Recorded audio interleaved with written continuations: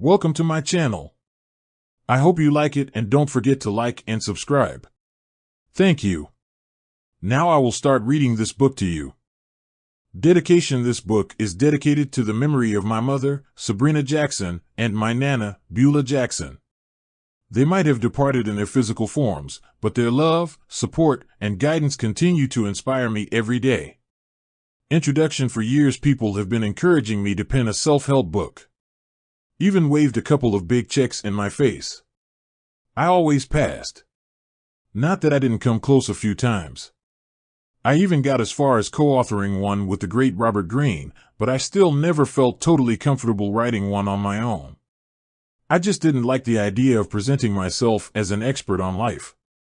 That might sound strange coming from the one who has never been shy about telling you how much money he has, how many records he sold, or the TV shows he's produced.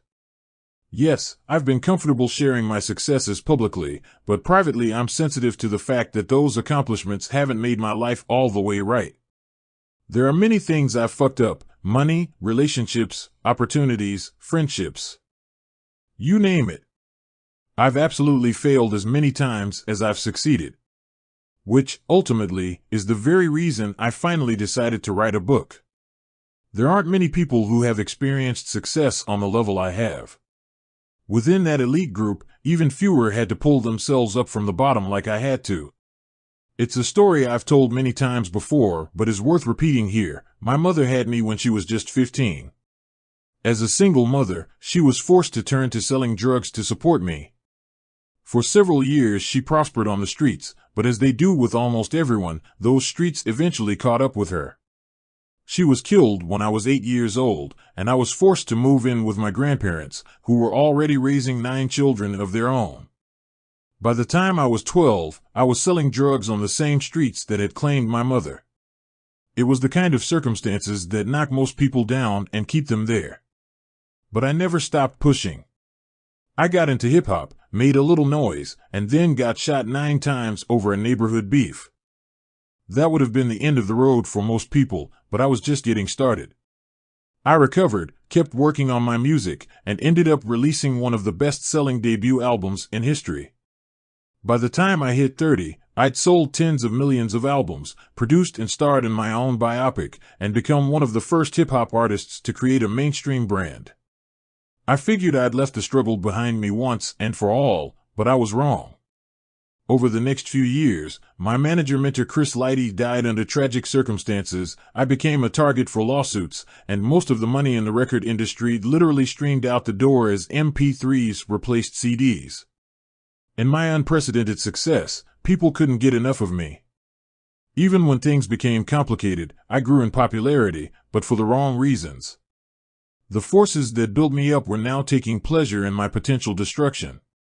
It was never a true rock bottom. Very few rock bottoms are lined with Gucci wallpaper and have Lamborghinis in the garage, but my life felt like it was headed in the wrong direction. So what did I do? I rethought my approach and shed people and excess baggage like a snake sheds skin. I hustled harder and smarter. And, in dedicating myself to building a relationship with my youngest son, Sire, I would like to think I also became a better person. Within a few years, I made a series of moves that led to some of the greatest successes of my career. I created and executive produced a hit show for Starz, Power. Soon I was dominating shows in the ratings the way I used to dominate other rappers on the charts. But Power was just the start of my master plan. This past October, my company, G-Unit Film and Television, Inc., signed a 4-year deal with Starz Lionsgate that is said to be the biggest deal in premium cable history. And that's just one of the many projects I have in the pipeline. The most accomplished and lucky ones achieve success once. I've managed to make it to the top twice. In many ways, I'm prouder of my second trip to the summit than my first. A lot of people wrote me off. Said that I was done. Even, to borrow a phrase from one of my albums, self-destructed. I saw all of the headlines. Heard all of the talk. Caught all of the celebrations of my failures. Which has only made my success in the television field even sweeter. It's also what finally spurred me to write this book. I need people to understand that there is no such thing as making it. That no matter how much money you stack, fame you achieve, or success you taste, there are going to be more struggles in your future. More drama to deal with. More obstacles placed in your path. The goal is not just to be successful. It's about learning how to sustain that success, too. A skill I had to learn the hard way. And one I'm going to teach you in this book. Today, I'm 44 years old, an age I once thought I'd never come close to reaching.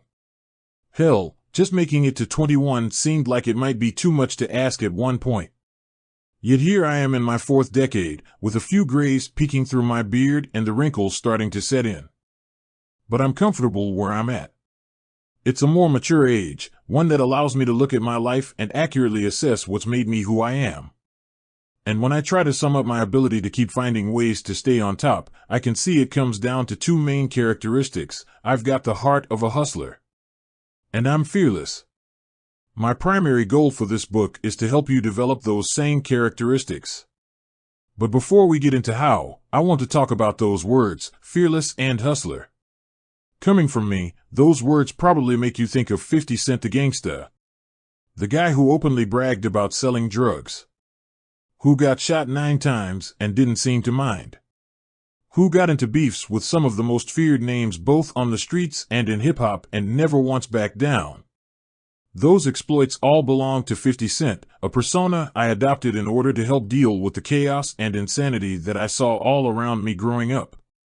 But this book isn't designed to turn you into the next 50 Cent. Don't get it twisted. 50 Cent was, and still is, a real part of who I am.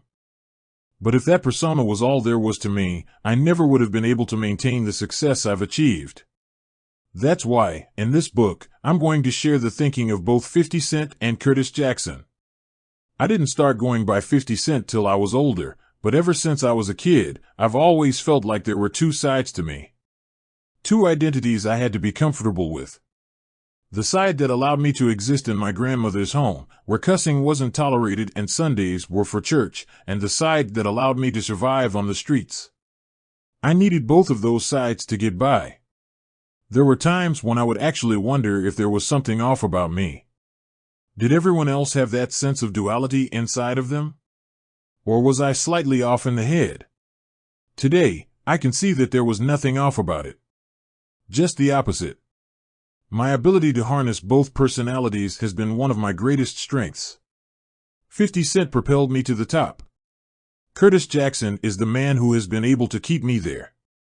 At this point, I've been moving in corporate America longer than I was hustling. I was only making dirty money from the age of 12 to 24. I've been earning legal, corporate cash from 25 to 44. That's almost twice as long. Not surprisingly, at this point, the streets and the business world often don't seem that different to me. Neither play fair. Both are ultra-competitive. They're both ruthless. And you can still dominate each one if you follow several basic principles. Be fearless. Most people run from what they're afraid of. I run toward it. That doesn't mean I think I'm bulletproof or that I'm unaware of danger. I experience fear as much as the next man. But one of the greatest mistakes people can make is becoming comfortable with their fears. Whatever is worrying me, I meet it head on and engage it until the situation is resolved. My refusal to become comfortable with fear gives me an advantage in almost every situation. Cultivate the heart of a hustler. Hustling might be associated with selling drugs, but it's actually a character trait that's shared by winners in every profession. Steve Jobs was as much of a hustler at Apple as I was when I was on the streets. The key to building up that trait in your own personality is accepting that you're never hustling toward a certain goal. Hustling is a motor that's got to be running inside of you each and every day. And its fuel is passion. If you can keep that motor running, it will take you everywhere you want to go in life. Build a strong crew. You're only going to be as strong as the weakest person in your crew. That's why you have to be extremely conscious of who you have around you. Betrayal is never as far away as you'd like to believe. That's why it's imperative to find a balance between establishing trust and discipline in the people you work with and giving them the freedom to be themselves. If you can establish that equilibrium, you will be in the position to get the very best out of your team. Know your value. One of the cornerstones of my sustained success is that I don't rush into deals. Even though I've become synonymous with getting paid, I never chase money. I evaluate every new venture based on its long-term potential, not on what the first check I get is going to look like. The reason I do that is I have supreme confidence in my own value and ability. I'm secure that as long as I'm betting on myself, I'm always going to win. Evolve or die. If I'd been unwilling or unable to evolve as an individual, I'd be dead or in jail right now. One of the keys to my success is that at every stage of my life, I've been willing to assess any new situation I find myself in and make the necessary adjustments. While I'll always draw from the lessons I learned on the streets, I've never been limited to them. Instead, I'm always looking to absorb new information from as many sources as possible. I don't care where you come from or what you look like. If you've created success, I want to learn from you. Shape perception. Everything you share with the world, your words, your energy, what you wear tells a story. You must make sure your narrative always presents you as the person you want to be seen as, even if your reality tells a slightly different story. One of the secrets to getting what you want in life is creating the perception that you don't need a thing. That can be a difficult energy to project, especially when you're struggling, but committing to that perception will make you more attractive professionally, personally, and even romantically. Don't be afraid to compete. Some people try to portray me as a troll or a bully, but that's not accurate. My first instinct is always to build positive and mutually beneficial relationships with people. But if someone isn't interested in being friends with me, I'm more than comfortable being enemies with them. The reason is I believe competition is healthy for all parties involved. Whether it's taking on established rappers or hit TV shows, I've always experienced my greatest success when I've met my rivals head-on and without any hesitation. Learn from your LS. As many victories as I've racked up over the years, I've experienced many more losses. That doesn't make me the exception among successful people, it makes me the rule. I don't know an affluent rapper, mogul, executive, or entrepreneur whose losses don't far outweigh their wins. What separates those people from the pack is that instead of complaining about or hiding from their losses, they actively seek to learn from them. Avoid the entitlement trap. Nothing was ever given to me in life. I've had to fight for everything I've earned.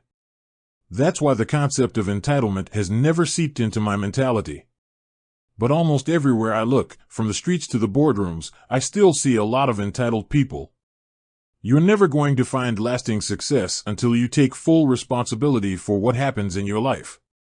No one owes you anything. Just as you don't owe anyone else.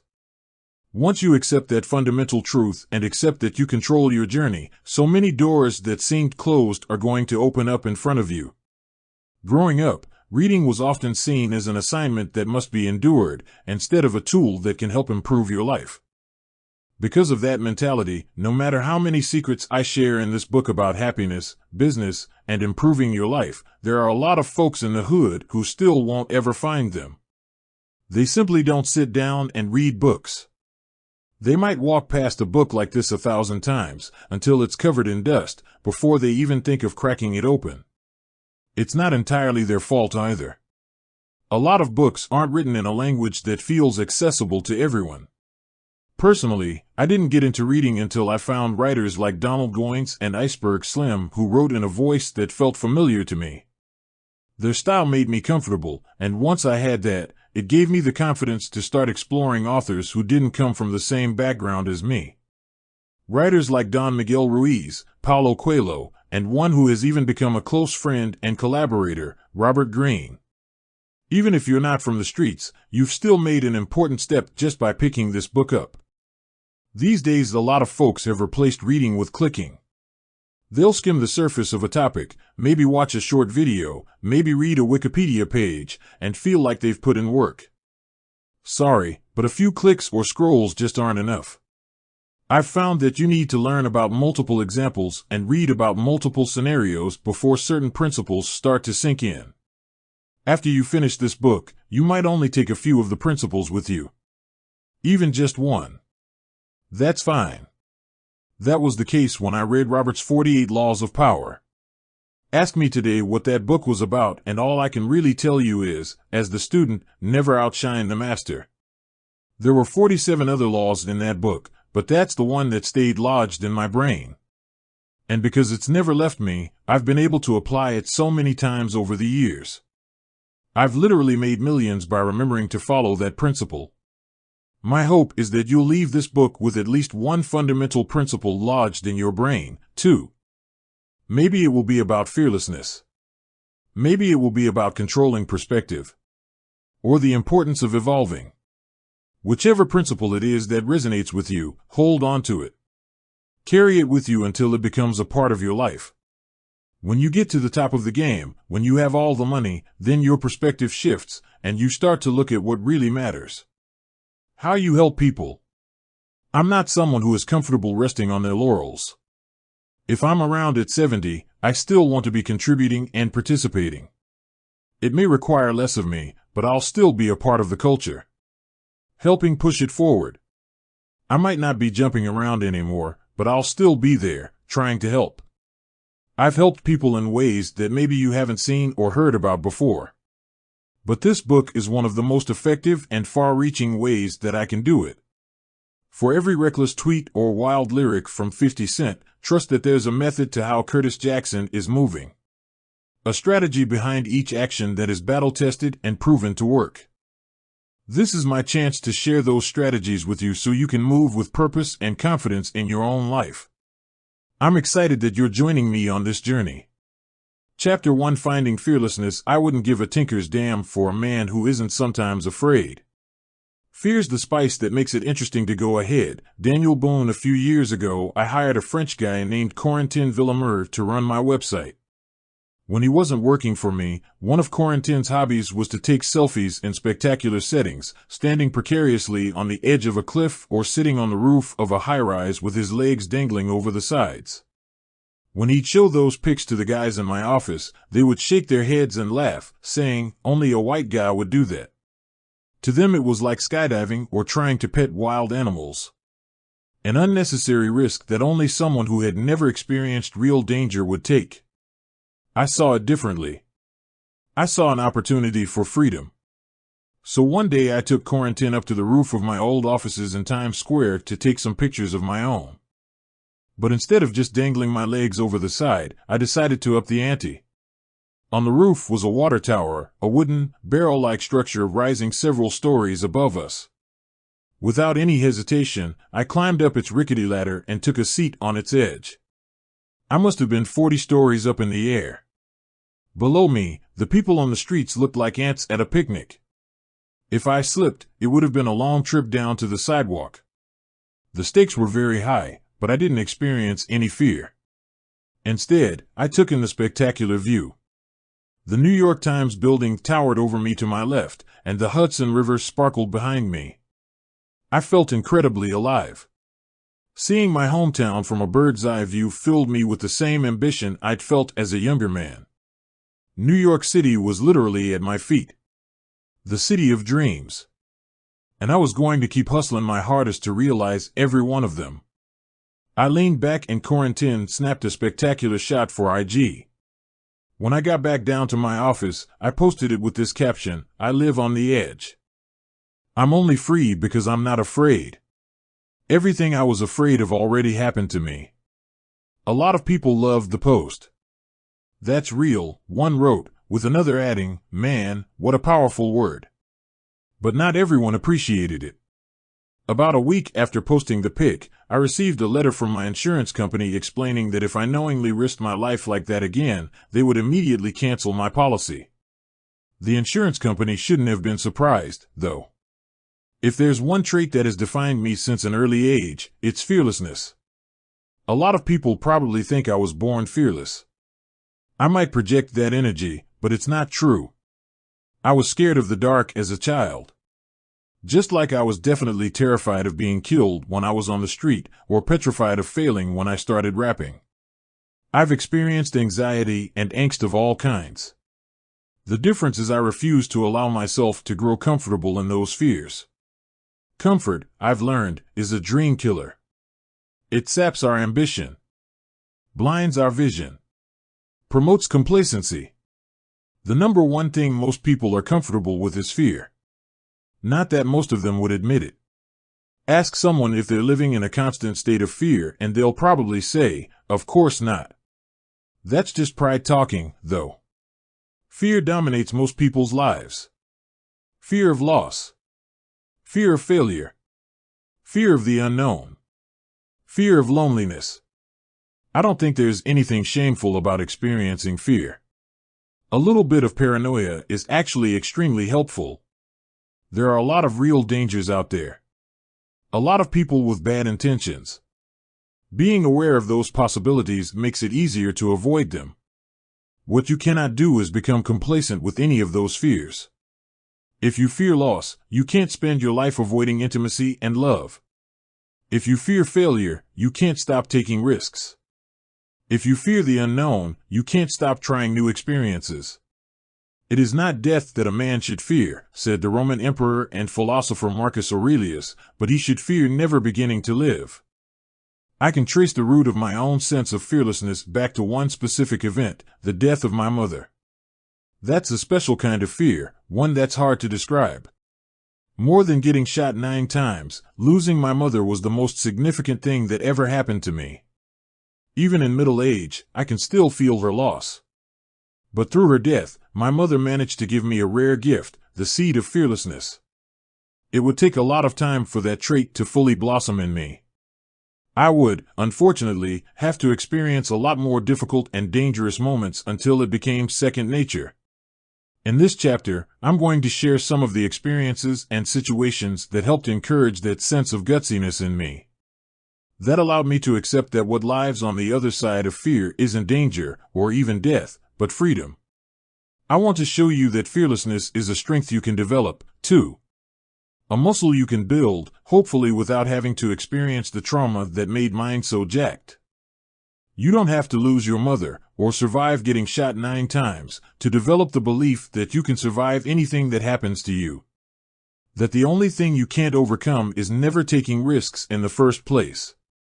Don't be afraid to get hit. Team sports weren't my thing as a kid. Didn't matter what we were playing, football, basketball, or baseball, if we lost, I'd always be quick to point out whose fault it was. Yo, we got blown because you can't guard your fucking man. I might tell a teammate who got burned on defense in basketball. He kept busting your ass. We lost because of you, bro. It wasn't that I was trying to evade responsibility. If I made a bad play or couldn't guard my man, I'd be the first to admit it. It was more that I didn't like having my success ride on someone else's ability or inability to perform. It's a feeling I haven't been able to shake to this day.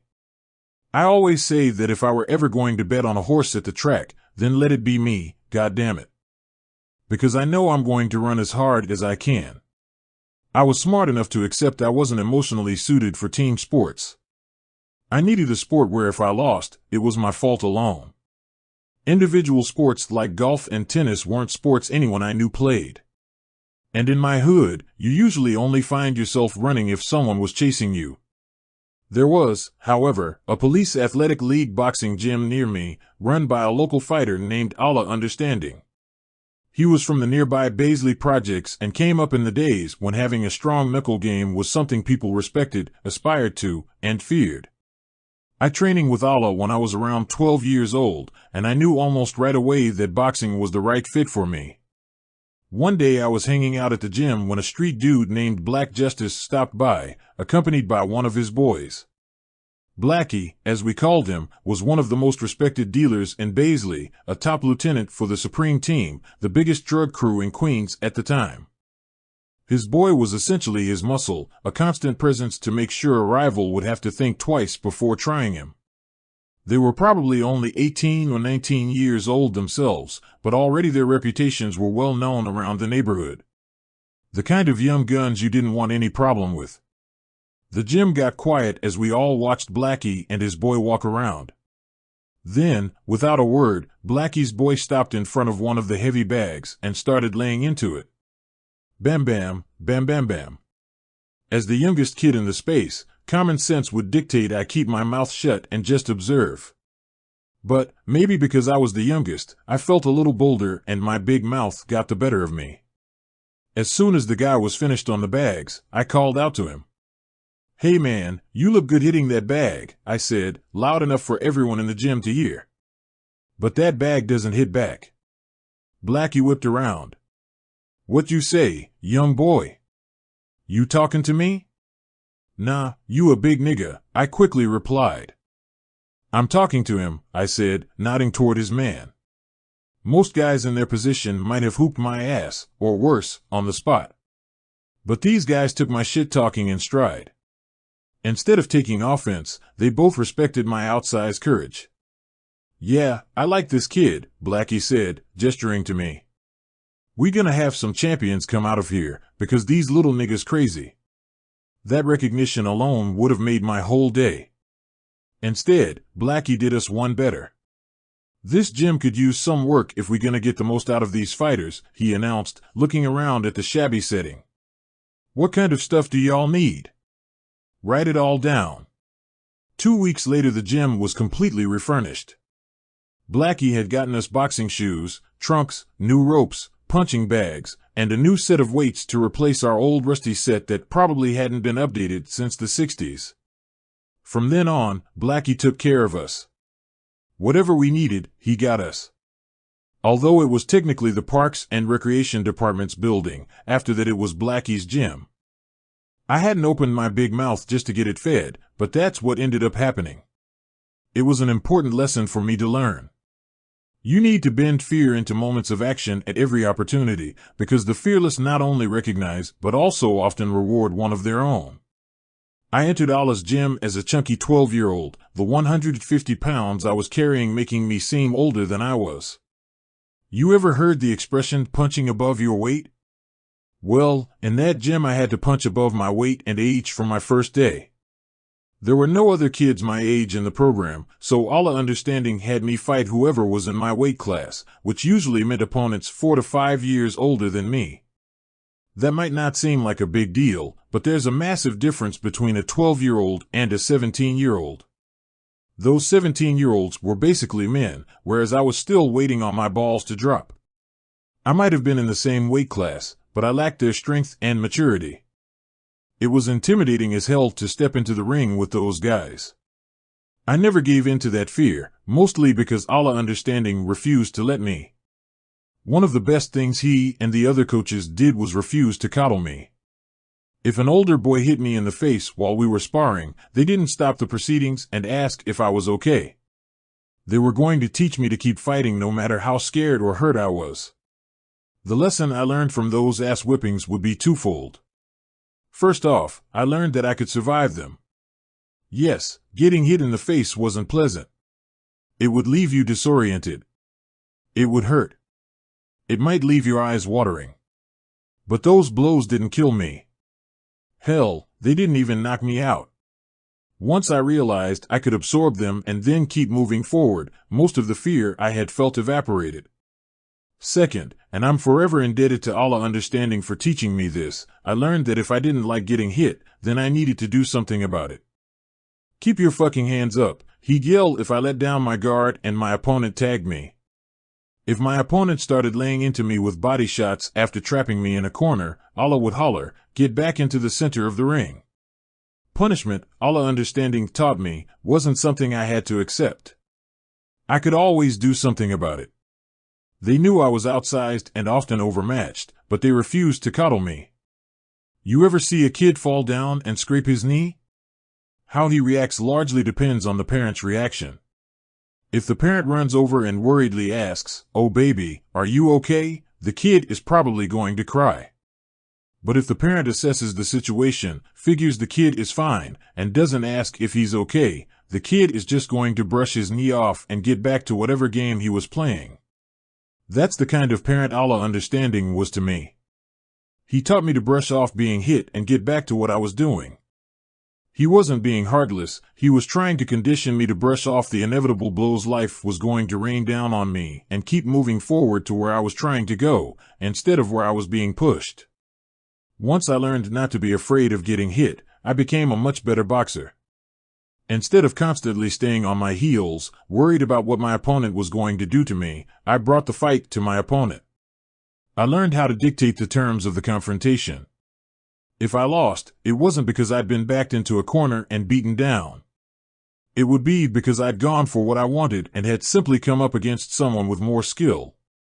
It's been a long time since I've gotten popped in the face inside the ring, but I've tried to keep that attitude in everything I do. I refuse to be afraid to take a punch. I know the blows are going to come, and some of them are going to stagger me, but I'll be able to take them. A lot of y'all are like the kid who fell off his scooter and waited for his mommy to come over and say, "Baby, are you all right?" Not me. When I fall off, I'm not waiting for a sympathetic word or someone to check in on me. I'm getting right back on my feet and continuing my journey. I've accepted that the punches are going to come in life, and some of them are going to land. But I'm always going to survive and keep fighting for the things I want. That has to be your attitude, too. Facing fear head-on, as I've said, my mother's death is what forced me to build up my immunity to fear. Learning how to get punched in the face only increased my insensitivity. For a while, it seemed like fear might be an emotion I'd never have to deal with again. It wasn't to be the case, though. Getting shot definitely reawakened that sensation in me. First and foremost, in the weeks that followed the incident, I found myself very afraid of the people who'd shot me.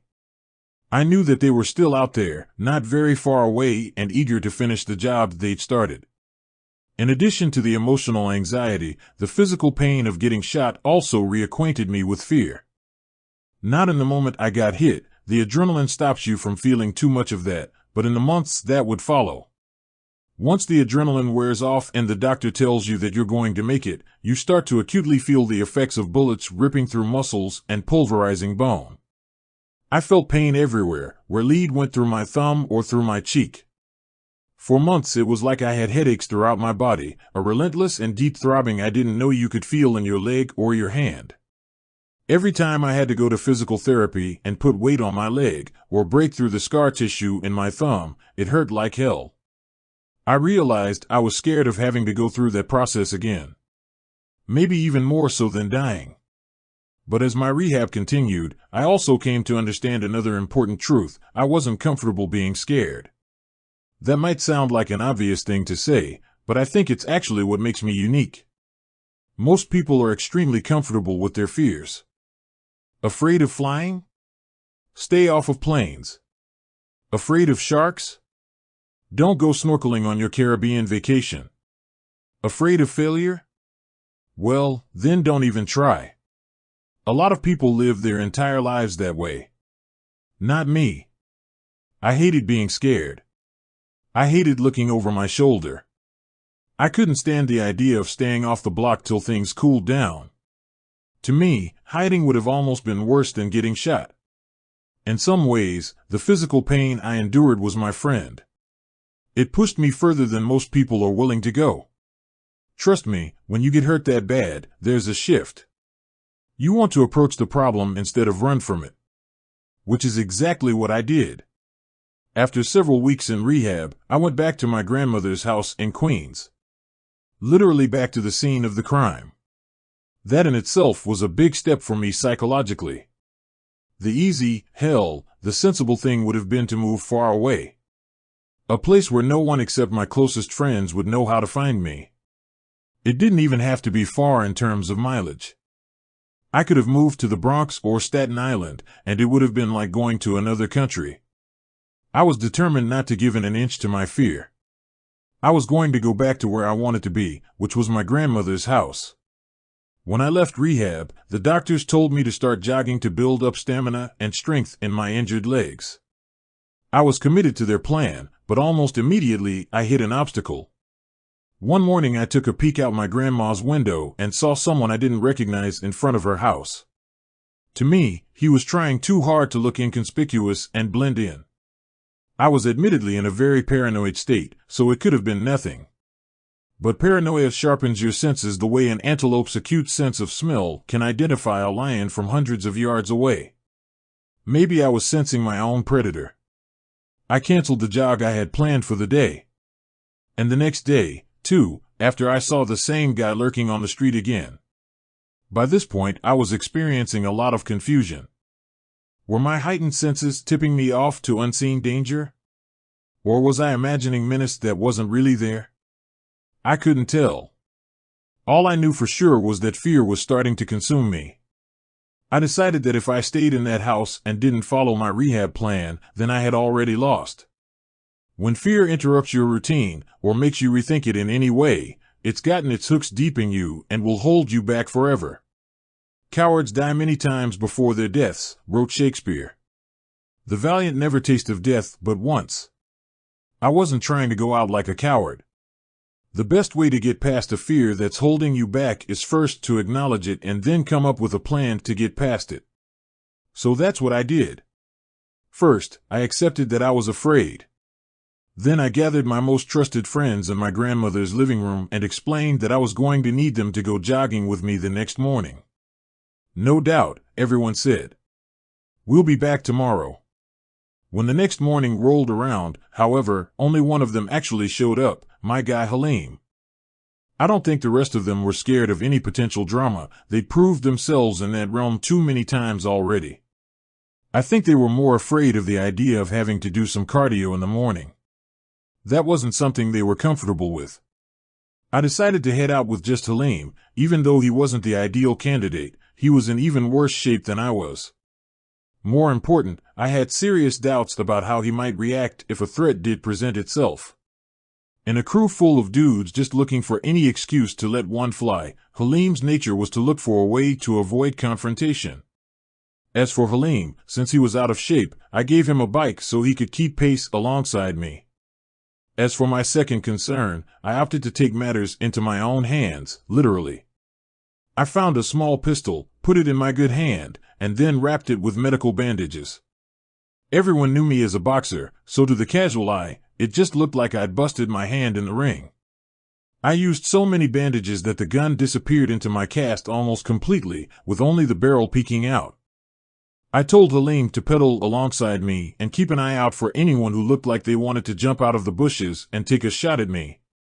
All he had to do was sound the alarm, and I'd take it from there. Halim and I performed this routine every morning.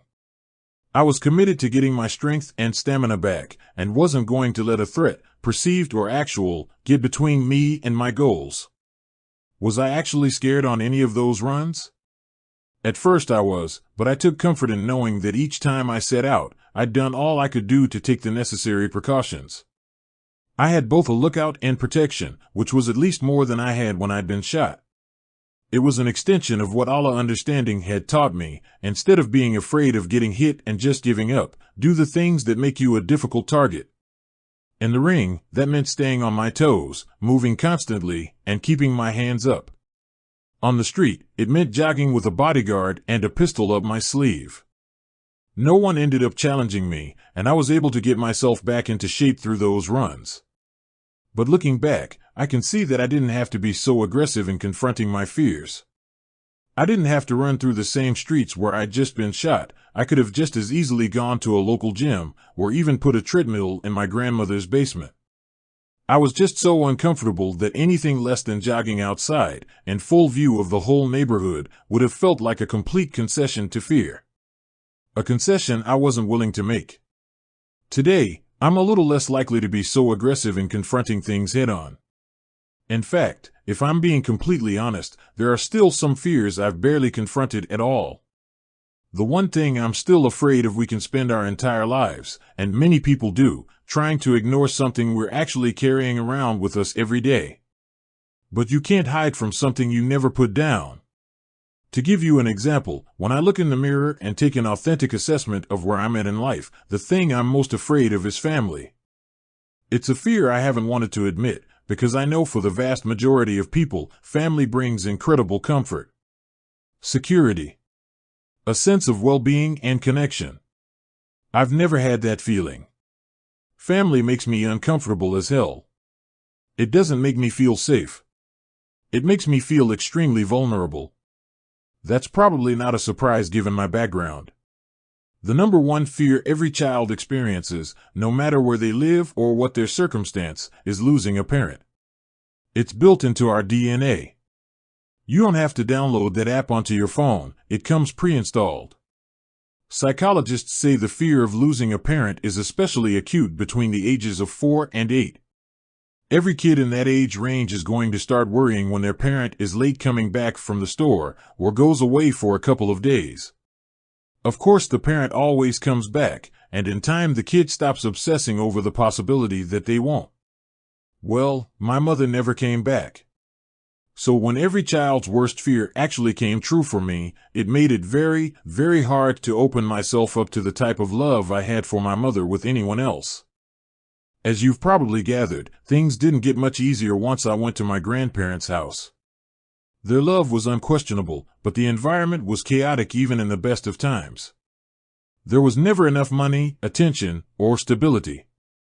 But there was plenty of drug and alcohol abuse. A lot of dysfunction. My grandparents' house was not the ideal place to mourn my mother. But they were the only family I had. I've never met my father. I don't even know who the guy is. A lot of people who have grown up fatherless have a desire to reconnect when they're older, but I've never felt that way. In fact, I'm glad he hasn't come forward. The things he could have helped me with, the lessons he could have taught me, those moments have all passed. I don't think there's anything positive he could add to my life now. Like many people do, at first I continued the cycle of dysfunction that began with my mother's death. When my son Marquise was born, right around the time my rap career was blowing up, I thought I'd turned a corner. I remember telling an interviewer, when my son came into my life, my priorities changed, because I wanted to have the relationship with him that I didn't have with my father. That was my pure intention, but it's not what happened. Instead, Marquise's mother, Shaniqua, and I got caught up in an extremely dysfunctional relationship of our own. I'll talk about some of my frustrations with Shaniqua and Marquise later in the book. But for now, I'll admit a lot of criticism I've received for how I've dealt with that situation has been justified. I'm someone who's incredibly honest and transparent, and the things I've said publicly about my older son are the same sorts of things a lot of parents who are stuck in bad relationships also think and feel. They just don't articulate it. That doesn't make it right, but it might make it a little bit more relatable. If I have done one thing right when it comes to family, it's that I've tried to break that cycle of dysfunction with my younger son, Sire. His mother and I aren't together, but I've tried to be much more present in his life. He lives with his mom, so I go see him whenever I get the chance. We'll hang out at the pool, play video games, and watch sports. The normal things fathers and sons do. Most important, there's no tension when I see him. His mother and I are on the same page and do a great job co-parenting. So when Sire sees me walk up for a hug, it's nothing but love. It brings me a lot of happiness to know that I'm always going to be a big part of his life and be there to help him navigate the inevitable peaks and valleys. To make sure that Sire doesn't have to make the same mistakes that I've made. That's what I wanted for Marquise, but neither his mother nor I was emotionally mature enough to create that foundation for him. The truth is, I was scared of having a family. Maybe she was, too. Our son suffered for it. And now my relationship with Marquise is just a reflection of the negative energy between his mother and me. My relationship with Marquise is the area in my life where I've got the most work to do. There have been times, even recently, when I've thought about writing that relationship off forever. I don't want to do that, but sometimes when you've been hurt a lot, and you've done your share of the hurting, too, it feels best to walk away. I came extremely close not long ago, after I unexpectedly bumped into Marquise at my jeweler's store in Manhattan. I didn't even know he was in the city at the time, so I was shocked to see him. I tried to start a conversation, but he immediately accused me of having him followed. I told him that was crazy, but things only went downhill from there. The energy between us was terrible. Marquise even said, "What, am I supposed to be afraid of you?" That really messed my head up. This was my firstborn son, my own flesh and blood, and we couldn't even speak to each other, let alone hug and laugh at an unexpected encounter. Finally, without a word, Marquise basically fled the store, leaving me dumbfounded. A couple of my guys went down to the street to try to catch up with Marquise and say, "Why are you bugging?" This is your father. Come and talk with him, but Marquise had already disappeared. He didn't want to be found. I couldn't even follow them into the street, my mind was fuzzy and I couldn't think straight. I had to take several minutes to compose myself. There are very few times when I'm not completely off kilter, but when they happen, they always involve family. Let me bump into a rapper who dissed me, or a CEO I've had a tense negotiation with, and I'm good. In fact, I'm great. Those moments don't faze me, they're what I live for. Only family seems to faze me. It's not just my relationship with Marquise either. I don't even like going home for holidays anymore because seeing my family makes me so tense. I'll stop by my grandmother's old house a day before Christmas to kick it with my grandfather. But I won't come back on the actual holiday. Even if I bring only positive vibes into the house, someone is inevitably going to bring their negativity toward me. An aunt or a cousin will end up saying, "I'm tired of everyone kissing his ass because he's 50-cent shit, he ain't that special." Instead of a celebration, the entire night will be about what I did for one person but didn't do for everyone else. That sort of energy makes me extremely uncomfortable. I know my fear of family isn't healthy, and I'm working on it. It may take years, but I'm committed to the process. So by the time I'm my grandfather's age, I hope I'll have a solid relationship with my children, and maybe their children, too.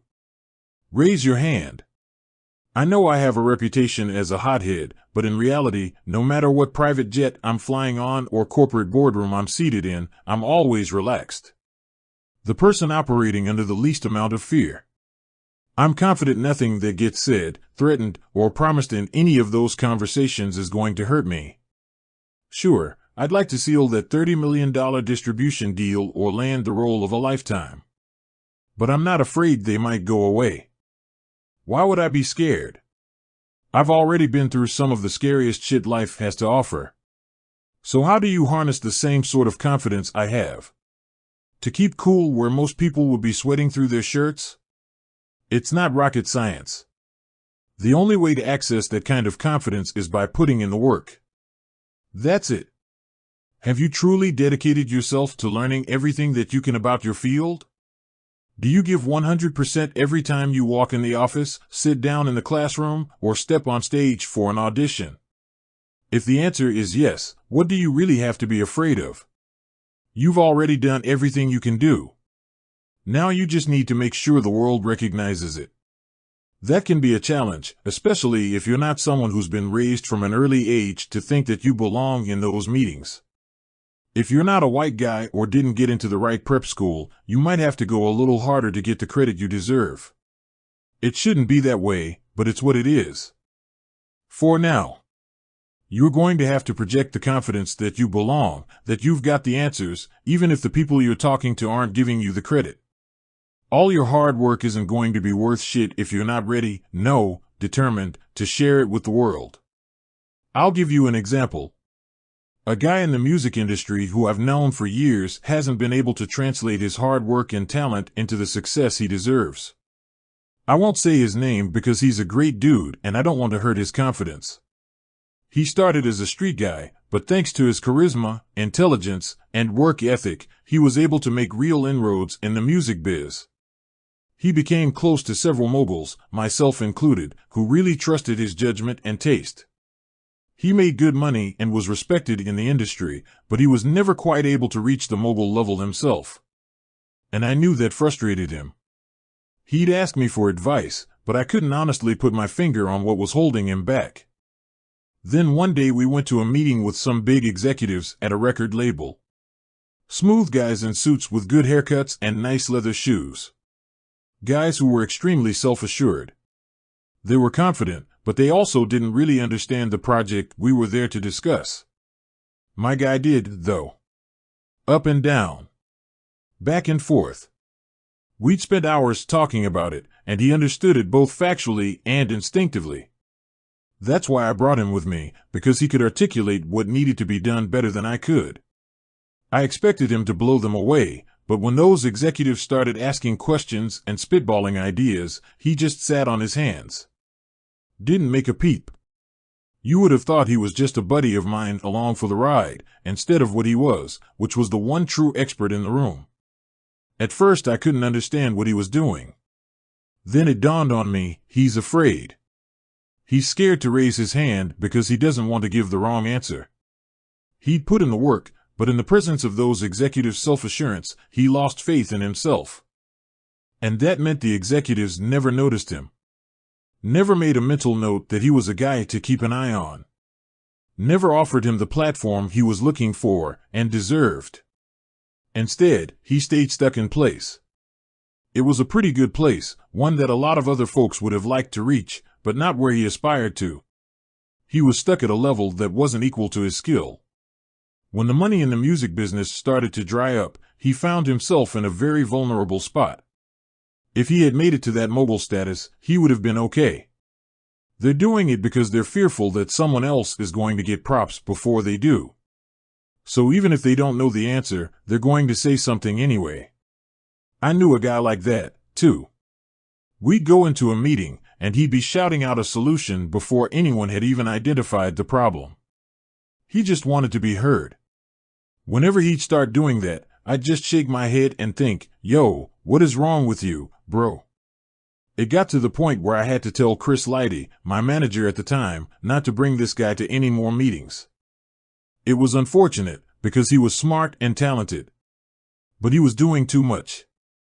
He was so fearful of someone else getting to shine that he ended up costing himself opportunities.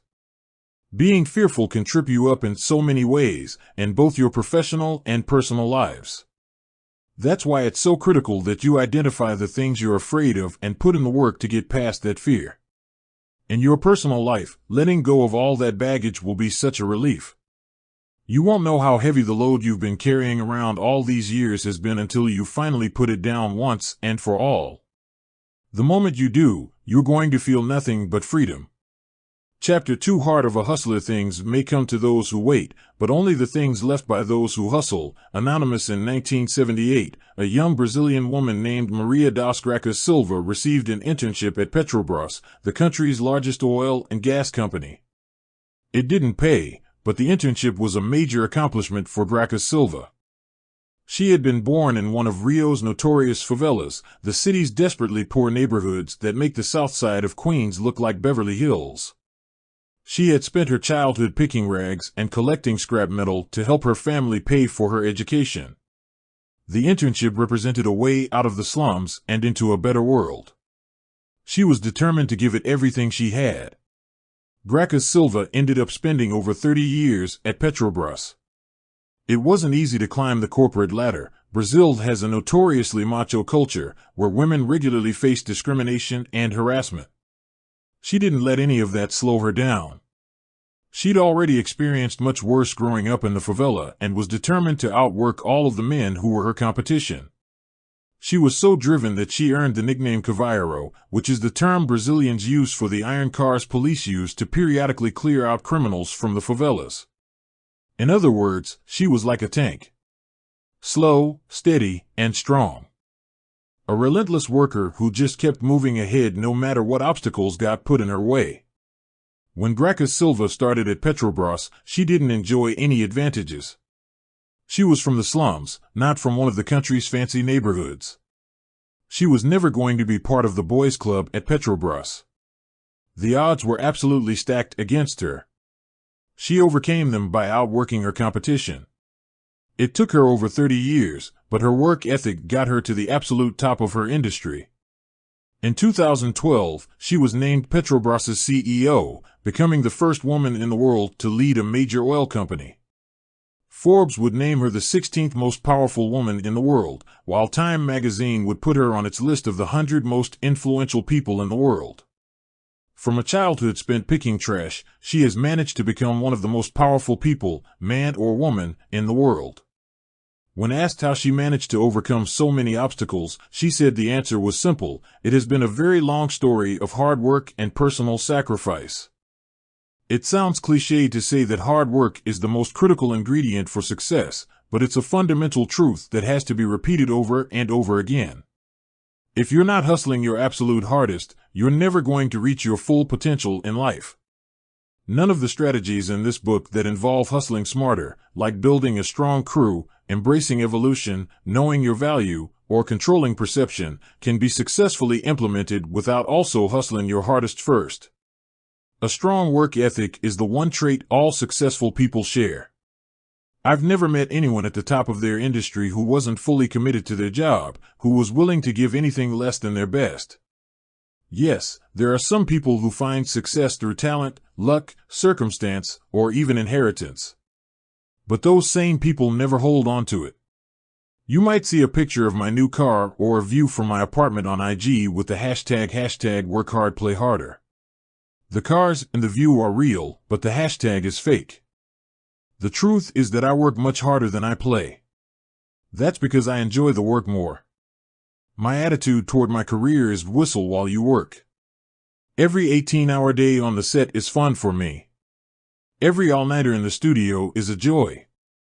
Every 4:30 a.m. wake-up call is a blessing, the signal that I'm getting another chance to do something I love. I get bored easily when I'm not working. I have places I like to go on vacation, like Montego Bay, Miami, and Dubai, but the first thing I pack isn't my swimsuit, it's always my computer. I know after the first day of jet skiing or hanging out in a spa, I'm going to be ready to get back to work. Figuring out the next deal, working on the next script, or planning the next album is more exciting to me than any beach or five-star resort. My work ethic can be hard on the people around me. There have been many times when, after a long day in the office followed by a night in the studio, my driver has dropped me off at home at 3 a.m. And I'll still tell him, "Yo man, come back and pick me up for the gym at 5 a.m. I know that means he's not going to be able to grab more than an hour nap in his car, but if you are rolling with me, you have to be prepared for nights like that. I just don't know any other speed to go at. It's why a lot of people who work with me compare me to a robot or a machine.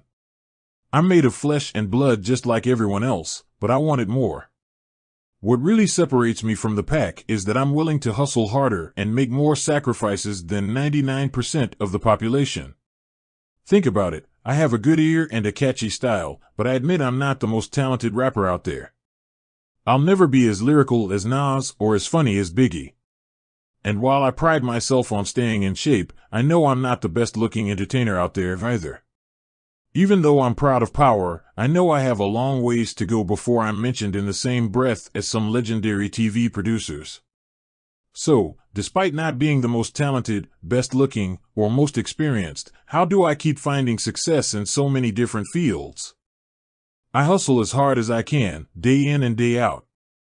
Plenty of people might be willing to out-rap, outperform, or even outsmart me, but no one, and I mean no one, is ever going to outwork me. Committing to a clean lifestyle, it's not enough just to say you want to work hard.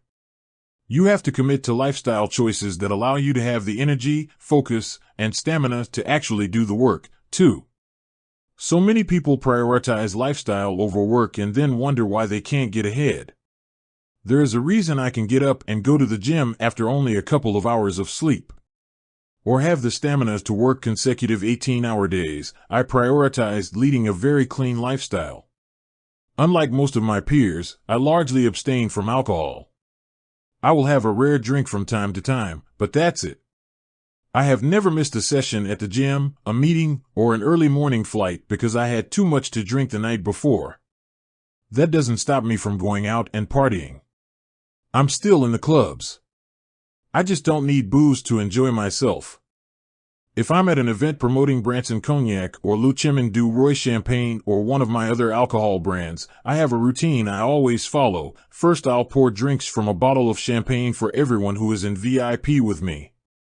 When the bottle is empty, I'll give it to one of my guys and have him quietly refill it with ginger ale. For the rest of the night, I'll have that bottle in my hand. I'll take swigs every now and then just to keep the vibe right, but I'm not drinking anything but Canada Dry. My energy is the same as everyone else's. I'm smiling and laughing, maybe even doing a little two-step to the music. I'm also checking out everything that's going on around me, making hundreds of little calculations in my mind. A lot of artists want to stay away from the clubs once they get famous. That world begins to feel too chaotic, too dangerous to them. They'd rather stay home than find themselves in a hot, sweaty space where the energy is turned all the way up, where something bad could always pop off. That's never an issue for me. I always have my head on straight, and my judgment is never impaired. I can see issues coming from a mile away and be long gone before a situation gets serious. Being able to still hang out with people is the real advantage for me. The clubs always have been, and always will be, the incubators of whatever is coming up next in hip-hop. It's very hard to stay relevant and keep your finger on the pulse of the culture if you're afraid to go out and absorb the music in the club setting. Staying sober in a setting where everyone else is drinking can open up all sorts of opportunities for you. Let's say your boss invites you and all your coworkers out for drinks on a Friday night. Normally you might take full advantage of the company credit card and get trashed. It's understandable, you've been working hard all week and want to let off some steam. Doing it on the company's tab makes it that much more appealing. But next time you get that offer, as tempting as it might be to let your boss buy you that beer or vodka and cranberry, just get a seltzer instead. You don't even have to announce what you're doing. Stick a lime in there, and it will look like you're enjoying a gin and tonic of your own. As the evening progresses, you'll probably start to notice how sloppy everyone else is getting, how they're starting to let down the facades they've worked so hard to keep up at the office. If there's information you've been looking to get out of your coworkers, or even your boss, this is the time to get it. Your normally tight-lipped coworkers will be more than happy to tell you what projects they're working on or what they overheard your boss saying about the future of the company. Put a couple of drinks in most people and they will tell you almost anything with a little coaxing. Outside of the competitive advantage you can gain from not drinking, I'm also hyper-aware of the damage alcohol abuse can cause. I've seen it firsthand. When I moved into my grandmother's house after my mother died, a few of my aunts and uncles were full-blown alcoholics. I had one uncle in particular who was a cool guy most of the time, but put a few drinks in him and all of a sudden he became Marvin Hagler. Every comment, no matter how innocent, was taken as an insult, and he'd want to put hands up. Even with a 9-year-old. My reaction was to stay out of his way as much as possible, but even from that distance it was still very clear to see that all booze did was bring out his weakness and render his character unstable. And it wasn't just him. Across the board, it seemed that the people in my immediate family were prone to alcoholism. There is a lot of evidence out there that alcoholism is hereditary. If it seems to run in your family, sticking with ginger ale might not just be about getting a competitive edge, it might be about keeping yourself out of a lifelong state of dysfunction and addiction. Another advantage I have over my competition, especially within hip-hop, is that I also don't mess with drugs. To hear some rappers tell it, drugs open up a pathway to creativity. They claim they do their best work when they're high. They might feel that way, but, in my experience, drugs ultimately become a crutch. Something rappers can lean on when they're feeling insecure or lacking focus. They might be helpful when you're getting started, but you're never going to get too far when you need a crutch to move forward. I witness this all the time in the studio. I know so many rappers who honestly don't believe they can make good music without being high in one way or another. They wouldn't dream of getting in the booth if there's no liquor to sip or weed to smoke. They're completely fearful that, without that support, they can't perform or properly connect with the music they're trying to make. My thought has always been, suppose that crutch isn't available? What if you're at the studio and suddenly get the call that Dr. Dre is coming through and wants you to record a verse for him? Or that just Blaze, Timbaland, or Mustard is coming through? You're gonna tell one of these guys you can't record until someone runs out and gets you a bottle or until your weed man rolls through. That opportunity might have passed by the time your man comes back. If you're a true creator, you have to be able to practice your craft in any situation.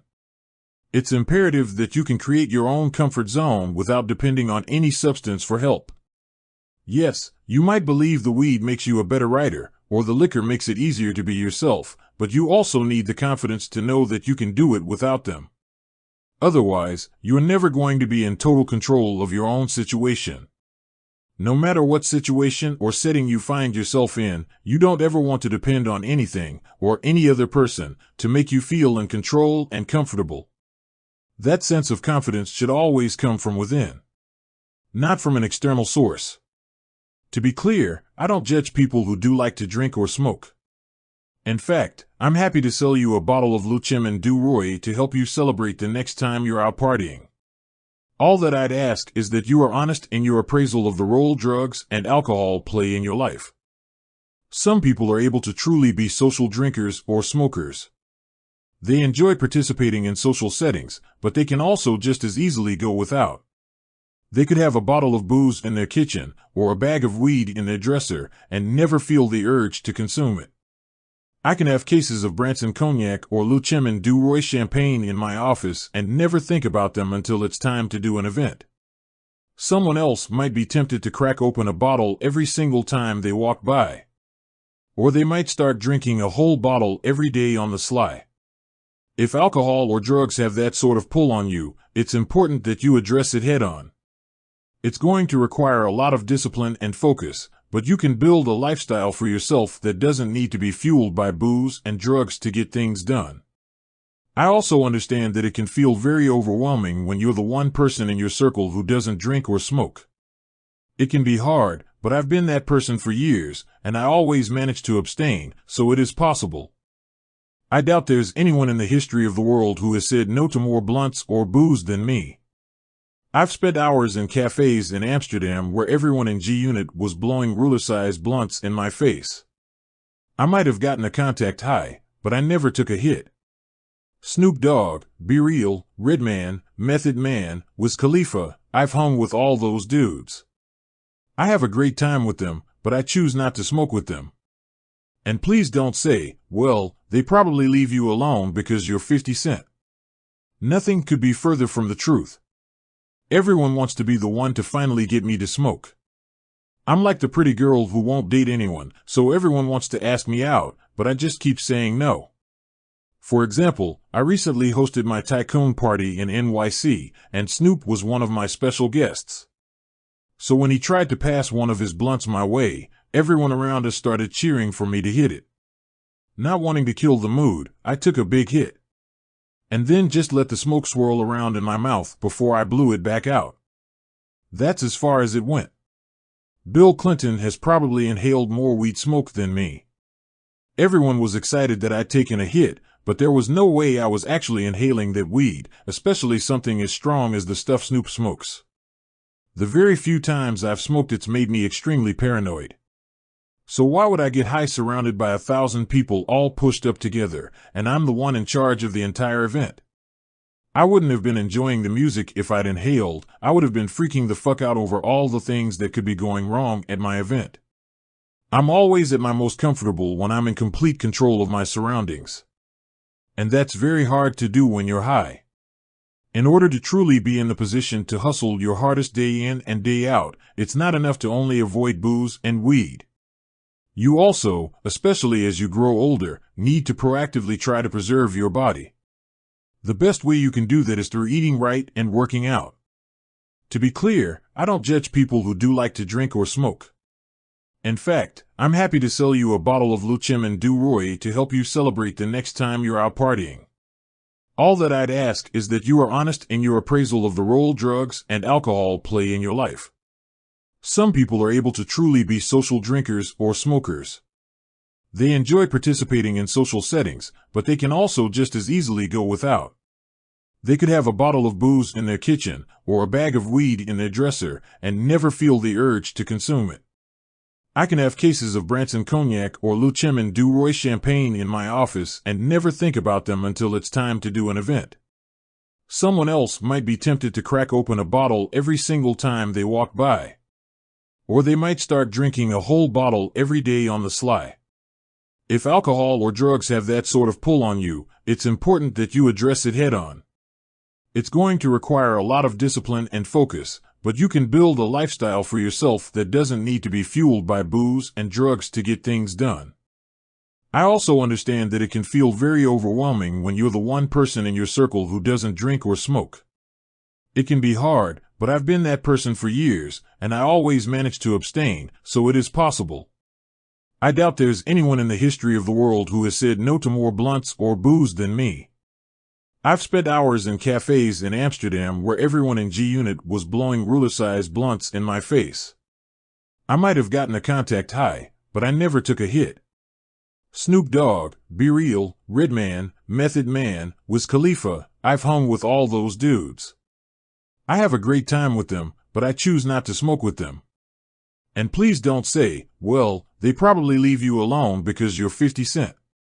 Nothing could be further from the truth. Everyone wants to be the one to finally get me to smoke. I'm like the pretty girl who won't date anyone, so everyone wants to ask me out, but I just keep saying no. For example, I recently hosted my tycoon party in NYC, and Snoop was one of my special guests. So when he tried to pass one of his blunts my way, everyone around us started cheering for me to hit it. Not wanting to kill the mood, I took a big hit. And then just let the smoke swirl around in my mouth before I blew it back out. That's as far as it went. Bill Clinton has probably inhaled more weed smoke than me. Everyone was excited that I'd taken a hit, but there was no way I was actually inhaling that weed, especially something as strong as the stuff Snoop smokes. The very few times I've smoked it's made me extremely paranoid. So why would I get high surrounded by 1,000 people all pushed up together, and I'm the one in charge of the entire event? I wouldn't have been enjoying the music if I'd inhaled. I would have been freaking the fuck out over all the things that could be going wrong at my event. I'm always at my most comfortable when I'm in complete control of my surroundings. And that's very hard to do when you're high. In order to truly be in the position to hustle your hardest day in and day out, it's not enough to only avoid booze and weed. You also, especially as you grow older, need to proactively try to preserve your body. The best way you can do that is through eating right and working out. My diet is pretty straightforward. I avoid carbs and processed food whenever I can and focus on eating as many whole foods and veggies as possible. I'm not really a breakfast guy, so just a smoothie or protein shake of some sort will do. For lunch, it's usually a salad. If I'm eating out for dinner, which is hard to avoid for me, I'll order something like a chicken and lettuce wrap or a steak with asparagus. Maybe it's not the most exciting diet, but it's simple enough that I'm able to follow a version of it almost every day, and it features ingredients that are on most American and European menus. Consistency and availability are important when you spend a lot of time on the road, dealing with its constant temptations to cheat. While I might cheat on my diet from time to time, I'm absolutely religious about working out. No matter how late I might have stayed at the studio or club the night before, I'm going to hit the gym the next morning. Sometimes I'll switch up gyms just so things don't get repetitive or feel stagnant. If I'm on the road, I'll hit the gym in my hotel or rent a private studio. Doesn't matter if I'm jet-lagged, having trouble adjusting to the time zones, or not sleeping well because I miss my own bed. No excuses. I'm still getting that workout in. Most days I'll do a session with my trainer that might include non-weight work like push-ups and pull-ups, jumping rope, sledgehammer swings, and hitting a heavy bag. Then once my training session is over, I'll stick around the gym and hit some weights on my own. My go-to routine is lifting light weights with very short breaks for rest between sets. That helps me get toned and get a cardio workout at the same time. If I'm preparing for a film role where I have to look really cut, then I'll also work with heavier weights to add bulk. If I'm trying to lose weight for a role or photo shoot, I'll incorporate running into my routine. Generally, I try to go between 3 and 4 miles per run. If I'm at home, I'll usually work out on a treadmill in the gym. But if I'm on the road, a lot of times I'll go jogging on the streets around my hotel. It's a good way for me to get outside without attracting too much attention. There have been times when fans have been lining up outside my hotel waiting to see me, and I've jogged right past them without anyone recognizing me. They're all expecting me to pull up in a limo, not jog past them in sweatpants and a hoodie. Unlike a lot of people, I don't look to caffeine to enhance my energy. Coffee has never really been my thing, and you won't find me knocking down Diet Cokes during the day. I get my energy from working out, and that hour or two in the morning carries me through the rest of the day. Working out is not only good for my health, but is a critical business tool as well. I absolutely do some of my clearest thinking in the gym. I'm not looking at my phone, being distracted by calls, or someone walking into my office with a question. The time in the gym gives me a chance to think about everything that's in front of me for the day. Instead of coming into the office wiping sleep out of my eyes and feeling scatterbrained, when I get in I'm already feeling fully in control, energized, and mentally prepared. It's the only way to show up at the office if you want to make things happen. One aspect of my lifestyle where I know I need to improve is getting as much sleep as possible. When I'm locked in on a project, I do become that robot. I can go 18 hours straight and barely feel fatigue.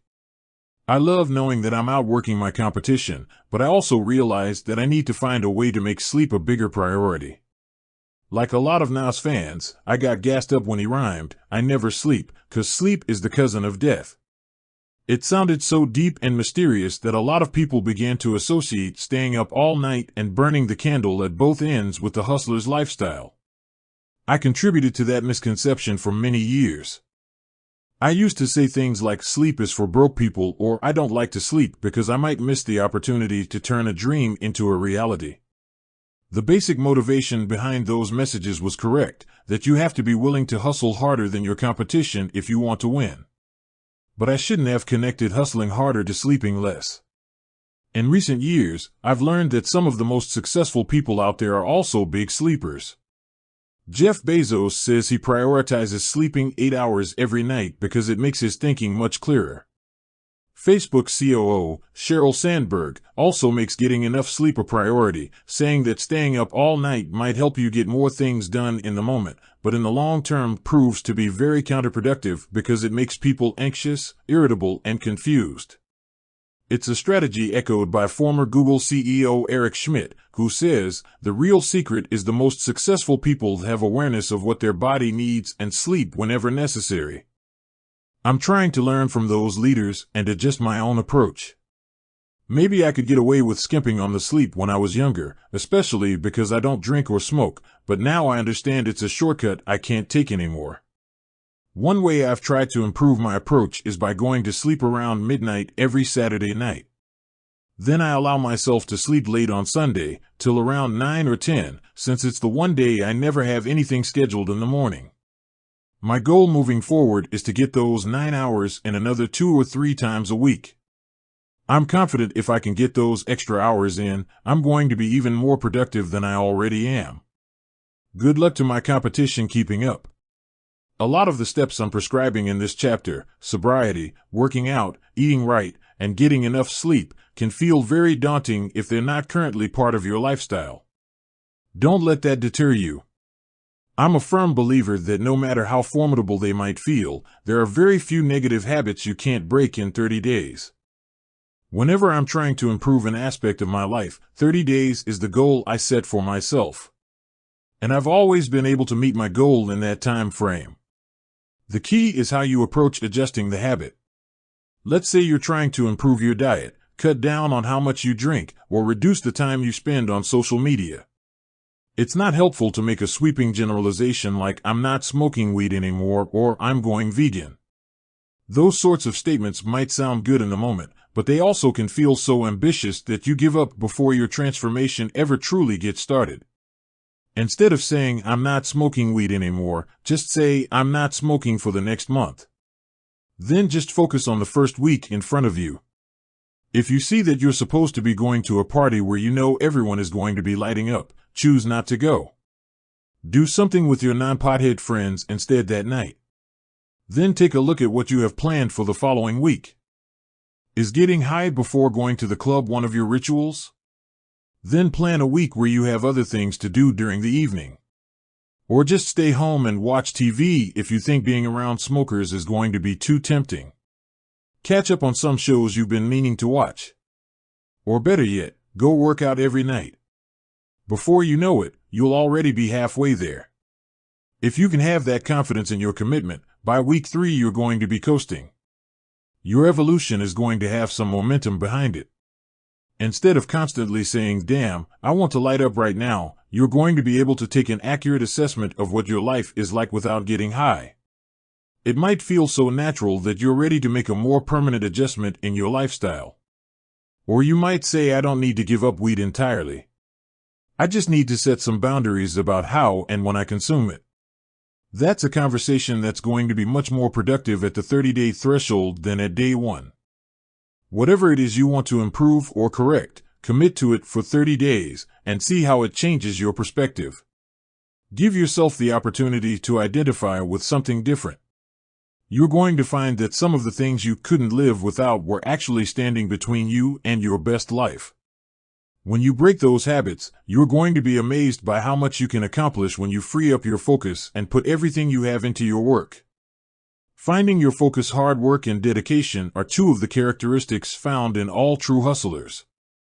Another is focus. Because if you're not able to focus and direct your hard work, you might be hustling hard, but you won't be hustling smart. One of my favorite examples of someone who was able to combine hard work and focus is a gentleman named Isaac Wright Jr. In the early 1990s, Isaac was wrongly imprisoned on a life sentence in New Jersey for being an alleged drug kingpin. In fact, he was one of the first people convicted under that statute in New Jersey. The one problem with that was he was actually innocent. Isaac refused to accept his sentence and began looking for ways to get it overturned. Even though he didn't have any legal training, he set about learning the law in the prison's library. He became so skilled that he began working as a paralegal on other prisoners' cases, helping several of them get their sentences overturned. Eventually, he was able to get his own life sentence overturned, but he still had several other convictions on the books that threatened to keep him behind bars for 70 years. Isaac still wouldn't give up. He eventually managed to find a police officer who had testified against him who was willing to admit that he'd participated in misconduct and cover-ups. No one gets cops to snitch on themselves, except for Isaac. It was an incredible victory, unprecedented, really, and after 9 years behind bars and the suicide of the prosecutor involved in his case, Isaac was finally set free. Today he's a practicing attorney in New Jersey, the state that wrongly locked him up. Isaac's story was so compelling to me, I developed a hit scripted project called For Life on ABC based on his story. There are a lot of people, way too many, who've been wrongly locked up but never came close to fighting their injustice the way Isaac did. The only hope for most guys in that situation is finding a prisoner's rights foundation or big law firm to take up their case pro bono. Isaac wasn't willing to wait for someone else to decide if his life was worth fighting for. He took his fate into his own hands. So what allowed Isaac to achieve what all those other inmates couldn't? His combination of hard work and focus. When Isaac got locked up, he didn't spend his time debating who were the best rappers with other inmates, or writing to old girlfriends in his cell, or bullshitting out in the yard. He spent every single free moment he had teaching himself the law. He refused to allow any distractions to get between him and his goal. There was no confusion in his mind about what he was doing with his time. If he wasn't eating, sleeping, or on work duty, he had his head in those law books. At first it was hard. Those books are not written for amateurs. You're not supposed to be able to understand them unless you've had training. But in time, the language started to flow more easily. As Isaac began working on briefs and seeing them help other prisoners, he started getting excited. That created its own momentum, which made him hit the books even harder. He ended up doing 4 years of law school in less than 2 years because he was so locked in. Once he had all that information at his disposal, he was able to set the process in motion that eventually led to his release. None of that could have happened if Isaac had allowed himself to feel defeated.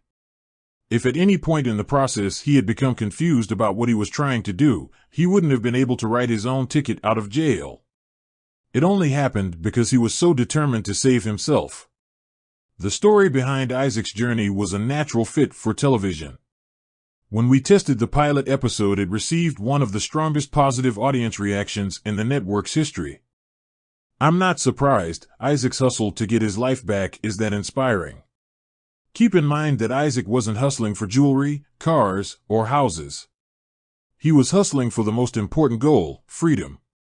And thanks to his focus, he was able to achieve it in spite of a corrupt system aligned against him. Yes, Isaac was a hustler. A kingpin even. but not in the way the government had tried to paint him. He was hustling for freedom. The one question Isaac's story should make you ask is, what could I achieve with the same level of focus in my own life? What if you spent 7 or 8 hours a day working towards something without any distractions? Without guards telling you to turn the lights off at 10 p.m.?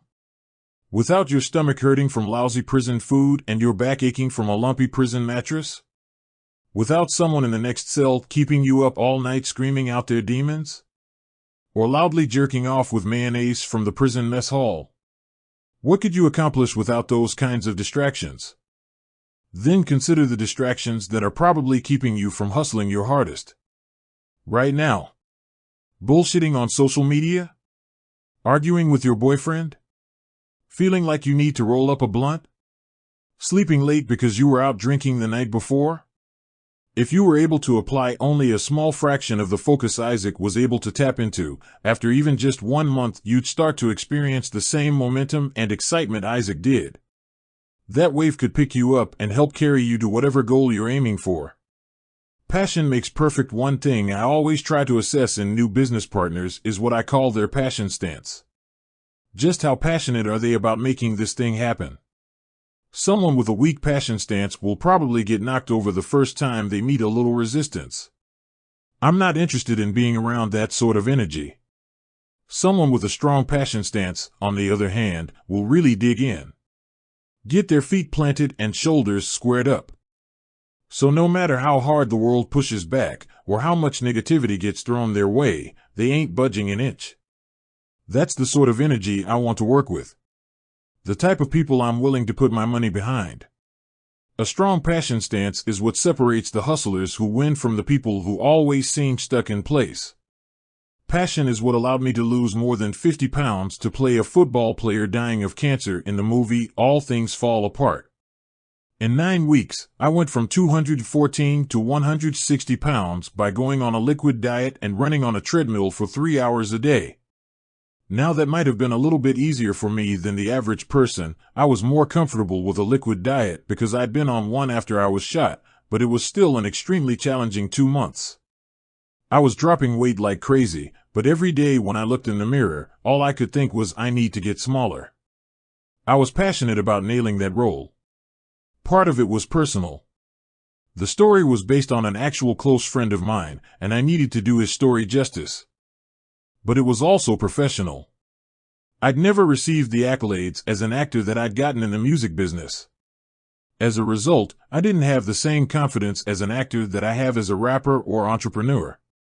My passion for acting, however, is just as strong as it is for music or business. There's something about the craft that's always fascinated me and captured my imagination. Like a lot of people from my era, I've been particularly inspired by actors like Robert De Niro and Al Pacino in their gangster roles. I loved how they were able to convey a certain type of aggression through their body language. I wanted to bring that sort of energy to the screen. I knew I didn't have, and would probably never have, the same sort of acting ability as De Niro. That wasn't going to stop me from putting in the work. I'd read about how he gained 40 pounds for his Oscar-winning role in Raging Bull. So when I saw that my role in All Things Fall Apart called for my character to lose weight as he underwent chemo, I decided to commit physically to my role the same way De Niro did for his in Raging Bull. I didn't win an Oscar, or any award, for All Things Fall Apart. I also didn't care. I proved to myself that I was passionate enough about acting to do whatever it took for the role. I saw some folks try to clown me. Clown thinks he's De Niro or something. Fuck out of here, because I'd put in so much work for a movie that ended up going straight to video. Those jokes don't slow me down for a second. I know damn well I'm not De Niro. I'm still going to work to get to that level. And even if I never win an Oscar, my movies have made over $500 million at the box office. Fair to say that's a number a lot of other actors would dream about putting alongside their names. De Niro was actually one of the people who taught me just how important passion is to acting. In 2008, I was supposed to star in a film with him called Streets of Blood. He invited me to meet him at his apartment and asked me point blank if the movie was something I was serious about. He wanted to know whether I was only doing it for the money or the look. I told him I was absolutely serious about it. If I just wanted money, I could easily make more touring for 2 months than being on a movie set. I took the opportunity to share with him how I'd always loved his work and was honored by the possibility of working alongside him. De Niro ended up not being able to do the movie because of a scheduling conflict, but we became friends after that call. We'd finally get to work together, alongside Forrest Whitaker, on the movie Freelancers. However, that call with De Niro left an impression on me. He was one of the biggest names in the history of film, and Streets of Blood would have been a minor film for him, but he still took the time to call me to make sure I was truly passionate about what was in front of us. That's one of the reasons he's an all-time great. He understands that if even one person in the cast is just showing up to collect a check, the film won't be a success. Everybody on the set has to share the same passion for the project. Music is another space where passion is paramount. Take Tupac. No disrespect, but he was not an all-time great MC if you judge him strictly by his skills. He wasn't able to articulate street life like Nas, talk slick like Jay-Z, or be funny like Biggie. He couldn't spit as hard as Eminem. What he had, in abundance, was passion. When he rhymed, his passion just poured through. Even if he was actually an art student playing the role of a thug, he delivered his lines with so much intensity that you felt every word that he said. That's what made him an all-time great. A lot of rappers have tried to become stars by taking on the thug persona, Ja Rule, for example, but they just weren't as committed as Pac. Yeah, Ja growled a lot and called himself a murderer, but he wasn't believable. He didn't have the same hunger that Pac did. Pac committed to his passion the way De Niro committed to his role in Casino or Goodfellas. You could say that Pac was so committed that he ultimately paid for it with his life. I'm looking for the same kind of passion in the people I work with. Maybe not putting your life on the line, but at least being willing to consider it. Might sound dramatic, but that level of commitment is often what it takes. What are you hustling for? Not too long ago, after a hectic morning full of meetings, contract negotiations, and a photo shoot, I left my office in Manhattan to head to a movie lot across the river in Queens. As my car crawled through traffic on FDR Drive, I noticed a solitary man playing handball on a court near the road. The guy was just smacking that rubber ball against the wall over and over while the hectic city buzzed around him.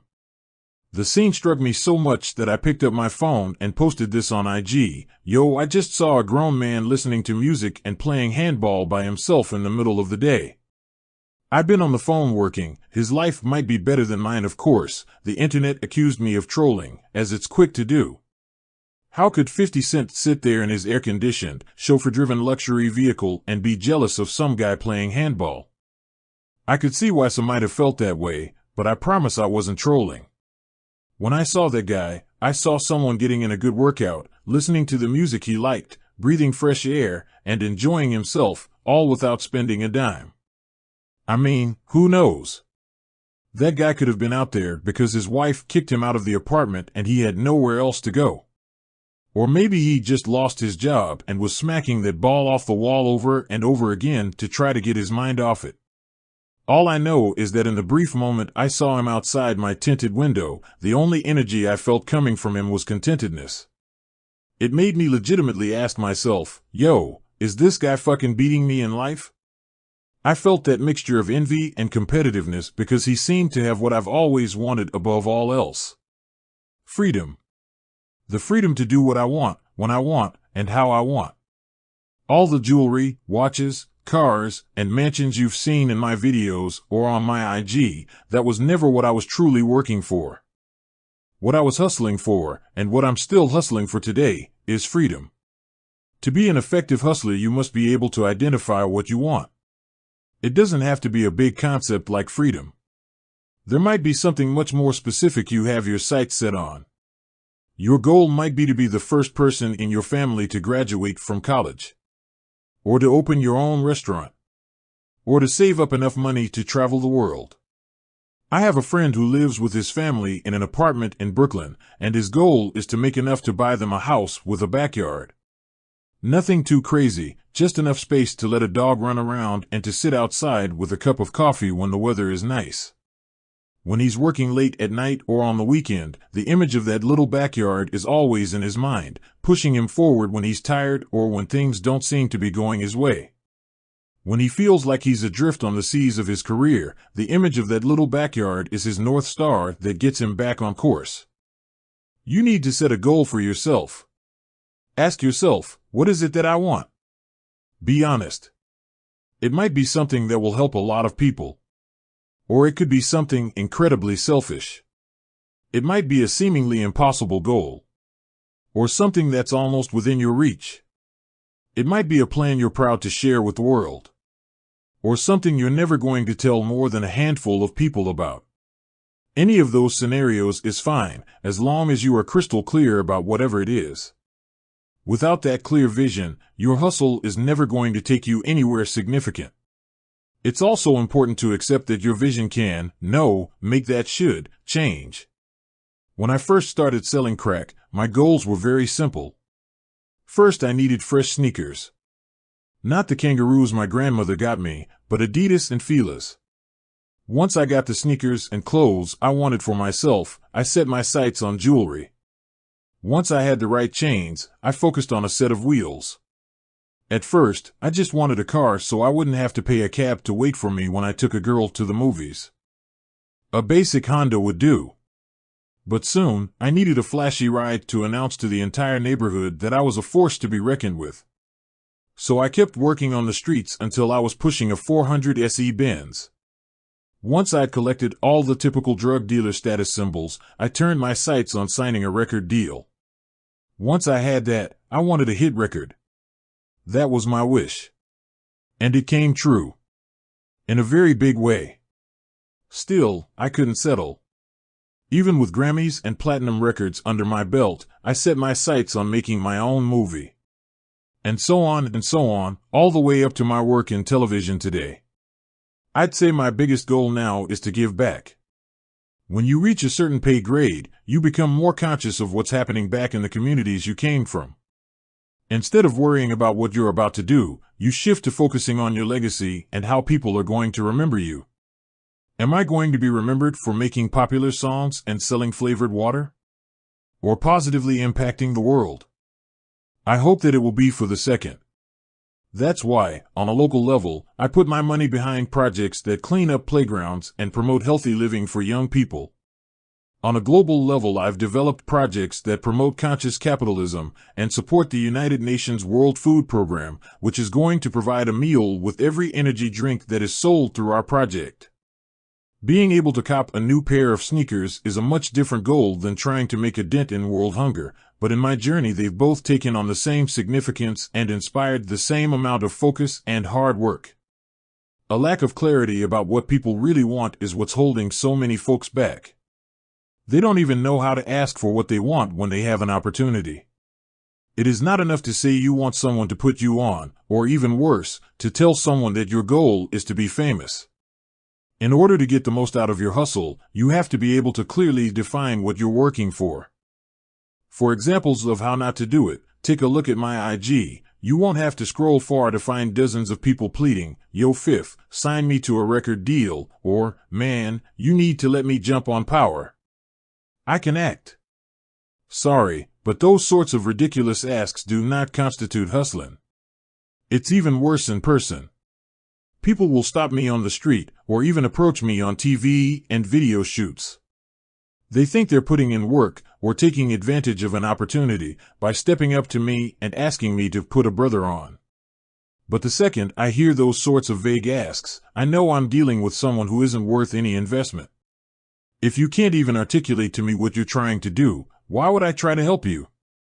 It might sound out of character for me, but I believe vision boards are a very powerful tool in calcifying what you're working toward. When you force yourself to articulate your vision in words, you set a powerful energy in motion. You give something that was just a thought, or maybe even just a feeling, a real presence in the world. You make it a real thing. It's easy to get started on your computer. Go to Google Images and type in everything you think you'd like to have in your life: beachfront property, Range Rover, pit bull puppy. But what if your dream isn't a physical thing? If you want a promotion at your job, Google an image of a corner office. If you want to design your own streetwear, Google a picture of Ronnie Fieg or Virgil Abloh. If you want to go to college, Google Harvard's graduation ceremony. You should always aim high on your boards. If you want to fall in love, Google an image of your favorite celebrity couple. Or even put up a picture of your grandparents if they've been together for 50 years. I think vision boards are even a great way for couples to get on the same page. Put together your own board and have your significant other do the same. Then compare notes. The things that show up in yours, but not your partner's, are the things they're going to have to learn to accept about you. And vice versa. Making boards with each other is a great way to get a lot of unspoken things out in the open. I once told a journalist from GQ to make one with his girlfriend. He did and wrote that when he looked at hers, it had more babies than an orphanage. They hadn't talked about having kids yet, but that vision board put what she wanted front and center. I've seen vision boards make a real difference in people's lives, and the stats back me up. A study by Dominican University found that you're 42 times more likely to achieve your goals if you write them down. And a study in Psychological Bulletin found that people are 90% more likely to achieve goals that are challenging and specific. That's not to say that the universe is going to just drop a bag into your lap because you said you wanted one. You still have to put in the work. A lot of it. But by identifying your vision and giving it a name, you're taking a big step toward realizing your goal. If you're feeling even a little bit of uncertainty about what you want, take the time to make a vision board. The power of vision boards is real and very accessible.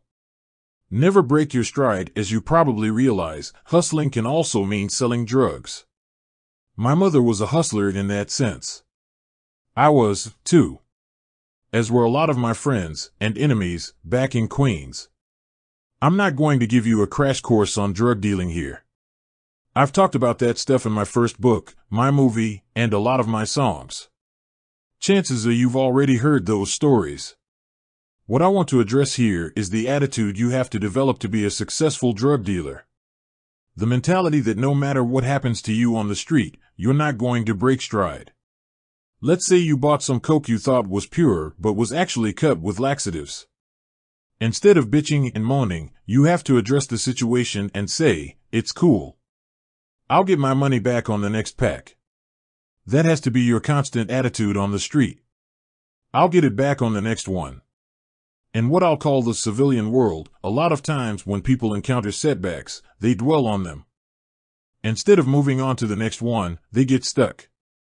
If a deal they were working on falls through, or they don't get a promotion they thought they deserved, they let it slow their momentum. They start to feel sorry for themselves. They blame other people. They say the system was rigged against them. That their boss had it in for them, or that their teachers were biased against them. The list of excuses and rationalizations goes on and on. If they hit one little bump on the road of life, they pull their car over, do a U-turn, and head home. The streets don't allow you the luxury of excuses. If something goes bad and your reaction is to point the finger at someone else, hey, that's cool. Until that person hears what you've been saying and decides to blow your head off. You want to complain that the system is rigged against you? You can yell about that at the top of your lungs, but no one on the streets is going to give you a break because of it. No shit. Of course it is. Who didn't know that? Rather than complain about it, get to work outsmarting all those cops, POs, judges, and politicians who would like to keep you locked up. There's no time for a defeatist, woe-is-me mentality on the streets. Your daily mindset has to be, I'll get it back on the next one, or you'll wind up one of three ways: broke, dead, or locked up. We spend a lot of time talking about privilege in this country, about how certain people are handed things and put in position to win. There's a lot of truth to that, but we're not looking at the other side of the privilege coin. Those boys and girls who get sent to the best schools and best colleges, and then are walked into the best companies, certainly have a lot of opportunity. But what they lack is resiliency. They've never truly been tested. Okay, they've been tested in the literal sense. They better get a good score on their SATs or else they won't get into their top college choice. But how does that really compare to overhearing your single mother say, "Damn, how are we going to keep the lights on this month?" Or hearing your father say they said, "If we don't pay the last 2 months' rent, they're gonna evict us." That's a different level of struggle. If you've spent your childhood worrying about past due bills, family members in jail, or gunshots on your corner but are still out here trying to make it happen, you possess real resiliency. Acknowledge that about yourself. And then use that to your advantage. Contrast that with your coworker who's been at an advantage their whole life, whether they realize it or not. Maybe they got the job because their prep school classmate's father runs the place. That guy is comfortable with success. Hell, he expects it. What he's much less comfortable with is adversity. Even just a little bit of it. If his picks start coming up dry, he won't know what to do. He might start drinking heavily or start to blow his money on coke because he's so confused. Losing was not in his playbook. I've seen Wall Street guys and high-powered lawyers take an unexpected loss and literally be ready to jump out of their office window. One loss and they're ready to end it all. Coming from where I've been, I would never let a defeat or setback have that sort of effect on me. And if you come from a similar background, you shouldn't either. If I somehow lost it all tomorrow, I promise I would not be fazed. I'm sitting at my desk in my office as I write this. Looking out my window, I can see a guy on the sidewalk selling peanuts. If I lost everything tomorrow, I'm not jumping out this window. Nope, the next day I'd be out there on the opposite corner setting up my own peanut stand. Let's call it 50's Nuts. Maybe to make my cart stand out, I'd introduce chocolate-covered nuts and some cherry-coated ones, too. Because I'm offering more selection than my competition, I'd create a little buzz on my block. Then I'd figure out a way to use that buzz to get 50's Nuts over to Yankee Stadium and sell them in the stands. And after that, open up a restaurant in the concourse. And then another one back in Manhattan. And before you know it, I've got a chain. And with that, I'm back in the game, baby. Having a hustler's mentality, I would never allow myself to think, shit, I just lost everything. My enemies are going to clown me. My critics are going to have a field day. I don't think I can do this anymore. No. If it all goes away, I'm confident I'm getting my money back. And then some. This mentality is why people like me, Jay-Z, Puffy, Nas, and so many others have all done so well in corporate America. We keep finding success because we don't get thrown by life's inevitable setbacks. We've already experienced the type of lifestyle that a so-called loss might bring. We know it's not going to break us forever. So we keep our momentum going. Look at Puffy. The popular perception is that he's been on top for the last 25 years, but he's actually experienced plenty of setbacks during his career. In 1991, 9 people were trampled to death at a concert he threw at City College in New York. That was supposed to end his career. It didn't. Then he got fired from Uptown Records, where he'd launched the careers of artists like Mary J. Blige and Jodeci, for being a hothead. That would have been the final chapter for a lot of people. Not Puffy. He started Bad Boy Records and took that label to the top. Then Biggie, the artist he'd built an entire movement around, was murdered. A blow like that would have slowed a lot of folks all the way down. Puffy didn't stop for a second. A few years later he got Jennifer Lopez, one of the biggest pop stars in the world, caught up in an attempted murder case. The same case that got his top artist at the time, Shine, sent to jail for 10 years. That would have been the final straw for most people. Not Puffy.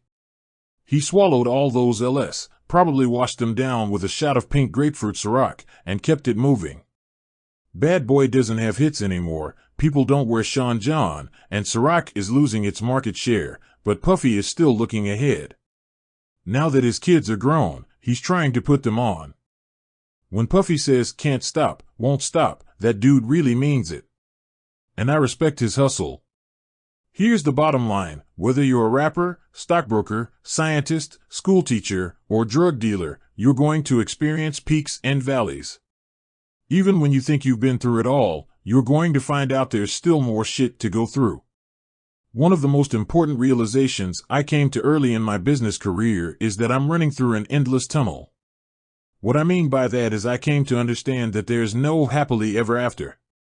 No matter how many records I sell, cases of liquor I move, and hit TV shows I create and executive produce, there's never going to be a moment where I say, okay, this is the end of the road. I've finally made it, and then take my foot off the pedal. I know there's going to be another challenge right around the corner. And then another one after that. Some people might find the endless tunnel idea overwhelming or even depressing. They spend their entire lives working toward finally seeing the light at the end of the tunnel, so it can be difficult to accept that there won't ever be one. But there isn't. I actually find it liberating to know that I'll be hustling for the rest of my life. Accepting that I'm going to be working just as hard at 70 as I am now makes me happy. In many ways, that knowledge gives me the freedom that I've always been looking for. I hope you'll be able to understand the hustler attitude I've developed in the streets and then apply it in your life. To have that sort of resiliency and positive outlook, but without having to go through the heartbreaks and violence I experienced. To move like the type of hustler 50 Cent used to be, but in the types of settings Curtis Jackson is in now. Trust your instinct. Another advantage I've gained from being active in the streets is learning how to trust my instinct. Was another dealer going to rip me off? I had to go on my instinct. Is the corner I'm about to set up on going to be targeted by the cops? I have to go on my instinct. Could I trust someone not to talk after they got busted? I had to trust my instinct.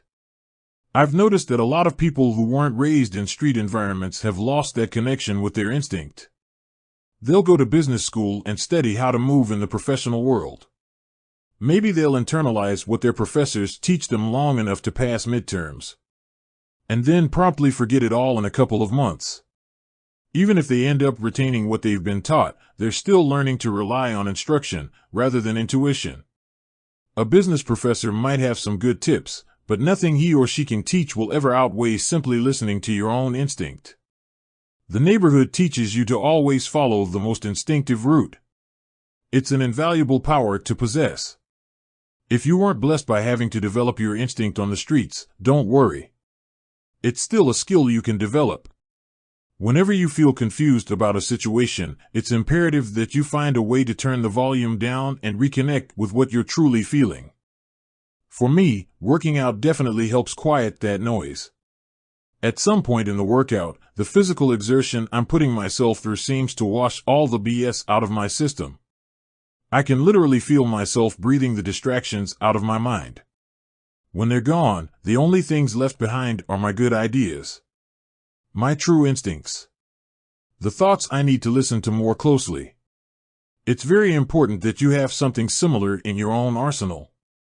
Some people can access that state through taking a walk in the park, or gardening, or even painting. Whatever it is, you have to incorporate some activity into your lifestyle that allows you to disconnect from the noise of both the past and present and reconnect with whatever you're feeling in your gut in the moment. A final word on hustling. Just because I'm encouraging you to trust your instinct doesn't mean I don't believe there's a strong role for strategy in hustling. When people hear hustlers say things like make it happen or scared money stays home, they think it implies that there's a certain recklessness to the hustler's mentality. That's not the case. You might have even thought this if you listened to 50 Cent the rapper. People loved it when I rhymed, have a baby by me, baby, be a millionaire, I'll write the check before the baby comes, who the fuck cares, I'm stanky rich, I'm a die trying to spend this shit, sounds like I'm just throwing money up in the air, right? But those lines simply created a perception. The reality is that Curtis Jackson is not reckless with his money at all. In fact, I'm only putting my money behind things that I'm passionate about and I've done all my homework on. Even though hustlers are always aggressive, they're not always gambling. A skilled hustler will always strategically assess all the risks and rewards before he commits to something. I have to understand something completely before I'll write a check to back it. I'll spend hours online researching the industry, tracking its history, and figuring out who the most important players are. Then I'll call any smart person I know who has experience in that space and try to pick their brains. Do you think there's room for growth? Or is the space flooded? Am I going to meet resistance if I make a move? What's that resistance going to look like? Who do I need as an ally? Once I have those answers, I'll read gossip sites, blogs, and any other sources that can help fill me in on what's not being reported in the mainstream press. After I have all that information, if I still feel like I can make an impact, I'm going all in. To me, that's not really gambling. That's making a bet on a sure thing. When I feel that mixture of passion and understanding, I'm operating with supreme confidence. So much so that I don't even bother to put together a plan B. Why would I need a plan B when I'm dead certain that plan A is going to work? The only time I'll get involved with something that I don't have a complete understanding of is when I'm not putting up my own money. If someone approaches me to executive produce a project or lend my name to it in exchange for equity, I'm okay with a slightly bigger risk. If there's already a strong team in place and all they need is a little boost from me to put it over the top, I'll be a little more willing to fly blindly into something. Even then, I'll get involved only if I feel a passion for what I'm doing. I'm not signing up for anything just for a check. That's the easiest way to dilute your brand and lose your money. Your fans will know that there's nothing organic about what you're doing and won't support it. And if you're not passionate about the idea, you're not going to be emailing for updates, checking in with your partners for any changes. You're basically just hoping that you can write a check and wake up one day to find that someone has dropped a big bag of money in your lap. That's not gambling. That's basically asking to lose your money. The only time I got close to embracing gambling was when I was hanging out a lot with Floyd Mayweather. He would bet on everything, $250,000 on if someone would make a half-court shot during halftime of a basketball game, $1 million on a preseason football game, because he fed off that sort of adrenaline. When he'd win one of those bets, he'd ride that energy for days. All-night parties followed by trips to the auto dealership in the morning. But when he lost, it was a different story. If his team lost at 8 p.m., he could have 30 people in his suite ready to party, but he'd be in bed by 9. The loss sucked all the life out of him. Then the depression would lift a few days later, and he'd be back betting stacks on something crazy. I'm not built that way. I'd put little bets down, maybe $20,000 here or there, just to try to keep him company, but I just didn't have the stomach for it. First off, betting on things that I can't fully research gives me anxiety. Why would I do that to myself? The other thing is, team sports have never been that important to me. I don't really care who wins the Super Bowl. I don't bleed orange and blue for the Knicks. There was no emotional attachment to those bets. The one exception is boxing. I did all right when I bet on Floyd to win. But then I lost $20,000 when I bet on Adrian Broner to beat Pacquiao in 2019. After that, I was pretty much done with gambling. At the end of the day, I like betting on sure things. And the only sure thing you can always count on, 100% of the time, is yourself. Chapter 3: Constructing your crew. If you don't have the right people around you and you're moving at 1,000,000 miles an hour, you can lose yourself. Dave Chappelle asked any successful entrepreneur what their greatest attribute is, and you might be surprised by their answer. It's not their negotiation skills, strategic planning, or ability to understand new technology. No, they're all going to tell you the same thing. Their greatest skill is being an astute judge of character. Nobody, not even a rapper, makes it on their own.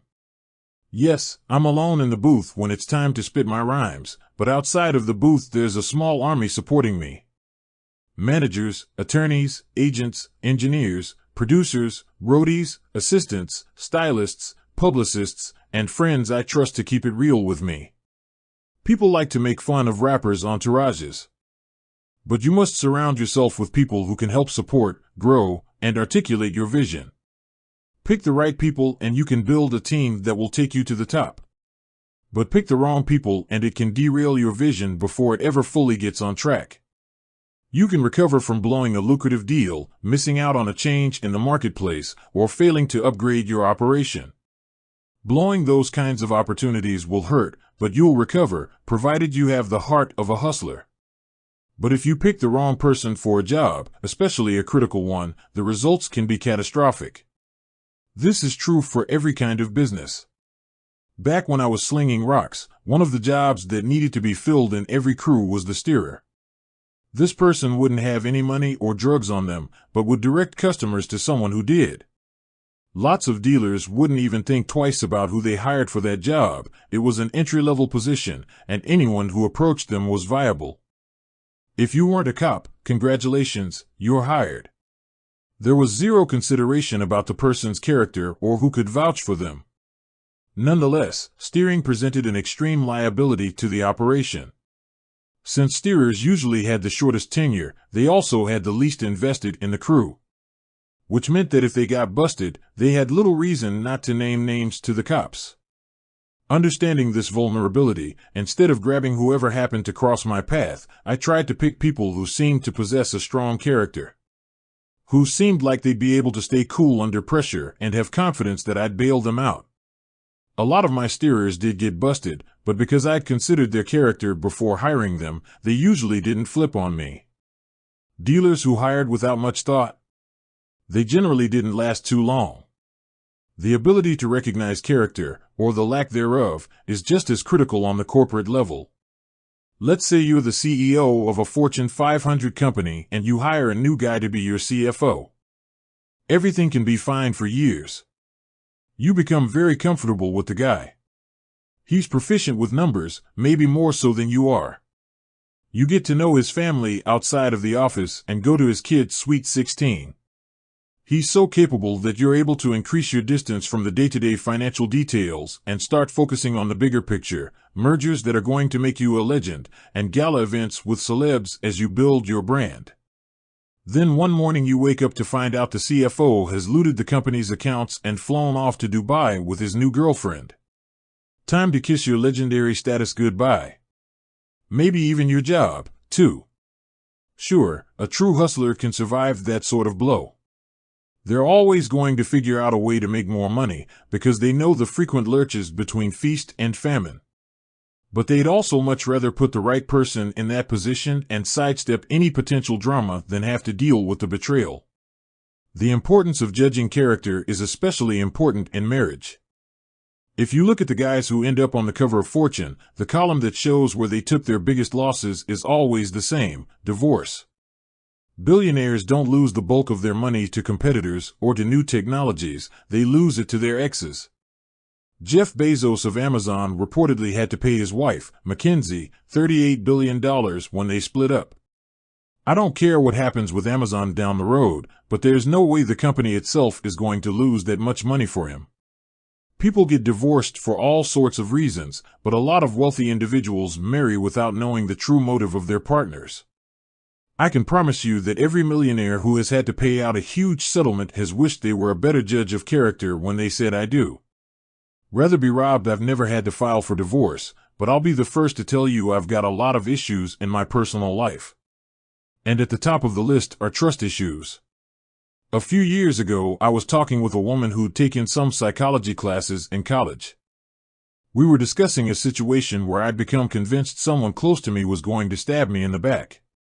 When I was done venting, she looked at me and asked, "You ever hear of the word pistantrophobia?" "Nah, what's that?" "It's what you have. Look it up."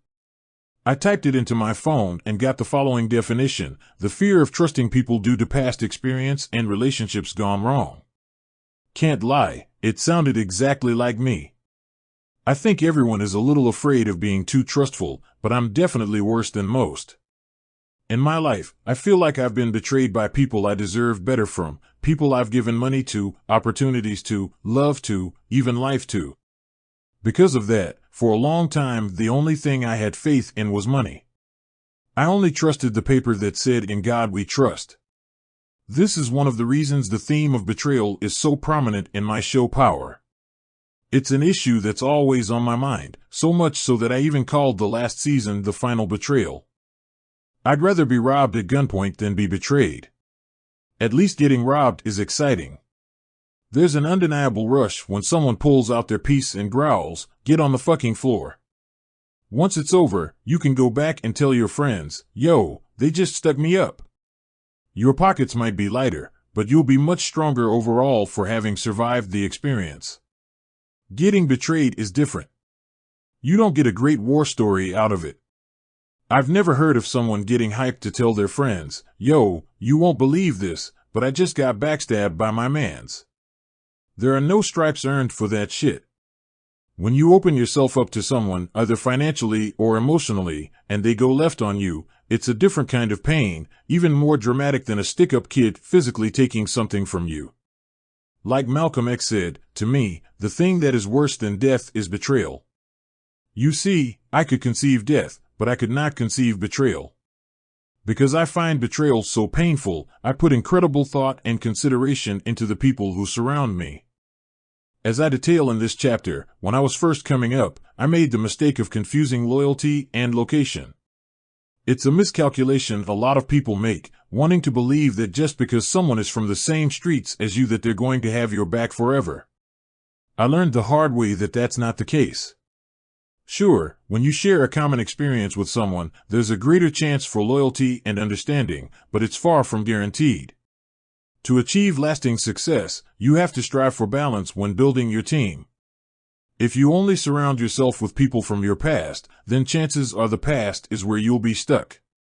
But if you abandon the people who were in the trenches with you for people you've just met, the ones who might be charismatic but have never proved anything to you, you're probably going to get burned. If you look at my team today, you'll find a mix of old and new blood, weathered soldiers alongside impressive people I've met since my initial success. Walk into the G-Unit Records office and you might see guys who were right there with me on the streets of Southside, proving that they could remain cool under fire. Some people form that bond going to school or playing on a sports team together. Definitely from serving in the military. When your life is on the line and the bullets are flying, you form a very deep connection with the people who have your back. This is why I believe that you can learn more about what someone is made of in 2 minutes on the streets than 20 years in the boardroom. In business, it takes a long time to get a gauge on true nature. Instead of having the luxury of watching someone in action, you'll have to rely on instinct more. But once you do feel confident about someone's loyalty and work ethic, that's a person you need on your team. It's a rare combination in the business world, but one that's extremely valuable. That's why, in addition to those day one veterans, I've tried to round out my roster with smart business people who I feel I can trust, despite my hang-ups. Like my general counsel, Steve, who oversees my legal and business matters. Or my publicist, Amanda, who doesn't freak out every time I post something on social media and cleans up when I make a mess. Or my book agent, Mark, who helped put this project together. None of them have set foot in the South Side, but they've all been critical in keeping my brand expanding and moving in the right direction. A great example of someone I've only met in the last 5 years, but who has really helped me evolve, is Chris Albrecht, the former CEO of Starz Networks. Chris built HBO into what it is today before taking over at Starz. He's taught me a tremendous amount about how TV works while giving me the freedom to be myself. Plus, he's from Queens, too, so it's almost like our relationship was meant to be. Chris's number is one I'm never deleting from my phone. I don't care where he goes, I'm going to try to do business with him. I consider television to be my second career after music, and I would never have reached the level I'm at today without establishing a relationship with him. Yes, we're from different parts of Queens and have pretty different backgrounds, but we've clicked since day one and have really been able to help each other. Chris might not be one of my day one homies, but we've been through some wars of our own, and we know we have each other's back. If I hadn't been open to bringing new people like Chris and their knowledge into my life, there wouldn't be a second stage in my career. Or whatever comes after this. If I had kept my circle exclusive to my day one homies, things would have stagnated. I'd be yet another rapper who fell off after a couple of albums and was never really relevant again. Maybe I'd make the rounds on TV shows and podcasts, spending my time complaining that the rappers today can't really spit. Maybe I'd even appear on a reality show or two. But I've avoided that fate. The key was finding the right balance of old and new, to keep moving forward, but without losing my footing. In this chapter, I'm going to share my strategies for assembling that resourceful, dedicated, and trustworthy crew that can help you build on what you've already grown and create new opportunities. Bringing the hood with you growing up in the south side of Queens, I knew that once I made it, I was going to bring my neighborhood with me. In the streets, you are taught from a very early age that the stronger your crew is, the stronger you are. The streets are a jungle, and you want to be perceived as being part of a strong pack, not as prey. This is why almost all the top rappers in the 90s made a point of championing their neighborhoods. Nas got on and brought Queensbridge with him. Biggie got a deal and brought Bedford-Stuyvesant with him. In L.A., NWA put Compton on the national map, and Snoop repped Long Beach a few years later. I was determined to do the same with Southside. For the first several years of my career as a rapper, everywhere I went, the Southside came with me. Tony Yayo and Lloyd Banks of G-Unit weren't guys I met at some industry conference. They grew up around the block from me. You saw the neighborhood in my videos and during my live shows, and most important, you heard it in my music. I wanted that energy near me at all times. Today, I call that energy the homeboy complex, when you feel the need to keep your homies as close to you as possible. My homeboy complex was the main reason I bought Mike Tyson's mansion in Connecticut. When I came off my first tour for Get Rich or Die Tryin', suddenly I had $38 million burning a hole in my pocket. Around the same time, I did an interview with a journalist who casually mentioned that Tyson was selling his home. "Oh, I'm going to buy that," I replied. I had just been talking shit, but a couple of weeks later I found myself in Hartford, Connecticut. I consider Hartford a music mecca. It's close to New York, but just far enough away that it has its own energy and taste. I've found that if a song from a New York artist creates a buzz in Hartford, there's a good chance it can break in the rest of the country.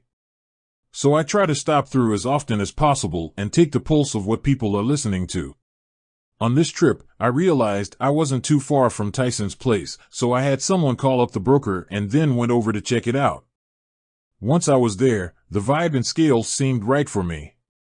The money wasn't an issue. I bought it outright with a wire transfer the next week.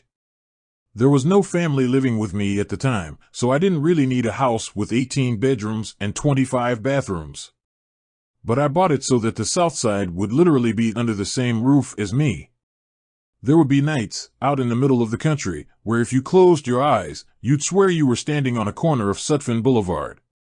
There was music playing, people dancing, and dice rolling. The same people I grew up with eating Chinese takeout on the stoop were now being served by waiters at my dining room table. And instead of watching a bootleg DVD on a grimy couch, I was able to show a first-run movie in my own movie theater. Doing things like that for the people I came up with gave me more validation than selling millions of records. At the time, it seemed like a necessary move. Today, I've come to accept that it was one I didn't have to make. First off, the house cost way too much money to maintain. I was spending close to $70,000 a month on maintenance alone. I don't care how rich you are, you never get comfortable paying a $70,000 utilities and maintenance bill every month, especially when you're on the road most of the time. Bill Gates would look at a bill like that and say, "Do we have to run the AC every night?" It was great to be able to have 18 bedrooms at my disposal, but I could only sleep in one of them at a time. I had to concede that I wasn't using that home correctly. In many ways, the estate came to serve as a metaphor for my relationship with the hood. Yes, it served a purpose for me initially. I got a lot of support from my roots. And I gave a lot of people opportunities they would have never had otherwise. But it was time to cut the cord. I didn't cut everyone off. The core group I mentioned is still very much part of my life and business pursuits. But a lot of folks who had been with me for a long time got let go. The 18-bedroom mansion has been downsized to an apartment. My 2-hour commute is down to 20 minutes. I'm not sure why I even waited so long to make the move. At first, money was part of it. At one point, I'd been talked into listing the house for over $15 million, which was an unrealistic price. When someone puts a number in your head, every time you move off that number, it feels like a loss. You can't get tricked into thinking that way. I might not have gotten what I wanted for the property, but in the end, I didn't care about losing money. I had won by moving on with my life. I cleared my plate and refocused on the future, instead of being held down by a relic of the past. Back in the barrel, another mistake people make time and time again is that after they've found success, they feel they still owe something to the place they came from. This is especially prevalent in the African American community. When a black person from the hood reaches a certain level of success, they seem to feel obligated to maintain their roots. You don't see this nearly as much in other communities. If a Chinese immigrant works his ass off for years and builds a chain of his own stores, he'll probably move to a big house in the suburbs the first chance he gets. He won't feel like he owes anything to his fellow immigrants back in Chinatown. He'll do what they do if they came into money, too, move to the biggest house in the safest neighborhood with the best schools that they could. Same with a Mexican woman who grew up in the barrio. If she ends up, through her hard work and hustle, becoming a real estate magnate, she's probably not looking to stay in her old hood. Nope, she's getting that big house in the nice, safe neighborhood, too. Without any guilt. When the Irish, Italian, and Jewish immigrants started making money, the first thing they did was beat it out to the suburbs. At the time, it seemed like a necessary move. Today, I've come to accept that it was one I didn't have to make. First off, that house cost way too much money to maintain. I was spending close to $70,000 a month on maintenance alone. I don't care how rich you are, you never get comfortable paying a $70,000 utilities and maintenance bill every month, especially when you're on the road most of the time. Bill Gates would look at a bill like that and say, "Do we have to run the AC every night?" It was great to be able to have 18 bedrooms at my disposal, but I could only sleep in one of them at a time. I had to concede that I wasn't using that home correctly. In many ways, the estate came to serve as a metaphor for my relationship with the hood. Yes, it served a purpose for me initially. I got a lot of support from my roots. And I gave a lot of people opportunities they would have never had otherwise. But it was time to cut the cord. I didn't cut everyone off. The core group I mentioned is still very much part of my life and business pursuits. But a lot of folks who had been with me for a long time got let go. The 18-bedroom mansion has been downsized to an apartment. My 2-hour commute is down to 20 minutes. I'm not sure why I even waited so long to make the move. At first, money was part of it. At one point, I'd been talked into listing the house for over $15 million, which was an unrealistic price. When someone puts a number in your head, every time you move off that number, it feels like a loss. You can't get tricked into thinking that way. I might not have gotten what I wanted for the property, but in the end, I didn't care about losing money. I had won by moving on with my life. I cleared my plate and refocused on the future, instead of being held down by a relic of the past. Back in the barrel, another mistake people make time and time again is that after they've found success, they feel they still owe something to the place they came from. This is especially prevalent in the African American community. When a black person from the hood reaches a certain level of success, they seem to feel obligated to maintain their roots. You don't see this nearly as much in other communities. If a Chinese immigrant works his ass off for years and builds a chain of his own stores, he'll probably move to a big house in the suburbs the first chance he gets. He won't feel like he owes anything to his fellow immigrants back in Chinatown. He'll do what they do if they came into money, too, move to the biggest house in the safest neighborhood with the best schools that they could. Same with a Mexican woman who grew up in the barrio. If she ends up, through her hard work and hustle, becoming a real estate magnate, she's probably not looking to stay in her old hood. Nope, she's getting that big house in the nice, safe neighborhood, too. Without any guilt. When the Irish, Italian, and Jewish immigrants started making money, the first thing they did was beat it out to the suburbs. It seems like it's only in the African American community that we have a hard time walking away from our struggle. If we don't stay connected to that struggle, we'll somehow lose whatever it was that made us successful. I know that feeling very well. Being afraid to cut the umbilical cord to the hood is why I bought Mike Tyson's place. But at least I had the sense to bring the hood to me, instead of staying in the hood itself.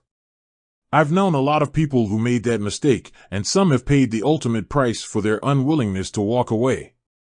A tragic example was my friend and mentor Jam Master Jay, who was from Hollis, Queens.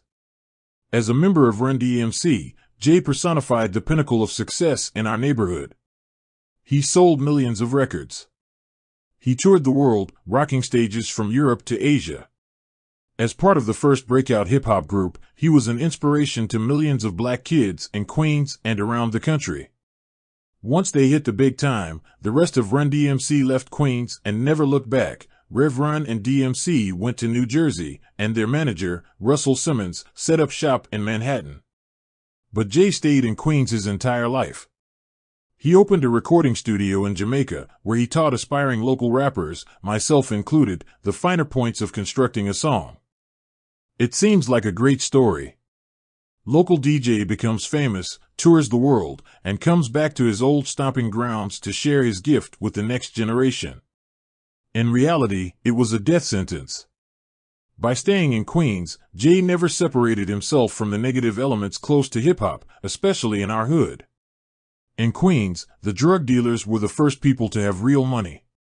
Hip-hop was a hobby, just something to do with your homies on the stoop or in the park. The cash was in selling drugs.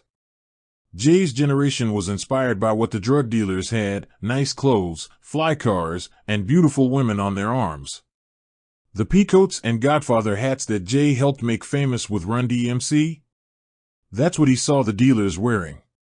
Same with the gold chains Run DMC and later LL Cool J helped popularize. They represented drug dealer fashion before they became hip-hop. Today, the opposite is true. Rappers can make way more money than drug dealers, thanks in no small part to the path early pioneers like Jam Master Jay helped blaze. Jay's mistake was that he didn't keep moving forward.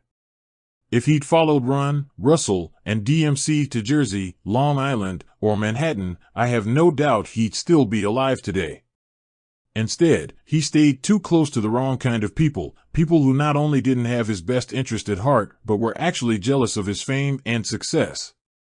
They didn't celebrate him for staying in the neighborhood and mentoring aspiring MCs. They actually hated him for it. By staying around folks like that, he made it inevitable for sucker shit to happen. It was a similar situation with Nipsey Hussle. I didn't know Nipsey as well as I knew Jay, but he seemed like a stand-up guy. When I agreed to shoot the video for YG's Toot It and Boot It, which Nipsey was featured on, I told the guy at the record company, "Hey, make sure you bring that kid who looks like Snoop." That's how we met in person. Nipsey was a great dude who seemed focused on both his community and his family. Sadly, the same sucker shit that got Jay also got Nipsey. When Nipsey was killed, people started pointing fingers at everyone except those suckers. On Twitter or IG, the first thing you'd see was "the government killed Nipsey." The logic was Nipsey had been working on a documentary about Dr. Sebi, the famed Honduran herbalist who some people felt had been jailed and later killed because of his controversial views on Western medicine. Dr. Sebi's teachings were a threat to the pharmaceutical industry, so Nipsey had to be killed before he could help spread them to the world. To hear other people tell it, Nipsey was a threat to the government because he was teaching the hood about financial empowerment and social justice. If too many poor young people became enlightened because of Nipsey's work, it would threaten the status quo in Los Angeles. So he had to go for that. There's no doubt Nipsey was doing great work in his hood, especially with Vector 90, a co-working space and STEM training center that taught tech skills. And though I don't have any strong feelings on Dr. Sebi's teachings, I wouldn't be shocked if there were some elements in the pharmaceutical field who wanted to keep that work under wraps. But when people say the government killed Nipsey, they're just not being honest or realistic. The government didn't kill Nipsey. Allegedly, a sucker named Shitty Cuz killed him. That's the depressing truth. He didn't kill Nipsey because Nip was a threat to any status quo. And no one paid him to kill Nipsey to protect Pfizer or Johnson & Johnson. No, Shitty killed Nipsey because he was a hater, plain and simple. He was a snitch, and when Nipsey called him on it, Shitty reacted with violence. He couldn't stand that someone as successful and beloved as Nipsey didn't want someone as unsuccessful and untrustworthy as Shitty around. The crab-in-the-barrel mentality is what killed Nipsey, just like it killed Jay and so many other successful black folks who stayed in their community after they found success. That's why, when I started making legitimate money, I left the hood and never looked back. Sure, I'll visit from time to time. But I'd never move back permanently. If I did, there's zero question I would have been negatively impacted. Understanding that mentality is why I don't have any second thoughts about not sticking around. Do I give a lot of money back to the streets through my charities? Absolutely. Do I work to make sure those kids have better legal opportunities than I had? No doubt. I'm not living under any illusions, though. On the streets, there just isn't enough space for both success and suckers. The quicker you understand that, the quicker you will get the most out of your journey. Demand discipline. I'm not suggesting that you drop all your day one homeboys the second you taste a little success. Those are the people who know you best, and if they're true friends, they'll keep it the most real with you. They'll tell you when your verse is whack. Or your shirt is too young. Or that influencer who is promising big things actually seems like they're full of shit. Those are some of the positive qualities that your day ones can add to your team. But they can also bring some of the negative qualities of the hood, beefs, dramas, and clashes of ego. To make sure that doesn't happen, you have to first instill, and then demand, a sense of discipline in your team. That became clear to me early in my career, when I was supposed to perform with Nas at a concert in Central Park. Getting to share a stage with him was a big deal to me.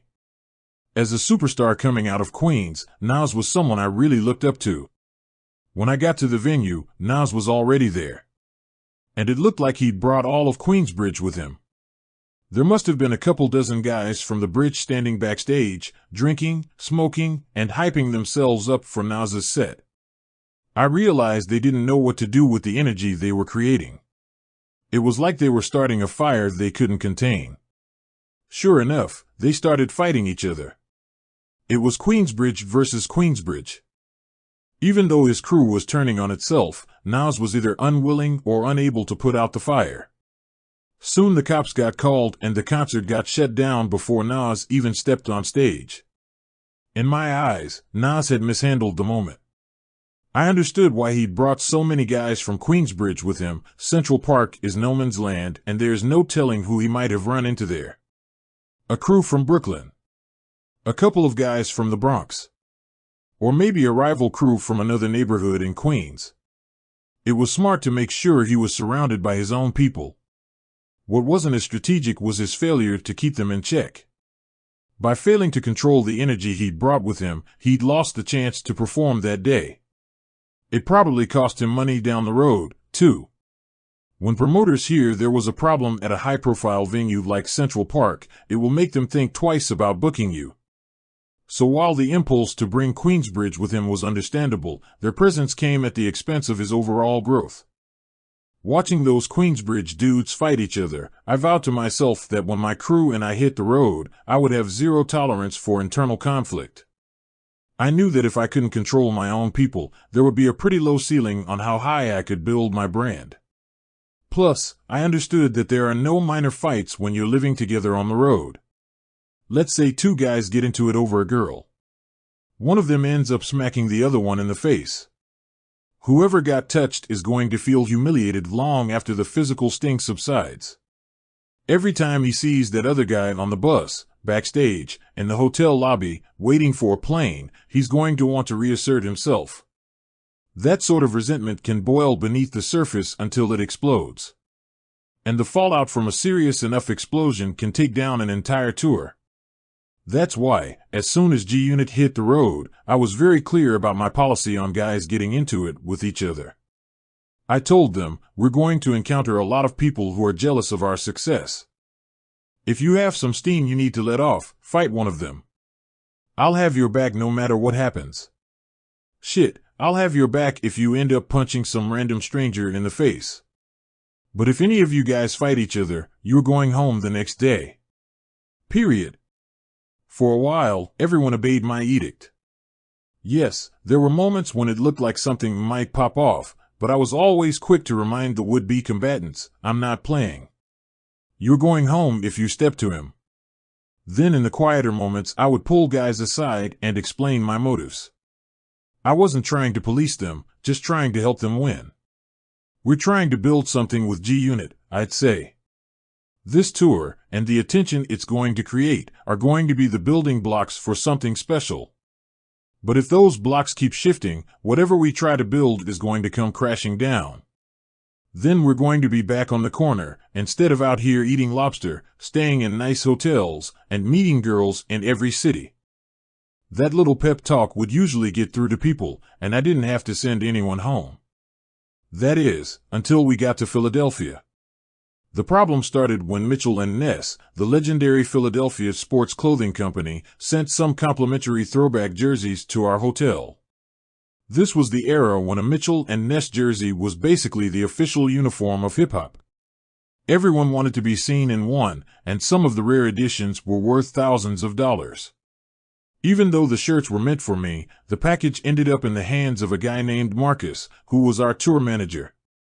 He knew I always buy my own clothes, so he decided to take a couple of the jerseys for himself.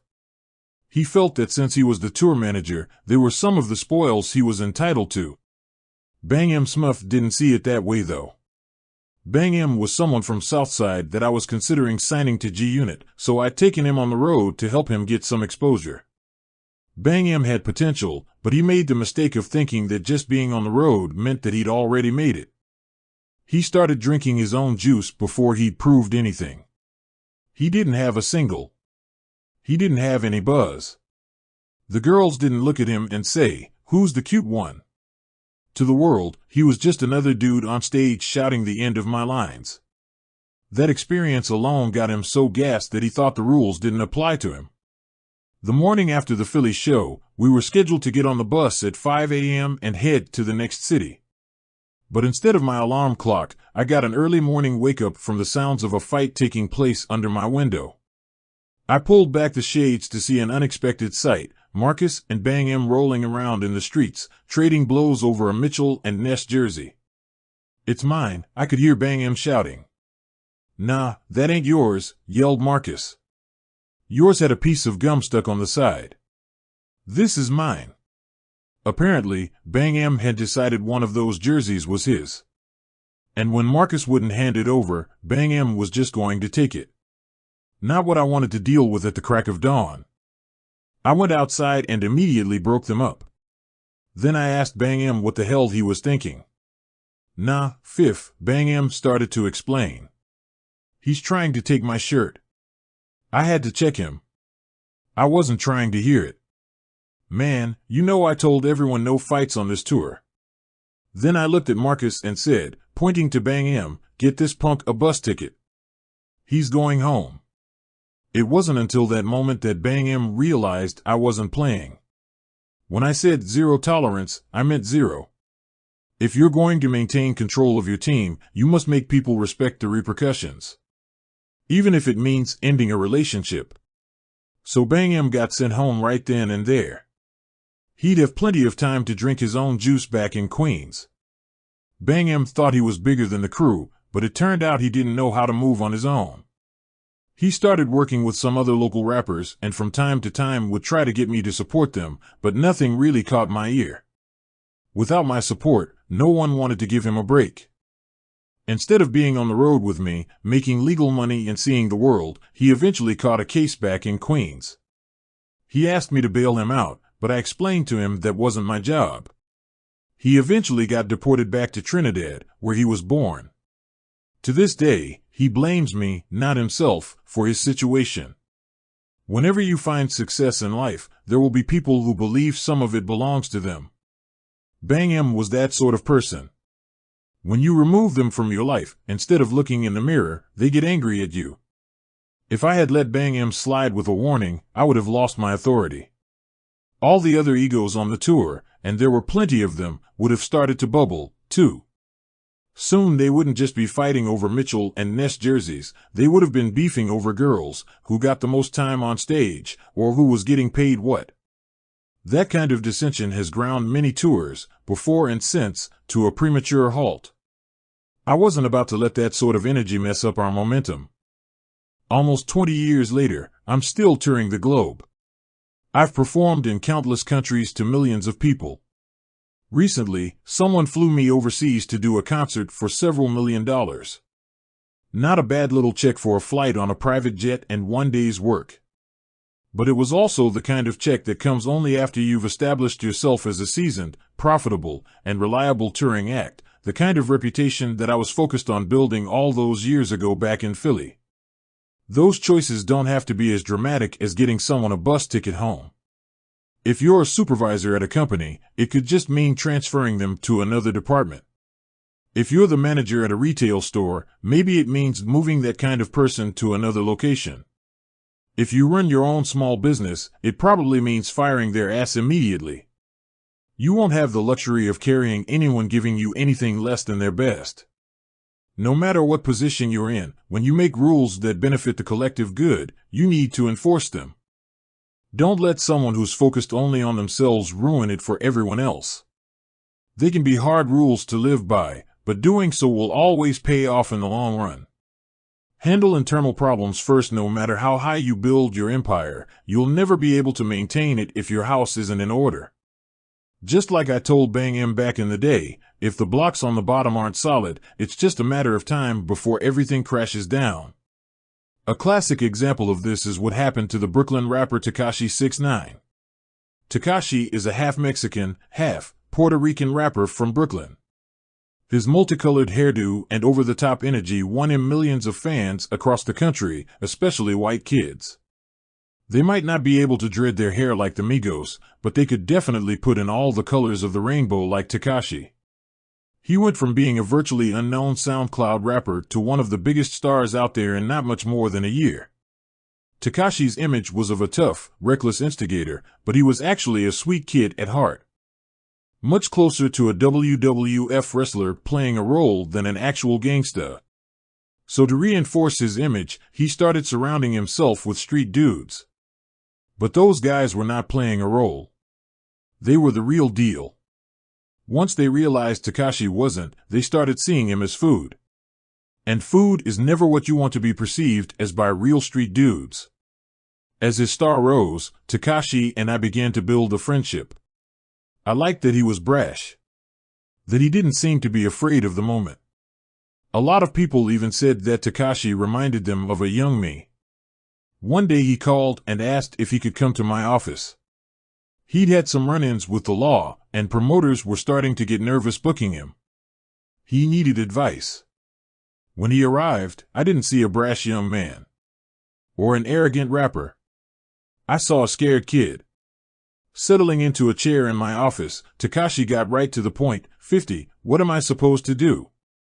I had to give him credit. He acted wild in public, but in front of me he was willing to be vulnerable.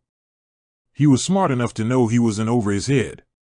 He and I had never had any conversations about what was going on, but as an experienced observer, I had a good guess where the root of his problems lay. Your biggest issue is going to be internal, I told him. You've got too many people around you, and they're not really supporting you. They're supposed to be your team, but they don't have your best interest at heart. If you don't get that situation together, it's going to be a problem. I told him this because I'd been hearing he was switching up crews a lot. One month he'd have one bunch of guys around him, the next month they'd be replaced by a new group. He was swapping crews the way some guys swap cars. Ride one for a while, then trade it in for another. He probably thought that was all part of the act, but I knew it was a serious miscalculation. When you bring people around as a rapper, there's an expectation that you're going to provide them with opportunities. Help them get noticed as an artist themselves or get established as a behind-the-scenes player. Introduce them to brands they can get checks from. You only have a limited amount of time to make good on that expectation. If you don't, confusion will set in. It will grow faster if they see you suggesting the opportunities to other people. When that happens, the original crew will start feeling disposable. You never want anyone around you feeling that way. When someone perceives themselves as disposable, any sense of loyalty will vanish. Instead of waiting for an opportunity, they're going to aggressively come after you for what they think is owed to them. They're going to extract that debt however they can. Being a smart kid, Takashi saw the value in my advice and conceded that he was in a precarious spot. He even started to make moves to replace the guys he knew had it in for him. But it was already too late. Not long after our conversation, Takashi was arrested on federal RICO and firearms charges. In the indictment, the government even alleged that several members of his crew had plotted to kill him. I'm sure that was a scary realization for a kid who thought he was a WWF wrestler, not someone who was actually playing with life and death stakes. As I'm writing this, Takashi has just finished testifying against his own crew and was sentenced to 2 years behind bars. I believe one of the things that tripped up people like Takashi and Ja Rule is that they grew up on the outskirts of the hood. They weren't from the hood, but they had been exposed to it. It tricked them into thinking they were equipped to handle situations they weren't actually built for. Contrast them with someone like Drake, who isn't from even the outskirts of the hood. He's from a completely different environment. I never see Drake associating too closely with the artists he puts on. He always keeps a good deal of space between himself and whoever he's associated with at the time.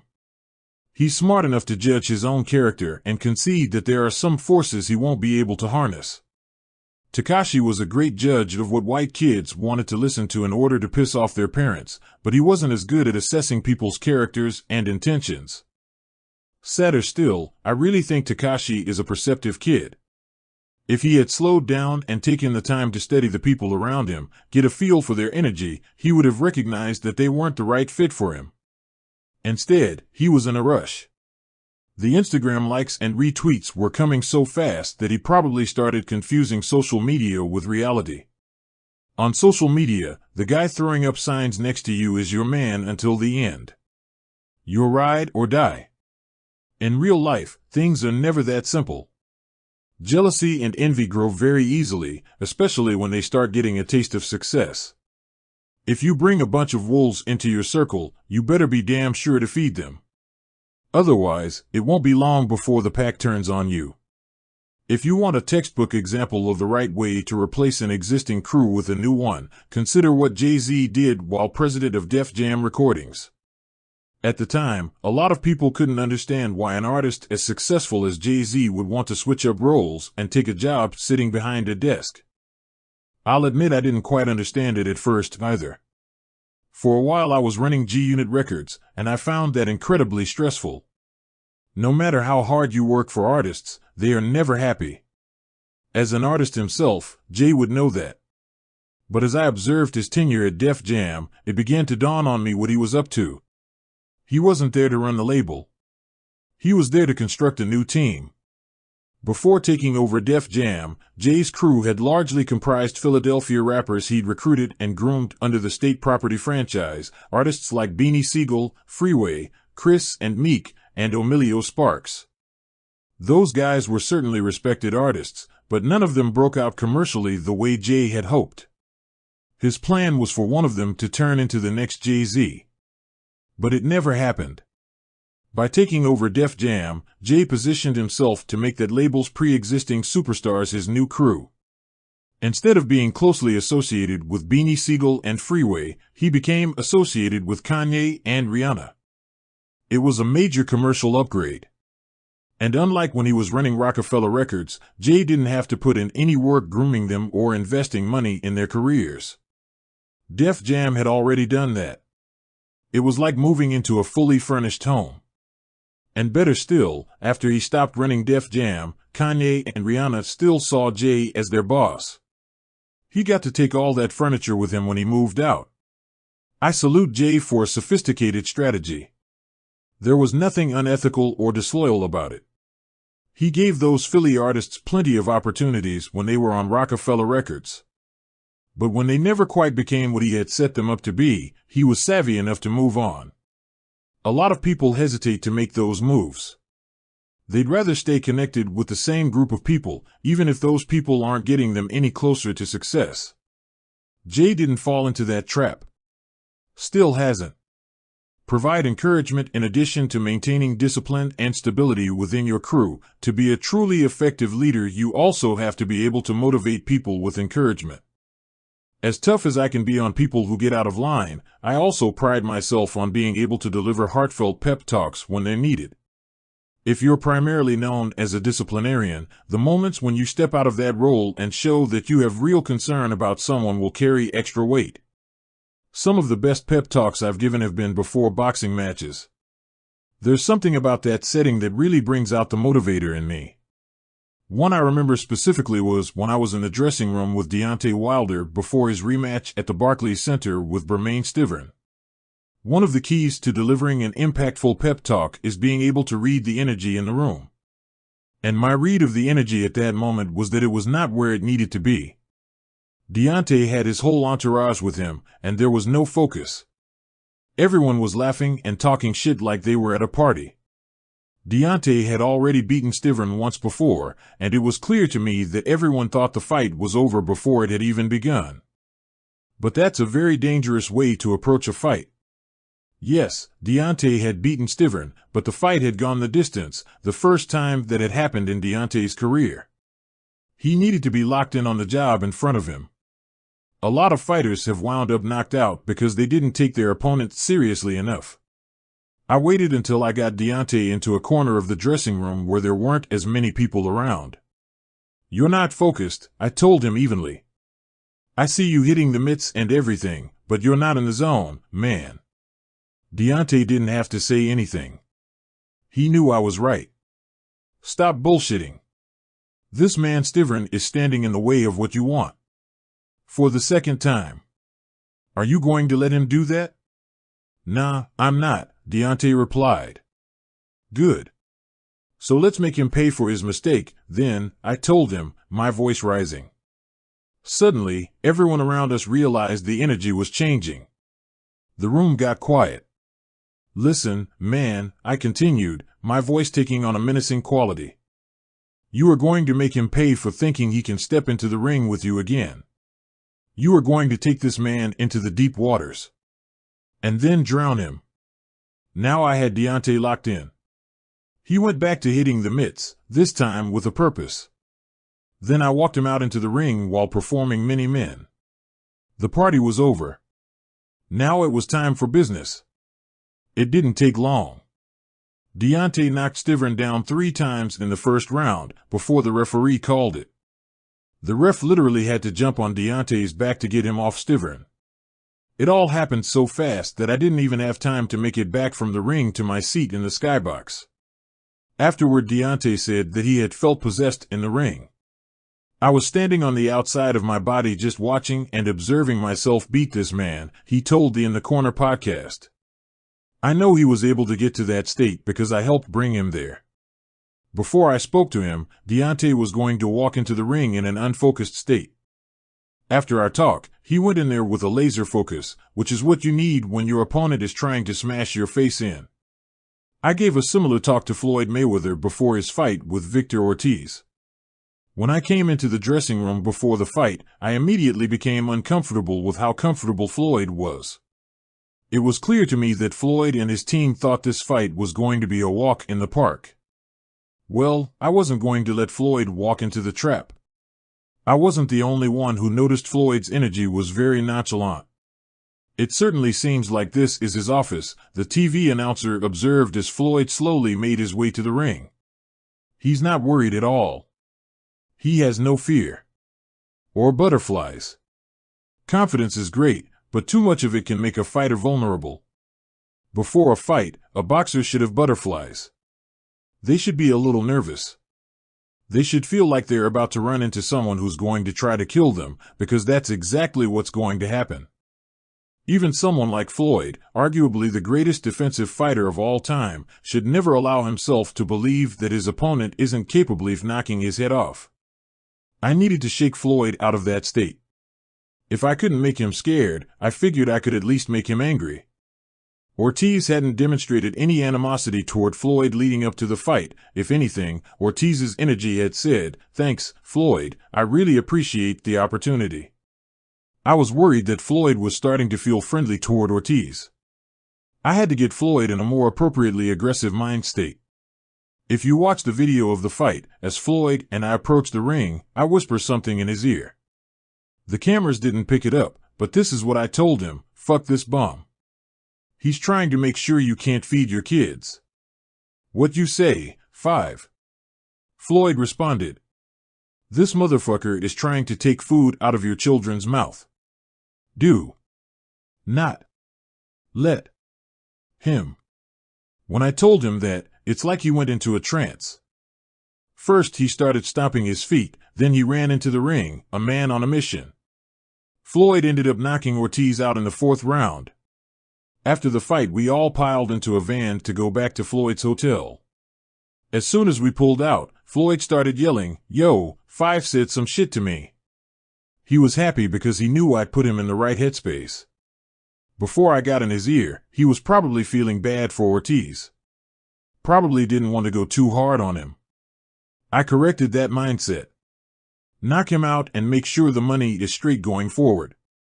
Which is exactly what Floyd did. When I was first casting for Power, I had one person in mind to play the lead character, Ghost, Omari Hardwick. I had seen Omari in the movie Next Day Air, and I identified him as someone who could be the leading man in a hit TV show.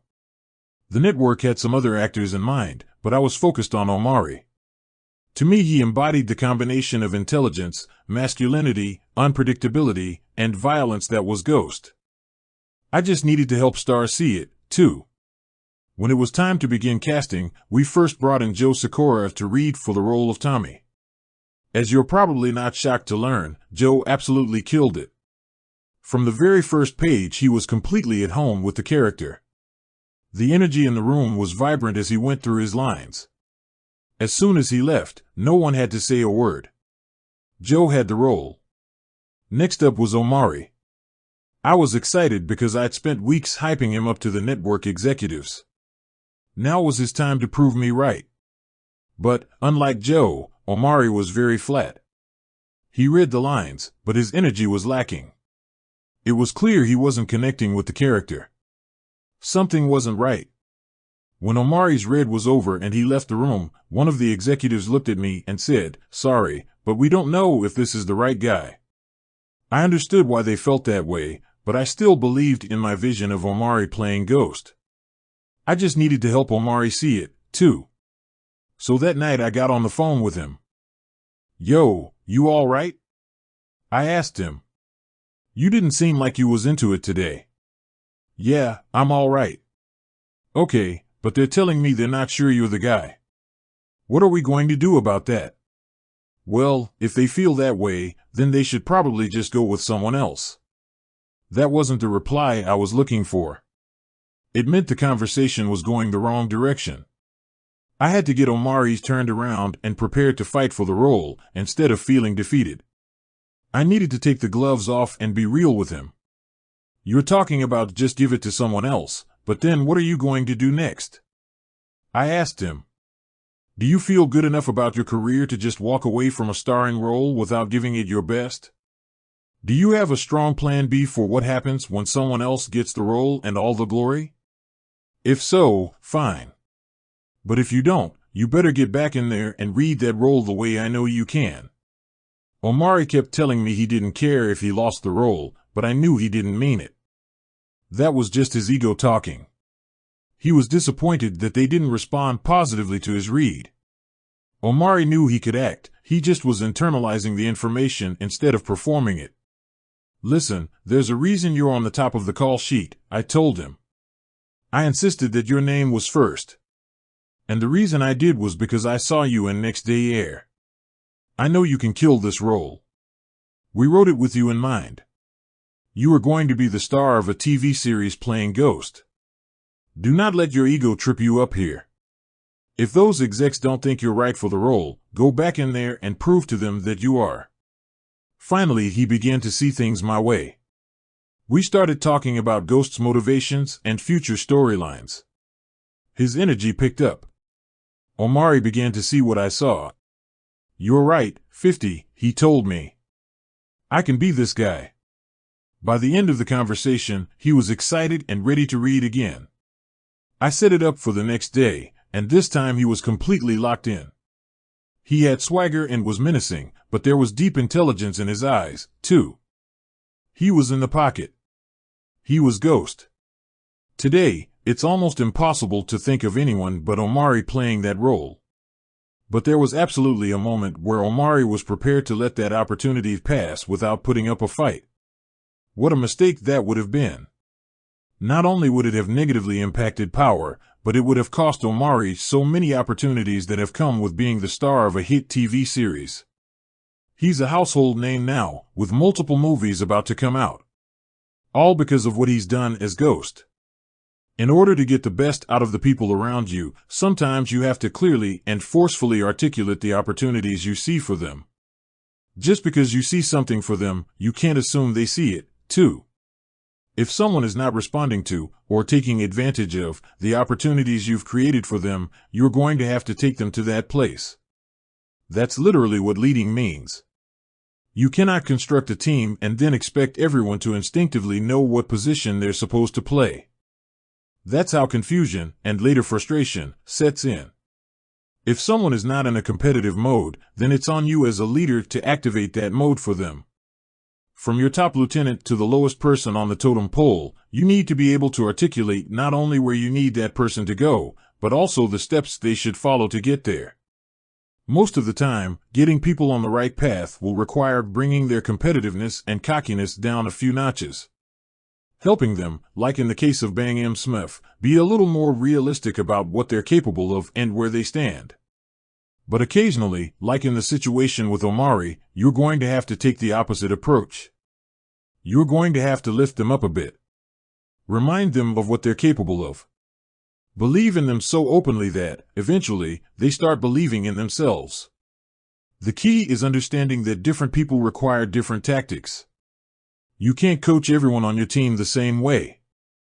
If I had barked on Omari the way I barked on Bang M, Omari would have never come out of his shell. Just like if I had gassed up Bang M the way I gassed up Omari, Bang M would have imploded on the spot. Except that everyone on your team is going to have their own hang-ups, issues, and insecurities, and then address them with the appropriate energy. You can't have a one-size-fits-all mindset when it comes to effective leadership. You need to tailor a specific approach to every single person on your team in order to get the most out of them.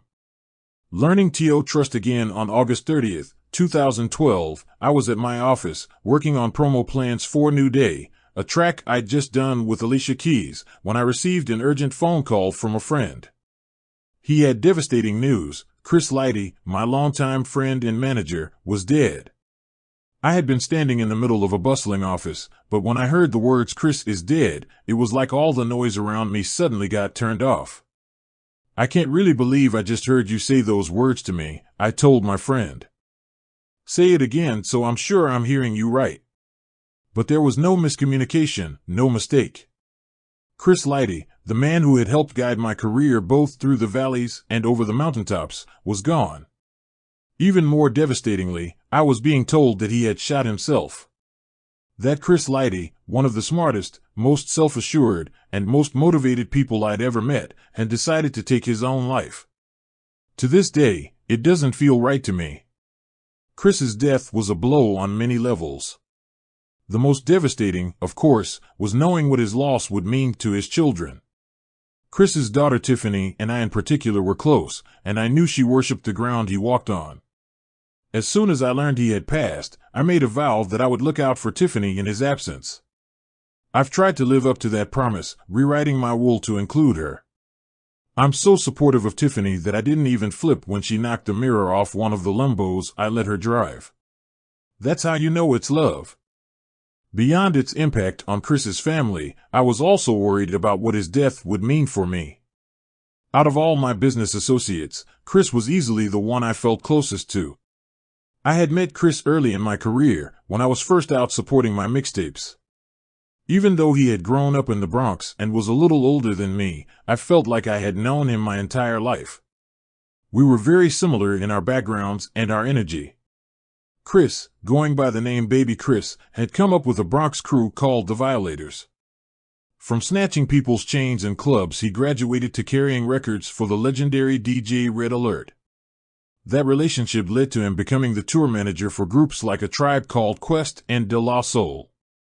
He later became a successful executive at Def Jam before launching Violator, his management company, with Mona Scott. Just like I was always seeking to find the balance between 50 Cent and Curtis Jackson, Chris had two distinct sides to him as well. Chris Lighty, the executive, could sit down in a boardroom and have no problem cutting a multi-million-dollar deal. But baby Chris from the Bronx would still want to smack you in the face if you played too much around him. We were both constantly walking a tightrope between respecting our street roots and demonstrating our corporate character. For that reason alone, we deeply understood each other. With Chris, for the first time in my life, I had someone outside of my immediate family who I trusted implicitly. With my money. With my visions. And with my future. A trust, as I've said, that is very hard for me to build. I didn't realize how much I trusted Chris till not long after he died and I had to appear at a deposition about one of my businesses.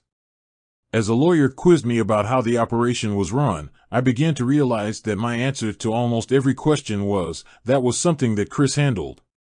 It really brought home to me what a huge role Chris had played in my career. I've really struggled to fill that void since Chris passed.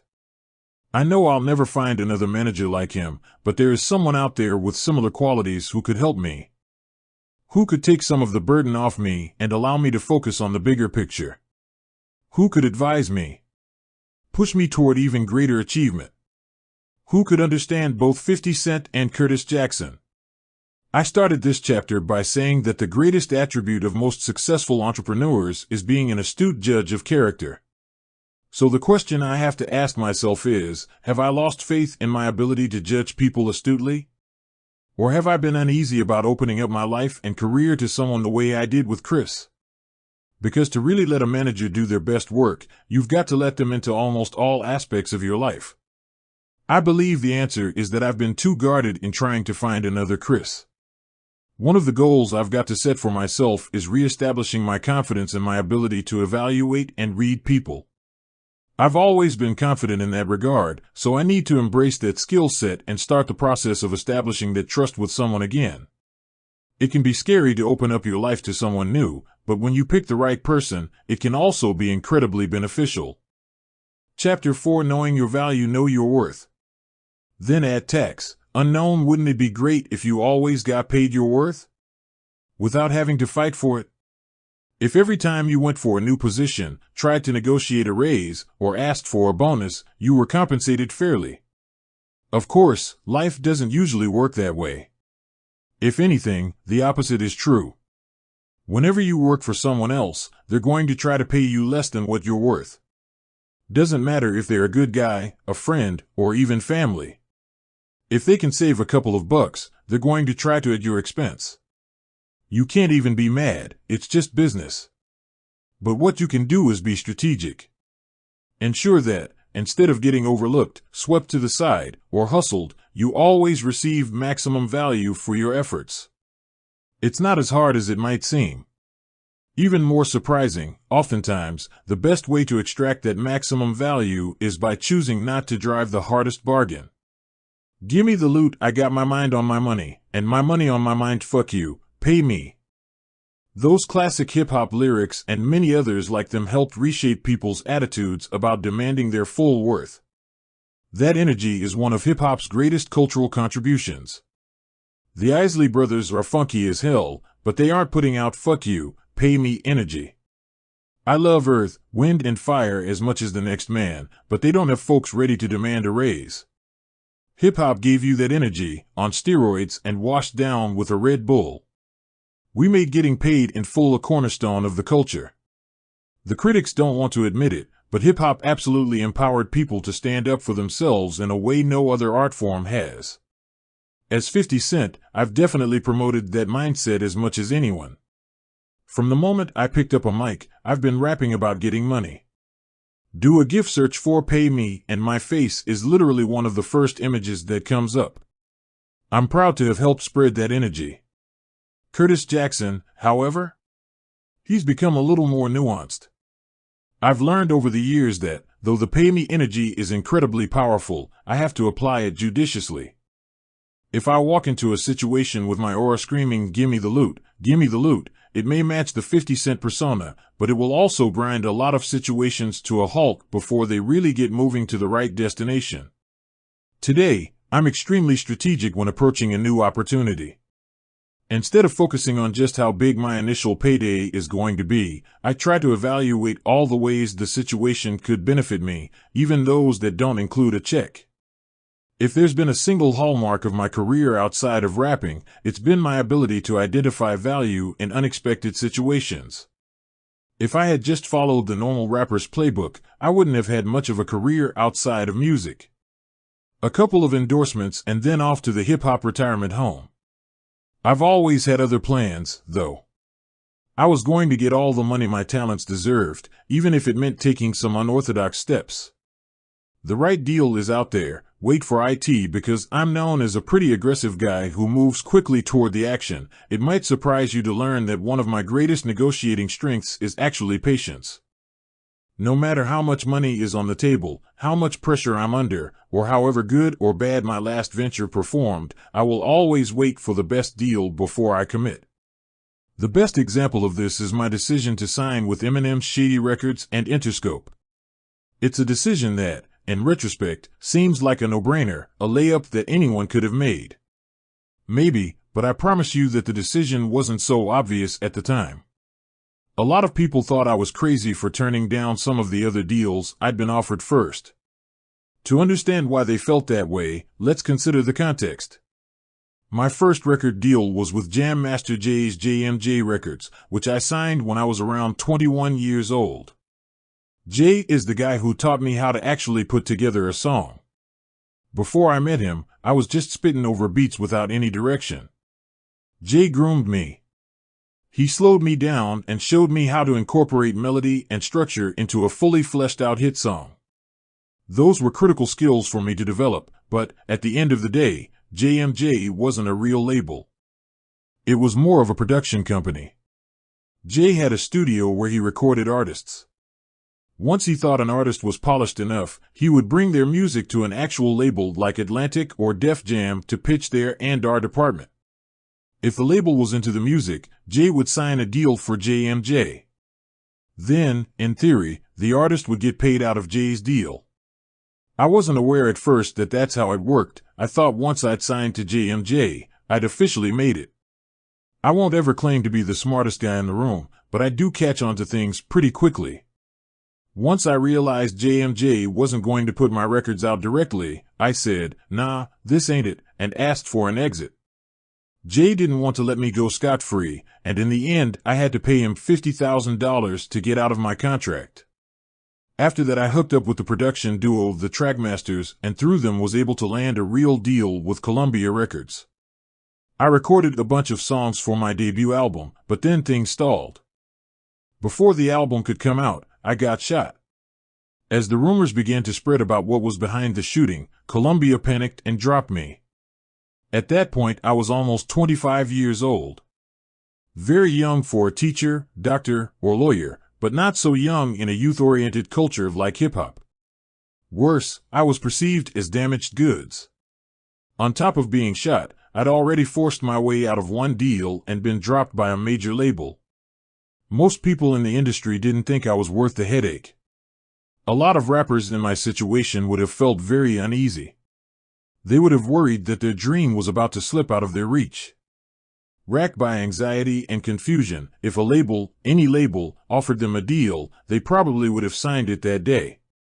And yet, that wasn't my mentality. I didn't care about what had already happened to me.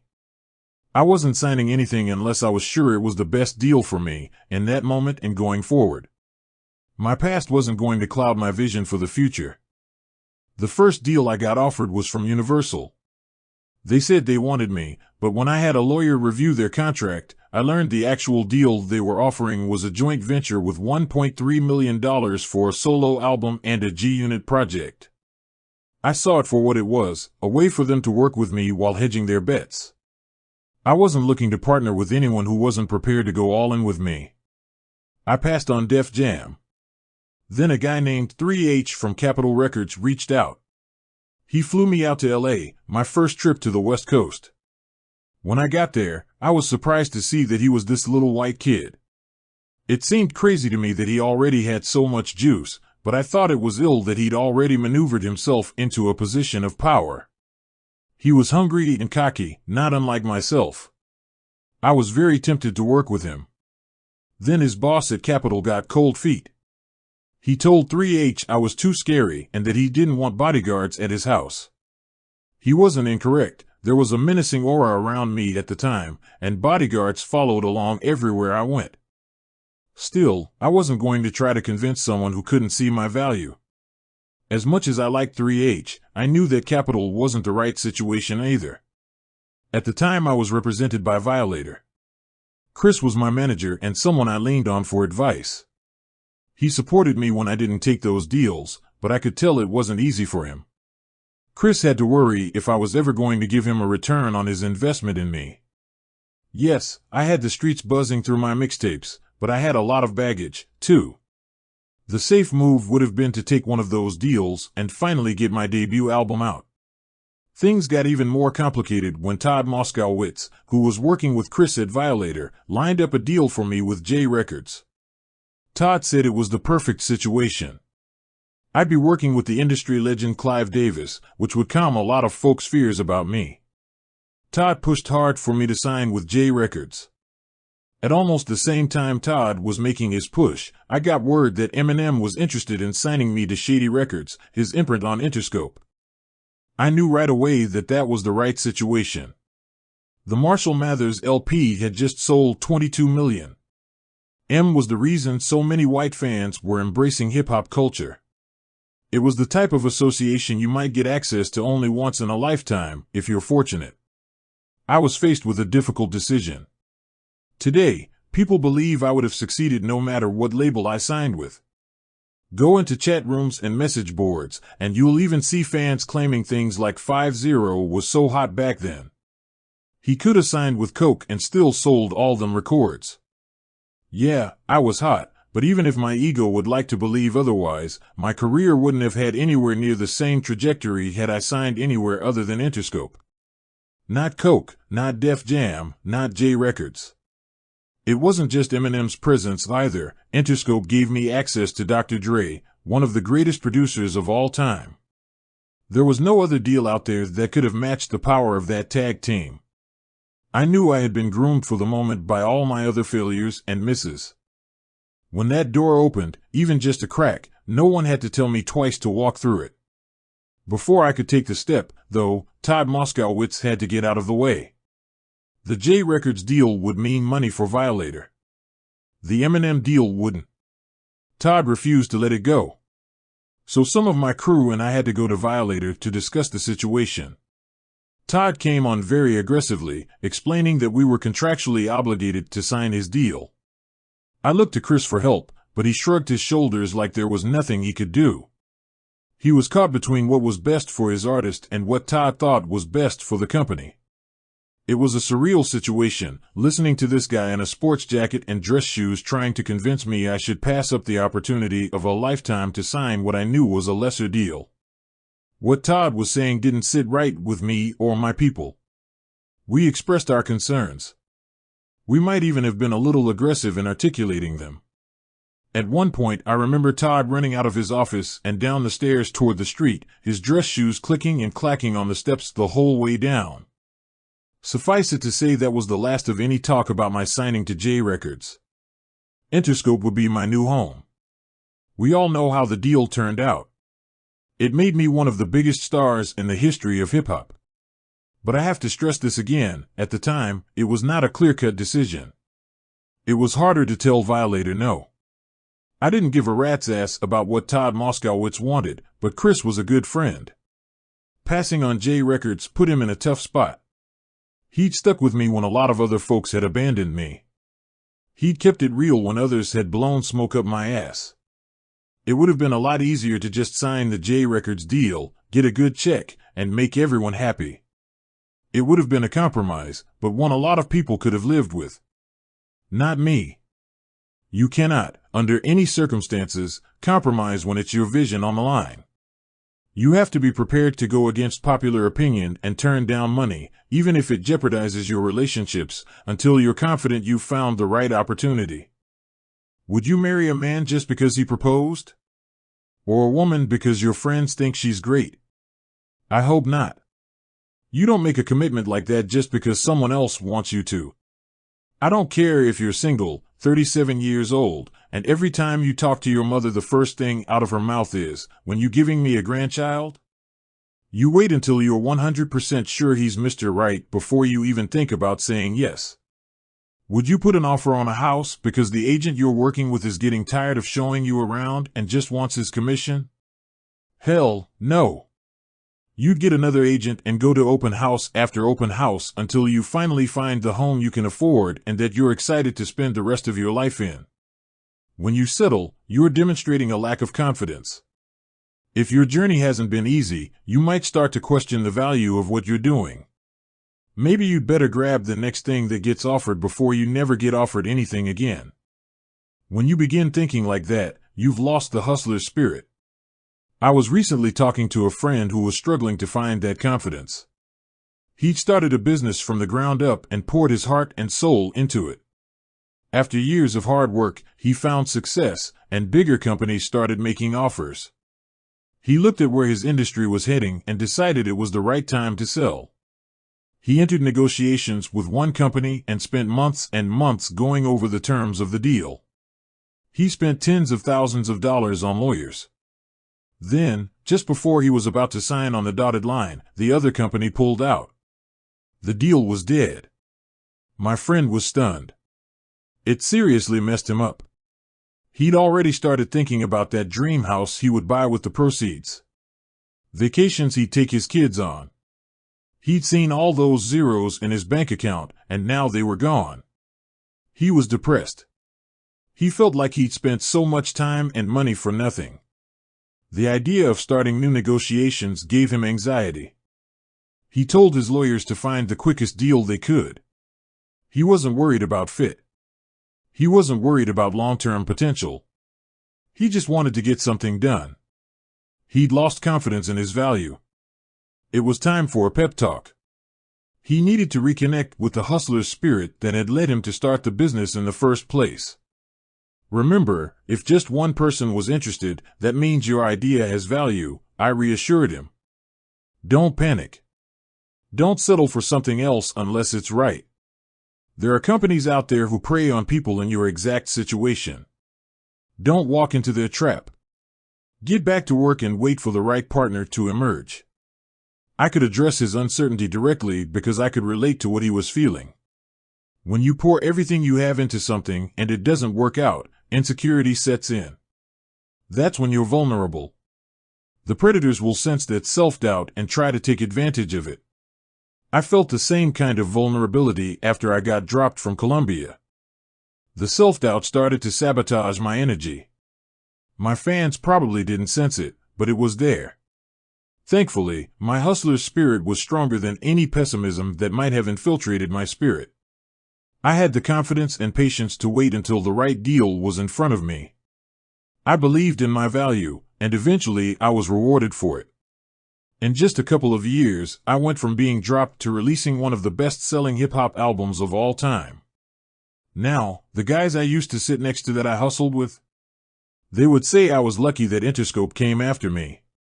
But, as my grandmother would say, you were truly blessed. It might seem obvious, but people don't always see the value of a strong association. Sometimes, and this is especially true with artists, they get so caught up in their own hype that they don't think they need anyone to co-sign them. They believe their heat alone is more than enough to get the job done. It's great to have confidence, but never let your ego blind you to an association that can take you further than you'll go on your own. I saw this happen firsthand with a Philadelphia rapper named Gilly the Kid. He was brought to my attention by the legendary Philly disc jockey Cosmic Kev. At the time, I was riding sky high off my first couple of albums and constantly had people pitching me their artists. Kev was seasoned, so he knew the best way to get my attention was to approach me humbly. "Yo, I've never asked you for anything," he told me, which was true. "But I need one favor. I need you to listen to Gilly's joint, 'cause this is gonna pop." I had a lot of respect for Kev, so I gave it a listen. He was right, it felt like a hit. I liked the song so much I decided I would walk Gilly into Interscope. If you're not familiar with that term, it means that instead of making him pitch his music to an A&R person, I would personally take his music to the executives in charge. Having someone walk you in is what you want as an artist. It allows you to bypass all the lower-level people and talk directly with the top brass. It's especially valuable if the person walking you in just sold 25 million records for the label. Then you've really got everyone's attention. I played Gilly's song for one of the top executives. At first they weren't as sold as I was. Then I told them my plan. "Listen, I don't think it makes sense to put Gilly on G-Unit," I explained. I didn't know if his sound would mesh with what we were doing at the time. "But if you guys sign him, I'll give the project my full support. I'll put the battery in his pack." The executive said, "Okay, that changes things. Let's do it." If I co-signed it, they knew it was going to sell. We sent word back to Gilly that there was a deal on the table at Interscope. I forgot exactly how much they were offering, but I remember it being fair. Evidently, Gilly didn't see it the same way. "Nah, fuck that," he replied when Kev told him the number. "They gotta give me $1 million to sign." I was surprised at his response, but out of respect for Kev, I went back and told the execs what he wanted. They felt it was way out of line for someone without much of a track record. They were willing to bring him on, but not for $1 million outright. Gilly wouldn't budge. People tried to talk to him, telling him that there was momentum he needed to harness, but he had his mind set on that $1 million. And when Interscope wouldn't give it to him, he passed on the deal. It was an ill mistake. His error was he allowed himself to get in a zone where it was all about the money. His vision was too limited. Another factor was his environment. Philly is a big enough city, but its rapper community is pretty small. Everyone knows what the other guy is doing. Gilly probably heard about what Beanie Siegel had signed for, or what Philly's Most Wanted had gotten, and figured he had to hold out to be in the same league. It was the wrong way to assess a deal. Instead of focusing on what the next man got, he should have focused on the larger opportunity, which was having me get behind his project. With all my momentum, I could have given him the heat he needed and then some. I have zero doubt that, with my cosign, Gilly would have ended up making way more than $1 million from Interscope. Instead, he signed somewhere else, and several years later released an album that didn't get the proper support or attention. That was pretty much it. He never had his moment, despite his proven skills. Today, Gilly's a respected OG on the Philly scene and has a popular podcast, but he never experienced the level of success he should have as a rapper. Focus on the potential, not the payday. When we look back at how I evaluated the Eminem deal, notice all the positives I focused on: elite talent to work with, a lack of internal competition, and access to a new fan base. Now notice what I didn't mention: money. I knew whatever number we agreed on would ultimately be irrelevant compared to what I would earn long-term with the proper plan in place. My signing bonus with Shady Records was only $1 million. But I ended up earning so much money off that deal, the signing bonus is almost irrelevant. It might sound counterintuitive, especially in a chapter titled Know Your Value, but the first check you receive should never be your biggest concern. Always focus on the long-term potential instead. That was the principle behind one of the best business decisions I ever made, which was my deal with Vitamin Water back in 2004. Today, I'm celebrated for that decision, but like when I signed with Eminem, at the time it had a lot of people scratching their heads. That includes Chris Lighty, who was skeptical when I first told him I wanted to invest in a water company. Sell water? To who? He asked. At the time, a lot of rappers were making good money by promoting liquor like Hennessy and Courvoisier. In Chris's mind, booze was the smarter space to invest in. There was a method to my madness, though. I knew, through personal experience, people don't always drink alcohol at live events. Maybe they're under 21 or don't want to shell out $20 for a stale beer. One thing that is always available and popular at any concert, however, is water. It's always going to be the top-selling beverage at events. One day I was walking through the water aisle in the supermarket and noticed a premier brand selling for $3. Then I saw the no-name brands were going for closer to 75 cents. I thought to myself, if you blindfolded me, there's no way I could tell which is which. The premium brands had just done a better job at marketing and promoting. That was another breakthrough. It had never occurred to me before, but just like booze, you could mark up water. Not to mention, water was a more authentic representation of my lifestyle. I don't really drink alcohol, but I definitely consume lots of water. And because I consume so much of it, I know drinking pure water alone got boring. To switch things up a bit, I started drinking flavored water. One day I was working out in a gym in LA and my trainer gave me a bottle of something called vitamin water. I took a swig and liked it so much that I made a mental note that it was a company I should invest in. Just to make sure I didn't forget, I actually threw my empty bottle in my gym bag. When I got back to my hotel, I called Chris and told him about the flavored water I liked so much. He did some research and found out it was distributed by a company called Glasso that was based in Queens, of all places. With my insistence, we decided that this was the brand I should be working with. Once I'd sold Chris on my vision, we hatched a plan. During a commercial for my Adidas sneakers that showed me working out in a boxing gym, we snuck in a shot of me taking a sip of vitamin water. It was barely half a second, but it was enough. A friend of Chris's who worked at Glasso saw the spot and reached out to see if I'd be interested in an endorsement deal. They had just developed a new product called Formula 50. Who better to sell Formula 50 than me? When we look back at how I evaluated the M&M deal, notice all the positives I focused on: elite talent to work with, a lack of internal competition, and access to a new fan base. Now notice what I didn't mention: money. I knew whatever number we agreed on would ultimately be irrelevant compared to what I would earn long-term with the proper plan in place. My signing bonus with Shady Records was only $1 million. But I ended up earning so much money off that deal, the signing bonus is almost irrelevant. It might sound counterintuitive, especially in a chapter titled Know Your Value, but the first check you receive should never be your biggest concern. Always focus on the long-term potential instead. That was the principle behind one of the best business decisions I ever made, which was my deal with Vitamin Water back in 2004. Today, I'm celebrated for that decision, but like when I signed with M&M, at the time it had a lot of people scratching their heads.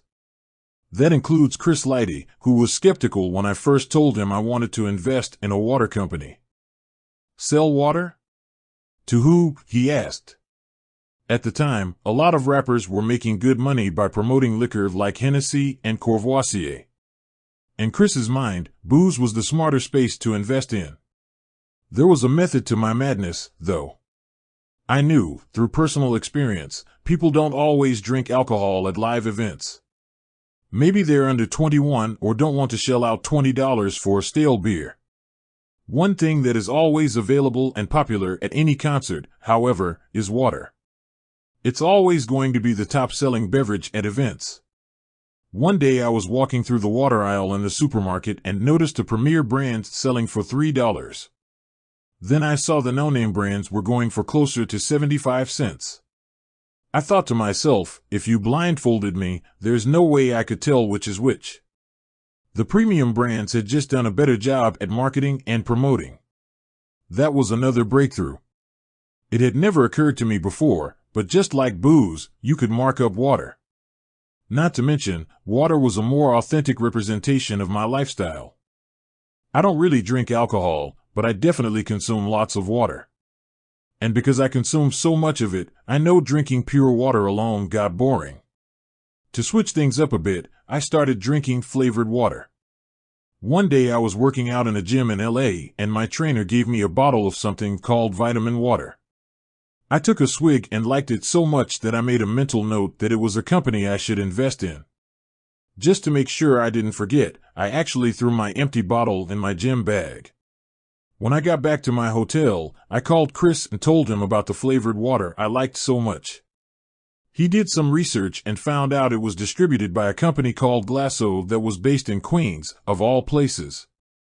With my insistence, we decided that this was the brand I should be working with. Once I'd sold Chris on my vision, we hatched a plan. During a commercial for my Adidas sneakers that showed me working out in a boxing gym, we snuck in a shot of me taking a sip of vitamin water. It was barely half a second, but it was enough. A friend of Chris's who worked at Glasso saw the spot and reached out to see if I'd be interested in an endorsement deal. They had just developed a new product called Formula 50. Who better to sell Formula 50 than me? I agreed, but I countered with something different than the standard endorsement deal. Instead of taking a 5 or low six-figure deal to appear in the ads, I wanted to invest in the entire company. Instead of taking cash from them, I actually wanted equity in the company. It was a very aggressive ask, and it caught Glasso off guard. They weren't opposed to the idea, but they were nervous about getting into business with me on that level. They only knew me as the rapper who had been shot 9 times, and they weren't sure they wanted to be associated with that sort of energy. I needed to put their minds at ease, so I took a meeting with the company's CEO. I didn't show up with an entourage, just Chris and me. I expressed how much respect I had for their brand, I was already a loyal consumer, and how hard I planned to work at spreading the word. I didn't give off the arrogant attitude or aggressive energy they were probably expecting. I presented myself as someone who saw a special business opportunity and was prepared to work his ass off to make it happen. And that was the truth. My approach helped them get over their apprehension, and we were able to strike an equity deal. The next order of business was to reimagine Formula 50. To me, vitamin water was just a more upscale version of quarter water, the flavored drinks you would get in bodegas for 25 cents a pop. As anyone from the hood can tell you, the most popular flavor of quarter water has always been grape. No one from the hood was trying to mess with lychee or passion fruit flavored water, which was what they had been thinking about. Formula 50 had to be grape to resonate with my base. Glasso respected my vision and changed the flavor to grape. Once everything was settled, I promoted the hell out of vitamin water. I was on billboards and bus stop ads across the country. I filmed an iconic commercial where I conducted a symphony orchestra playing in the club while taking sips of Formula 50. It seemed everywhere you looked, I was extolling the virtues of vitamin water. Glasso's market share began to rise, and the beverage industry took notice. So much so that, in 2007, Coca-Cola purchased Glasso for $4.1 billion. Of course I got piece of that. I'd like to give you the number, but I signed a non-disclosure agreement to never name the actual price. Let's just say I did very, very well. It was the biggest come-up of my life, which I later celebrated in my song I Get Money. I took quarter water, sold it in bottles for $2. Coca-Cola came and bought it for billions. What the fuck? What the fuck was definitely what the rest of hip-hop was asking once they heard about how much I'd made. There had been groundbreaking hip-hop deals before, Run DMC and Adidas, LL Cool J and FUBU, but nothing even remotely on this level. In an environment where everyone was looking for the next deal, I had identified something that was sitting in plain sight but that no one else had been able to see. I was confident enough in my vision not to get caught up in worrying about the upfront money. To be fair, I was still riding high off of the success of my recording career and wasn't pressed for another $100,000. I understand that not many people may find themselves in that position. Still, no matter what your situation is financially, if you really believe in something, I'd always recommend you go for the piece of equity over an upfront payday. When you ask for equity, you're essentially betting on yourself. When I did that with vitamin water, it was a fairly unique bet to make.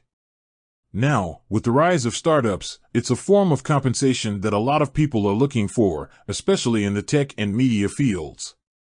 It's always smart to negotiate for equity, but you also have to be savvy about what sort of equity you're getting. Because all slices of the corporate pie are not always equal. If you're about to negotiate a deal with a company that might include equity, the first thing you must do is hire a lawyer. I don't care if you're broke, this is something you must do. Borrow the money if you have to. Then make sure it's someone who is familiar with corporate governance. Don't hire your cousin who does real estate work or the guy who handled your divorce because they're a little cheaper. Get someone who specializes in these sorts of contracts. Spending a few extra dollars at this stage, even if it hurts for a minute, can save you a ton of money down the road. You should also familiarize yourself with some basic issues so that you're educated when you do speak with someone. Most people aren't going to be in the same position I was in with Vitamin Water, where I could actually get a piece of the company. Instead, you're probably going to be in a situation where a company is offering you a lower salary offset by stock options. Before you can determine whether that's a good deal, you need to know the overall valuation of the company. If the company already put out an IPO, you can calculate its market value by multiplying the company's stock price by the number of shares outstanding. If it hasn't issued any stock yet, it's going to be harder to figure out. You're probably going to have to ask the founders what their method of determining the valuation of the company was. If they don't want to tell you, or give you a vague answer that doesn't make sense, then it's probably not a deal that you want to pursue anyway. If you're being offered stock, you need to know whether it is vested or not. Most stock options are vested, which means you have to stay with the company a certain amount of time before you can cash them in. If your option doesn't vest for 4 years, you need to ask yourself if you're comfortable staying with the company that long. If not, the equity might not be worth it. A lot of times people hear the terms equity or stock options and think they've hit the lottery. It is true that equity and stocks are one of the quickest ways to get a lot of money, but you just can't walk into a startup situation blindly. You have to educate yourself and ask a lot of difficult questions early in the process. That way, if the startup you're working for does become one of the rare ones that sees its value skyrocket, you're going to be perfectly positioned to reap the rewards. I've seen a lot of people miss out on golden opportunities by chasing a check instead of maneuvering for a piece of equity. Probably the most egregious example is my former associate Shah Money XL. I met Shah when I was first getting into music.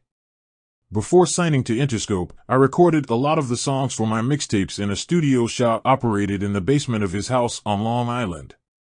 It wasn't a professional setup, not by a long shot, but it got the job done. More important, Shah provided a safe and secure space to record when a lot of bigger studios didn't want to fuck with me. Because of his loyalty and consistency during a difficult time, I considered Shah my partner. We never formalized the relationship, but in my head it was a foregone conclusion that when I signed my next major label deal, Shah would eat off of the situation, too. So imagine my surprise when one of the first things Shah did after I signed the Interscope deal was present the label with a $50,000 invoice. He wanted to be reimbursed for the recording sessions we'd done at his house. That blew me away on several levels. First off, we'd never discussed Shah charging me for the time at his place. And, if that was something he felt he was owed, why would he submit something so overinflated?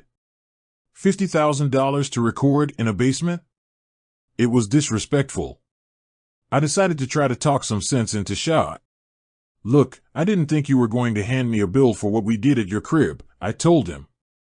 But if you feel like you need to get paid for those sessions, just take $30,000 and a point of the album. I was offering less cash than he wanted, but it was actually a very generous deal. A point was an industry term that meant for every album I sold, Shah would receive 1% of the royalties earned. In the record business, points are what everyone is looking for. If an album really takes off, there is no limit to the amount you might make. Judging from the buzz around me, we were talking about an album that was definitely going to take off. Shah wasn't interested in the point. Even his lawyer told him he was crazy. Take the fucking point, the guy told him. I'll give you $20,000 right now for it. What the fuck is wrong with you? He wouldn't even listen to his own attorney. Shah wanted his $50,000 from me and wasn't going to budge. He ended up getting it, but it would be a decision that cost him dearly. That single point on Get Rich or Die Tryin' ended up being worth $1.3 million. He didn't just lose over $1 million either. After Get Rich or Die Tryin' started flying off the shelves, Interscope offered me a $15 million deal for G-Unit Records. Once that deal was signed, I noticed Shah started hanging around my offices a lot. I guess he thought he was going to get some of that budget, too. Nope. You ain't getting none of this money, I was quick to tell him. You took your equity out of the situation when you demanded that $50,000. Now you've been paid for everything you've done. Our relationship was never the same. In just a few months I'd gone from seeing Shah as a partner I was prepared to share millions with to just another contractor. Shah undercut his own position by not understanding how to negotiate. He got fixated on that $50,000 and couldn't get himself unstuck. This is one of the biggest mistakes you can make when entering a negotiation. Never get fixated on a number. You want the person you're negotiating with to think you're stuck, but when the right moment comes, you have to be prepared to move off it. That's not undervaluing yourself. It's just a matter of understanding that successful negotiations are built on give and take. If you refuse to concede anything, the conversation isn't going anywhere. If Shah had understood that basic principle, he would have seen that there was a very easy path toward getting what he wanted, and then some. Let me show you how he should have handled it. When I offered him $30,000 and a point, he shouldn't have dismissed it out of hand. Instead, he should have come back to me with some humility. You know what, Fifth? I was tripping by submitting that bill. Don't worry about the $50,000. Even if he didn't believe it in his heart, he should have sensed I was pissed and softened his position a bit. Once he had gotten me to let down my guard just a bit, he could have come back with a stronger ask. I know I was thirsty with the bill. But I did put a lot of time into this album. We were really in the trenches together on it. And I really appreciate you offering the point. But instead of 1, could we do 2 points? If he had said that, I wouldn't have been upset. He was in the trenches with me, after all. He had proved his worth and loyalty. I would have probably said, let me think about it, and then countered with 1.5 points. In all likelihood, that's where we would have settled. Shah would have walked away with close to $2 million from that deal alone. Plus, our relationship would have remained on strong terms, and he would have likely gotten points on subsequent albums as well. Instead, he got only a fraction of that. I was offering him a chance to enter a new tax bracket, and he negotiated himself into nickels and dimes due to ego, insecurity, and, possibly, lack of faith. That's not hustling stronger. It's hustling weaker. I believe one of the reasons Shah failed to negotiate his proper value is because he took the process personally. Maybe his pride told him he shouldn't have to ask me for anything. Maybe he didn't trust me. Or maybe it was just plain old greed. Whatever his reasons, Shah clearly let things get personal. This is the other huge mistake people make when they start negotiating. They take offense at what's being offered because they feel it's an unfair representation of what they've put in. Please understand this, negotiations are not personal. Again, I don't care if you're dealing with a longtime business partner, a friend, or a family member, the other person is never going to start at a number you think is fair. It's just not how the process works. They're always going to start at a lower number and then come up if you push back. Just how high they come up depends on how good a negotiator you are. But they're never going to start at that number. Trust me. I've been part of thousands of negotiations, and none of them have started exactly where I wanted them. Even with all the leverage I have as a proven entrepreneur and entertainer, to this day I still have to work to get to the number I'm looking for. The key is I never react emotionally. Even if the energy I'm projecting is of someone who is pissed off and about to walk away, internally I'm cool. I'm just waiting to see how my energy is received. If I push and push, and the other side still won't move, then I will walk away. But more often than not, a few pushes get me to where I want to be. And then we seal the deal. Once it's done, it's like all the posturing and threatening never even happened. Everyone hugs, raises a toast, and talks about how excited they are to be in business together. When I first started operating in corporate America, I can't lie, this threw me off a bit. In the streets, there are certain words that you can't come back from. In the boardroom, it's different. People will call you outrageous, liar, motherfucker, and cocksucker, but then act like it never happened once the deal is reached. In the streets, those might be the last words you ever say if you say them to the wrong person. But in the corporate world, it's different. Those words never really carry any weight to them. It is all part of the process, something that has to be tolerated to reach a common ground. You should always fight for your worth, but never take offense that you have to fight in the first place. When you do that, you're moving off of emotion. It might not be fair, but to get what you want, you can only move off of strategy. Anything less will leave you hustling backward. Creating real power, one of the best deals I ever negotiated was with Stars for my TV show Power. It was also, at least initially, one of my least lucrative deals. But that didn't faze me at all.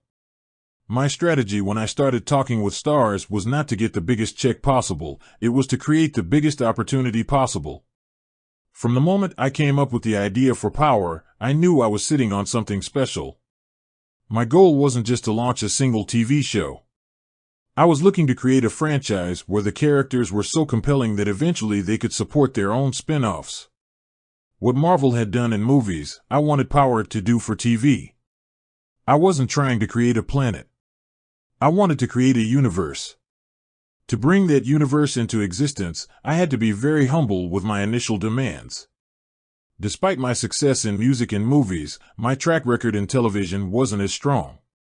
My only other foray into TV, an apprentice-esque reality show for MTV called The Money and the Power, had been canceled after one season. I had to accept that I didn't have the leverage to demand a superstar-sized check. Yes, Stars believed in my vision, but they weren't ready to break open the bank. The budget they were offering was limited. If I wanted the show to be a hit, I'd have to spread that money around. That's why I agreed to do the first season for just $17,000 an episode. Over 8 episodes, that came out to $136,000. Mind you, it wasn't just $17,000 for acting in the show. I was also the executive producer. That meant I spent months in the writer's room and working with showrunner Courtney Kemp. When it was time to promote, I had to be front and center on Good Morning America, calling into radio stations, and shaking sponsors' hands. I was making a total commitment to the show. For $136,000. From a strictly financial perspective, it looked like a terrible deal for me. I could have made 3 times the amount just by doing a few club appearances or a 10-minute show. Forget about getting paid fairly. Given how much time I invested, I basically paid myself to make that first season of Power. When some people found out how much I'd agreed to do the season for, they were shocked. They figured I would have told Stars, "Man, I'm 50 Cent. I can walk into a club, pretend to drink a glass of champagne for 5 minutes, and get paid $50,000. No way I'm signing this." That response might have seemed in character for 50 Cent, but it would have been a very short-sighted strategy. That's how Sha Money or Gilly the Kid might evaluate a situation. But not Curtis Jackson. By doing Power for well below my normal rate, I was betting on myself again. And this bet paid off spectacularly. Power quickly became Stars' highest-rated show by a wide margin. Over the past 5 years, it's single-handedly driven the network's success. That metric has given me a lot of leverage in negotiations. When I first started talking to them, I had to be a little down to earth. After the show blew up, I could afford to be more aggressive. I built so much leverage that I just re-signed with Stars for $150 million. The deal includes a 3-series commitment and a fund to help develop other G-Unit projects. When it's all said and done, it will probably be worth a lot more than even that. Even as I was hustling on the set, in the writer's room, and on the promo runs, I never for a second thought my true value was only $17,000 an episode. That was just the number I had to agree on to jumpstart the process. My true value was going to lie in executive producing and starring in a hit TV show that would birth multiple spin-offs and multiple revenue streams. Everything I was doing in season 1 was meant to put me in a better position to make that happen. To be fair, I could afford to work for cheap that first season. I understand most people aren't in such a fortunate position. For you, taking less money up front might mean encountering real hardship. It might mean having to work a second job on top of whatever venture you're pursuing. It might mean taking out loans or giving up your apartment and moving in with a roommate. I realize steps like that can be demoralizing, but I promise that these choices will be worth it in the long run. Securing the best long-term potential is always worth making sacrifices in the moment. Just do SHIT. Not long after Power launched, I was at a party at Jamie Foxx's house in LA. At one point, I was telling Jamie and a bunch of guys on his team a version of the same story I just shared with you, how I went to stars with a vision, didn't get caught up on how much I was getting paid, and used that financial flexibility to fully execute my vision. You see that? You see how 50 just did that? Jamie told his friends when I was done. He just be doing shit. We gotta stop asking and just start doing shit, too. Let's go. Jamie was just trying to motivate his team. In reality, he makes as many things happen as anyone, but in that moment he managed to capture one of my fundamental principles in creating success: just do shit. It seems like an obvious enough approach, but we spend a lot of time waiting for permission to do shit instead of just making it happen. We fall into the trap of thinking the so-called gatekeepers, a boss, an executive, an agent, a critic, have to unlock that door ahead for us when, more often than not, it's already wide open, just waiting for us to walk through. One of the best ways to bypass those gatekeepers is to go directly to the people with your ideas. The more time I spend with corporate executives, the more I've noticed how clueless they are about how to connect with the public. They'll form focus groups, commission studies, hire influencers, everything but go directly to the people. My strategy has always been the opposite. I always try to connect with people on the most basic level. Take my involvement in the spirits industry. When I first got involved with effin' vodka back in 2015, the conventional wisdom said that the best way to sell vodka was to make it appear aspirational. Premium liquor had to represent a lifestyle that was slightly out of reach. That might have been what the marketing departments thought would work, but that's not how I was going to approach things. I decided the best way for effin' to increase its market share was for me to be literally within reach of my fans. The way I would do it was by hosting as many promotional events as possible. When I first got into the music business, meet and greets were an incredibly effective way to sell CDs. If I did an event at Tower Records, Best Buy, or Virgin Megastore, there would be lines out the door and around the corner. People wanted to shake my hand and get a picture, to have a connection with me, even if it only lasted 5 seconds. Then MP3s replaced CDs, and there wasn't anything to sell in person anymore. Meet and greets largely went out of style. I could understand the music business moving away from them, but why couldn't they be relevant for spirits? CD sales dried up, but last time I checked, no one had managed to figure out how to stream a bottle of vodka. I didn't see any reason why meet and greets couldn't be extremely effective to sell liquor. That desire for a connection was still there. To test my theory, I decided to do a series of meet and greets in liquor stores around the country. Specifically, I focused on smaller cities, places like Milwaukee, Pittsburgh, and Jacksonville, where I knew my presence would be a big deal. The meet and greets were extremely successful. People would hear I was going to be at a liquor store in their town, and they'd line up just like they used to for CDs.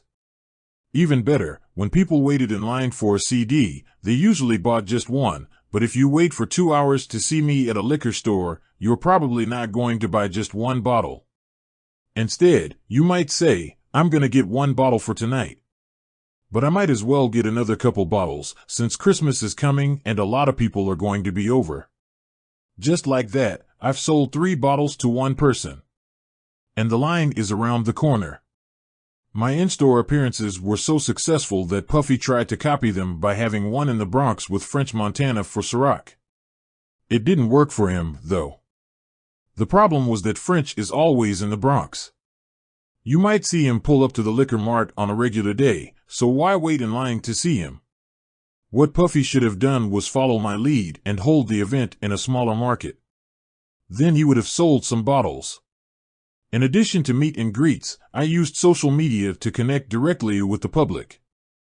If someone posted a picture of themselves on IG holding a bottle of effin', I might repost it to my page.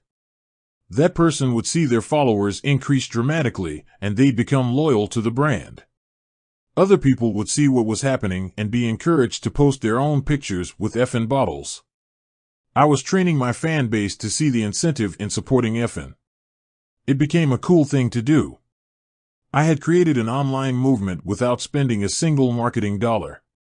I see a lot of parallels between how we moved in the crack game back then and how savvy people are moving on social media today. People move based on direct interaction, not on what a suit tells them. The internet is making the gatekeepers much less relevant. For instance, back in the day, if you had a great idea for a film, you had to pitch it to a studio. Because you needed access to their money and promotional potential, the studio was the gatekeeper that confirmed whether your idea had any value. Today, if you have a film idea you're passionate about, you don't need that studio to get it off the ground. You can literally shoot that movie with a smartphone, edit it on your laptop, and distribute it yourself on YouTube. If your work is good enough and speaks to your audience, people will watch it. It might take time, but eventually the word will spread that you've made something of value. Then the studios will reach out to you. You've proved that you have an audience. But even more important, you've shown that you actually know how to make something. That's critical. All sorts of people have ideas. Some people even have scripts. But very few people have proved that they actually know how to make something. To build it from scratch. That's actually the most important thing to a studio. They want to know that if they sign you to a deal, you're not going to waste their money and never deliver anything. Sure, they prefer it not suck, but the most important thing to them is that it actually gets made. Do you ever wonder why in Hollywood some directors keep getting rehired even though they haven't had a hit in years? Because at least the studio knows they're going to deliver. By creating your movie on your own, you've already passed that test. You've shown that you can make something, that if a studio gives you a check, you're actually going to give them something back in return. Combine that with a built-in audience and bam! Now you've got leverage. You're not a dreamer with an idea hoping that someone takes a chance on you. You're a proven asset who can sit back and wait for the best deal. I'm using film as an example, but adopting a just do shit mentality will help you in every field. Don't sit around hoping someone will invest hundreds of thousands of dollars in your restaurant idea. Start a food truck for a lot less and make sure what you're serving is so delicious that the lines are around the block. If you do that, it's only a matter of time before an investor shows up with a check. Another example that I'm inspired by is travel bloggers. Those kids aren't waiting for a big travel agency or a TV network to write them a check. They bought a plane ticket and a decent camera, traveled to some cool places, and started creating their own content. No gatekeepers told them they could do it, they just did it. In fact, a lot of older folks hated on the concept. These kids want to get paid for posting videos on vacation, skeptics would say. They need to get a real job. But those kids had a vision. They stuck with it and basically created their own industry. Today, over 30% of travelers say they consult travel blogs when picking their next vacation. Because of that, tourism boards pay travel bloggers hundreds of millions of dollars to promote different locales. Resorts give them free rooms. Airlines give them free flights. There's a reason it's become one of the most desired jobs for millennials. But it never would have happened if some young kids with a connecting flight and a camera hadn't said, "Let's just do this shit." The greatest expense I've bought a lot of luxury items over the years, more watches and chains than I can count, enough Lamborghinis, Rolls Royces, Maseratis, and Ferraris to fill up a parking garage, and one of the most opulent mansions in America. But easily the most expensive thing I spend is time. I've taken chains back to my jeweler. I once even returned a Ferrari because I couldn't figure out how to start it. And yes, I did sell that mansion. But I don't have a receipt that can get me back the time I've put into something. That's why you have to place a premium value on how you spend the limited time you have. The person who really drove that lesson home for me was Eminem. Many years ago, I was hanging out with M in the studio, and I started thinking about putting together a massive world tour. It could be me, you, Dr. Dre, and Snoop, I told him. That show would sell out stadiums all over the world. There's nobody who wouldn't want to see that show. Even as I was pitching it to M, I could see the stadiums filled with excited fans. I could see millions of dollars going into each of our bank accounts. It was like a dream sequence in my mind. M, we need to do this, I shouted, almost jumping out of my seat. M heard me out and then said, "Man, this sounds great. It sounds really amazing. But I don't want to do it." His answer didn't register with me. Did he just say we're not going to go and get that money? That couldn't be right. Why not? I asked incredulously. Because I don't want to go on tour for months and then I come home and Haley's grown, he explained, referring to his daughter. In that moment, I didn't understand where M was coming from. I couldn't get past what I viewed as a missed opportunity. But, over time, I came to understand M's perspective better. Yes, it's always nice to pick up a check. But a check is never more important than an experience you value. Granted, M had the luxury of already having made tens of millions of dollars. He didn't have to worry about financially supporting Haley. He was good on that count. He just needed to focus on emotional support. But I believe M would have made the same decision even if he was still broke and living on 8 Mile Road in Detroit. One of the reasons M has been so successful is that he's never chased things. He's never let external forces tell him what to care about. He's cognizant of what matters to him, and that's what he focuses on. And I would argue that not chasing dollars is one of the main reasons he's made so many of them. If M had chased the easy money, he would have come out of the gate presenting himself as a Vanilla Ice knockoff. Or he would have made rock and roll records, which is what a lot of folks told him to do. But he had too much talent and respected hip-hop too much to ever do that. He was going to pay his dues and establish himself as a real MC, even if it meant putting off getting paid at first. Money is the goal, but oftentimes in order to get it, you have to retrain your brain to value experience. Especially if you weren't born with a silver spoon in your mouth. Maybe you weren't able to go to a college where your friends could walk you into their parents' company and get you a good job. If you weren't blessed with any of those advantages, you have to figure out how to get access to whatever world you're trying to get a start in. And a lot of times the easiest way to break in is by working for free, as an intern.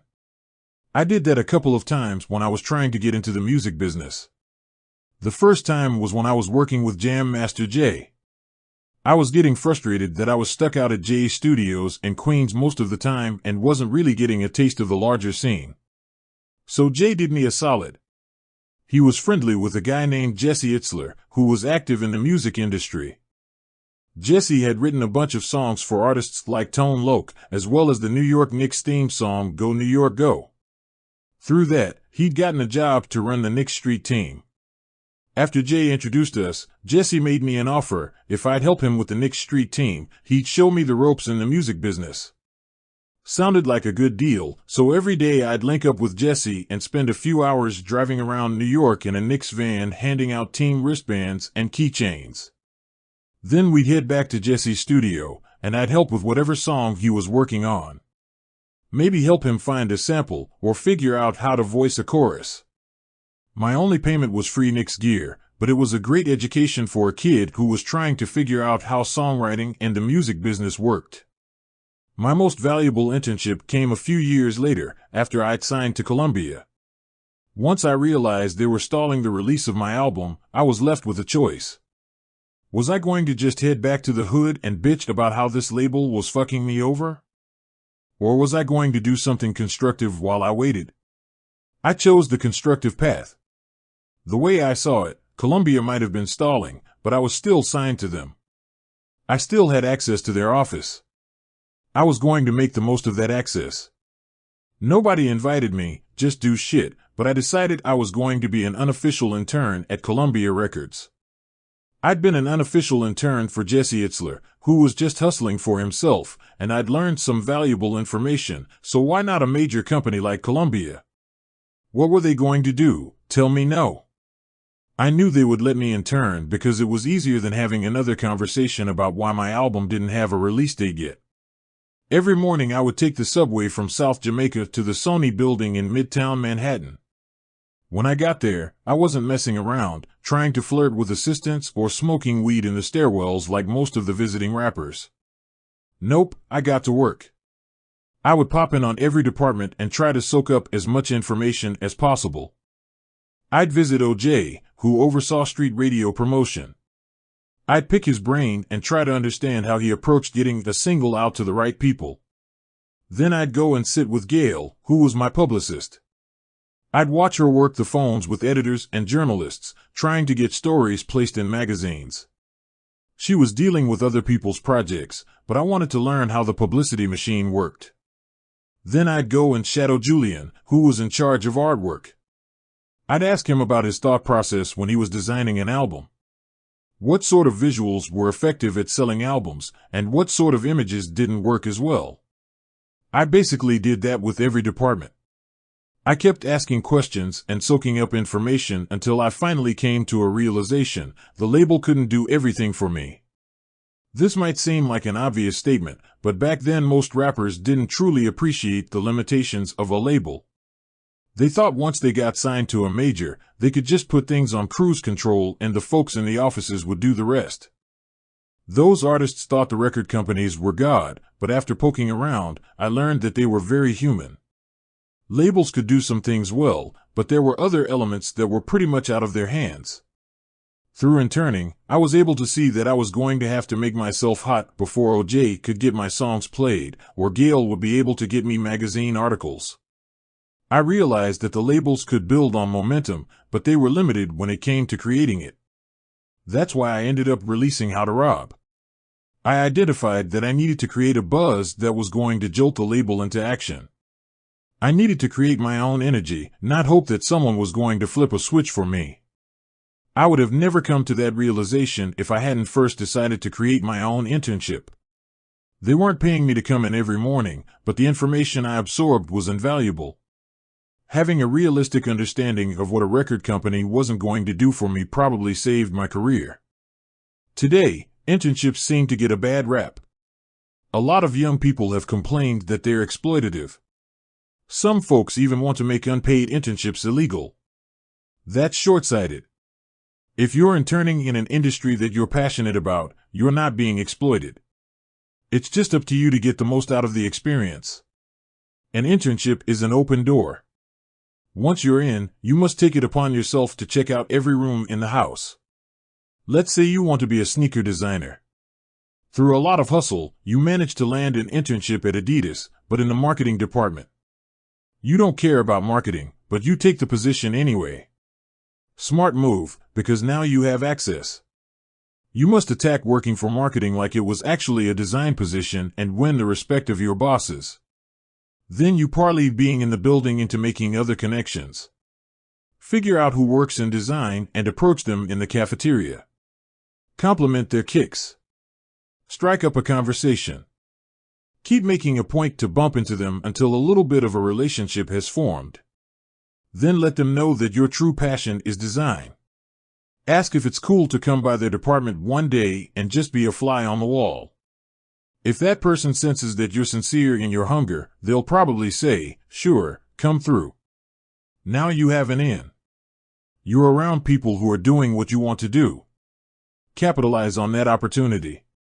Ask questions, make observations, and soak up game. Even if it doesn't lead to an actual job down the road, though it might, you'll leave the situation with a tremendous leg up on your competition. You'll have real information on how your passion gets put into practice. Someone who really capitalized on the intern experience was Corentin Villemur, the photographer I mentioned earlier. Corentin grew up in France, where he was a huge hip-hop fan. In 2006, he decided to move to New York City so he could be closer to the culture.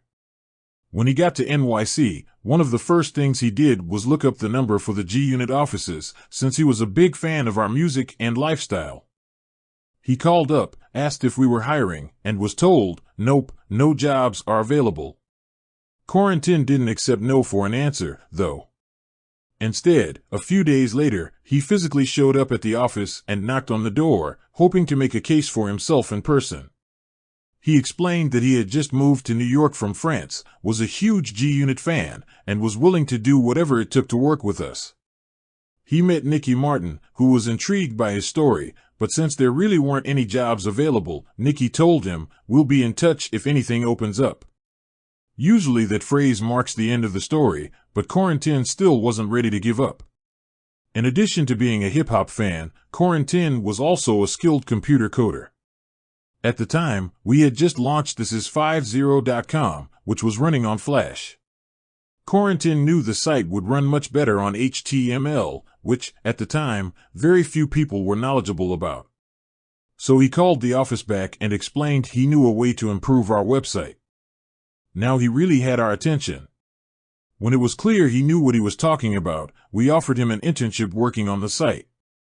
Corentin jumped at it and, true to his word, almost immediately made the site better. That established his value within the organization. I promoted him from an intern to the person in charge of all of my internet platforms. Since he was also a very skilled photographer, he became my in-house photographer. In that role, he's gotten to travel the globe with me, from Africa to Australia, taking pictures and experiencing hip-hop on a global scale. Corentin was able to make his dream back in France a reality because he understood two key concepts. The first was persistence. He didn't wait for us to post a job listing somewhere. He took the initiative to cold call our offices. When that didn't lead anywhere, he showed up at the office. That visit didn't directly lead to a job, but it helped him establish a connection with Nicky. It allowed him to go from a name on an email to someone with a story, someone who made a positive impression. The second smart thing Corentin did was he didn't call us back asking for an internship. Instead, he offered us something. He studied our organization, saw where we could use improvement, and then saw how he could add value. I don't care if it's hip-hop, film, or the financial sector, if you can make a convincing case that you can add value to an organization, they're going to find a spot for you. Once you've got that spot, now you can build up your value.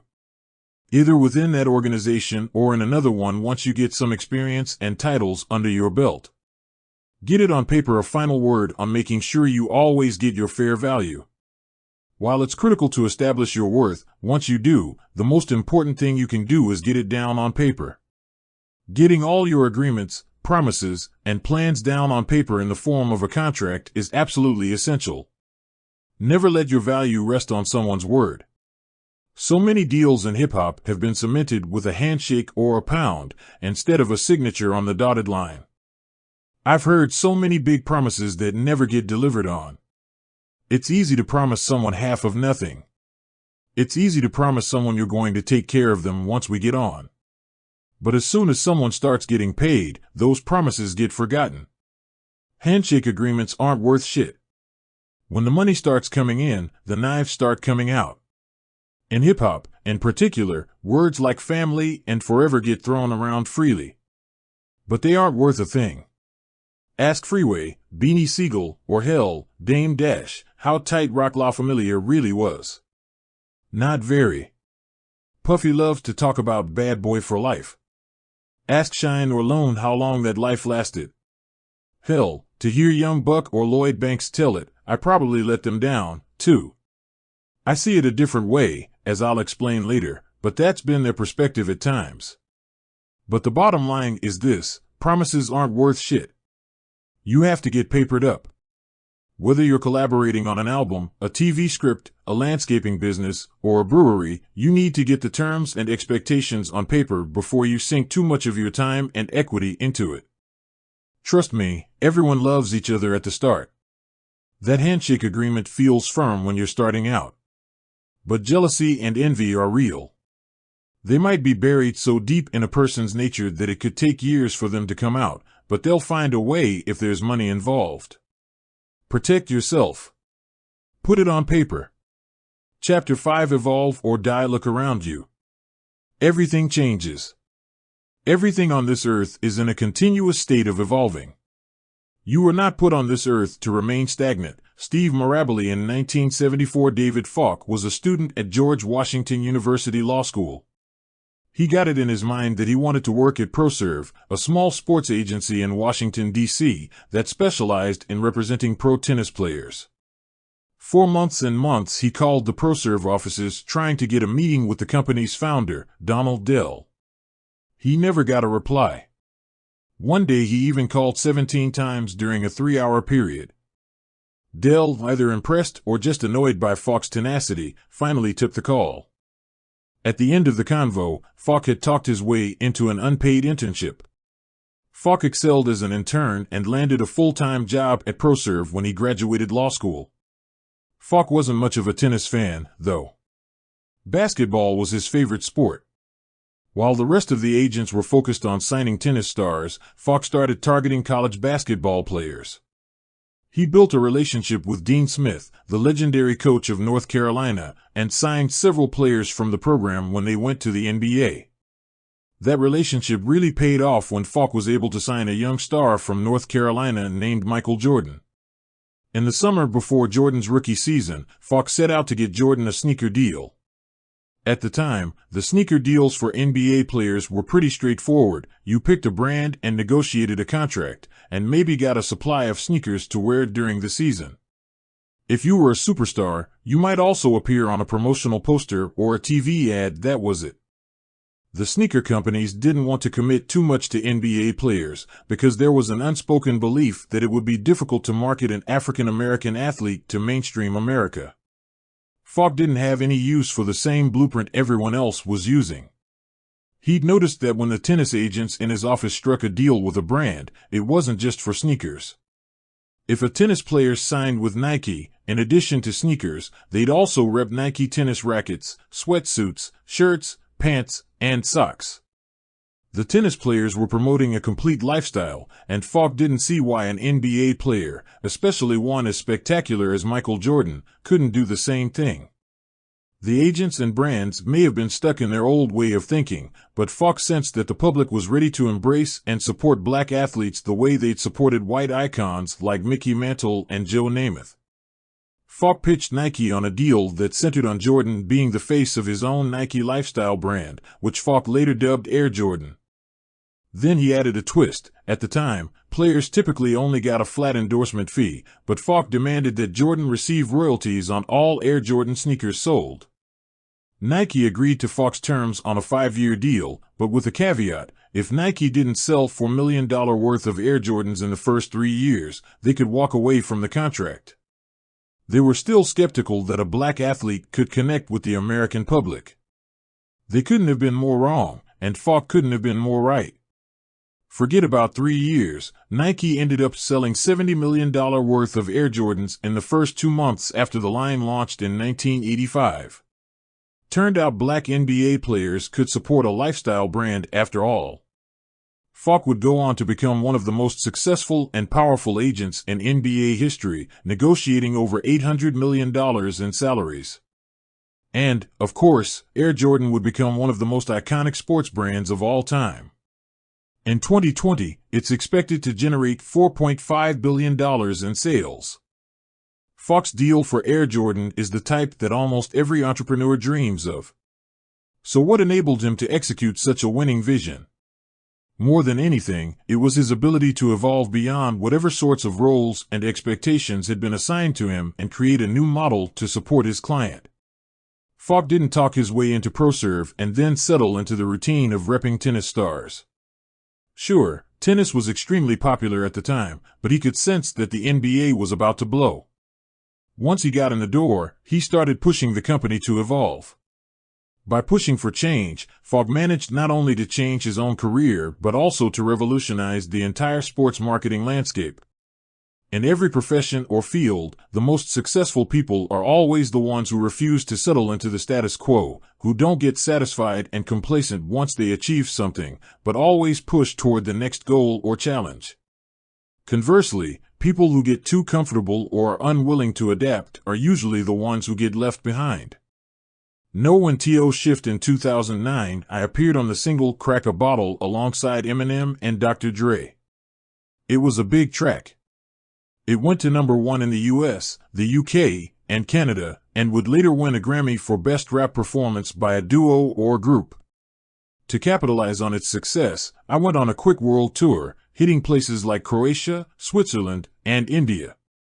Everywhere I performed, people went crazy for the song. There's nothing like standing on stage in a foreign country in front of 50,000 people and hearing them singing your lyrics. It's an electric energy you can feel running through your body. When I got back to the States, I decided to hit the road for some spot dates. When I performed the same song for American audiences, however, the response was totally different. Where the international audiences had been alive and pulsing, the US audiences were lethargic. It was a #1 song, but people weren't reacting to it. It would have been easy to come up with a rationale for the crowd's reaction. Eminem and Dre weren't performing it with me.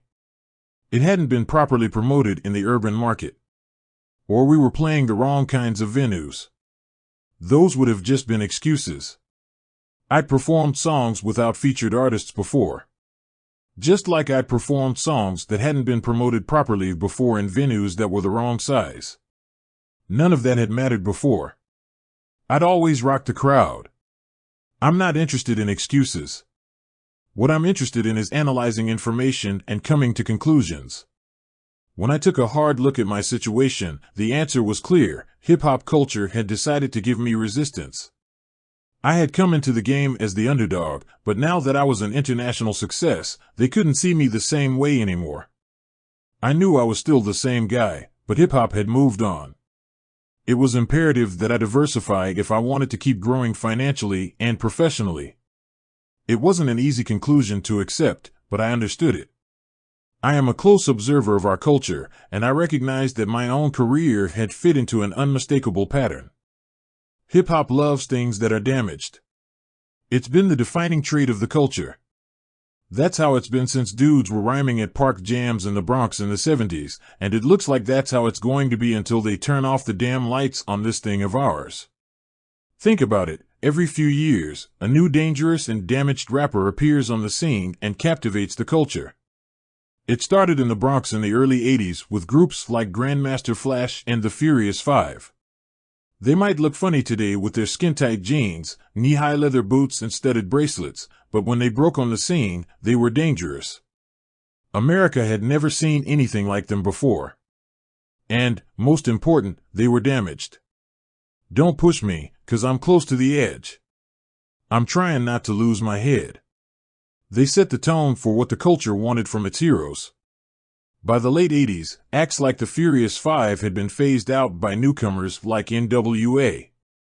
No one had seen a group that damaged and dangerous before, and NWA made those OGs seem safe and cuddly by comparison. For several years, NWA was the illest thing in sight, until Wu-Tang stormed onto the scene and grabbed that mantle.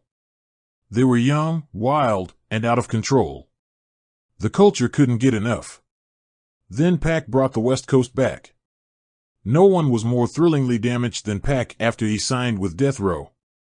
He was taking shots at undercover cops, strutting in courtrooms, and surviving assassination attempts. There's no telling how long his reign could have lasted if he hadn't been killed. After Pac, it was my turn. I raised the damaged bar as high as it could possibly go. He got shot 9 times and didn't die, but eventually the culture didn't see me the same way anymore either. I might have been phased out, but the pattern kept going and going. The most recent rapper to harness that energy was Tekashi, but he wasn't able to control it.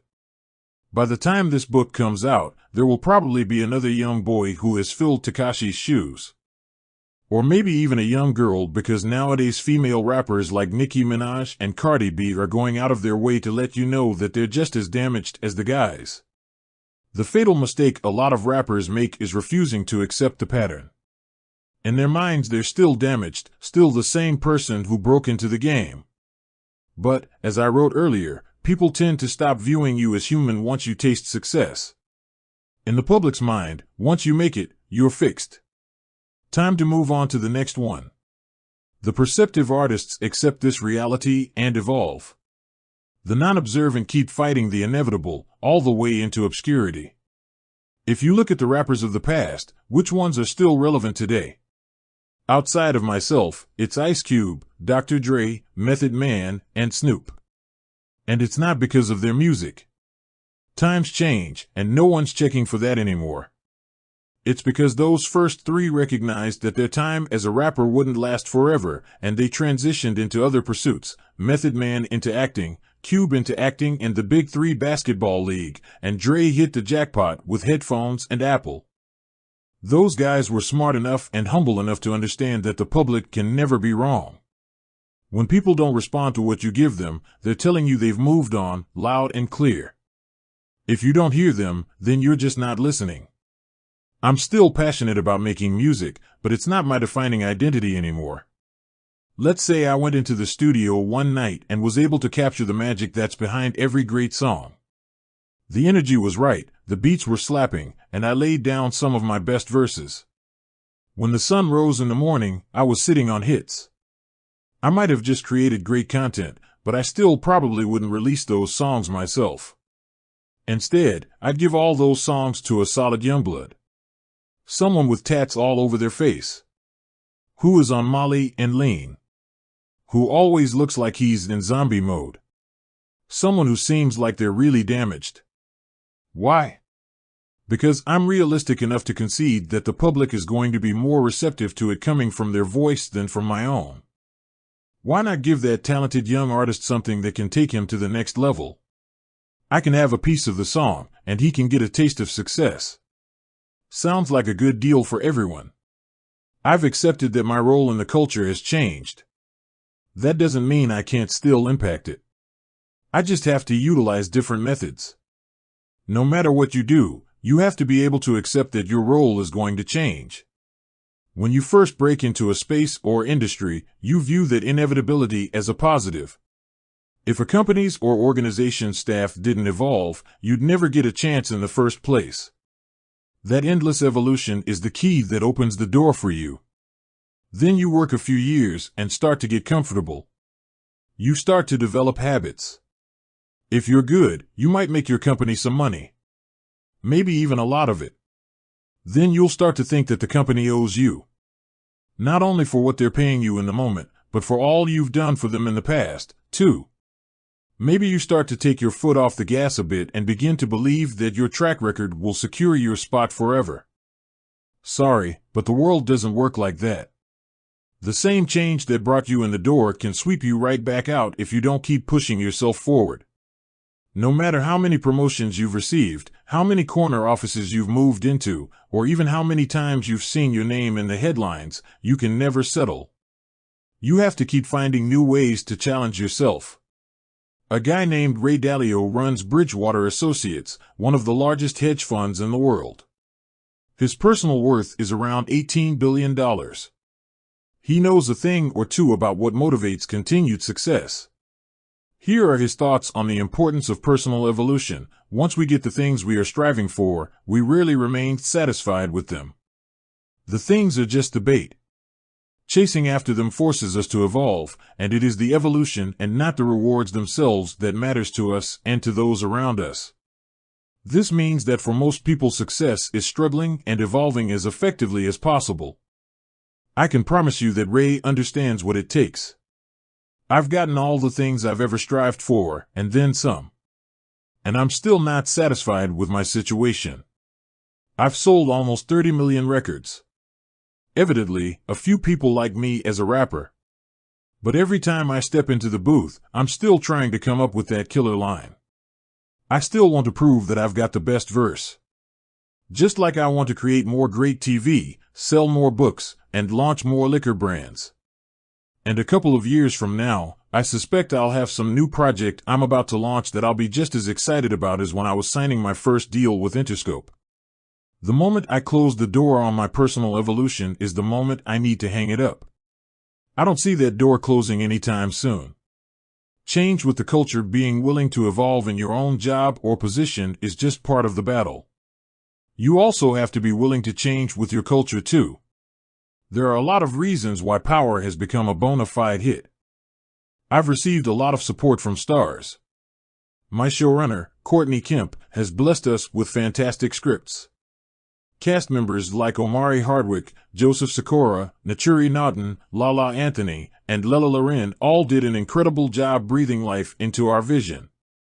But one of the biggest factors behind the show's success is that I constructed it to reflect my audience's evolution. I conceived Power for my audience and my audience only.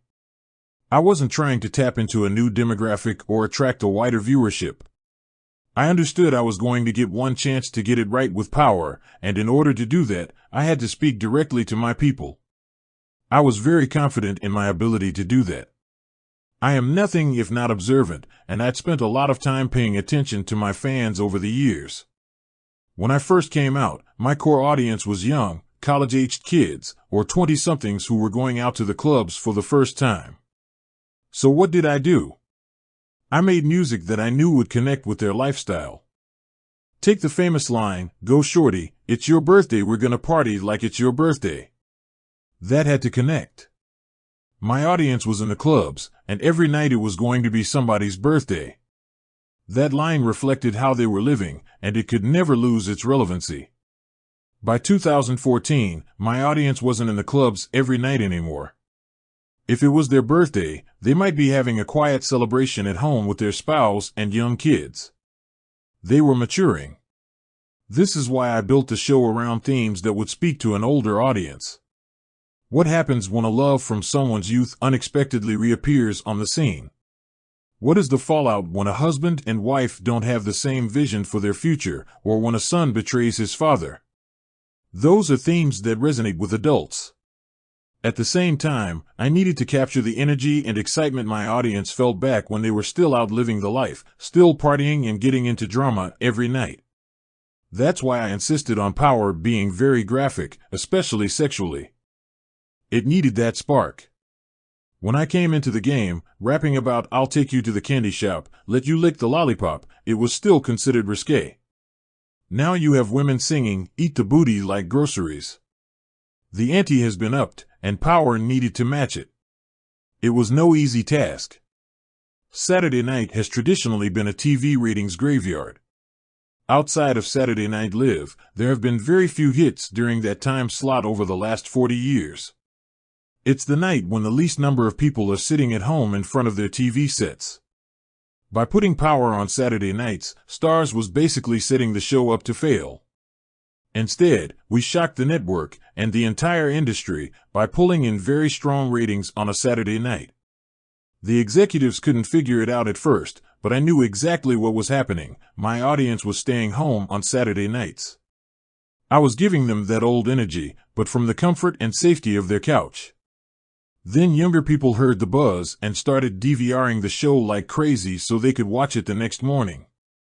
Or they were watching it on their phone via the Starz app. We were killing it across all platforms. It's been a winning transformation for Starz, too. I allowed them to tap into an audience that they didn't have before. Before Power, the network lacked identity, but now they're realigning themselves to be a younger and more diverse version of HBO. It all started with Power. Power's not done evolving yet either. We're going to roll out 4 spin-offs on Starz, including one starring Mary J. Blige and Method Man that I'm very excited about. We've also got a drama about the Black Mafia family coming next. It's such an organic project, combining the rap and music elements that are so fundamental to hip-hop. I'm confident it's going to be a smash, maybe even bigger than Power. If one generation knew me as a rapper, there's going to be another that knows me as a TV mogul. But only because I was willing to change with the times and my audience. Refusing to evolve. If the success of Power was one of my greatest accomplishments, then one of my biggest disappointments is the unfulfilled potential of Lloyd Banks and Tony Yayo of G-Unit. Both Power's rise and G-Unit's fall are testaments to how growth is often the key element in any successful journey. I always felt that if I had maybe done a better job teaching Banks and Yayo how to evolve and change their habits, they each would be in better places right now. Instead, they both stayed stuck in their mindsets, and as a result, the success they desired has eluded them. In Banks's case, a lot of his failure to grow as an artist is connected to his emotional composition. Banks grew up in the same neighborhood as me but was never a part of it in the same way. While I was out hustling, Banks was more content staying on his porch and watching the world from there. There's nothing wrong with that, but it underscored a particular aspect of his personality. Banks wanted things to come to him, as opposed to going out and getting them for himself. That's not me trying to assassinate his character. The guy has lazy Loic tattooed on his arm. He literally wears his laziness on his sleeve. He's always projected an unhelpful mixture of being both introverted and cocky at the same time. The kind of person most comfortable being a big fish in a small pond. If Banks was hanging out in the studio with a bunch of unknown MCs, he'd be very confident. He'd enjoy being the center of attention. But if I suddenly showed up, then he'd feel like he got demoted. He'd be bitter he didn't feel like the center of attention anymore. I get it. I can take up a lot of the air in a room. The problem is that he'd never fight to get some of that oxygen back, which is exactly what a star is supposed to do. I believe a true star must possess 4 fundamental abilities: create great material, be a high-energy live performer, have a unique appearance, and possess a strong personality. Tupac had all 4. So does Mary J. Blige. Chris Brown too. Biggie didn't have all of them, but he was able to compensate in the areas where he was weaker. His appearance wasn't strong initially, so Bad Boy got him new sweaters and put sunglasses over his eyes that kept moving all over the place. He couldn't move around the stage so much as a performer, so the head of his label became his dancer. It was a great distraction. The overhaul worked for Biggie. He came into the game with transcendent material, and then they picked up the slack in the areas he wasn't as strong in. He transformed himself into a star with a little management. If I'm being honest in evaluating Banks, he possesses maybe one of those qualities. He is a very good lyricist. Among what are known as the punchline rappers, Banks likes to call himself the PLK, or Punchline King. I don't know if he's the king, but I'll give it to him that he's in the conversation. He is not, however, a great live performer, stylish dresser, or domineering personality. So if he doesn't check those 3 boxes, how is he going to get bigger and become the star in real life that he is in his head? To me, one answer was to change how he interacted with the culture. That's why years ago I told Banks to film a video of his life and post it on YouTube. Introduce people to his lifestyle. Let the camera follow him around for a while and see how he moves. Maybe something he says or does will create a spark, go viral, and then he'll have some heat around him again. What I didn't want him to do was sit there writing punchline after punchline and then grow resentful when no one seemed to care about his mixtapes anymore. They say insanity is doing the same thing over and over again but expecting a different result. If that's so, Banks's temperament was definitely a little crazy. I'm not saying anything here I haven't said to Banks directly. Another time I sat down with him, just when IG was starting to pop off, and tried to drop this gem on him. Was out hustling, Banks was more content staying on his porch and watching the world from there. There's nothing wrong with that, but it underscored a particular aspect of his personality. Banks wanted things to come to him, as opposed to going out and getting them for himself. That's not me trying to assassinate his character. The guy has lazy Loic tattooed on his arm. He literally wears his laziness on his sleeve. He's always projected an unhelpful mixture of being both introverted and cocky at the same time. The kind of person most comfortable being a big fish in a small pond. If Banks was hanging out in the studio with a bunch of unknown MCs, he'd be very confident. He'd enjoy being the center of attention. But if I suddenly showed up, then he'd feel like he got demoted. He'd be bitter he didn't feel like the center of attention anymore. I get it. I can take up a lot of the air in a room. The problem is that he'd never fight to get some of that oxygen back, which is exactly what a star is supposed to do. I believe a true star must possess 4 fundamental abilities: create great material, be a high-energy live performer, have a unique appearance, and possess a strong personality. Tupac had all 4. So does Mary J. Blige. Chris Brown too. Biggie didn't have all of them, but he was able to compensate in the areas where he was weaker. His appearance wasn't strong initially, so Bad Boy got him new sweaters and put sunglasses over his eyes that kept moving all over the place. He couldn't move around the stage so much as a performer, so the head of his label became his dancer. It was a great distraction. The overhaul worked for Biggie. He came into the game with transcendent material, and then they picked up the slack in the areas he wasn't as strong in. He transformed himself into a star with a little management. If I'm being honest in evaluating Banks, he possesses maybe one of those qualities. He is a very good lyricist. Among what are known as the punchline rappers, Banks likes to call himself the PLK, or Punchline King. I don't know if he's the king, but I'll give it to him that he's in the conversation. He is not, however, a great live performer, stylish dresser, or domineering personality. So if he doesn't check those three boxes, how is he going to get bigger and become the star in real life that he is in his head? To me, one answer was to change how he interacted with the culture. That's why years ago I told Banks to film a video of his life and post it on YouTube. Introduce people to his lifestyle. Let the camera follow him around for a while and see how he moves. Maybe something he says or does will create a spark, go viral, and then he'll have some heat around him again. What I didn't want him to do was sit there writing punchline after punchline and then grow resentful when no one seemed to care about his mixtapes anymore.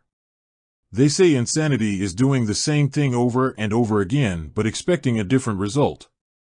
If that's so, Banks's temperament was definitely a little crazy. I'm not saying anything here I haven't said to Banks directly. Another time I sat down with him, just when IG was starting to pop off, and tried to drop this gem on him. You gotta get on Instagram, I encouraged him. You can be a little awkward in person, so this is actually a better way for you to communicate with people. You just put pictures of what you think is cool on your page. That way you can control the conversation without having to feel uncomfortable. It's perfect for you. Nah, I don't want to do it, he said. Why not? You just put up the pictures and then write some witty shit around it. You can literally put punchlines under your pictures. You can utilize what you're good at to make some new fans. Nah, that's corny, he told me, before adding, Biggie and Pac didn't do that shit. They're dead, my man, I told him. They died before this stuff was even invented. And how do you know they wouldn't be posting on IG if they were alive? But Banks was adamant. Biggie and Pac didn't do social media, so he wasn't going to do it either. It was a line of thinking that really blew my mind. It suggested that if Tupac were alive, he'd still be wearing leather vests and red bandanas tied around his head, sending girls his beeper number.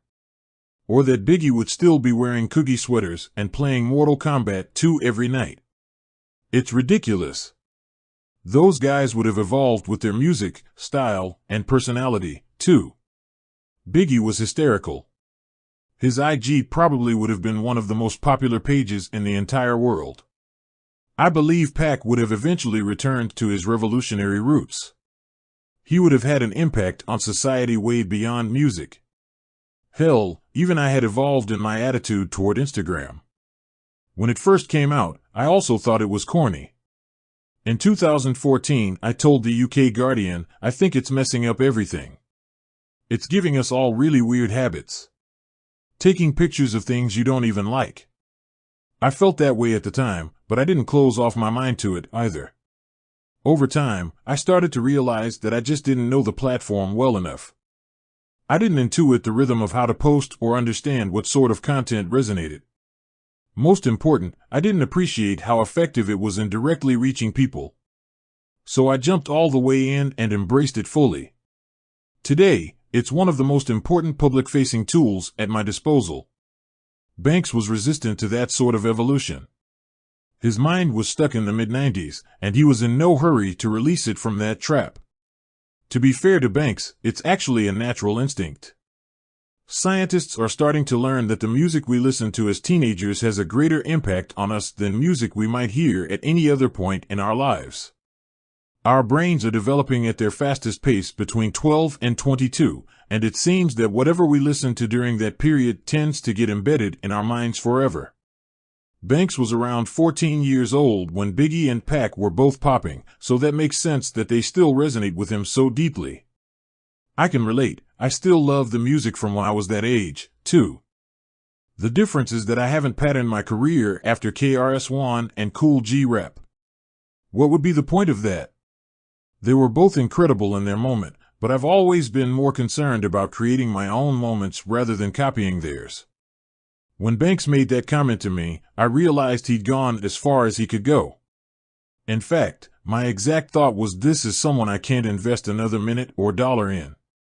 Everyone knows someone like Banks. The person who only respects a certain era and thinks everything else is trash. It could be music, but it could also be TV, film, sports, or fashion. At first it seems kind of cool that they're so passionate about protecting a legacy, but after a while it gets tired. Most people don't want to keep being lectured about why whatever they're enjoying in the present isn't as good as what came before it. It's great to respect the past, but never to the point that it stops you from moving into the future or even making the most out of the present. People who are stuck in the past age prematurely. Their driver's license might say that they're 30, but their mentality is older than a lot of folks in their 50s and 60s. Age isn't about what year you were born, it's about how you approach the year you're in right now. If you're open to new experiences, willing to take chances, and curious about new topics, you're young. Period. On the other hand, if you're set in your ways and aren't interested in trying new things, or think you've already learned all there is to know, then you're old. In fact, you're dying. My beard has a couple of gray hairs in there, but I'm young. I feel and look fresh. Not because I still got a six-pack or wear cool sneakers, but because my spirit is youthful. I'm as excited about what's going to happen this year as I was in 2002 or 2012.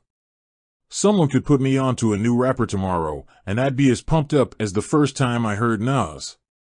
Just like I could watch a new sitcom and laugh as hard as the first time I watched Sanford and Son. I'm never going to cut myself off from new experiences. I really did try to help Banks, but you can't help anyone who is stuck in either a time or a mind frame.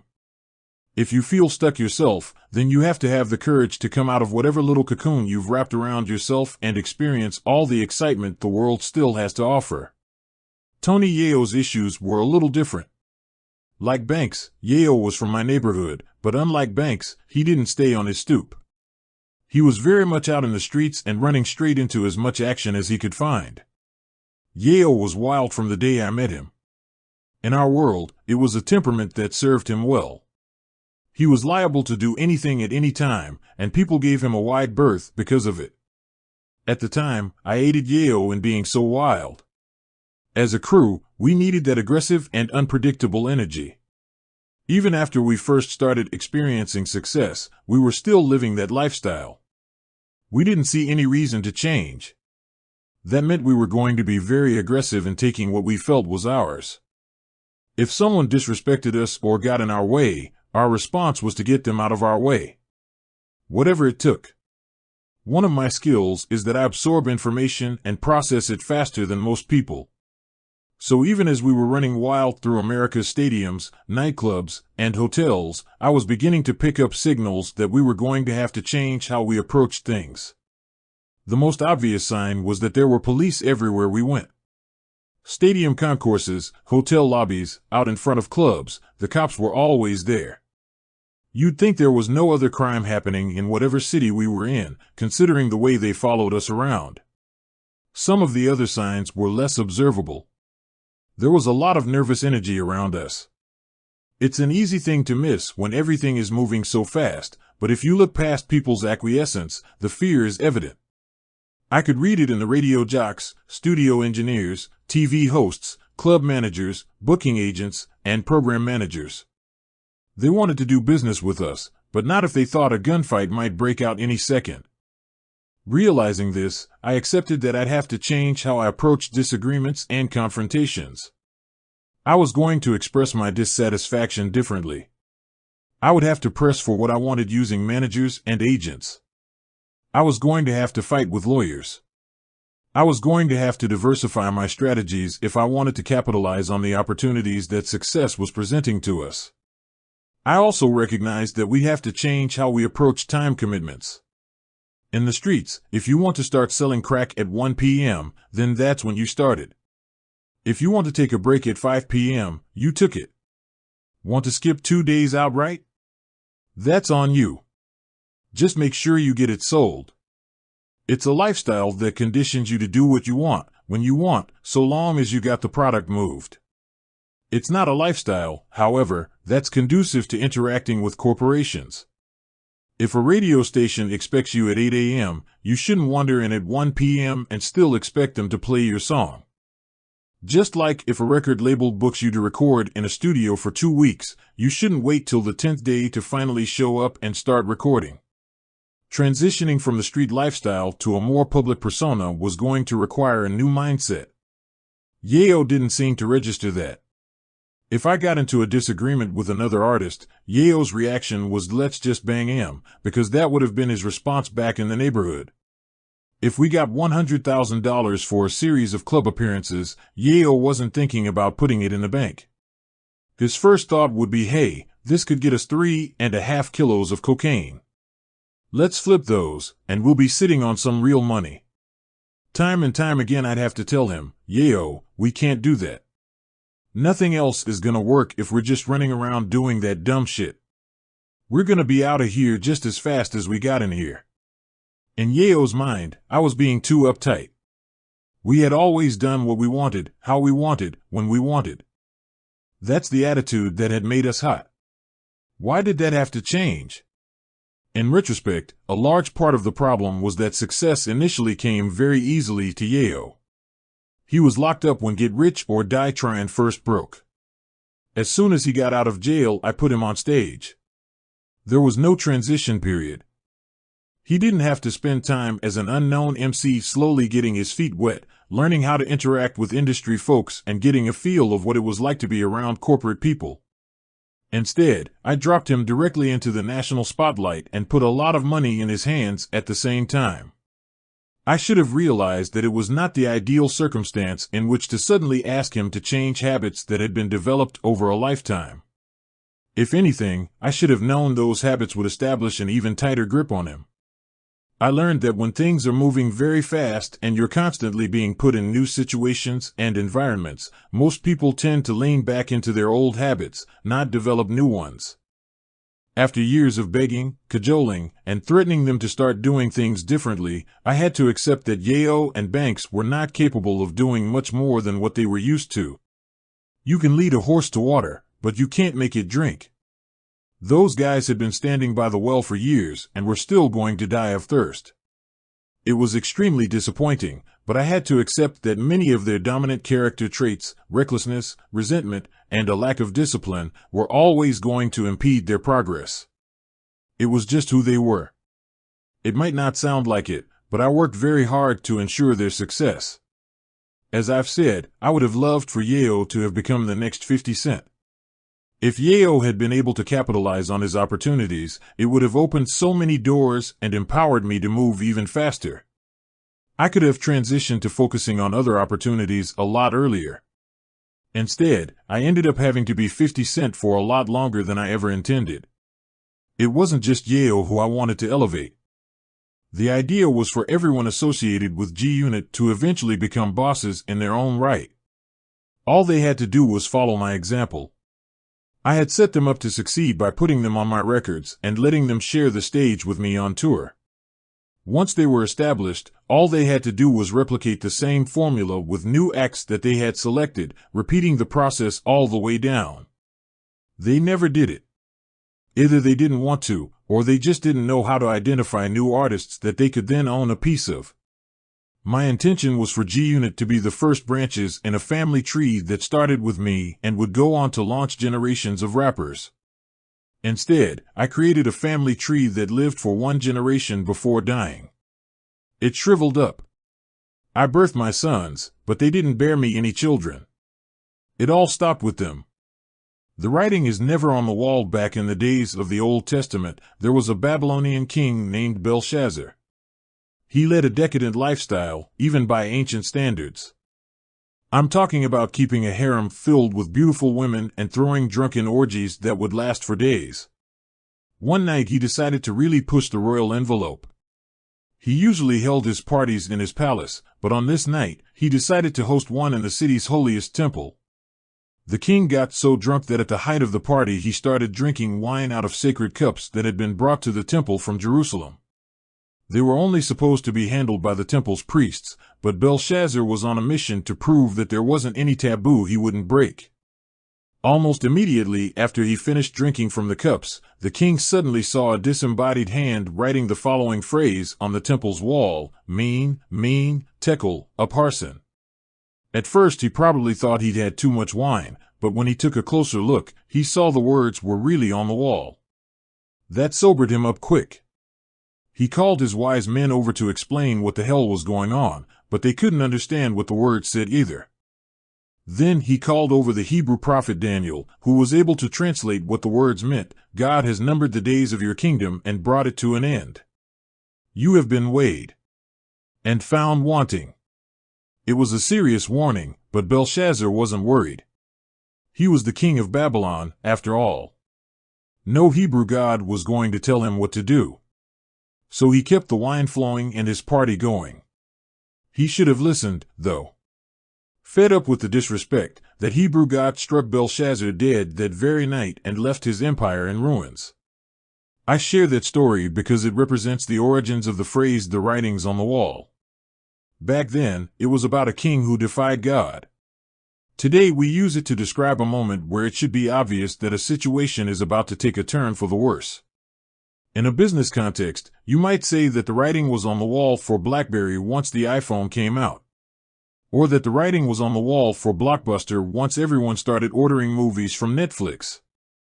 Of course, in hindsight, it's easy to look back at what happened to the BlackBerries and Blockbusters of the world and identify when their fortunes were about to take a turn for the worse. To actually identify when that turn is happening in real time, especially when it's happening to you, is a much harder task. That's because the writing is never actually on the wall. If that were the case, it would be easy to know when to shift up your business plan, start looking for a new job, or even get out of a bad relationship. But no one flew a plane over the Blockbuster headquarters trailing a banner that read, "Hey CEO."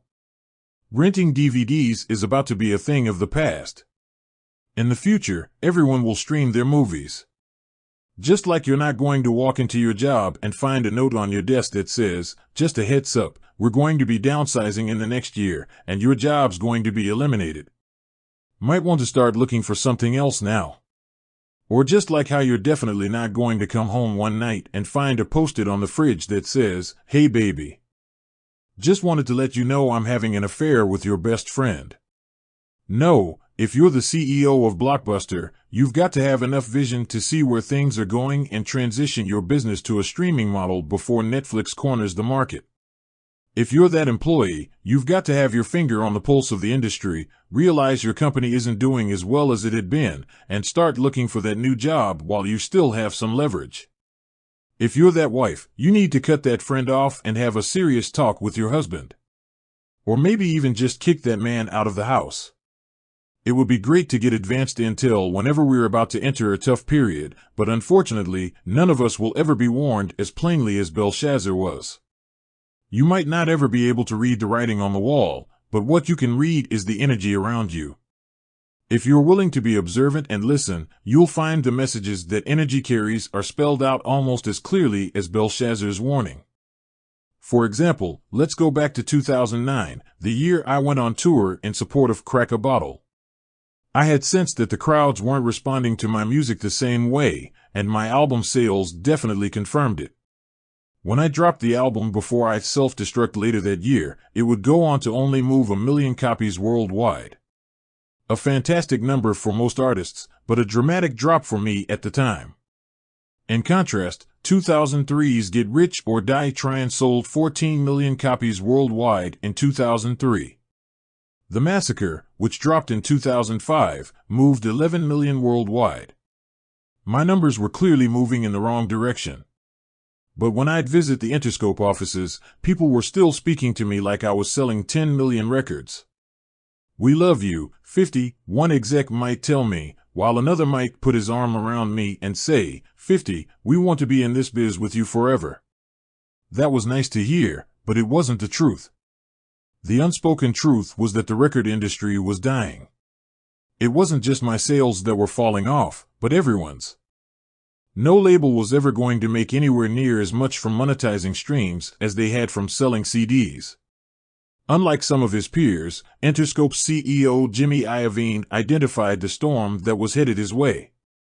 He calculated that if in the future most people were going to be listening to music on portable devices, headphones were going to take on a much larger significance in the marketplace. Based on that intuition, he started evolving from someone who sold records to someone who sold headphones. That foresight paid serious dividends for Jimmy, but it didn't pay off as well for the recording artists on his label. Turns out that it's not optimal to work for a record label that isn't actually focused on selling records. That's why, if the writing on the wall were a real thing, when I showed up to the Interscope offices, there would have been a banner hanging from the side saying, "Sorry 50, but we don't fuck with you anymore." That was exactly what they felt, but again, no one was going to spell it out for me. I had to decipher that message through the energy that was being directed toward me. I had to notice the differences between how I was handled when I was truly important to the bottom line and when they were just acting like I was. When the money was flowing in, I was treated like a franchise player. My marketing budget was unlimited. No request I made got turned down. Every flight was first class, every hotel stay was in a presidential suite. When I stopped by the offices, people waited on me hand and foot. From the receptionist to Jimmy, everyone was excited to see me and showered me with attention. Why wouldn't they? I was putting money in all of their pockets. Once the sales started slowing, I felt the energy begin to shift, subtly at first. Contracts started to take longer to get done. My phone calls and emails weren't getting returned as quickly. I was spending more of my time meeting with junior executives than with top dogs. Unlike a lot of artists, I try to be a student of the industry. I would read publications like Billboard, Variety, and The Hollywood Reporter. I was aware of the fact that music sales had dropped over 50%, from 14.6 billion to 6.3 billion, in the decade between 1999 and 2009. Nobody was selling like they used to. Taking into account the energy I had detected in the office, as well as the overall trajectory of the industry, I decided to make my move. Instead of waiting for the inevitable axe to drop, I decided to beat Interscope to the punch. I set up a meeting with Jimmy and told him I was ready to move on.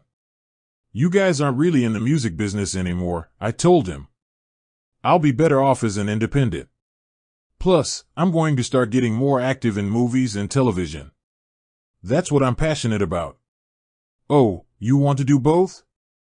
Jimmy asked me. He presented it like he was surprised, but I could tell that it was more of a relief to him than anything else. I guess they wanted me out of their hair. It would have been easy to feel resentful in that moment. Jimmy was never my boss. He was my partner. And, as partners, we'd done very, very well together. I could have taken a moment to ask why, despite that success, he hadn't always had my back. Why he hadn't done more to support my last few records, even as he'd sunk lots of money into clearly inferior projects like Puffy's last train to Paris. I was already focused on the future, a future that would find me becoming heavily involved in film and television. Instead, I read the energy in the building, sensed the way the industry was heading, and took control of my own future. Always a better plan than waiting for the writing on the wall to appear. Expanding your mind through your circle. Whenever I hear people say money hasn't changed them, I always think the same thing. That just means they haven't made enough of it yet. Trust me, when you're making real money, a lot of things change.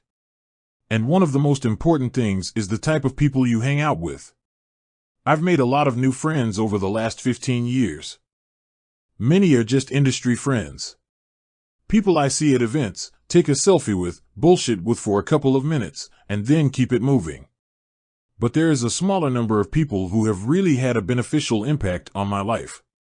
Friends that have dramatically changed how I see the world through sharing their experiences, insights, and philosophies. One of my favorite new friends is Robert Greene, the co-author of my book, The 50th Law. Robert is definitely not the type of person who would have been in my previous circles. He's a middle-aged white guy, and there's nothing street about him at all. He's a real history buff, someone who is happiest when he's reading and studying. I didn't know anyone like that prior to my relationship with Robert. I had friends who would read a couple of books here and there, including Robert's classic The 48 Laws of Power, but I didn't know anyone who was a true scholar, who could speak with real knowledge on any number of different subjects and periods of history. Before becoming friends with Robert, I'd never been too interested in subjects I thought didn't directly involve me. My attitude was, how could something that happened in ancient Rome or imperial China have any significance for my life? The stories Robert told me made me realize I was being very closed-minded. There was, in fact, an almost unlimited pool of strategies and techniques I could draw on from the examples of history. Robert explained to me that when you read about a Napoleon or a Bismarck, you couldn't just think of them as old white guys in dusty history books, but geniuses who understood how to match strategy to their circumstances. And this is what maintaining power is really about. Of course, our relationship is a two-way street. I educated Robert about my experience and helped draw him out of his books a little. By rolling with me, he got to see someone putting some of the strategies he studied into practice in real time. I think that was exciting for him. One time he even told me, you know, in America, you and I aren't supposed to be friends. People want there to be walls between us because we supposedly come from different worlds. History and hip-hop aren't supposed to meet. Why not? We've both got a lot to learn from each other. Our friendship is a way to break down those walls. One thing I really appreciated about Robert was how, even though he spent his life studying the various ways people manipulate power, it's not actually the kind of thing he is obsessed with in his own life. Every year, he gets flown around the world to meet with kings, presidents, and heads of state, all of whom want to pick his brain on strategies. He shares his information with them and goes back home to his books. If anything, he can be a little too soft, especially in his personal life. There have been a few times I've had to tell him that it's okay to be a little ruthless with people. It's really not in his nature to destroy someone just because he can. He knows about manipulation, but at heart he's a compassionate guy. That's a good person for me to be friends with, because some of that energy rubs off on me and helps me be more sympathetic in certain situations. Another person I've formed an unlikely friendship with is Deepak Chopra, the best-selling author and wellness expert. If Robert Greene is something like my teacher when it comes to history, Deepak is my spiritual teacher. One of the most valuable things he's taught me is the importance of getting my head in a more conscious and relaxed space. That's always been tough for me. I'm someone who's constantly thinking and strategizing. I've felt that if I take even a few seconds of mental relaxation, someone else is going to catch up and overtake me. Deepak helped me understand that the best way to ensure I stay mentally sharp is to actually give my mind a breather. The technique he taught me to help me take that break is meditation. He explained that there are a lot of different types of meditation you can practice, but the one he recommended is a mantra-based technique. If you've never tried it, a mantra is a phrase or word that you repeat over and over again in your mind until your brain starts to calm down. A lot of times it's a Sanskrit word, but Deepak told me I could just use the phrase I am. He said that whenever I felt like my thoughts were racing faster than I was comfortable with, I could just sit down in a quiet room, close my eyes, and repeat I am over and over again until the noise in my head was gone. I tried following his instruction, but I found that, after saying my mantra for a few minutes, there were so many thoughts racing through my head that I'd get distracted and forget about what I was supposed to be doing. I didn't want to quit, so I hit up Deepak for some advice, and he told me that this was normal. The purpose of meditation isn't to stop thinking or to make you stop having thoughts, but rather to help you lower the volume on those thoughts, so that when you're starting to feel overwhelmed by whatever is in your head, you have a tool at your disposal that you can use to slow things down and begin to think more clearly. That made a lot of sense to me, so much so that I actually set up a little area in my apartment just for meditation. Whenever I'm feeling a little stressed, I'll sit in that room and say my mantra for 10 or 15 minutes. It's a very easy way to regain control of my mind. Having that room is great, but I find that I do my best meditating on airplanes. Knowing that I'm going to be stuck in the same seat for several hours, I always try to spend some of the flight meditating. It's tempting to open up my laptop and watch a movie or TV show, but that's not really doing anything beneficial for me. Instead, I'll commit to saying my mantra for at least a half hour. For the first 10 minutes or so, I'll keep losing track of my mantra and drifting back to whatever thoughts were at the top of my mind. But if I stick with it, after a while I get into a groove. I might not totally let go of my thoughts, but I definitely get in a much more peaceful mind frame. When I'm done meditating, I feel much more clear in my thoughts and my decision-making process. It's a great way to turn a flight into something constructive. When I was growing up in Queens, if you had told me I'd end up being friends with a white dude who was a history buff and an Indian dude who was into meditation, I would have laughed at you. I simply didn't associate with anyone who seemed different from me. Today, I can't imagine a world where I don't have friendships with people like Robert and Deepak. They've both, in different ways, fundamentally helped reshape how I see and interact with the world. I concede that I'm in a different situation than most people. Chances are you're not going to have the opportunity to meet one of your favorite authors or a world-renowned healer. There is nothing stopping you, however, from seeking out more well-rounded people and bringing them into your world. Not every one of your friends has to be into the same things that you are. For example, if every time you're out with your homeboys the conversation is always only about hip-hop and the NBA, then you have to do better. Or if all your homeboys still wear jeans and sneakers to every event, you need to do better on that front, too. I used to be like that. Growing up in my hood, suits were only for funerals or court dates. But I've adjusted as I've grown. I've accepted that there are going to be occasions where I need to wear a nice tailored suit with leather shoes. I still get people asking me, "Why are you wearing that?" But I'm not going to stay stuck in one place just because that's where they're most comfortable. Even if my natural instinct is to throw on a fitted with some jeans and sneakers, I appreciate people who can put me on to new designers or places to pick up great suits. You need people in your life who are going to invite you to places you might not normally go, or send you interesting articles you might not normally read, or have you try food you might not normally order. You must find people who are going to inject new energy into your life. Because if you keep having the same conversations with the same people year after year, your energy is going to stagnate. Your ideas are going to get stale. Your momentum is going to get stuck. I'm not just expanding the circle of people I socialize with. I'm also committed to expanding the circle of people I interact with professionally. In practically every corporate room I go into, I am surrounded by people who likely have had a lot more schooling than me. Who have read more than me. Who have been exposed to more culture than me. There was a time earlier in my career when those situations might have made me a bit insecure, where I might have looked for a reason not to enter that room in the first place because I didn't want to feel stupid or uninformed. I was able to get past that insecurity by accepting that those people weren't more cultured than me, they just had been exposed to a different culture. The culture I experienced growing up in South Jamaica was every bit as real as the culture a kid who grew up in Beverly Hills or the Upper East Side of Manhattan had been exposed to. They just had different foundations and priorities. I also came to understand that, just as I was intimidated by what I didn't know about their culture, they might be equally intimidated by what they didn't know about mine.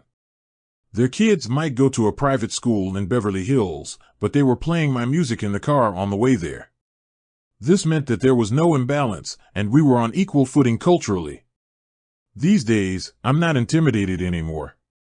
Instead, I'm looking for rooms where everyone else is more knowledgeable and educated than me. I love those sorts of rooms. Not because I don't value my own experiences, but because I know that when I'm around highly educated people, I'm going to be able to extract real value out of their input. When I combine that information with my own instincts and experiences, it's the perfect formula to make amazing shit happen. Your time is never wasted when you're gathering information. This is why I'll always prioritize information over a check. Recently, I got a very nice check to play a show in Israel. I didn't have to show up until the day of the show, but I told my people to book me to arrive a day early. "You want to see the sights?" they asked. "That's not it," I explained. "I need to meet the motherfucker who can write a check like that." I didn't know what this guy did, but I knew I could learn something from him. It's not only a professional priority. I love talking to anyone who can provide me with new information that can change my perspective. There could be a subject that I feel like I'm rock solid on, that there's no way anyone could change my mind on it. Then a smart person hits me with a new perspective on it, an insight I hadn't considered before, and everything changes. That happened to me recently. I was talking with a friend about the news that Vice President Pence said that he wouldn't meet a woman for dinner without having his wife present. People were upset with his remark, but I didn't see what the outrage was about. What is wrong with that? I asked my friend. When he said that, there's a side of me that identifies with him. He's got a system that works for him. Leave him alone. But this friend wasn't willing to leave Pence alone. Or me, with my limited vision. Listen, 50, you need to look at this from my perspective, he told me. I have 2 daughters. And I'm not having any more kids. Those 2 are my future. Let's say that one of them excels in school and wants to get into politics. She works her way up through the ranks, does all the right things, and gets involved with an issue. Now she has a chance to meet with the vice president for dinner. And his office tells her that his wife has to come along or she can't get the meeting. That's not fair. Why not? I asked. He's just trying to stay focused. He's aware of his imperfections. We should celebrate that. Not attack the man for that.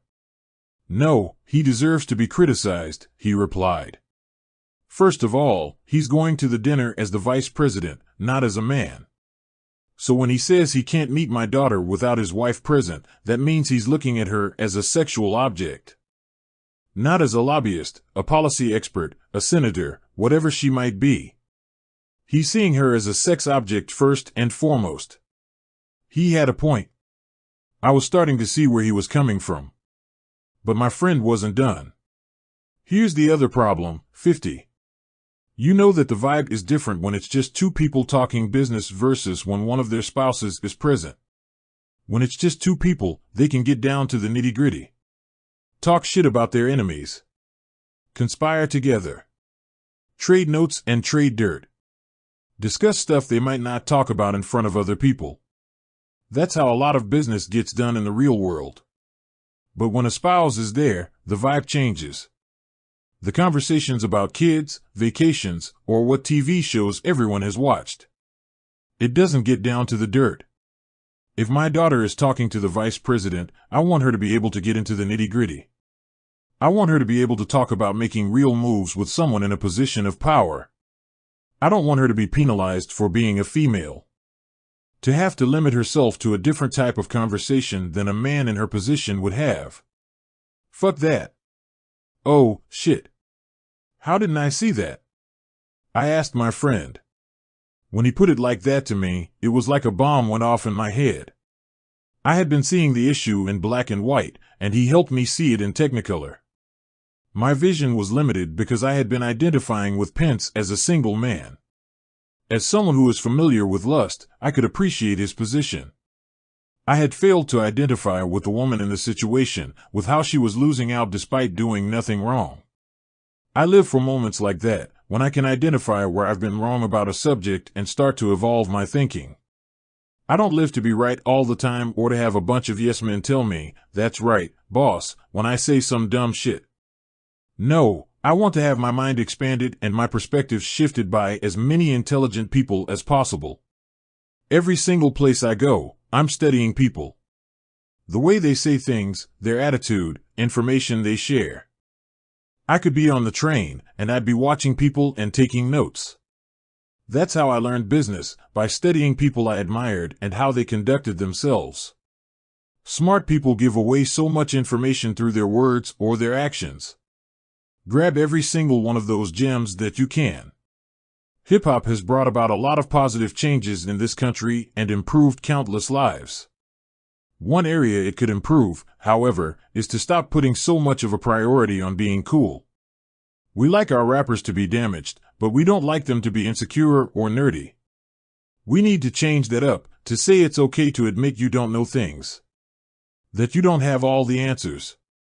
that you feel unsure of yourself in certain situations. It's only by admitting that you have some growing to do that you can even start the process. There are some people who always try to position themselves to be the smartest person in the room. They do that because it soothes their insecurity.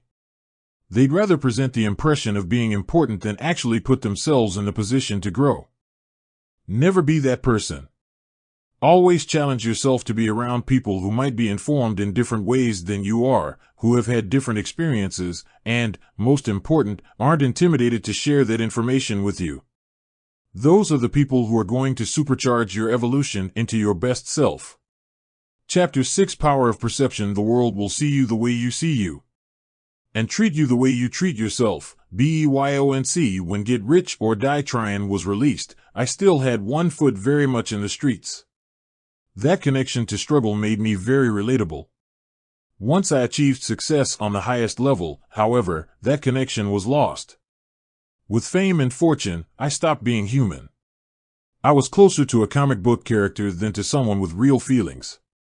The perception was that if you cut me, I wouldn't bleed.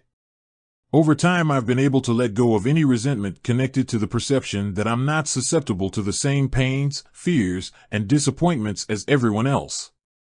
I accepted that there were certain assumptions about me I wasn't going to be able to change. What I could do, however, was hustle smarter to make those perceptions work in my favor. I've noticed a trend in how the media covers me. When I'm killing it, I'm known as the music mogul 50 Cent.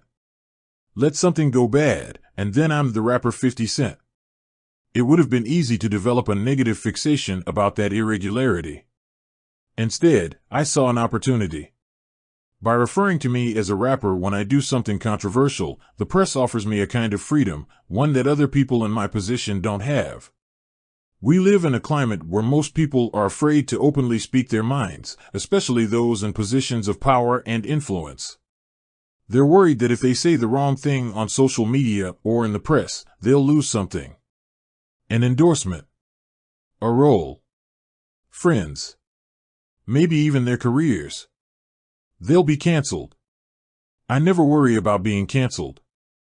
I've been transparent about my issues since day one, so the expectations aren't the same for me as they are for my peers. There's an acceptance that I was messed up to start with. When I do say something wild, being labeled as the rapper 50 Cent becomes my shield. Any cancellation talk bounces right off it. Even the most critical voices out there will concede, that's just 50 being 50. That freedom to be myself, warts and all, has become incredibly valuable. One of the greatest tools at my disposal is my Instagram page, which has 25 million followers. Why do so many people mess with my page? Because it's always popping off. They gravitate to it because it's raw, unfiltered, and actually run by me. There's no publicist overseeing my posts, telling me what to take down. Or a 25-year-old social media manager sitting in a cubicle trying to think of how to make a promotional post sound like me. It's a true reflection of me on each and every day. Very few of my peers can say that. Here's the twist. The popularity of my page has been one of the driving forces behind the success of Power and my subsequent mega deal with Stars. When the press wrote about that deal, I damn sure wasn't the rapper 50 Cent. My hustle had shifted the perception.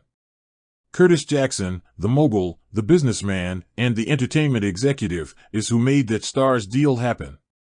Now that I recognize the advantages it brings, I'm comfortable with being known as both 50 Cent and Curtis Jackson. 50 Cent is the perception. Curtis Jackson is the reality. That doesn't mean 50 Cent is fake. Not at all. 90% of the things I've rapped about, I've lived. Not to mention that there are plenty of things I lived through that haven't shown up in my music. I can now use the persona of 50 Cent, the persona I earned the hard way, to my advantage, to both protect and elevate Curtis Jackson. The greatest fear that many people have is just being themselves. There are probably some of you reading this book hoping that you can become the next 50 Cent. If that sounds like you, let go of that intention. Being me is not going to fit your journey, and neither is trying to be anyone else. When you pattern yourself too closely after another person, you are putting weak, ineffectual energy out into the world. You're running away from your most inexhaustible power supply, being yourself. What I want you to take from this chapter is an understanding about how presenting the best possible version of yourself is going to have an incredible impact on your success. Influencing how people perceive you doesn't make you fake. It doesn't make you phony. It makes you someone who knows how to control energy to your advantage. Imagine your energy as being like water. For thousands of years, people have sought to channel the energy of water. The ancient Greeks built water wheels that used the power of rivers to grind wheat into flour. In ancient China, they used pot wheels to lift water out of rivers and into irrigation canals. Islamic engineers in Africa and the Middle East used it to power lifting machines. In modern times, we've built colossal projects like the Hoover Dam, which took the power of the Colorado River and controlled it to irrigate dry land, control floods, and supply power to millions of people. None of those measures, which brought so much change to civilization, altered the basic nature of the water involved. The only thing they changed was how it was utilized. Try to view harnessing the energy of how you are perceived in the same way. The fundamental essence of who you are doesn't change, you're just using its innate power in a smarter way. Shaping perceptions. My first experience trying to shape people's perception was born out of necessity. I was around 12 years old and just starting to get into hustling drugs. It was clear I was going to be an earner, but I had a problem on my hands. I didn't have any free time to get out on the corner. I was in middle school at the time, and there was no way my nana was going to let me drop out. The only possible time for me to hustle was between 3 p.m., when school let out, and 6 p.m., when I had to be home. At the time, my nana was in the habit of walking me to and from school, which would make sneaking off to hustle impossible. I had to come up with a reason to walk by myself. I was already around 150 pounds at the time, damn near the size of a small adult, so I told Nana that people were beginning to make fun of me in the neighborhood. There are kids in 8th and 9th grade who are smaller than me walking home by themselves, I told her. Everyone's starting to think I'm slow or something. You gotta let me walk by myself. It was hard for Nana to say yes to that, because walking to school had become our ritual. It was when we'd talk about what was going on in my life, or any of the questions about the world that were going through my young mind. Those walks were where we really bonded. Still, no grandmother wants her grandson to be bullied, so she eventually let me start walking on my own. The next problem I had to overcome was how to explain why I wasn't home right after school let out. I might be able to buy an hour or so by claiming that I was playing basketball with my friends or taking a quick trip to buy candy, but there was no logical reason I'd be out every day till my curfew. Then I came up with a solution. My school had an after-school program where students could catch up on homework or take part in activities that ran until 6 p.m. I enrolled in it and brought home the papers to Nana that showed I would be staying every day until 6. She loved the idea of doing extra work and signed the papers. I went the first couple of days and then stopped showing up. The school was much more lax about attendance after school than during the regular day. If I didn't show up, they weren't going to send any truant officers looking for me. I was finally free to hustle every day between 3 p.m. and 6 p.m. I even figured out a way to finesse getting out of going to church every Sunday, which was mandatory in Nana's house. Everyone followed her mandate until one year when she joined a new church. After a couple of Sundays, it was clear that the new preacher was a bit of a hustler. My grandfather, who didn't like going to church any more than I did, saw his opportunity. I don't have to go to church on Sunday and have this guy try to tell me about God, he told Nana. I'm just going to stay home and read the Bible on my own instead. When Nana didn't put up a fight, I made my own move. I want to stay home with my grandpa, I told her. My grandpa was stunned, since I'd never showed much interest in hanging out with him. The baby want to stay with me, he asked. But he must have sensed that I was a bit of a co-conspirator, because he quickly took to the idea and overrode Nana's objections. No, let Curtis stay with me, he said. It will be good for the boy. We were both just looking for ways of getting out of church, but Sunday mornings ended up being where my grandpa and I really bonded ourselves. Before that, he was kind of a distant figure, someone who was at work most of the time. On those Sunday mornings, we got to know each other. We spent a lot more time watching football games or hanging out around the house than studying the Bible, but my Nana didn't have to know that. We were forging a bond that's lasted to this day. It was during this period that my grandfather demonstrated another valuable lesson about the importance of controlling perception, especially in a relationship. My grandfather worked at the local GMC factory, and he had a ritual when he got paid every other Friday. As soon as he walked in the door on payday, he would give my grandmother his check. She wouldn't have to badger or hassle him, he'd just hand it right over to her. As a child, it never made sense to me. You work your ass off all week and then just give your paycheck to someone else? I used to think, what sort of system is that? But recently we were on a trip together and I said to him, Pop, I never understood how you just gave her all the money. You couldn't understand it at the time because you were too young, he explained. But I gave her all the money to stop her from looking at things that I couldn't give her. Instead of having her head filled up with fantasies, I let her work with reality. Having that peace of mind at home was worth more to me than a few extra dollars in my pocket. I finally understood his strategy. If he had been secretive about how much he made, it would have been understandable that my grandmother would have become suspicious that he was holding out on her. She might have bothered him for a nicer dress or an expensive pair of shoes. He's probably got it, she might have thought to herself. He's just being cheap. By showing my grandmother exactly what he was bringing home and then giving it all to her, my grandfather had shifted the energy in the house. If she wanted the nicer pair of shoes or the more expensive dress, she was going to have to justify that purchase to herself, not him. And by handing her everything, my grandfather became a sure thing in my grandmother's life. Most people are always going to stick with a sure thing. When I looked at it like that, his actions suddenly made so much sense to me. While I was happy to build a closer relationship with my grandfather during those Sundays, I didn't particularly like lying to Nana, especially about what I was really doing after school. But I was beginning to understand that in order to get what I wanted at the time, I was going to have to learn how to juggle Nana's perception of me with who I was becoming on the streets. I could have done what a lot of kids did in my hood, which was just drop out of school and say, I don't give a fuck whether my family likes it or not. But my love for my Nana was too strong. I had to let her hold on to her perception of me as her baby. More than anyone else in my life, Nana understood me, even if I tried to keep part of my life hidden from her. After she died, my aunt was reading my Nana's old Bible and saw that she actually used to write down her prayers on little scraps of paper, which she would tuck between the pages. My aunt showed me one of the prayers, in which Nana wrote, "Please keep Curtis safe from himself, because he has a temper. Lord, it's not his fault because that boy has been through a lot." When I read that note, it was one of the most emotional moments of my life. I would have given my life to save hers in that moment. That's how much she meant to me. My love for my Nana is why I committed to keeping up 2 identifies. At home, I would continue to be Boo Boo, the sweet kid who followed Nana's rule of no cursing under her roof, who loved her pork and beans with Franks, who was polite and showed respect. Outside of her home, I developed a different persona.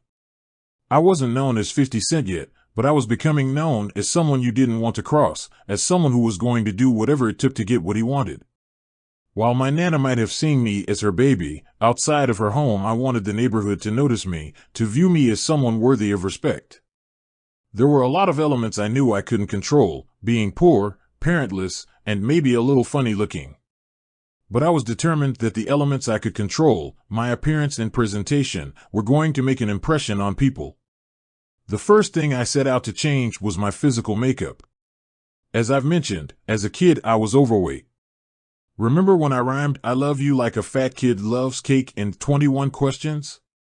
I was that fat kid. I spent way too much time on the couch watching TV while wolfing down cheese sandwiches and drinking cranberry juice.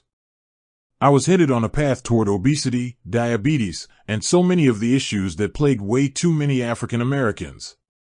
Getting into the boxing gym corrected my sloppy physical presentation.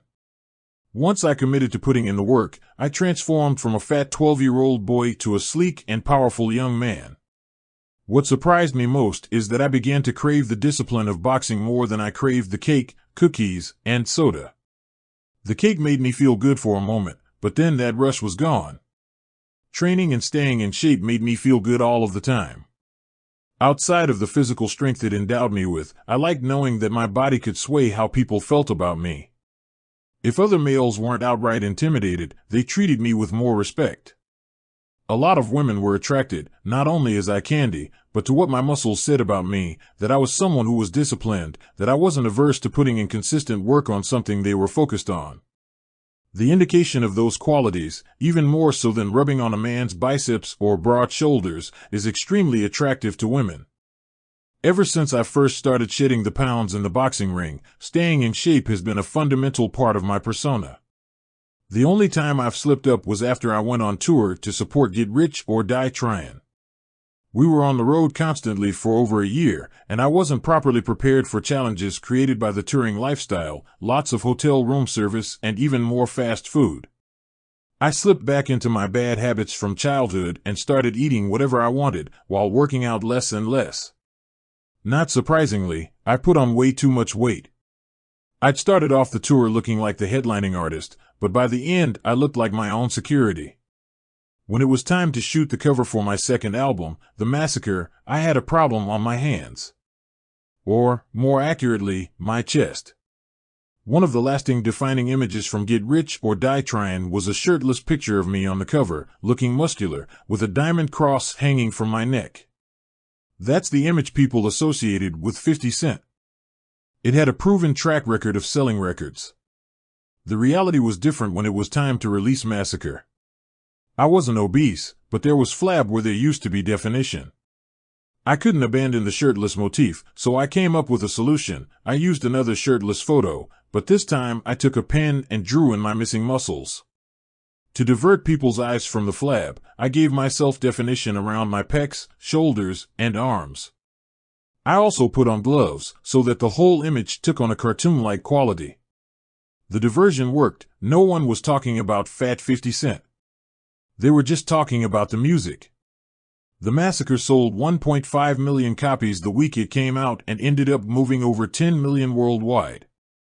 Still, I vowed never to compromise myself like that again. Projecting the right appearance ever since I had to pull out my pen for the Massacre cover, my muscles have been real. I will admit, however, that there have been times when I've manipulated how people perceive me in other ways to further my agenda. One of the first times I realized I could attract what I wanted through projecting success was when I was initially trying to make the transition from selling drugs to music. I was doing very well on the streets, but no one was really taking me seriously as a rapper yet. I knew I needed to meet the right people if I was going to progress. With that mission in mind, one night me and a couple of my boys decided to go to Bentley's, an upscale hip-hop spot in Manhattan. Bentley's would broadcast their Friday night parties on the radio, which drew a potent mix of rappers, athletes, celebrities, and models. If you wanted to break into the game, Bentley's was a great place to do it. Provided you could get past their doormen.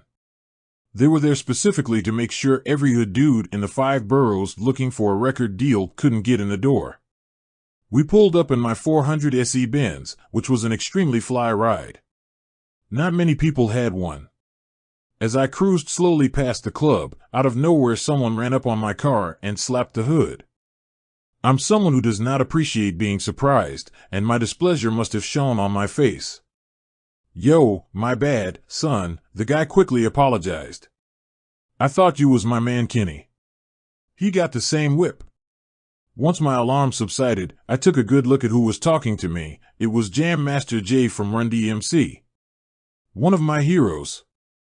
I immediately pulled the car over, jumped out, and gave Jay £1. I told him I was from South Jamaica and had always followed his career. He laughed and apologized again for running up on me, explaining he thought I was NBA star Kenny Anderson, another Queens native. I asked Jay if he was about to go into Bentley's. "No doubt, I'm about to run up in this spot and see what's up," he said. I decided to decisively seize the moment. "Yo, we coming with you," I told him. Jay looked at me, thought about it for a second, and then said, "That's what's up. Let's go." Just like that, we were past the bouncers and inside Bentleys. We would never have gotten in without him. He literally walked me into the music business. That night, Jay and I formed a friendship, which eventually led to me signing with JMJ Records and everything else that followed. Here's the thing, Jay never would have invited me into the club with him if I hadn't been driving my 400 SE. If I had just walked up to him on the sidewalk, he wouldn't have even stopped to talk to us, let alone take us inside. That's not a knock against him or his sense of judgment. Random people approached him everywhere he went, and there's no way Jay could ever accommodate everyone. But the moment Jay saw my car and thought I was Kenny Anderson, I was operating under a powerful perception. Even when it turned out that I wasn't an NBA player, I was still somebody to him, somebody who deserved his attention. Once I had it, it was up to me to capitalize on it. Which I did. There are certain material goods, and cars are at the top of the list, that signal to other people that you are someone who should be taken seriously. That you are different from the rest of the herd. Especially in New York City. You can't drive your fancy apartment or brownstone down Broadway, but you can damn sure roll by slow in your whip. Picture this, an older rich white guy is driving around in a Rolls Royce, and I pull up next to him in a hoop tie. Suddenly I notice there are flames coming out from under his car. If I motion for him to roll his window down, he's going to take one look at me and then just stare straight ahead. I might be trying to save his life, but he's not giving me any attention. His perception is that I'm not someone he should be interacting with. Now let's pretend I pull up next to him in my Ferrari. I notice his car is on fire and motion for him to roll down his window. He's going to roll down that window and say, "What can I do for you?" 10 times out of 10. I could look exactly the same and be projecting the same energy, but he's only rolling down that window when I'm in a luxury car of my own. What I'm sitting in controls his entire perception of me. It's not just cars. I was recently talking with a very famous media personality, and he mentioned that he always notices when someone is wearing a good watch. If he doesn't know who they are, it makes him want to know. I'll start to wonder, what the hell does he do for a living, he told me. And then I'll try to figure out a way to talk to him. Because he must be onto something. There are some people who are that way with sneakers. If you walk into the room wearing the right kind of kicks, that person is going to notice you. You might not have said a word, but that person is immediately going to single you out as someone who's probably worth their attention. For a lot of women, there's a similar energy around handbags. Most men couldn't tell the difference between a $20,000 Birkin and a fake Gucci bag from Canal Street. But to other women, the bag someone's carrying speaks volumes. You come into a room with an ill bag, a lot of antennas go up. You can say, "Well, that guy should have treated you the same no matter what you were driving," or "You shouldn't be interested in someone just because of the watch they wear," but that statement doesn't align with reality. Every time you walk down the street, drive somewhere in your car, go to the supermarket, work out in the gym, or post a picture on social media, you are being judged by a few people you know and a lot more you'll never even meet. There's no sense complaining about it or saying it's not fair. Instead, it's incumbent on you to accept that you control how you're perceived and then prepare the best presentation possible. I will tell you straight up that I judge every single person I meet on their appearance. As I'm shaking your hand, I'm also scanning your entire outfit for whatever clues I can glean from it. Especially if we're meeting to conduct business for the first time. Before you open your mouth, your appearance has already initiated a conversation with me. Make sure it's saying the right thing. I pay particular attention to the people who dress casually around me. Let's say you come to our meeting wearing a t-shirt and some jeans. That tells me you're comfortable. Not necessarily a bad thing. If I sense you're going to do great work, then that comfort level is appropriate. If you don't transmit a competent air, however, then I'll view it as a liability. It suggests you're not taking the situation seriously enough. You'd be surprised how many people do that. One time GQ magazine sent a reporter to interview me. He showed up in a t-shirt and jeans with scuffed sneakers. It might have been a hip outfit among his friends, but to me it signaled that he might not be totally locked in at his job. At one point we started talking about the importance of presentation, and the reporter asked me what I thought of his outfit. I told him maybe it was fine for him to interview me dressed that way, but I suspected that it was undermining how his colleagues saw him back at the office. Look, GQ may send you to interview 50 Cent because you come dressed casual, I explained. But they would send the guy in the suit to go interview George Clooney. The reporter admitted that I might be onto something. To find out, he conducted an experiment where he wore a suit to work one day instead of his normal outfit of t-shirt, sneakers, and jeans. The shift in how people viewed him was immediate. Several coworkers went out of their way to compliment him on his appearance, and one of his editors even took his picture and put it on GQ's Instagram page. That's a very big cosign at GQ. I don't know if they ever sent him to interview George Clooney, but there's no doubt that changing how he dressed also changed how he was perceived at his job. As I told him, when you clean up, people will notice. When I see someone has put effort and thought into their choice of attire, it tells me that they value our relationship. Whether I like their particular style or not isn't important. I just want to see the effort. The other day I met with a TV writer to discuss a potential project. He had jeans on, but they were crisp. He had sneakers on, but they looked fresh out the box. He wore a loose-fitting cotton sports jacket and had dark-framed glasses. Everything about his outfit said intelligent business casual. It projected the correct energy for what we were working on. After we talked a while and I decided that I liked him, I told him that I was curious about his intent in picking out his outfit. Probably not the question he was expecting in a meeting about scripts, but he was cool with it. "Oh, I wanted you to take me seriously," he told me, adding, "but I also wanted you to think I wasn't too formal. That I would be a flexible person to work with." He added that the glasses were a recent addition to his look. "For a long time I wasn't wearing glasses because I thought they made me look old," he explained. "But a few years ago I decided to start wearing them because I figured they'd make me seem smart, which is probably a good thing if I want people to pay me a lot of money for my services." "You nailed it."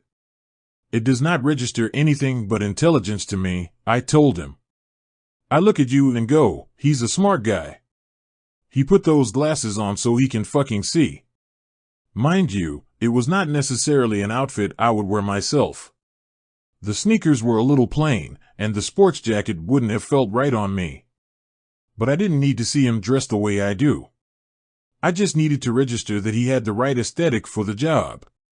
Some of you might not be in a position to afford stylish clothes or have a fresh new pair of kicks every time you go to a meeting. That's still not an excuse. Whatever your situation is, you can afford an iron.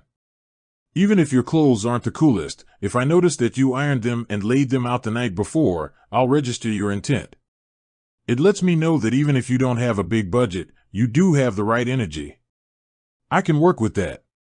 Conversely, when I see someone who is consistently sloppy or doesn't seem to mind wearing wrinkled clothes, it tells me that they don't value themselves. That they're not willing to put in a little extra work every day to present the best version of themselves. It doesn't take much to iron your shirt or clean your sneakers a bit. If you don't value your time and your appearance enough to do those little things every morning, why would I expect you to value me? How to control the conversation. I know how most people in corporate America view me. As a gangster. A thug. A bully. If they have a meeting scheduled with me, their top priority going in probably isn't getting the deal done. It's leaving the room without getting shot. Compliment him on his appearance, and one of his editors even took his picture and put it on GQ's Instagram page. That's a very big cosign at GQ. I don't know if they ever sent him to interview George Clooney, but there's no doubt that changing how he dressed also changed how he was perceived at his job. As I told him, when you clean up, people will notice. When I see someone has put effort and thought into their choice of attire, it tells me that they value our relationship. Whether I like their particular style or not isn't important. I just want to see the effort. The other day I met with a TV writer to discuss a potential project. He had jeans on, but they were crisp. He had sneakers on, but they looked fresh out the box. He wore a loose-fitting cotton sports jacket and had dark-framed glasses. Everything about his outfit said intelligent business casual. It projected the correct energy for what we were working on. After we talked a while and I decided that I liked him, I told him that I was curious about his intent in picking out his outfit. Probably not the question he was expecting in a meeting about scripts, but he was cool with it. "Oh, I wanted you to take me seriously," he told me, adding, "but I also wanted you to think I wasn't too formal. That I would be a flexible person to work with." He added that the glasses were a recent addition to his look. "For a long time I wasn't wearing glasses because I thought they made me look old," he explained. "But a few years ago I decided to start wearing them because I figured they'd make me seem smart, which is probably a good thing if I want people to pay me a lot of money for my services." "You nailed it." "It does not register anything but intelligence to me," I told him. "I look at you and go, he's a smart guy. He put those glasses on so he can fucking see." Mind you, it was not necessarily an outfit I would wear myself. The sneakers were a little plain, and the sports jacket wouldn't have felt right on me. But I didn't need to see him dressed the way I do. I just needed to register that he had the right aesthetic for the job. Some of you might not be in a position to afford stylish clothes or have a fresh new pair of kicks every time you go to a meeting. That's still not an excuse. Whatever your situation is, you can afford an iron. Even if your clothes aren't the coolest, if I notice that you ironed them and laid them out the night before, I'll register your intent. It lets me know that even if you don't have a big budget, you do have the right energy. I can work with that. Conversely, when I see someone who is consistently sloppy or doesn't seem to mind wearing wrinkled clothes, it tells me that they don't value themselves. That they're not willing to put in a little extra work every day to present the best version of themselves.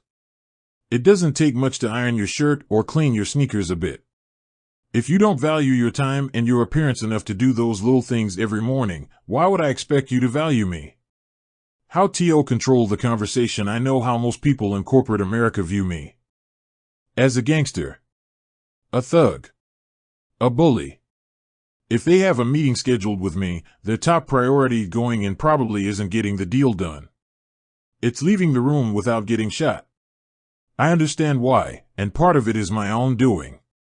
I won't say that I intentionally cultivate a gangster image, that sounds too calculated. But I was always very honest in articulating the type of lifestyle I was living back in Queens. And people who aren't from that sort of background tend to gravitate to those details. When I first started taking a lot of corporate meetings, I was surprised that everyone in the room seemed so nervous around me. What were they scared of? I was there to talk business, not to shoot up the place. Over time, I realized I could manipulate that nervous energy. If I wanted to truly control the room, the best thing I could do was give off the least gangsta energy possible. If people were expecting me to radiate aggression and arrogance, I gave them humility instead. I smiled a lot. I even seemed a little shy. Those execs had been mentally preparing themselves for an Arctic blast, but all they got instead was a cool summer breeze. The difference between their perception and my reality disarmed them. By controlling the energy in the room, I learned I'd have a much easier time setting my agenda. People become so amazed at how nice I am that subconsciously they grow much more agreeable and receptive to whatever I'm proposing. Even as I'm smiling and being sweet, I still find ways to let the room know that I'm in charge. One technique I'll employ is touching the arm of the person I'm talking to. Never in a heavy or invasive way. Just lightly on their forearm. It doesn't seem like it should matter, but it's an incredibly effective way of making an impression on someone.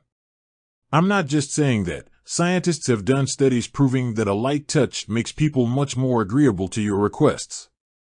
A study by the Society for Personality and Social Psychology found that waiters and waitresses who applied light touches to the people they were serving got better tips than those who did not.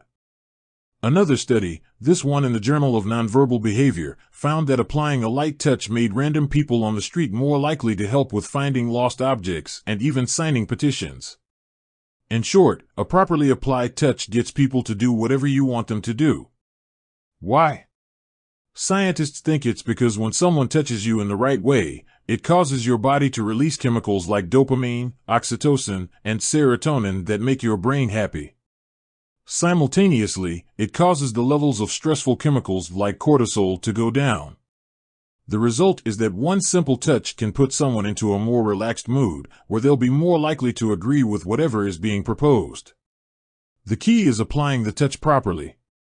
First off, you can't touch people anywhere other than between their elbow and their wrist.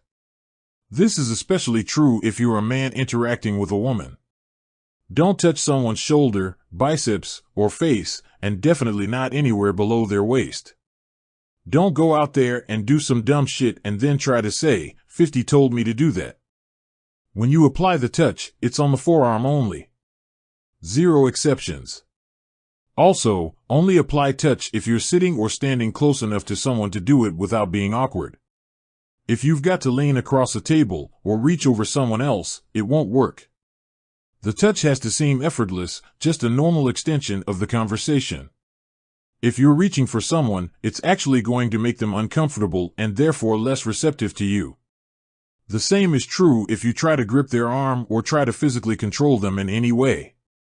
Try this technique out the next time you're trying to convince someone to help you with something. Instead of just asking your mother for a ride to the mall, ask while giving her a light touch on the forearm. No matter what sort of mood she was in beforehand, I promise that her energy will improve and you'll get that ride. Or if you're at work and you're trying to convince your boss that you're the right person to lead a project, just touch them ever so gently on their forearm as you make your case. Again, it can only be on the forearm, and it should never seem flirty or suggestive. Your energy has to remain completely calm and controlled. If you can do that, no matter how difficult or reluctant your boss has been in the past, you'll see their energy change for the better. You'll get that assignment. Another way to subtly control the energy of the room is by talking softly. Maybe not the advice you were expecting from a rapper, but it's another trick that I've found really works. The person who put me onto it was the legendary actor Bruce Willis. Bruce and I first met on the set of the heist film The Setup.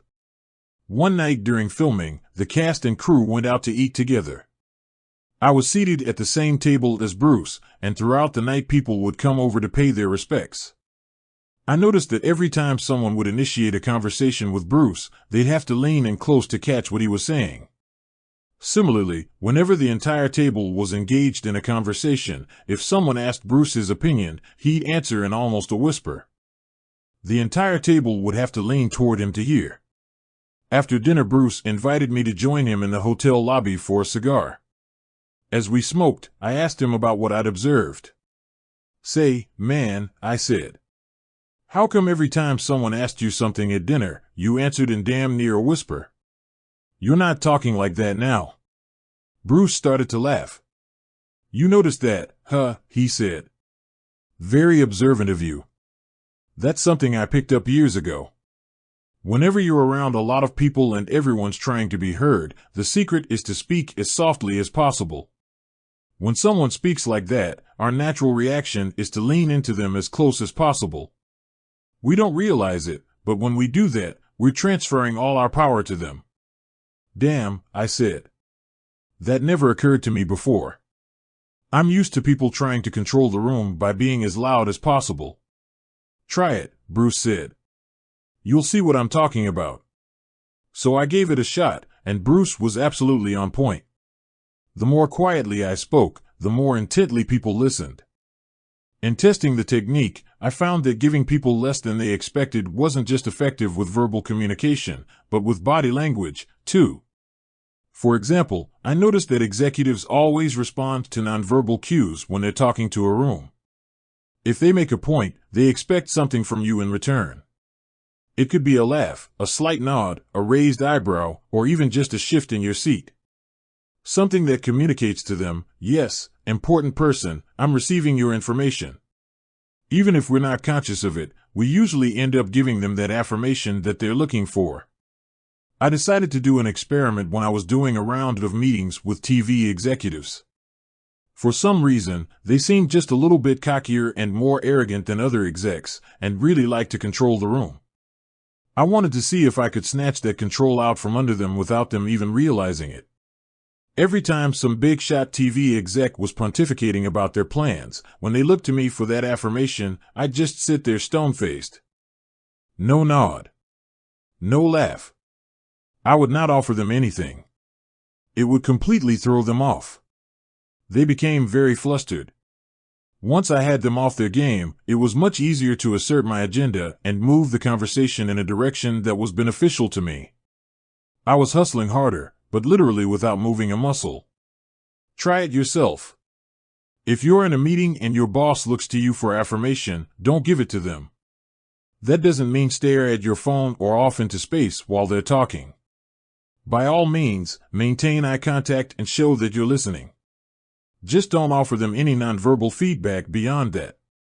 I promise that if you do that, the person who's speaking will become fixated on you.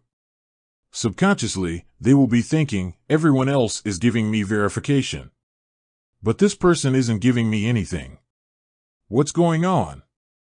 You could be the most junior person in the room, but after that meeting you're going to occupy some prime real estate in your boss's head. They're going to be thinking, that's a smart person. I need to pay more attention to them. You will have made a positive and lasting impression on your boss. Now it's on you to capitalize on that advantage you've created for yourself. If you don't follow up that meeting with impressive ideas and a strong work ethic, the impression won't be worth much. But if you can use your boss's newfound interest to showcase the great work you've been doing, it's really going to propel your trajectory. Fake it till you make it. Bill Gates and Paul Allen were computer nerds who met in high school in Seattle, where they both shared an interest in early computing systems. Several years after graduating, Allen found himself in Boston working for Honeywell, while Gates was a student at nearby Harvard. One day Allen met up with Gates to show him the latest edition of Popular Electronics magazine. The cover story was about something neither of them had ever seen before, a personal computer. Previously, computers were only for big companies or the government. The article introduced a game changer, the Altair 8800, a personal computer invented by a company out of New Mexico called Micro Instrumentation and Telemetry Systems. Today, we wouldn't even recognize the Altair as a computer. It didn't have a screen or a keyboard. It communicated by little red lights that lit up on the front of its box-like frame. To Allen and Gates, though, it seemed like something out of the future. They also saw its launch as a potential opportunity. The Altair ran on a very slow and unreliable operating system. Allen and Gates had been working on a program they called BASIC, which they were convinced would make the Altair much more user-friendly. They decided to contact MITS and pitch them on their program. They got MITS's CEO on the phone and explained that they'd been working on the Altair and developed a new program specifically for it.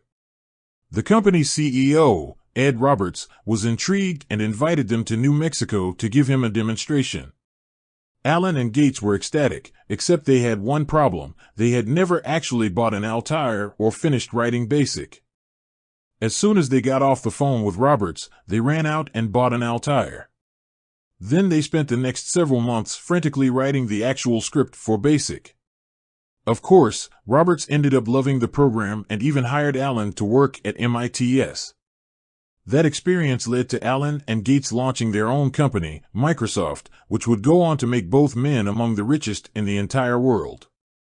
Bill Gates and Paul Allen would never have set out on the journey, however, if they hadn't been willing to bullshit Ed Roberts on that first phone call. They weren't lying about their talent as computer programmers or their confidence in improving the Altair. But they damn sure exaggerated what they'd actually done prior to that call in order to make the best possible impression. One of the main reasons they both went on to have such legendary careers, other than their skill and work ethic, was that they both understood the importance of crafting a narrative, of making themselves appear to have already achieved a higher level of success than they were actually at. In time, they wouldn't have to fake a thing. But if they hadn't been a bit bold with the truth when they were first starting, they might never have got their own company off the ground. One of hip-hop's favorite expressions is "fake it till you make it," which is exactly what Bill Gates and Paul Allen did. The idea is that, even if your circumstances are disadvantaged or you lack experience, so long as you project the confidence and energy of someone successful, it's only a matter of time till true success comes and finds you. It's an expression that's been used so often it's almost become cliché. Don't let its overuse fool you, though. I can promise you that this principle has real power, even after you make it. A great example is when I released the 50 Cent Is the Future mixtape. It was the first project I released after getting dropped by Columbia. I was in one of the most vulnerable spots I'd ever found myself in and knew I had to do something to grab the industry's attention.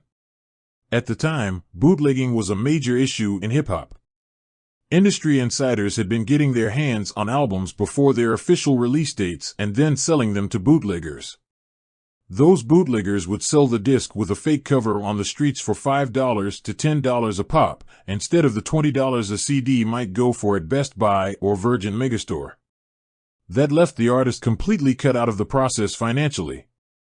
The bootleggers wanted to carry whatever was hot that the major labels were putting out, albums like Nelly's Country Grammar or Nas's Stillmatic. Those artists, Nas in particular, would then do anything possible to keep their music from getting into the bootleggers' hands. And if they did come across some unlucky immigrant illegally selling their album, a beatdown usually ensued. I saw the situation completely differently from those major label artists. Because I needed a buzz, I actively wanted my music to get bootlegged. To make it happen, I hatched a plan. No one would give me a record deal, but I decided to put the Future out on my own anyway. The key was to do everything possible to give it the appearance of being a major label release. I hired a photographer to shoot the front cover and a designer to create a package that looked like a regular release. I even put a fake barcode on the back cover to make it look as official as possible. Then I had my people leak the album to every bootlegger that would take it. My plan worked to perfection. The bootleggers quickly started pushing my album, not realizing they'd stolen something that I was actually trying to give away. All over the city, in different hoods and multiple street corners, word began to spread about a new 50 Cent album that wasn't available in stores. You had to know the right bootlegger to get your hands on it. Because it was so hard to find, it instantly became the cool thing to have. The perceived exclusivity only drove interest higher. In one instance, the perception was too strong. One of my homies was walking down Jamaica Avenue and saw an African guy selling the Future on a table. Unaware of my plan, my friend thought the guy was ripping me off. He ran up on the bootlegger, flipped his table over, and punched the dude square in the face. He ended up knocking the dude's teeth out of his mouth. Afterward, my friend reported back to me on what he'd done, thinking I'd be pleased. "What did you do that for?" I scolded him. "Fool, we need him to sell the CD because we ain't got no deal yet. We're trying to create the buzz. Don't be punching anybody else in the mouth. You messing with the whole thing, man." My friend was apologetic. "Oh, my bad, 50. I thought the dude was trying to steal from you." "Nah, this is part of the plan," I told him. "In fact, go back and buy a few more copies just so him and his people know the streets really want it." I took a much softer approach with the bootleggers. One time I was walking toward Chris Lighty's office in Manhattan when I saw a guy with a bunch of CDs laid out on a sheet on the sidewalk. "What you got?" I asked him. "Oh yeah, I got that new 50 Cent, man. It's the bomb," he told me, obviously not realizing who he was talking to. "Oh word? Let me see," I told him. Sure enough, he had 50 Cent Is the Future. I loved knowing that my CD was the one he was pushing first. I gave the guy a big smile and bought 2 copies off him. Had to keep that demand going. One of the major values that labels offered artists was their distribution network. The labels controlled which albums got into the right stores, as well as how they were displayed and promoted. By leaking my own music, I'd figured out a way around that. Those bootleggers became my own personal distribution network. As long as there was a demand, they were going to keep making copies and getting my music out there. I'm confident that the success of my bootleg album is what helped get me on Eminem and Interscope's radar. I wasn't content sitting around hoping that someone would decide I was hot. I lit my own fire instead. By creating the perception that I was as hot as the major label artists of the day, I basically paved the way to becoming one myself. ACT like you don't need IT. Another technique you can employ to get something you want is to act like you don't actually need it. It's a technique that requires finesse, nuance, and unshakable confidence. Employ it correctly, and it will get you real results. Suppose you go into an interview for a job you really desire. It's in your ideal field and pays much better than your current job. If you get it, not only will you be furthering your career, but you'll also be able to get out of the credit card debt that's been drowning you. Not to mention your commute will drop from 45 to 15 minutes. It's everything you've been looking for. When you sit down for your interview, your instinct will be to express just how enthusiastic you are about the position. You've already spent weeks fantasizing about what your life will be like once you get that job. Now you just want to spill all that energy out in front of the person who can actually give it to you. Do not succumb to that instinct. Do, however, express in no uncertain terms that you are interested in the job. Make it clear that, in the event you accept it, you are confident you could not only meet but exceed expectations for the position. But do not ever give the impression that you need that job or that you are dying for it, even if that's exactly what you're feeling. You must suppress that instinct because of this fundamental truth: neediness is a turnoff to everyone except the most compassionate people. The vast majority of people are attracted to the things they think they can't have. No matter what the setting, unattainability is the ultimate aphrodisiac. When you're looking for someone to invest time, money, or energy in you, you can never let them think they're doing you a favor. You must make them believe that the favor is actually coming from you, that by being brought into your orbit, they will be setting themselves up for a win. I became acutely aware of this phenomenon once I became successful. When I was struggling, no one wanted to give me a break. Now that I've made it, everyone wants to cut me in on great deals or rare opportunities. If I go to an awards show, I'll get a gift bag worth tens of thousands of dollars.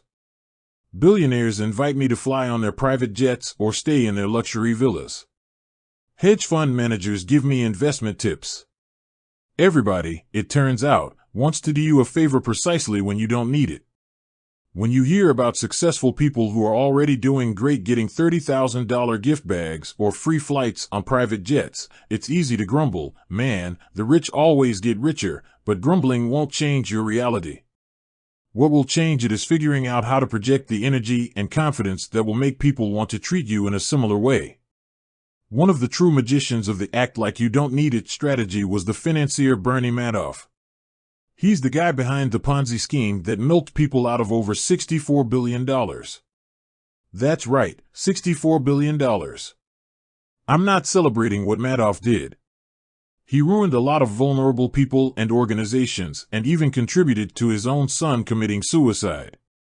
But when I read about his story, I couldn't help but notice how masterful he was at employing an I don't need it mentality to get people to give him their money.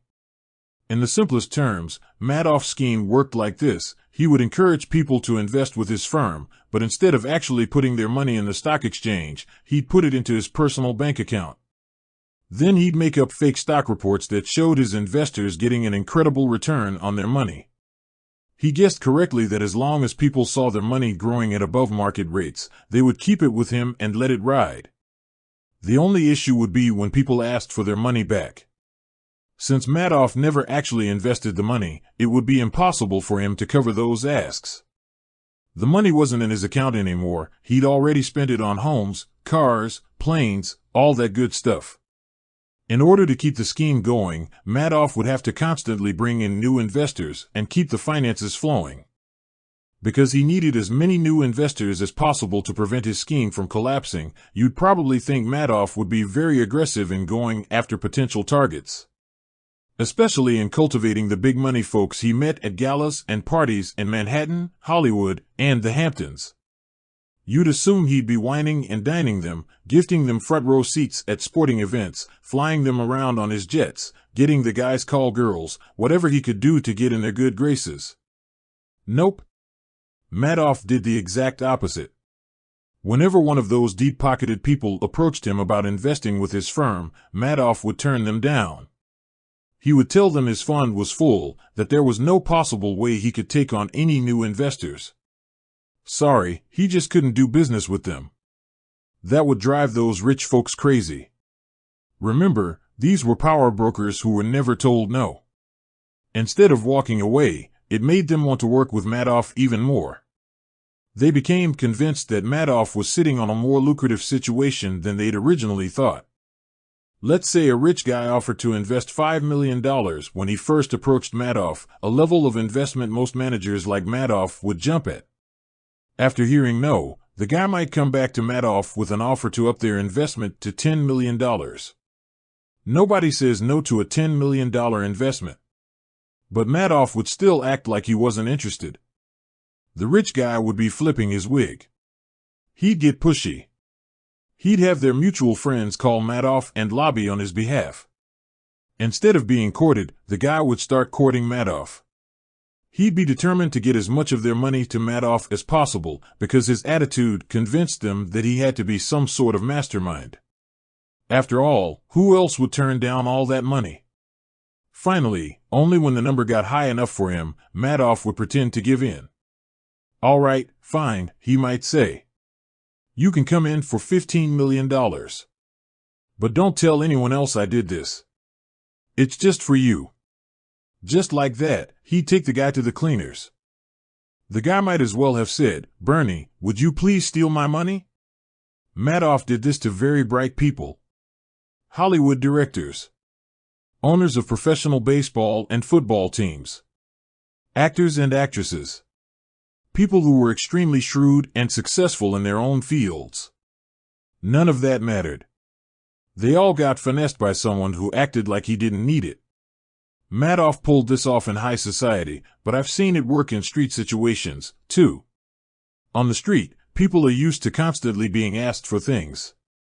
Yo, let me hold something. Or, my man, can you spot me till next week?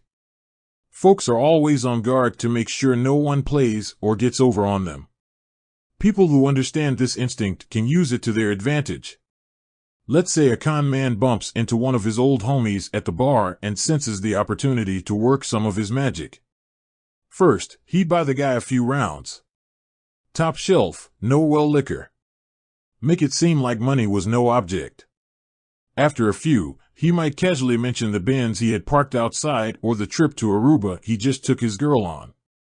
All his energy and words would project the impression that he was operating out of abundance. The exact opposite of someone looking for a handout. Eventually, the guy's friend will want to know what's funding the lifestyle. The con man will reply, very humbly, that he's doing well in real estate. He won't say much more and instead will push the conversation back to funny old stories, the time we took those girls to Coney Island, or when the fight broke out in the park. The friend will remain fixated on the money, though.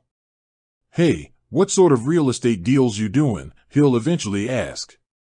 That's when the con will make his move. Oh, it's complicated.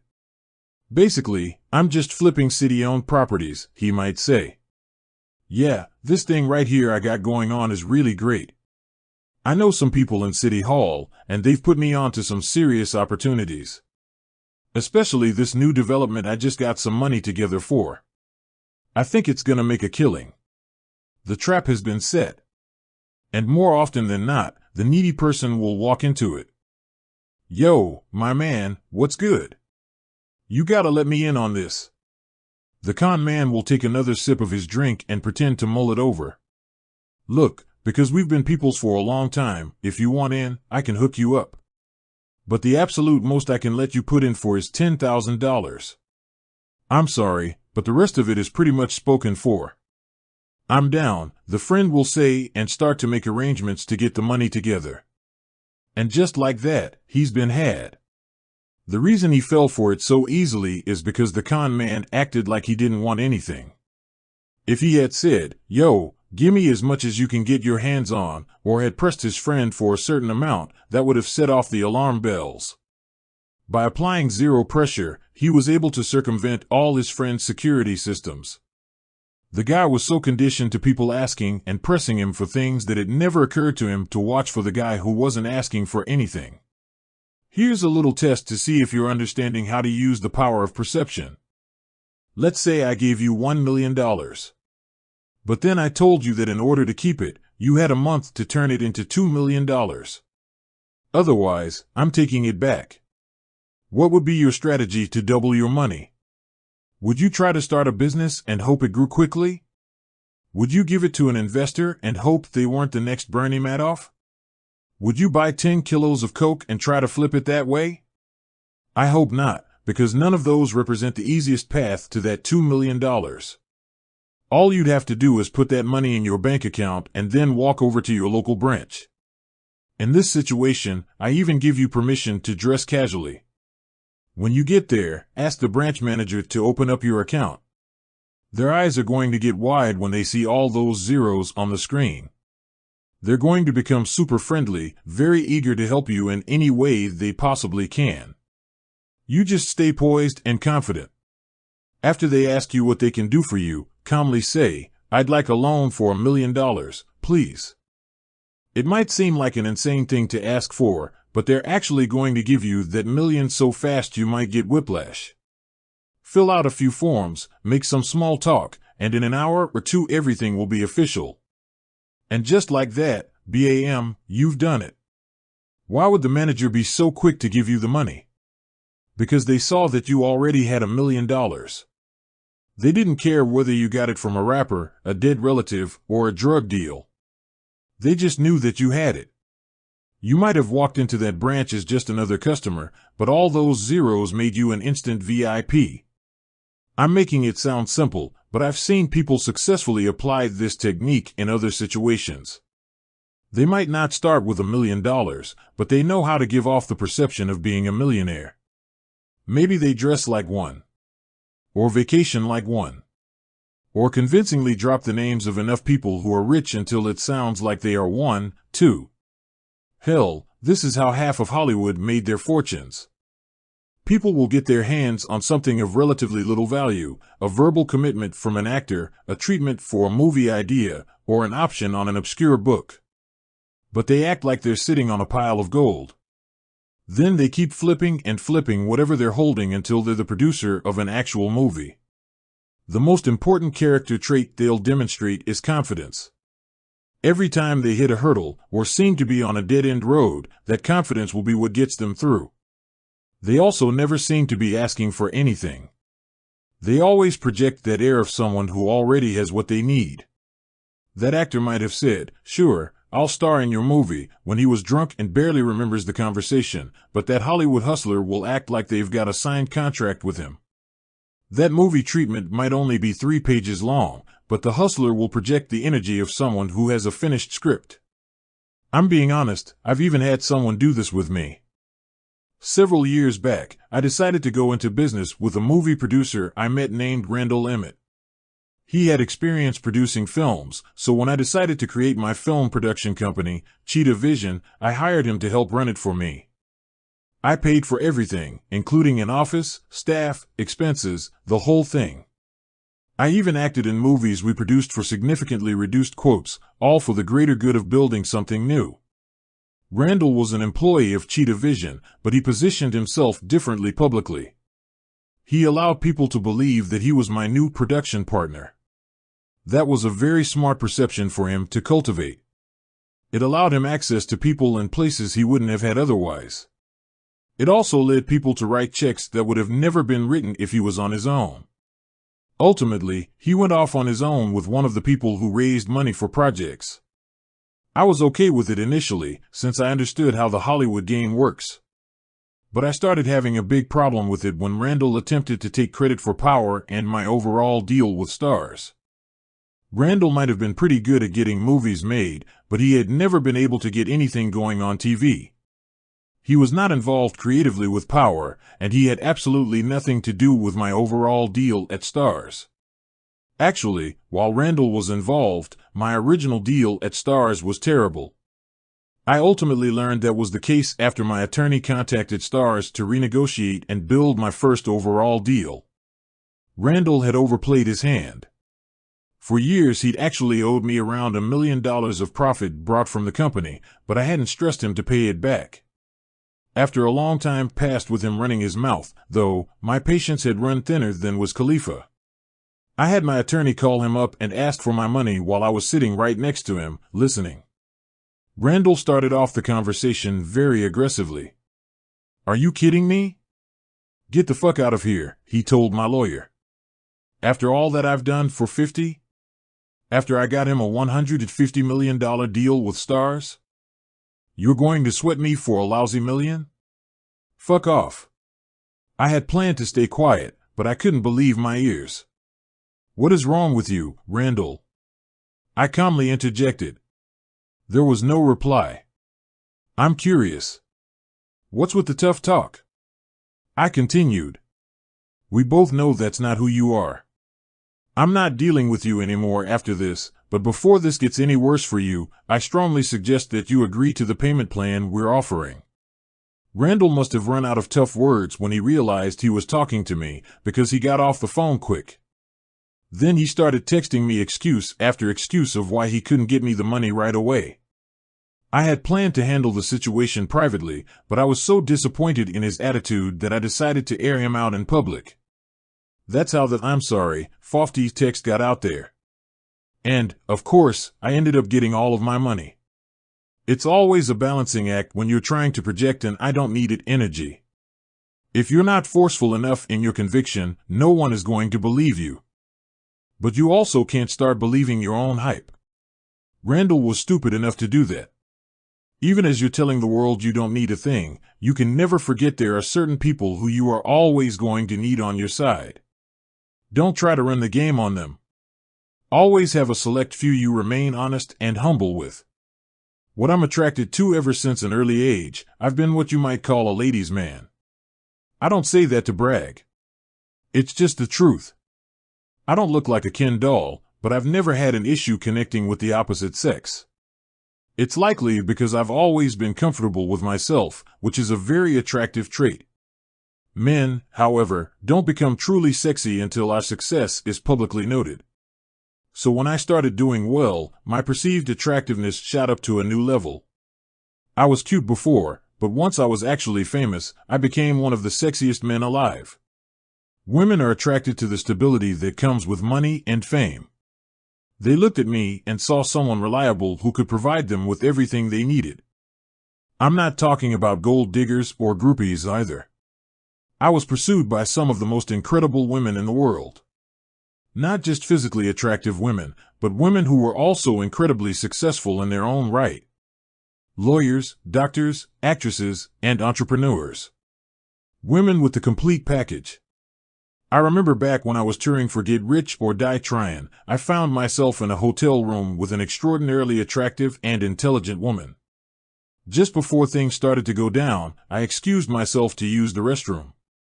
As soon as I shut the door, I started doing a little jig and grinned from ear to ear at myself in the mirror. I was so excited I even jumped up in the air and clicked my heels. I just had to take a moment and celebrate. I literally couldn't believe the caliber of woman who was waiting for me in the other room. Today, I'm a little more laid back in those sorts of situations. But I've never lost sight of the reality that as much as I enjoy women's company, my sexiness will always be tied to my success. Even if a woman presents differently at first, I still suspect it's part of her motivation. This makes it very difficult to determine who I want to pursue a deeper connection with. I'm always wondering, does she want 50 Cent? Or Curtis Jackson? This is why I am definitely most attracted to women who don't seem to care about my success, who aren't overly impressed by the persona of 50 Cent. In other words, the ones who act like they don't need 50 Cent, but could be interested in Curtis Jackson. For example, a lot of people have been curious about my relationship with the comedian Chelsea Handler. I guess we seemed like an odd couple. I didn't care about what anyone else thought. Chelsea and I met on her talk show, and I started pursuing her right after. I sent her 50 white roses. I'd call her office and ask to speak with her. She didn't hit me back at first, but finally I got in touch with her when she was about to go to Nashville for an event. I asked if I could fly down and meet her, and she said okay. We met and had a great time together. After that, we ended up hooking up whenever we were both in LA. I even made plans to go on vacation with her and her family. We had fun times when we were together, but what really attracted me to her was how she moved professionally. In addition to a talk show, she also had a reality show and was writing best-selling books. She was a real boss. With all of her various hustles, she was probably pulling in over $30 million a year. That was sexy as fuck to me. Most important, she made it very clear she didn't need anything from me. Chelsea had way too much going on to ever look to me for making something happen for her. If anything, I was probably trying to soak up a little bit of her energy. Ultimately, it never went anywhere serious. There was a bit of a miscommunication before my ex-girlfriend Sierra was scheduled to appear on Chelsea's TV show, and we stopped talking after that. I still think she's amazing, though. She's achieved so much success, and what makes it even more impressive is that she's done it on her own terms. I've never been a big proponent of marriage. Maybe I'm jaded because I've spent a lot of time in Hollywood, where I've learned husband is really just another way of saying my serious boyfriend. At the end of the day, I view marriage as a business deal, and not a particularly good one for the person coming into the relationship with the most money. Yet as I get older, I start to find myself being more open to the idea of settling down and building a more stable family life. When I go through the mental checklist of things I'd look for in a potential wife, I'm not starting with looks or fame. Those qualities aren't as important to me anymore. The most critical quality for any woman I'm going to be interested in is self-sufficiency, both financial and emotional. Otherwise, I'm always going to think that they're just trying to get me to sign one of those bad contracts. As I was telling a friend the other day, taking care of a woman is not a bad concept. But taking care of a woman who has to be taken care of is a terrible concept. Once I keep going down the checklist, I'm going to have to see qualities like compassion, sense of humor, love of family, and ambition. But it's that absence of neediness that's going to make me receptive to the possibility in the first place. That's how powerful putting out an aura of self-sufficiency can be. It can even get a jaded bachelor like me to talk about putting a ring on it and settling down. On your narrative, we've been talking about why it's so important to craft your own identity, and now I want to share some examples of people who have been hurt by letting other forces control how they are publicly perceived. I often think about my close friend, the late prodigy of Mobb Deep. The duo, which included his partner, Havoc, was legendary for their gritty depictions of life in Queen's notorious Queensbridge projects. Prodigy was an incredible artist, and without a doubt one of the best rappers of his generation. But, for a lot of people, the defining moment of his career came in 2001, when Jay-Z infamously mocked him by putting him on the Summer Jam screen. If anyone isn't familiar with the story, Jay-Z and Mobb Deep were involved in a public beef at the time, which led to Jay rapping the following about Prodigy: "When I was pushing weight, back in '88, you was a ballerina, I got the pictures, I seen ya." It was a reference to the fact that Prodigy used to be a dancer at the ballet studio his mother ran in Queens. And yes, Jay actually had gotten his hands on a picture of Prodigy in ballet tights, which he later infamously put on the screen at Summer Jam. The implication was clear. Prodigy talks about how much of a gangsta he was in his music, but at heart he was really soft. In hip-hop, you can't get much softer than being a ballerina. Prodigy clapped back at Jay, but it didn't really reverse the damage. That picture of him in ballet tights on the Summer Jam screen was a major blow, one that he never truly recovered from. I never felt it should have been that damaging, though. Yes, it was true that Prodigy's mother ran a ballet studio, and that he used to take classes there. What was so embarrassing about that? He had a mother who raised him in the arts. He was cultured. To me, that sounds like an amazing childhood, and nothing to be ashamed of. If anything, I felt like Prodigy's arts background made him more prepared as a performer than the rest of us. He was a force in the studio, always coming up with new hooks and concepts. I even remember going to his house one day and noticing several movie scripts lying around. "Man, when did you learn how to write scripts?" I asked him. "Oh, I read some book that showed me how to do it," he answered casually. "I've been writing them ever since." That's the kind of ability he possessed. He could pick up a book, digest it, and then start churning out scripts like it was nothing. Most rappers struggled to write 12 bars, let alone a movie. They just didn't have the same artistic tradition to draw from. I felt Prodigy should have embraced his background more. It's what made him special and would have allowed him to create more significant art.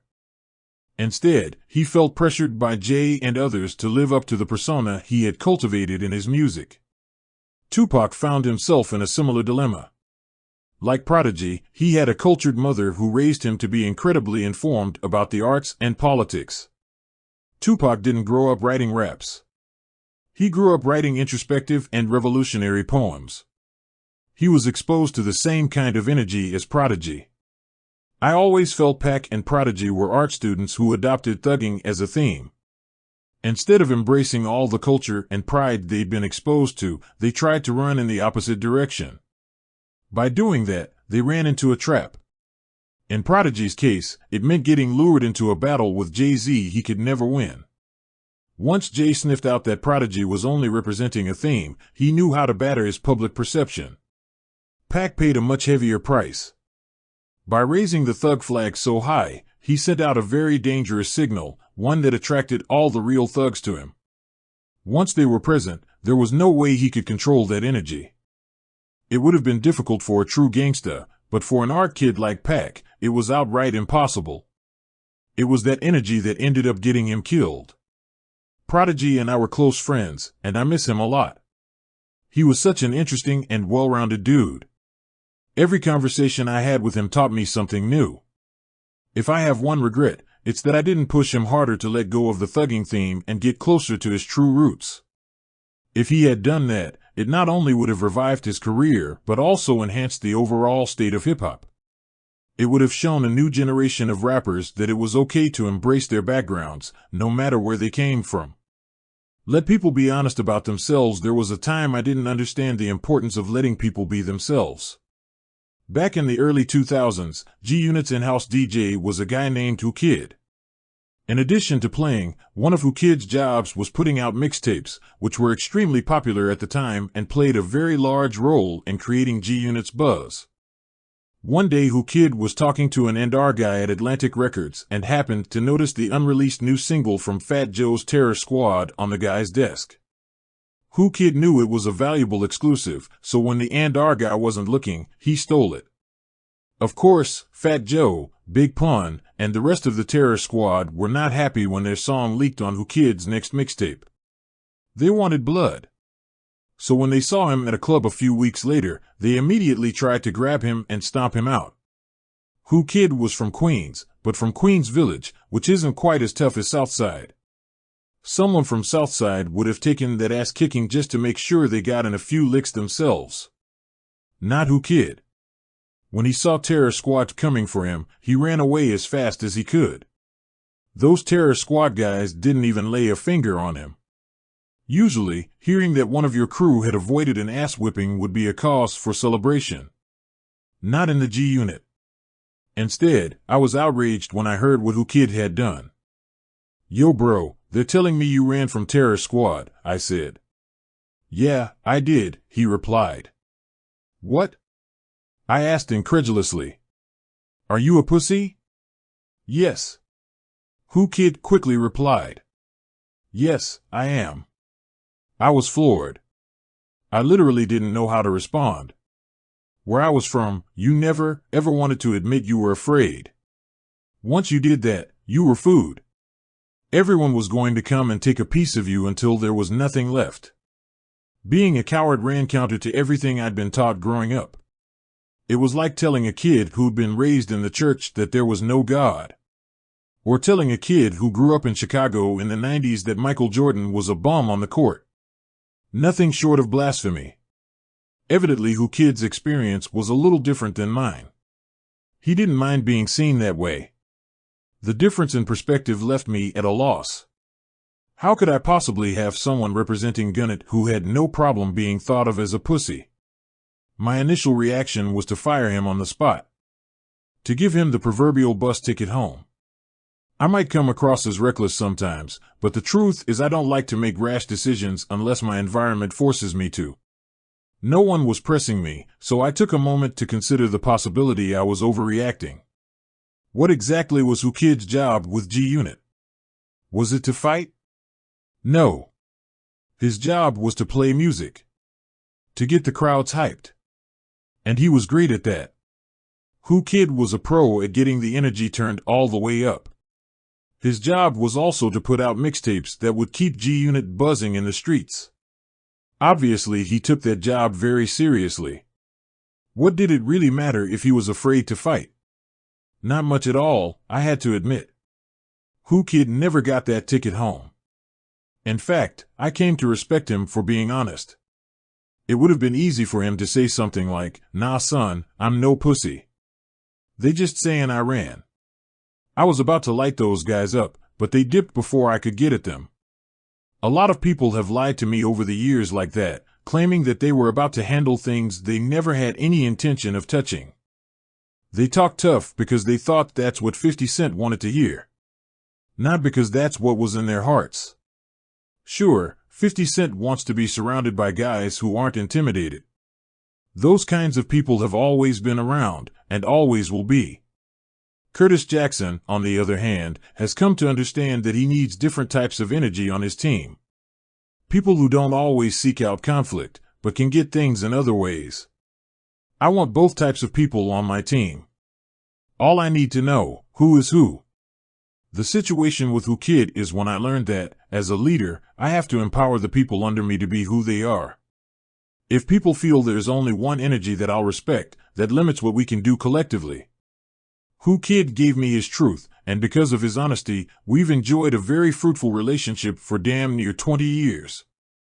Another person who was very honest with me was Jimmy Iovine, who ran Interscope when I was selling millions of records. Jimmy was comfortable working with gangstas and making music that reflected their lifestyle, but he was very clear that he was no gangsta himself. If the conversation ever turned to serious street business around Jimmy, he'd quickly tell everyone, "Hey, watch what you say around me because I'm a rat. Don't tell me anything, because I'll definitely rat you guys out if I have to." A lot of people used to laugh when he said that, because it sounded so ridiculous to those of us who grew up on the street. We were taught that snitching was the very last thing you ever do, let alone admit to. But I appreciated Jimmy's candor, even if some found it a little hypocritical. Hey, be a gangster in the songs, just not around me in real life. I'd rather know where a man stands and adjust accordingly than think I'm operating under a certain set of standards when I'm not. Some people said, "Fuck Jimmy if he's cool being a rat." My reaction was, then just don't tell your business around Jimmy. Seems pretty straightforward. He and I were selling tens of millions of records together. Why would I walk away from that or the money because he said something that was unacceptable in another context? That would have been foolish. Instead, I filed it in my mental Rolodex and went on conducting business with him. And when he eventually made decisions that were good for him but not necessarily for me, I was prepared for that. Whether you're the boss, a partner, or just a worker, you have to create an environment where people can be honest about their character with you. Otherwise, you're going to build unsustainable situations.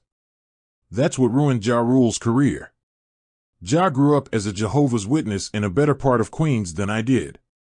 The only time he came to my part of town was when he would knock on the door and try to sell copies of The Watchtower. A nice religious boy. There's nothing wrong with that.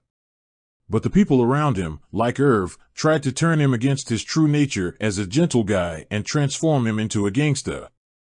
Instead of accepting his blessings, his talent for fun, female-oriented music, they were hell-bent on turning him into something negative. When they got a record deal with Def Jam, what did they call it? Murder Inc. Records. They had an open road in front of them, but they decided to paint themselves into a dangerous corner. Since none of them were actual murderers, they started seeking out people who had that energy. They eventually found what they were looking for, and it almost brought the whole company down. If you take a close look at guys like Ja Rule, you'll see that they walked with a crutch.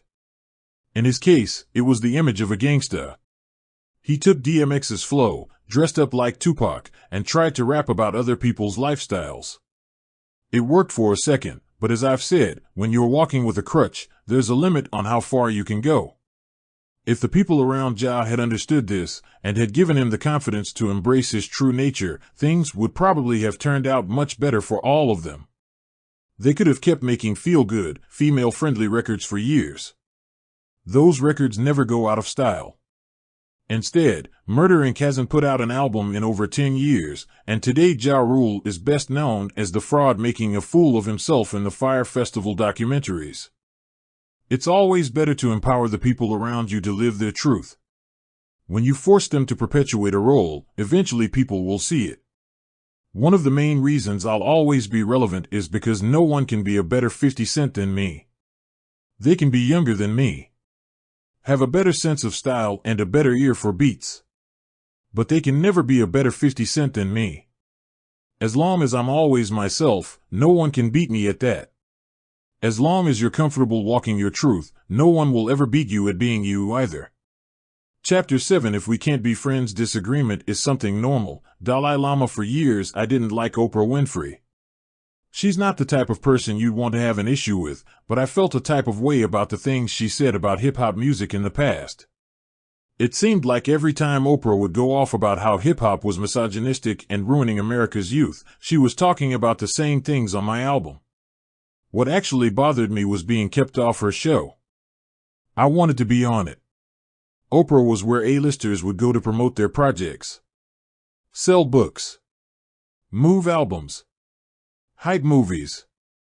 I considered myself an A-lister, so how does that look that I'm not there, too?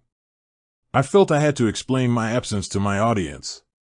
So, as I tend to do, I kept it real about the situation. I did a few interviews where I said the reason Oprah wouldn't have me on her couch is because she's a reflection of her audience, which is made up of middle-aged white women. That audience finds me scary, so it would figure Oprah wouldn't be into me either. After I made those comments, I didn't spend a lot of time worrying about how Oprah might take them.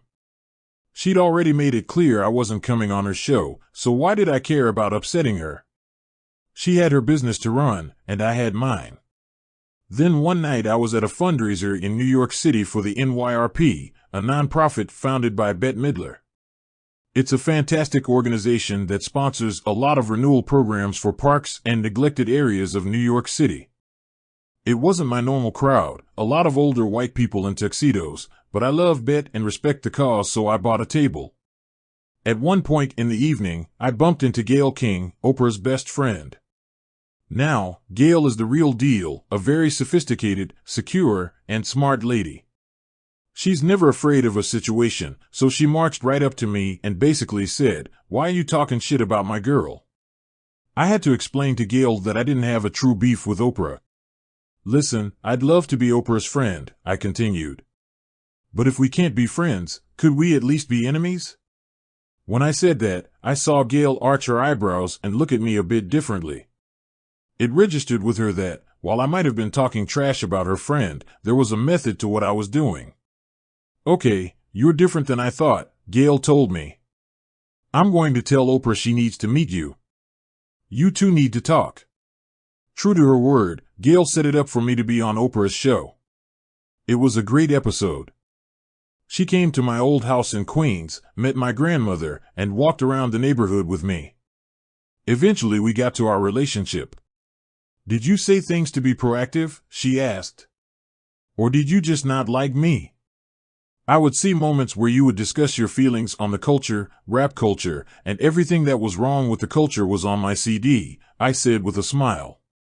And I was like, she doesn't like me. "You're talking about the N-word?" asked Oprah. "Misogyny? All of those things. Views against women. Violence. You know, just things like that," Oprah replied, not backing down.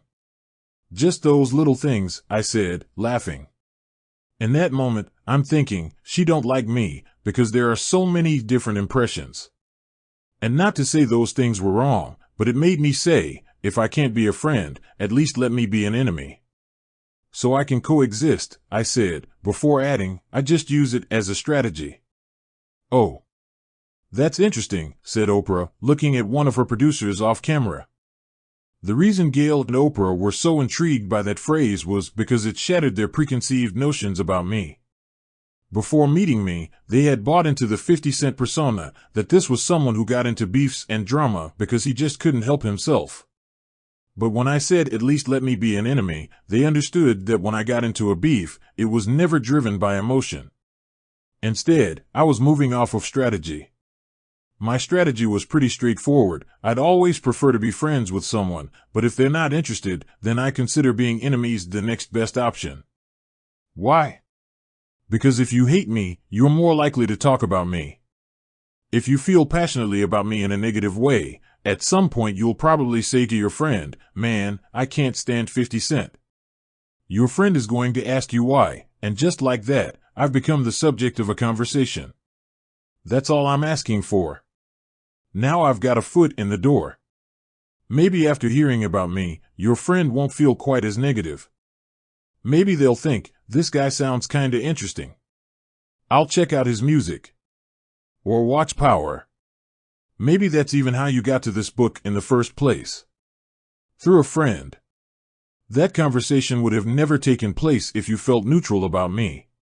No one asks their friends if they've listened to a song they feel neutral about. No one mentions a writer or a designer that doesn't elicit a strong reaction in them. We only bring up things we love. Or things we hate. I'd always prefer the love. But if I can't get that, I'll take the hate. There's always a chance I can turn that hate into something positive. The ancient Greeks believed in a concept called agon, which roughly translates to the idea of people coming together for purposes of a contest or competition. To the Greeks, the most basic energy in the world was a battle between two forces. A debate was a fight between two people over an idea. Exercise is a fight between energy and fatigue. Study is a fight between you and the material. Every new day is a fight between light and darkness. The Greeks didn't shy away from those fights. They believed that competition, in any form, was beneficial. Their most famous example of putting that belief into action was the organized athletic competition they created, which today we know as the Olympics. The Greeks valued the Olympics so much that they would actually stop battles in the middle of the fighting so that contestants could walk through unharmed and make it to the games on time.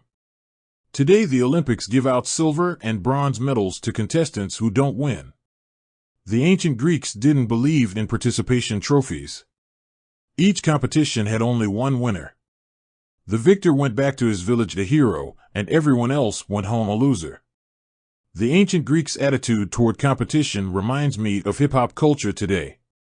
Since day one, every rapper who picked up the mic has wanted to be acknowledged as the best who ever did it. No rapper is competing for a silver or bronze medal. Every single one of us got into the game to take home the gold. That mindset was born in hip-hop's roots in the streets. That dynamic, for better or worse, keeps the culture youthful. Unless you can keep your grip on the throne, it's out with the old and in with the new. Because of my upbringing, I'm extremely comfortable with the concept of competition. I don't care if it's music, TV, clothes, liquor, or sneakers. If I'm looking to get into a space that someone else is already occupying, watch how fast I turn it into a competition. Some people shy or even run away from challenge, but I always stroll confidently toward it. It's a sensibility that's earned me a reputation as a bully in the minds of many. I rarely dispute the title, but it's an oversimplification. I don't wake up in the morning looking to pick fights with people. I don't celebrate conflict. Again, I'd rather be friends. But if someone says they want a problem with me, I'll respond, no problem. Because it's never a problem for me to compete. Competition brings out the best ever. Since he was a teenager growing up in Italy, Enzo Ferrari had a passion for car racing. In 1922, at the age of 20, he began working as a test driver in Milan and later joined Alfa Romeo as a driver. He spent a few years on the racing circuit but retired after the birth of his son. Race car driving was dangerous business back then, and he decided that instead of risking his life every week, he would focus on the development side of the car business. In 1940, he founded his own manufacturing company, Ferrari, which would go on to become one of the best-known and respected brands in the world. Around the same time, another Italian car enthusiast, Ferruccio Lamborghini, was establishing a manufacturing business. But unlike Ferrari, Lamborghini was making tractors, not race cars. He enjoyed racing, but his larger passion was focused on the internal workings of machines. After purchasing a Ferrari himself, Lamborghini recognized a number of flaws in the design. The cars were too noisy and had a notoriously touchy clutch, which had to be repaired. When he took his car in to have the Ferrari mechanics fix it, they wouldn't let him personally observe their repairs, which pissed him off. Since Ferraris were already considered the best luxury sports cars on the market, Lamborghini saw these flaws as inexcusable. He decided to bring his critiques to Enzo Ferrari himself.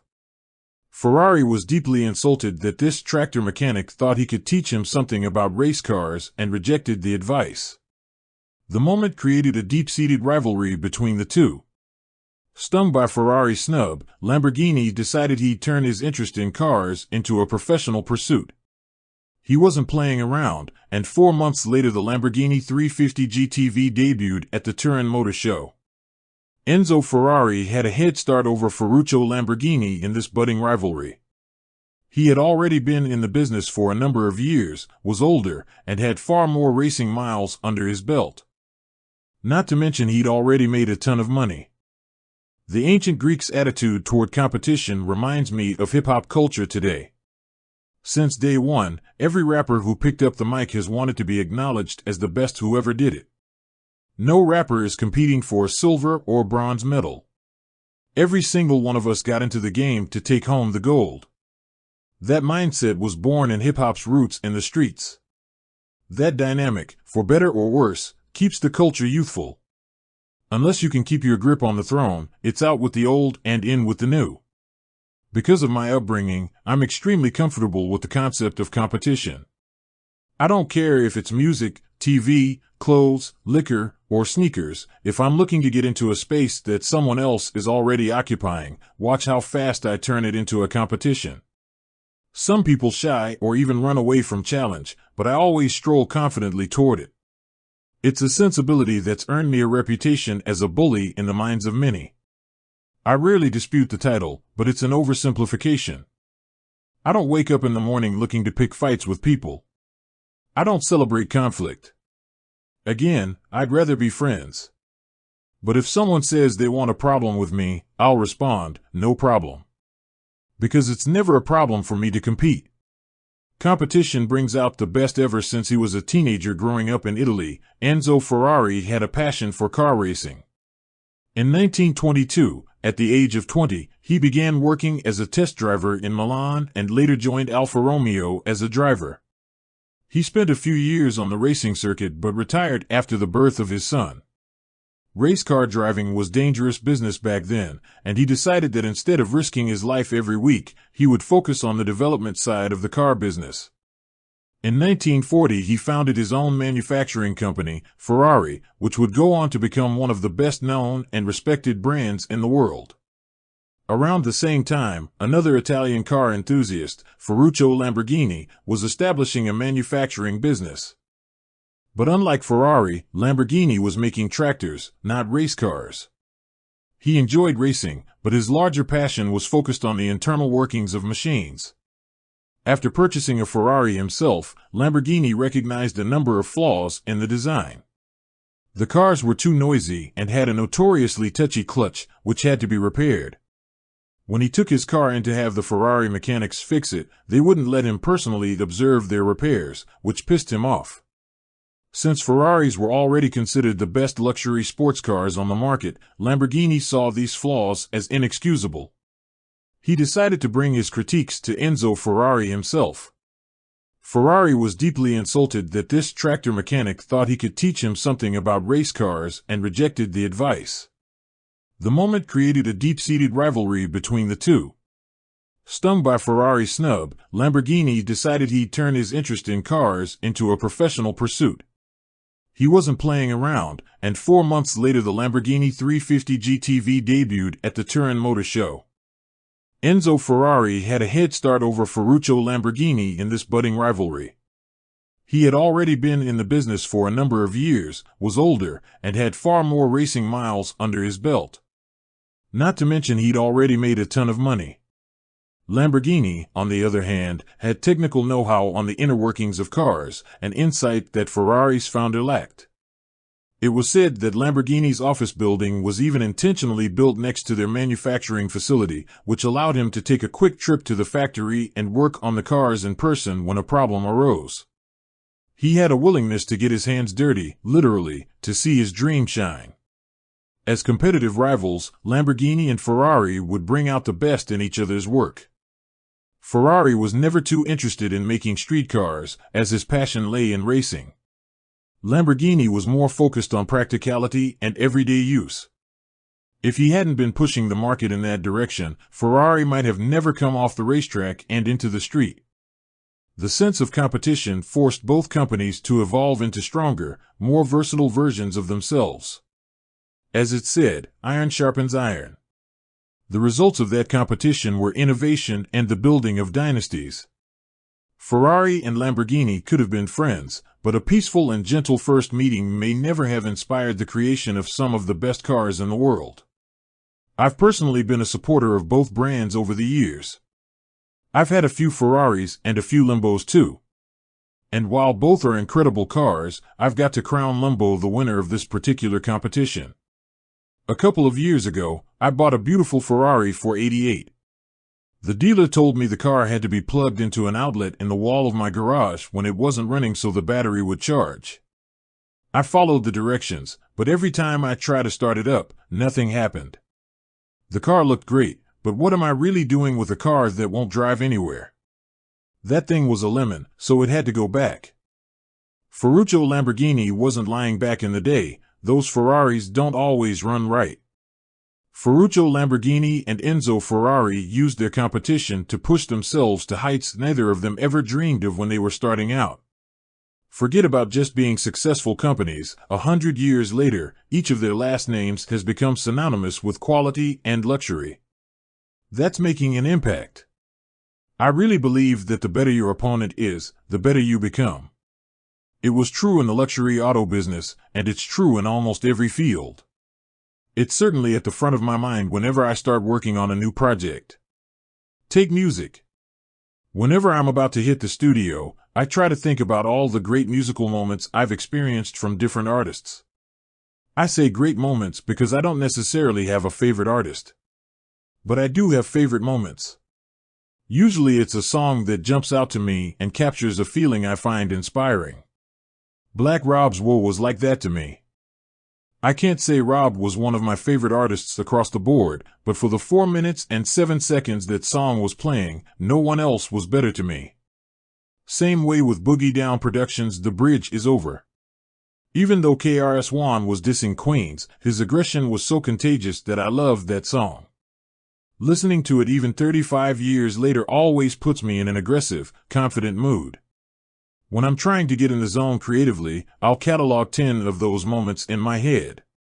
It doesn't even have to be a complete song, it could just be a great hook or a catchy chorus. I'll collect all those moments and label them my creative competition. The entire time I'm recording, I'll refer back to those moments.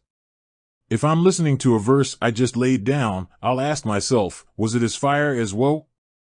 If the answer is no, then I need to go back in the booth and give it another shot. Same thing with each chorus or hook that I compose. I'll compare it to those great moments I've cataloged. If I feel like it's falling short, I go back and do it again. I keep holding up what I've done against those moments I've cataloged and ask myself, is it good enough? Now, is every song I record going to be a classic like Woe or The Bridge Is Over? Of course not. But by forcing myself to measure up against a song like that, I bring out the best in myself. It's like the old saying, shoot for the moon. Even if you miss it, you will land among the stars. But in order to push yourself to be great that way, the first thing you have to be able to do is appreciate the greatness in others. You cannot go around believing that no one is as good as you and therefore you don't have anyone to measure up against. That's bullshit. No matter what you do, or what your field, there is someone else great in it, too. So instead of believing your own hype, identify that individual and make them your competition. People like to say I'm a hater, but nothing could be further from the truth. What I am is an appreciator. I'm always appreciating what other people are doing. Competing is not hating. It's actually putting appreciation into action. You must be an appreciator no matter what you do. Let's say you're a novelist. Identify whoever the writer you think is the best and measure whatever you write against them. If you're an architect, walk around your city and measure yourself against the most beautiful buildings you see. You need to stare at those buildings and say, you know what? That staircase was really fucking good, and then store it away in your mind. And if you really think your work is nicer than anything you see, compare yourself to whoever built the Eiffel Tower or the Taj Mahal. No matter how confident you are in your own abilities, there's still someone out there for you to compete against. Never think you're above competition. One way I see people fall into this trap is by listening to the individuals around them. This happens with rappers all of the time. A guy will get in the booth, spit a verse, and one of his homies will say, "Yo, that was a hot line." Bam. That's all it takes. Now in the rapper's mind he's already the greatest of all time. His friends will go on to tell him he's better than whatever SoundCloud young boy is hot at the moment. The rapper will eat it up and grow even cockier. But notice what his homies are not saying, that he's better than Jay. That he's better than Kendrick. That he's better than me. Those are the standards you need to hold yourself up against before you start thinking you're the GOAT. If you only compare yourself to inferior opponents, you'll feel like you're doing something when you're really not doing much at all. This is why a lot of rappers challenge me prematurely. Their friends make them think they're ready when they haven't achieved anywhere near what I have. That's fine with me. I just have to knock them back down to size a bit. No matter what you've accomplished, you're never done competing. I've sold over 30 million records, but every time I step in the booth, I know I'm about to be measured up. Not against anyone else either. Against myself. Whenever I put a new song out, people are going to say, "That's cool, but it's not like when you first did it." I used to get frustrated with that response, but now I accept it. I'm not going to get another chance to make a first impression. Until I put down the mic for the final time, I'm going to be locked in a rivalry with myself. That doesn't frustrate me anymore. I'm dope. Why would I be mad at the comparison? Now I just need to go out and beat myself. The Bearsville Boot Camp, roughly 2 hours north of New York City, just outside of the town of Woodstock, you'll find the Bearsville Studios. The recording studio, which kinda reminds me of a barn, was founded in 1969 by Albert Grossman, a legendary music industry promoter. Grossman is best known for once being Bob Dylan's manager, as well as the man who guided the career of Janis Joplin and folk stars like Peter, Paul, and Mary. Grossman's dream was to build a studio in a rustic setting close to New York City where rock artists could escape the noise and distractions of the city. For many years, the studio was considered one of the finest rock and roll music recording spaces in the country. In 2000, Grossman was long gone, but he and Dylan were replaced by another type of artist, New York City rappers. Responding to the same impulse that had motivated Grossman over 30 years earlier, the hip-hop production team the Trackmasters had decided to rent Bearsville out for 3 months. The duo, comprised of producers Tone and Poke, took over the studios and then invited a mixture of established and unknown rappers and producers to travel up to Woodstock and record with them. There wouldn't be any clubs to go to or entourages hanging around. It was basically a hip-hop boot camp where the only agenda was music, music, and more music. Here's how I wound up there with them. One day I saw Corey Rooney, a producer and songwriter from Sony, and Marky D from the Fat Boys at my neighborhood barbershop. I had just finished a demo tape, so I asked Corey if I could play it for them. Corey said okay, then led us to his black convertible 500 SL Benz parked out in front, and we all piled into the car to listen. A couple of seconds into the first song, Corey's phone rang and he picked it up. I didn't like that. He kept talking through the second song. Meanwhile, Marky seemed disinterested. After a few more songs, Corey turned to Marky and said, "I dunno, what you think, man?" "It's cool," replied Marky, "but I'd already seen enough. I knew I was a nobody to them, but I wasn't going to sit there and be disrespected." "Gimme my tape back," I growled, popping the demo out of the stereo. "Y'all old school." I grabbed my tape and jumped out of the ride. It was a pretty brash, some might even say stupid, way to treat two industry veterans. I figured I'd never hear from them again. Then a few days later I got word that they were looking for me. It turns out Corey had been listening and had passed along the tape to Tone and Poke. They'd liked what they heard, Corey told me over the phone, and wanted me to come upstate to work on some music with them. I was excited they liked my music, but it also sounded like a setup. I'd just insulted these two, and now they wanted me to take a ride upstate with them? Seemed like a trip I might never come back from. I was torn. My street instincts were on high alert, but Tone and Poke were respected producers who had had a string of hits with Nas, Will Smith, and R. Kelly. I really wanted to work with them. I invited Corey and Marky to come back by the barbershop so I could take their temperature before committing to anything. When they pulled up, they didn't seem pissed. In fact, they seemed really eager for me to come upstate with them. My instincts told me I'd be safe. I packed a small bag and took off with them that very afternoon. I ended up staying in Bearsville for 18 days. Albert Grossman might have envisioned the studio as a retreat, but my time there was one of the most competitive and creative periods of my life. I arrived at Bearsville as an MC whose reputation barely extended past my neighborhood. Suddenly I found myself surrounded by some real industry heavy hitters.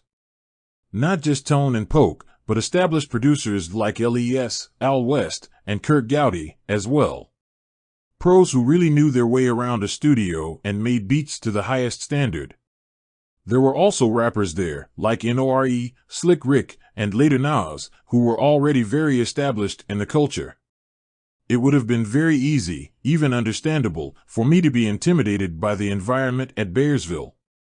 I was far away from home in some studio out in the middle of the woods.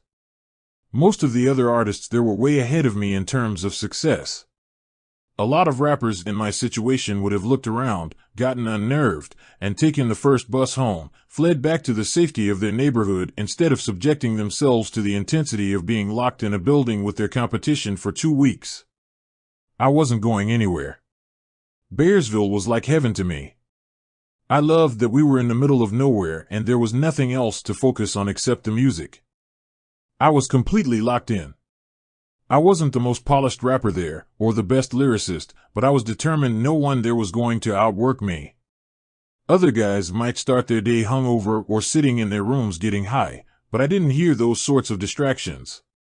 Once I woke up, the only thing I was doing was going for a jog in the woods. Then it was time to hit the studio. I'd usually be the first one there. Once checked in, I'd go from room to room, asking each producer to let me hear the latest beat they were working on. Once I'd listened to it a couple of times, I'd go sit down in a corner somewhere and try to write a verse for it. Once I finished, I'd go back to the studio and ask the producer if I could record whatever I had come up with. It was a very tough crowd to impress, but I was determined to stand out. I wanted to hear someone say, "Nah, he's got some shit," every time I finished a verse. I was a total beast, day in and day out. It got to the point where I had spit verses on every track Tone and Poke had come up with, and I still wanted more. I ended up rhyming over unfinished tracks, basically just drums, because my creative juices were flowing so strongly and I was overflowing with material. I recorded over 36 songs in Bearsville, many of which would go on to appear on Power of the Dollar. I'd come into the boot camp a relative unknown, confident in my ability, but also unsure about where I stood as an MC. After those 18 days, I knew damn sure that I belonged. It is extremely powerful to meet your competition head-on and walk away from the confrontation knowing you have what it takes. That confidence stays with you for a long time. My time in Bearsville left me with more than enough material for what was supposed to be my debut on Columbia. We submitted the music, and the label gave me a release date. I started preparing for what I knew was going to be a major launch. But as the release date started getting closer and closer, it became clear to me that I was the only one doing any real preparations. Columbia didn't really understand me as an artist. I could see that they were just going to throw the album out there and hope that something popped. If it did, great. If it didn't, then I'd be gone. That might have been how they did things, but it wasn't an acceptable approach to me. I'd thrown everything I had into the time in Bearsville, and I knew I had the right material. My entire life was riding on the album being a hit. If you're just going to throw me up against the wall and hope I stick, then I'm going to turn into your friendly neighborhood Spider-Man. I didn't have a plan B for my album not working. So I started looking around for a way to make myself a priority. I was going to create my own glue. At the time, hip-hop was in a cautious state because of the recent deaths of Biggie and Tupac. Everyone was afraid of a new war popping off, and it became taboo to mention another rapper's name in your song. If people did take shots at each other, they were subtle ones that only a hardcore fan would ever catch. For instance, when Nas wanted to diss Jay-Z, he didn't do it by name at first. Instead, he rhymed something like, 20G bets I'm winning them threats, I'm sending them Lex with TV sets, the minimum ill sex adrenaline. To the outside world it didn't sound like anything, but those of us in the culture knew that Jay-Z rode around in a Lexus with a TV set. So that was a subliminal shot at Jay. Nas might have been subtle in his attacks, but in the void created by that unspoken truce among rappers, I saw a golden opportunity. I hadn't signed any truce. There weren't any rappers out there who had value to me as a friend. But as enemies? Well, that was a different story. I knew if someone had the confidence to come out of the shadows and re-embrace hip-hop's tradition of firing direct shots, the buzz would be deafening. I decided to be that person. How to Rob wasn't intended to just diss one person, it was a diss to the entire industry. It was as if I was saying, if none of y'all want to be my friend, then we're all going to be enemies. I let almost everyone have it, Jay-Z, Wu-Tang, Big Pun, Missy Elliott, Will Smith, Jada Pinkett, Slick Rick, DMX, Bobby Brown, and Whitney Houston all got called out by name. In order to signal that I was only interested in competition, not real hostility, we threw in a line directed against the Trackmasters, too. Just to show that even my guys weren't above being dissed. Then we added the mad rapper in the chorus, saying this ain't serious, being broke can make you delirious, to bring a little levity to the situation. Even with those disclaimers, the record created an uproar the moment it dropped on Hot 97, New York City's premier radio station at the time. Most of those artists weren't prepared for someone saying their name in a song. Throughout the culture, everyone was asking, whoa, who is this new guy? Because he's saying everyone's names and don't care about nothing. Some of the biggest ones, including Jay-Z, Big Pun, and Wu-Tang, had responses from me. Which was exactly what I had hoped for. I needed something that was going to create attention around me, and How to Rob got me noticed immediately. Columbia snatched up the song and put it on the In Too Deep soundtrack, which exposed me to a wider audience. Everything was going according to my plan. But then I got shot, which essentially derailed everything I'd put into motion. It would end up taking a few more years to experience the hit debut I'd worked so hard toward. But I still learned a valuable lesson with How to Rob. People always respond to a competitor. When you're viewed as someone who is going to run into the fray, as opposed to running from it, you'll always have eyes on you.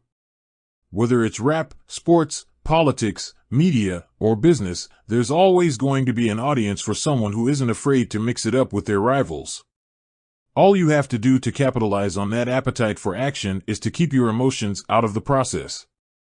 I didn't have a problem with most of the artists I mentioned in that song. I respected the hell out of guys like Jay, Pun, and Raekwon. But being respectful wasn't going to put me in the position I needed to be in to realize my dreams. I had to demonstrate my competitiveness to make the industry take notice of me, so that's exactly what I did. They haven't stopped paying attention to me since. Curtis versus Graduation. If How to Rob announced my competitive streak to hip-hop culture, my competition with Kanye West is what introduced it to mainstream America. Our battle took place in 2007, when Kanye's third album, Graduation, was due to come out a week after my third album, Curtis. When I saw that the dates were so close to each other, I realized that we had a chance to do something special by turning our releases into a head-to-head competition. I pitched Kanye on the concept of each of us dropping the same day. Being an independent thinker himself, Kanye saw the value in my vision and agreed to move his release up. He understood we could collectively generate much more buzz by hyping our battle than being out on individual promo runs. The media loves a spectacle, and few things were more of a show than Kanye and me going head-to-head. We both played it for all it was worth, doing appearances together and adopting the role of two prizefighters before a big fight. To be clear, there was no actual beef between us.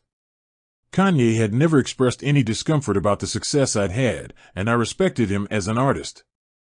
It was truly just a case of two people being comfortable with the concept of competing against each other. Personally, I knew competition was what I needed at that point in my career. I was in the most vulnerable state an artist can reach, confusion. So much had happened to me in such a short period of time that I had lost touch with my sense of self.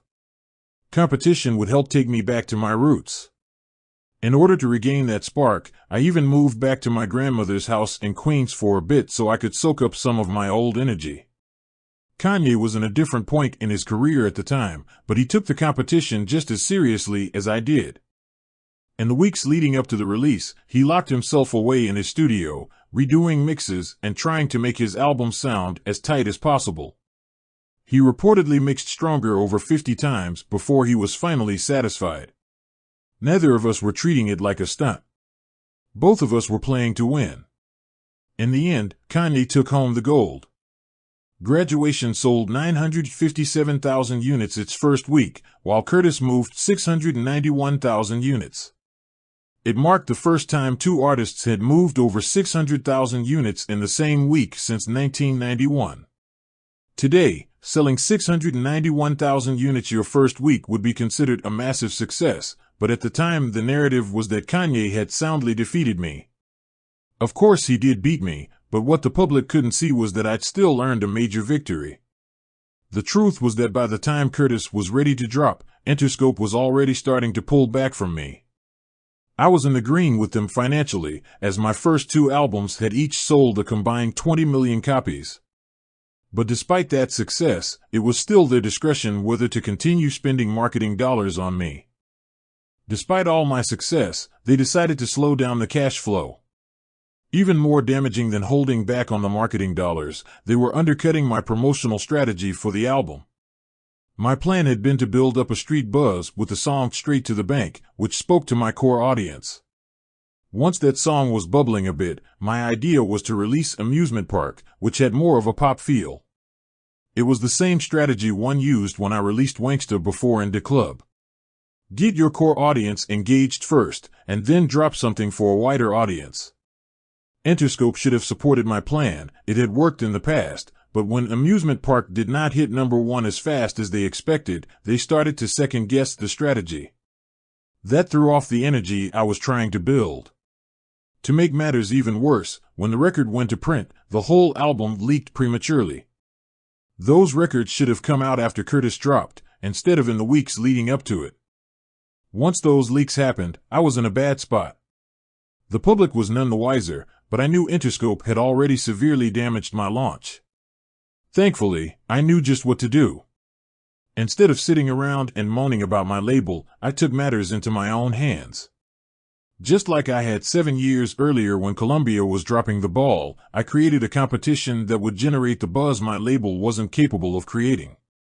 Even worse, I was competing against an artist whose label was doing everything, and I mean everything, to make sure he beat me. Jimmy Iovine might not have cared about beating Kanye, but Jay-Z, who was the head of Def Jam at the time, damn sure cared about beating me. Jay had been extremely uncomfortable with my run in NYC for years. So he did everything under the sun to make sure he could beat me through Kanye. I realized what I was up against in the weeks leading up to the release when Kanye and I both agreed to do joint appearances on BET. I had planned to bring Eminem with me, but BET told Interscope we couldn't have guests. Interscope said fine, and told him not to come. Then the day of the show, I get there and Jay is performing with Kanye. So clearly Jay had gone to some length to get around the no guests rule, whereas Interscope had just let it go. They simply weren't as motivated as Jay. Jay took a lot of pride in Kanye's victory. I think that's one of the reasons he's so disappointed in Kanye today. Jay knows how much he supported Ye during that period, but it still wasn't enough for Ye. That probably hurt Jay. Jay even mentioned my battle with Kanye in his book Decoded, taking a little shot at me when he wrote, "Rappers who use beef as a marketing plan might get some quick press, but they're missing the point." I congratulate Jay for doing the right thing by his artist in that situation, but I think he was the one who missed the point. First, like I mentioned, there was no actual beef in that particular competition. Second, without that competition, I have little doubt that due to Interscope's missteps, my sales would have been much lower. Our competition actually turned what would have been a tough first week for me into a very respectable one. If I had just left Interscope to their own devices, I might have only sold 400K that first week. Instead, I managed to salvage a tough situation and create a historic moment. As I later told an interviewer, Kanye West gets the trophy, 50 Cent gets the check. That's no shot at Kanye, but it's a trade I'll take every time. Curtis Lannister sometimes, as in the case of Curtis versus Graduation, you can create your own competition. Other times, the world will try to choose your opponent for you. When that happens, you need to be hustling at your smartest.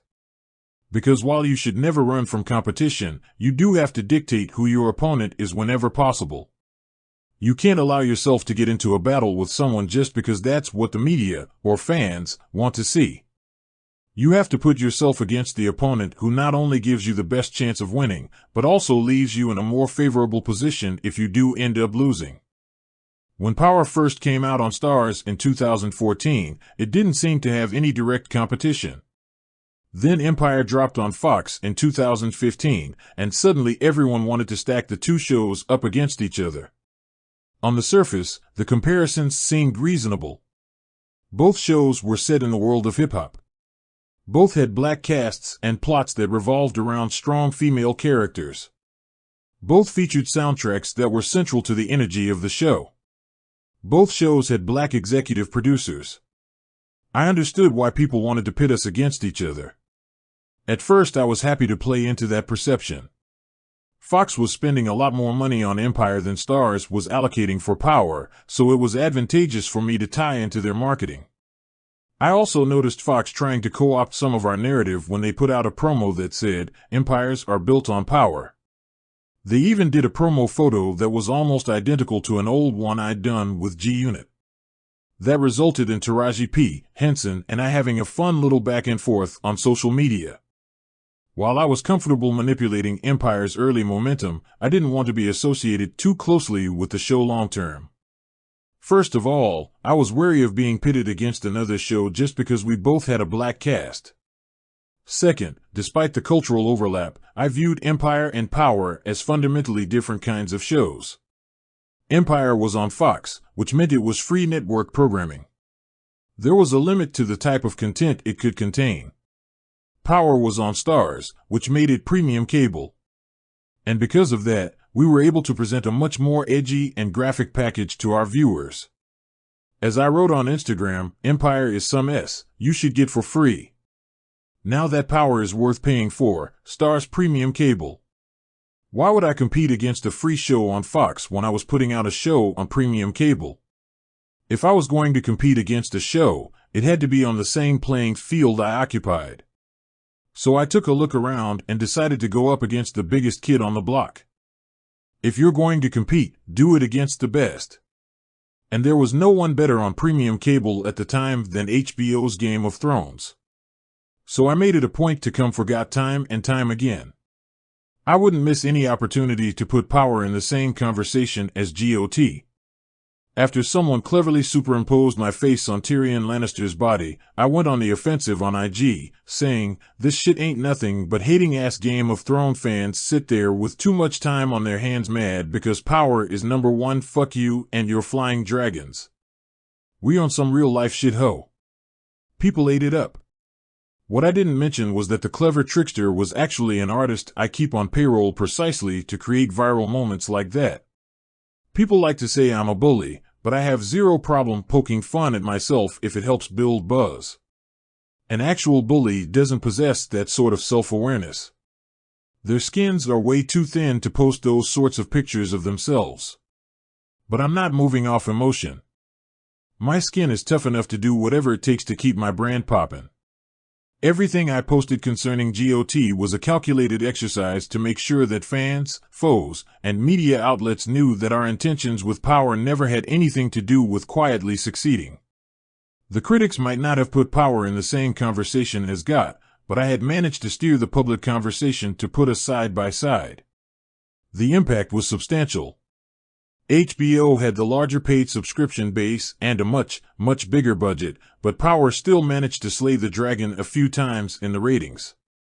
Even better, since the fantasy series hit its finale in 2019, Power viewership has been steadily outperforming anything else HBO is bringing to the table. I'm confident that our show's word of mouth is so reliable because of my expressed passion and support for the fans. Looking back, it's unlikely that Power's reduced resources and smaller footprint were ever going to topple America's oldest paid subscription cable network, but that's how competition works. You can join a losing fight and still come out of it with something valuable. I mentioned I didn't want Power to be labeled as a black show. There's a good reason for that. The longest, and most celebrated, competition in America is black versus white. It's also the one competition that I choose to sit out. It's the one I know is rigged against me. That doesn't mean I'm not proud to be black or supportive of black artists. None of that. Power is, without question, at its core a black show. I'm the executive producer. Courtney Kemp, a black woman, is the showrunner and writes the scripts. The stars are all POC, with the exception of Joseph Sikora. The show has employed a lot of talented black people and people of color, as do all my TV shows. I still do not want it to be known as a black show. Basically, doing so would be to put it in a box, one that's almost impossible to break out of. It's what happened to me with Get Rich or Die Tryin'. Think about that movie. It starred me, a black man, and was about a rapper fighting his way to the top. It was directed by Jim Sheridan, a feisty little Irish dude who'd helmed award-winning films like My Left Foot and In the Name of the Father. The score was by Quincy Jones, someone who's been able to connect with Americans at every level. The script was written by Terrence Winter, a writer and executive producer on The Sopranos and Boardwalk Empire. It was shot by Declan Quinn, an award-winning Irish cinematographer. In its bones, Get Rich or Die Tryin' was a mainstream movie. But that's not how Hollywood saw it. They saw it as a black film. And black films don't get to open in the same number of theaters as mainstream ones. This is why when Get Rich came out, it only opened in about 1,700 theaters. Now compare that to another movie about a rapper fighting his way to the top, 8 Mile. That movie had all the same elements as Get Rich, with the major difference being that Eminem was white. 8 Mile opened in about 3,000 theaters. That means 8 Mile had almost twice the opportunity in its first week at the box office as Get Rich did. I have zero beef with them over that situation, but I have a big beef with the system that decides my film would only appeal to a black audience. The reason they gave me a movie deal in the first place wasn't because I was black. It was because I was a superstar. And the reason I was a superstar was because tens of millions of white kids had bought my album. And the reason they bought my album was because they were fascinated with my life. So how does it stand to reason that a movie about my life would not appeal to those same white kids? There's no reason. It's an illogical system that prevents artists from being able to compete on a level playing field. So I try to stay off that field. I'm always going to hire black actors, black directors, and black showrunners. But I'm not blind to the realities that are still out there. When they made the poster for Power, I made sure that Joe Sikora's character, Tommy, was on it, just as Russell Crowe was on the American Gangster poster, despite it being Denzel Washington's vehicle. My goal is never to be the best in one category or niche. My only goal for Power, as with everything I do, was to make it bigger and attract the widest audience possible. Don't keep your competition afloat. One of my imperfections is that I can enjoy competition too much. Sometimes I'll actually help my opponents by bringing them into my orbit for longer than they deserve. There have been a lot of artists who I've publicly beefed with who have benefited more from those encounters than I did. They remind me of those parasitic organisms that live off a larger host. As long as they're attached to the host, they're okay. But as soon as the host moves away or they lose their grip, they die. That's how I view my relationship with artists like Ja Rule, Rick Ross, Jim Jones, French Montana, and the Lox. None of them ever came up with a long-term way to generate interest in themselves outside of getting into a war of words with me. They've all tried to branch out into different endeavors, but their primary function is to sell records. And they know that saying something to me keeps the record-buying audience watching them. So they come at me. I understand why they do it. Everyone wants to stay relevant, but it's a flawed long-term plan. If all your shine comes from somebody else's sun, what happens when that person moves away? Because once I get off them, it's like they don't even exist anymore.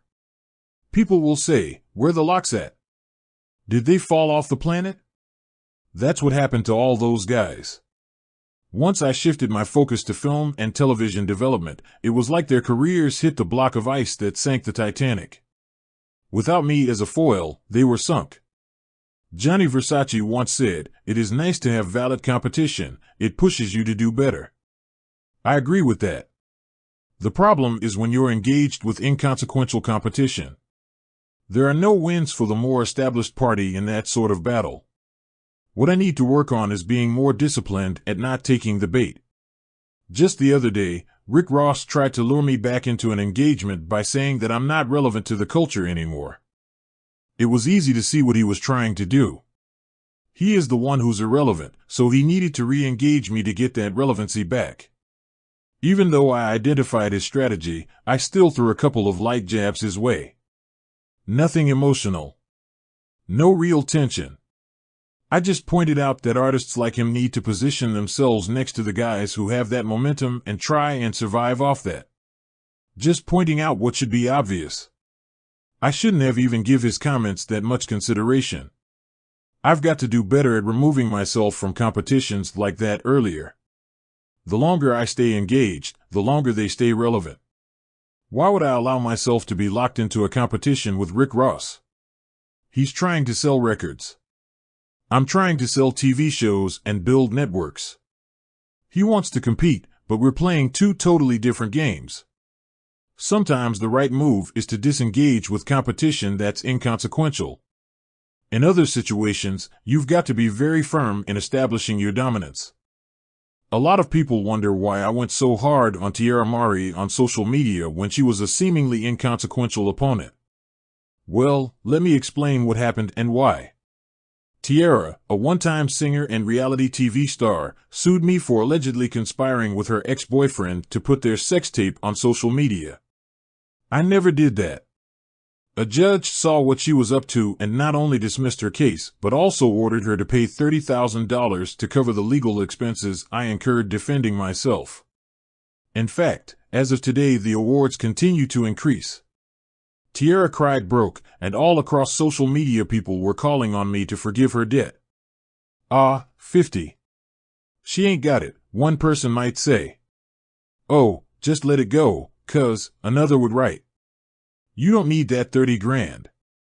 Those people were missing the point. Or multiple points. First off, I didn't tell her to pay me 30 grand, the law did. It's not for me to forgive the debt. Because people could identify with not having $30,000, the compassion was directed toward her, even though she was the one who had done the wrong. She also wouldn't be giving me anything, she was simply being told to put the money back into my pocket she had already wrongly removed. Second, I had to send a strong message in how I responded to that particular situation. In my heart, I have no doubt the only reason she sued me in the first place was because I had a gigantic bullseye on my back. That's the reality in America. If your pockets are deep, someone will take a shot at you legally and see if they get lucky. So yes, I'm sorry she was broke, but I still plan to collect every last penny of the $30,000. Not because I needed it, but because I needed the larger public to understand that if you want to take a frivolous shot at me, you will pay for it. I'm not just going to shrug that sort of action off. I'm going to win, and then I'm going to collect. Speaking of collecting, I was trying to send a similar message with my Pay Me by Monday IG campaign. If how I handled Tierra Mari was a warning to the public, then Money by Monday was a warning to the people I knew directly: don't try to borrow money from me and then just forget about it. The message was received. Trust me, for as many people as I outed for owing me money, there were a lot more that I didn't put on blast. But after they saw me outing Randall Emmett and comedian Jackie Long, they made sure they got on a private payment plan quick. What's interesting is that people didn't respond to me going after Randall the same way as when I went after Tierra. No, they loved that I had him so shook he was calling me Fofty in his text messages. They loved that he was begging me to take my foot off his neck. Why? Because everybody understands the feeling of being owed money by someone disrespectful. Especially someone who has the money but still chooses not to pay you back. That's something we can all relate to. No matter who you are, there's probably someone out there who owes you some cash but doesn't seem to be in any rush to pay you back. They might give you a hug and a smile every time they see you and never even bring it up. Hell, they might even sit in your house with their feet up on your coffee table and act like they don't have a debt in the world. Meanwhile, your head is about to explode from the disrespect. So when I put my foot down and say, screw that, I'd like to have that money back, please, that's a sentiment that almost everyone can support. Keep a book at some point in your life. You might have owned a Lacoste shirt. You know, the ones with the alligator on the front? But you probably aren't familiar with the history of the company. Lacoste was founded in the 1930s by a French tennis player named René Lacoste. His nickname as a player was the Crocodile because he was so tenacious on the court. That's how the shirts got their insignia. Lacoste was an international tennis star by the time he launched his brand in the 30s, but only a decade or so earlier he wasn't considered a top player. He was getting served by most of the players he was going up against. He decided he needed to come up with a new strategy to compete. He realized his best chance for an advantage would be to create a book on his opponents. Every time he went up against an opponent, or observed one as a spectator, he would write an entry about the person in his book. He would list their strengths and their weakness. He would note their temperament and how they seemed to react to different scenarios. Lacoste's book became his secret weapon. In an era before TV or highlight clips, most tennis players were operating in the dark when they took the court against a new opponent. There was no way to know about someone's tactics or habits, their strengths or their vulnerabilities. Thanks to his book, Lacoste had a unique advantage for his matches. With his combination of knowledge and tenacity, he went on to become one of the best players of his generation, winning 24 titles, including Wimbledon and the French Open. Today, Lacoste's technique of creating a book on opponents is the norm in sports. Almost every team, from Pop Warner football to Major League Baseball, keeps a book on their opponents. We might call those books scouting reports today, but it's fundamentally the same concept. It's keeping a record of your opponent's strengths and weaknesses so you can put that knowledge into practice if you ever meet them in competition. Books, or scouting reports, are now ubiquitous in sports, but they are barely utilized in other competitive situations. What's proved to be effective in baseball or football could work just as well in film, TV, fashion, marketing, etc., if you applied it the same way. I certainly keep a mental book on the individuals I consider my competition. I follow all of the moves they make carefully. If someone does something I consider smart, I make note of it and try to think of ways I could do something similar. If I see my competition do something I consider foolish, I make note of that, too. And then I look for a way to leverage that vulnerability against them down the road. The key is that I remove emotion from the equation when I make my mental notes. I don't get jealous when I see someone make a smart move, just like I don't get excited when I see them stumble. I just make note of what happened and file it away for later. I'll do that with my hip-hop competition like Puffy or Jay, but also in film and TV. I always watch successful executive producers like Shonda Rhimes, Dick Wolf, Tyler Perry, and Ryan Murphy. I note which writers they like to work with and what sort of material they focus on. I'll observe how they roll out new shows and identify the messaging that's effective, as well as what doesn't seem to hit. I'll study how they navigate their relationships with the various networks and how they create leverage for themselves. When I sit down at night and hit the power button on my remote control, I am not watching as a casual fan. I'm studying each show the way René Lacoste studied tennis players back in the day, or the way an NFL scout watches his team's opponent for the following week. That's the level of commitment that's required to separate yourself from your competition. If you want to be a writer, you have to take notes on every author you read. If you want to be a chef, every time you eat a meal at a restaurant, you have to be thinking about how your competition works with flavors, texture, presentation, and ingredients. If you want to be an ad executive, you just can't walk past a poster on the subway platform. You have to study every poster, supermarket sales display, and bus wrap that you see and make note of what's catching your attention and what doesn't hold your eye. Don't complain that it takes the fun out of eating in a restaurant or watching a mindless TV show at the end of a long day. If you're truly passionate about your dream, you'll want to analyze as many TV shows as possible or visit as many cutting-edge restaurants as possible. When you're hustling at your hardest, you're going to observe and engage with anything that gives you even the slightest advantage. I keep my notes in my mind, but a powerful exercise is physically writing a book on your competition. If someone in your company has a senior position you'd like to occupy, write down the book on them. Try to identify what constructive things they do every day that has them in that position. Do they come in earlier than you do? Do they have a better relationship with the boss? Are they more outgoing? Do they have a tendency to get ahead of issues? Are they confident in presentations? Faster to respond to emails? Anything you think they do well, write it down. Then take note of their weaknesses. Do they tend to overpromise? Do they like to leave early at night? Do they trust their underlings to do too much of their work for them? Play a little fast and loose with their expense account? Get caught up in interoffice relationships that they probably shouldn't? Write all those down, too. And then study that list. In it you have the information for improving your performance, as well as the information that will reveal the most opportune places for you to strike when you're ready to make your move on that job. Whenever you write something down, it promotes a more focused way of thinking. When ideas only live in your mind, it's easy for you to lose track of them. Even if they're extremely powerful, they get lost in the stream of new information that's constantly entering your head. You could have an incredible idea for how to earn yourself a promotion, but it could get dislodged by the thought of what you might get for dinner.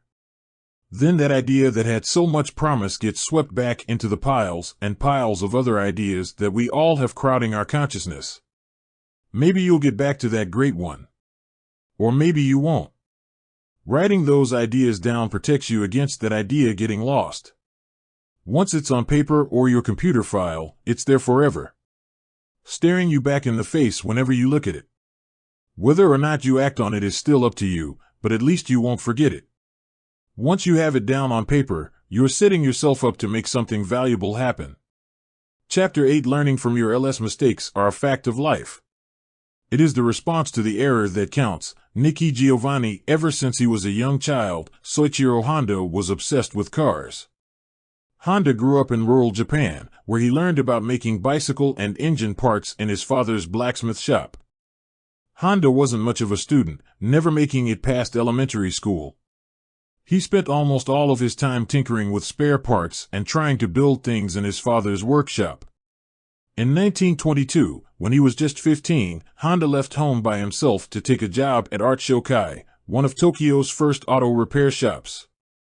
Lacking a formal education, Honda had to start off sweeping the floors, but over the next few years he developed a reputation as a serious and creative worker. One of the ways he proved himself was helping design one of the first racing cars made in Japan, which was named, I'm not making this up, the Curtiss. After a few years, Honda was put in charge of a new branch of Art Shokai in the city of Hamamatsu. Honda's branch did very well, and when he felt like he'd finally earned his boss's respect, Honda decided to pitch them on an idea that had been brewing in his head. Drawing on his experiences in his father's blacksmith shop and working on the Curtiss, Honda approached his bosses with a new way to design car pistons. Their feedback was negative. They told him his idea wouldn't work and refused to support him. Honda was sure he was onto something, so he quit his job and launched his own company, Tokai Seiki, to produce the pistons. He sunk everything he had into his company, even going so far as to pawn his wife's jewelry. He spent nights sleeping in his workshop until finally he felt the pistons were ready. He packed 30,000 of them into several trucks and traveled to Tokyo, where he presented them to the buyer at a new auto company called Toyota. The buyer looked over the pistons and then delivered some bad news. Honda's design was substandard. After reviewing the pistons, Toyota decided that only 3 out of the entire batch were up to their standards. They refused the shipment. Honda was in an extremely tough spot. He'd sunk all his money into making his own pistons, and they'd just been declared worthless. Most people in his situation would have cut their losses and closed up shop. Not Honda. Instead of walking away, he decided to take a hard look at what had gone wrong. If his pistons were being declared DOA, he was going to perform his own autopsy on them before he gave up on his dream. When Honda reviewed his design, he was able to identify where he'd screwed up. He had relied too heavily on his first-hand experiences in his father's shop and later at Art Shokai. He hadn't spent enough time actually studying the engineering theory behind his designs. Passion wouldn't be enough, he'd need education, too. Instead of shutting his company down, Honda committed himself to becoming more educated about both design and manufacturing. He spent the next several years traveling around Japan, taking engineering classes and visiting steel factories, trying to soak up as much new information as he could. After years of study and observation, Honda felt ready to go back to the drawing board. This time he was able to overcome the design and manufacturing issues that had tripped him up and produced a batch of working pistons. It won him a new contract with Toyota. Honda's difficult times weren't over, though. In 1944, toward the end of World War II, one of his piston factories was destroyed in an American bombing raid. Then, only a year later, a massive earthquake destroyed another of his factories. Having 2 factories destroyed in 2 years would have been the final straw for most people. Even the most hardened hustler might not be able to get back up from that, but Honda still refused to stay down. He sold what was left of his company to Toyota for just 450,000 yen. With the proceeds of that sale, he set up a new company, which he called the Honda Technical Research Institute. That company, known as Honda for short, would go on to become one of the most profitable car manufacturers of all time. Honda himself would become internationally known as the Henry Ford of Japan and would be credited as one of the most innovative businessmen of the 21st century. When asked toward the end of his life what had been the most important lesson in his journey, Honda pointed back to the moment he delivered the flawed pistons to Toyota. He had failed, but his determination to learn from his failures transformed him into a much more potent entrepreneur. Many people dream of success. To me, success can be achieved only through repeated failure and introspection, Honda said. In fact, success represents 1% of your work, which results only from the 99% that is called failure. Soichiro Honda's story really connects with me. I know how hard it was to accomplish what he did.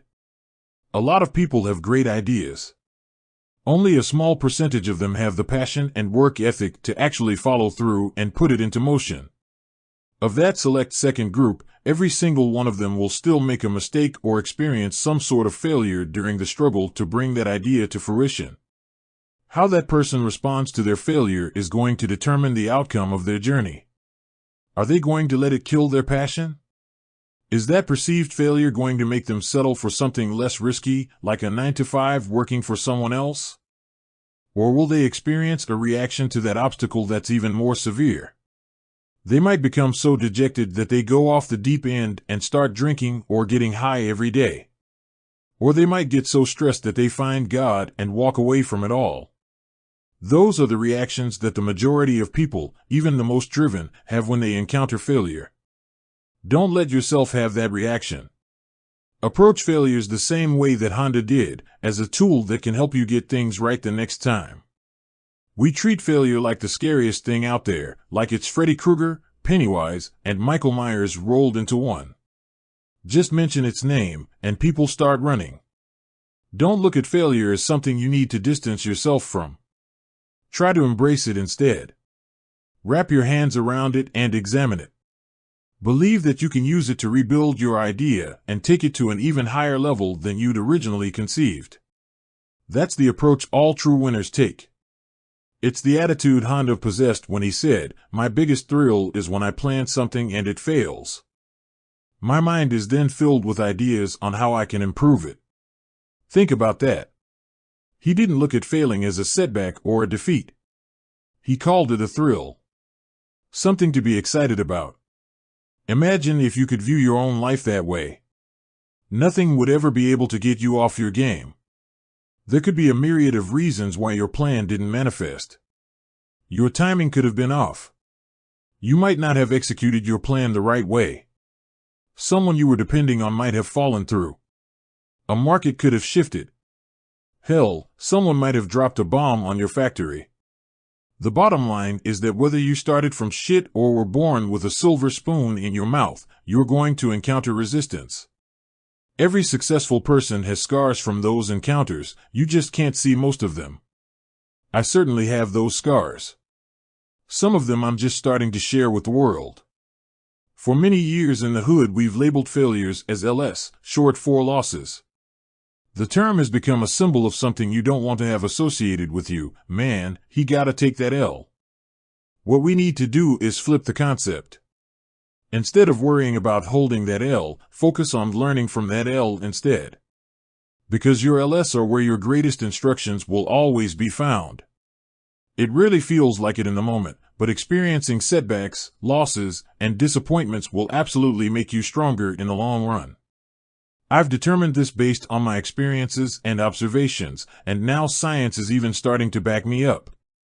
A recent study published in the scientific journal Nature Communications found that people who experience failure early in their careers actually have more long-term success than people who don't initially experience any setbacks. We realized we may have succeeded in understanding success, but we've failed at understanding failure, Dr. Das-Hun Wang, one of the study's authors and a professor at the Kellogg School of Management, told the New York Times. We know success breeds success. Maybe we just haven't looked at people who fail closely enough. Admit that you're wrong. The first and most important step in learning from your LS is identifying that you made a mistake in the first place. Maybe that seems painfully obvious, but it's actually the step that a lot of folks are unwilling to take. Let's say you and I go out for a drive. If I make a wrong turn and find myself in some neighborhood I'm not familiar with, I'm going to turn to you and say, "Yo, my bad. I don't know what I did, but we're lost. Let me plug the address into Google Maps and figure out where we gotta go." I'm not embarrassed to say that I made a wrong turn. I'm not worried that it reveals me as stupid. I've identified that I'm in an uncharted area and I want us to both get to our destination. I'm going to do what I need to in order to correct my mistake. A lot of people don't share that response. They will drive in circles for hours and never admit that they're lost. You could be looking out the window and thinking, "I know this isn't the right way," but that person will keep telling you, "Don't worry, I got this." That individual will keep driving in the wrong direction, past all sorts of landmarks and signs, until they literally run out of gas. You'll both be stranded and calling AAA simply because that individual didn't want to own up to their mistake. I know people with this character trait. I've literally been in the car with people who drive for an hour in the wrong direction just because they don't want to admit they are lost.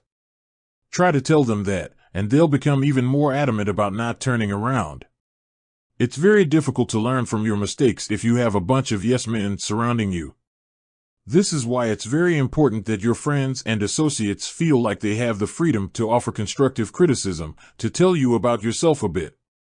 That is why you never want to be a boss or a leader that screams at or intimidates the people under you. Doing that might make you feel powerful in the moment, but it will cost you dearly in the long run. Floyd Mayweather is a person I've observed doing this.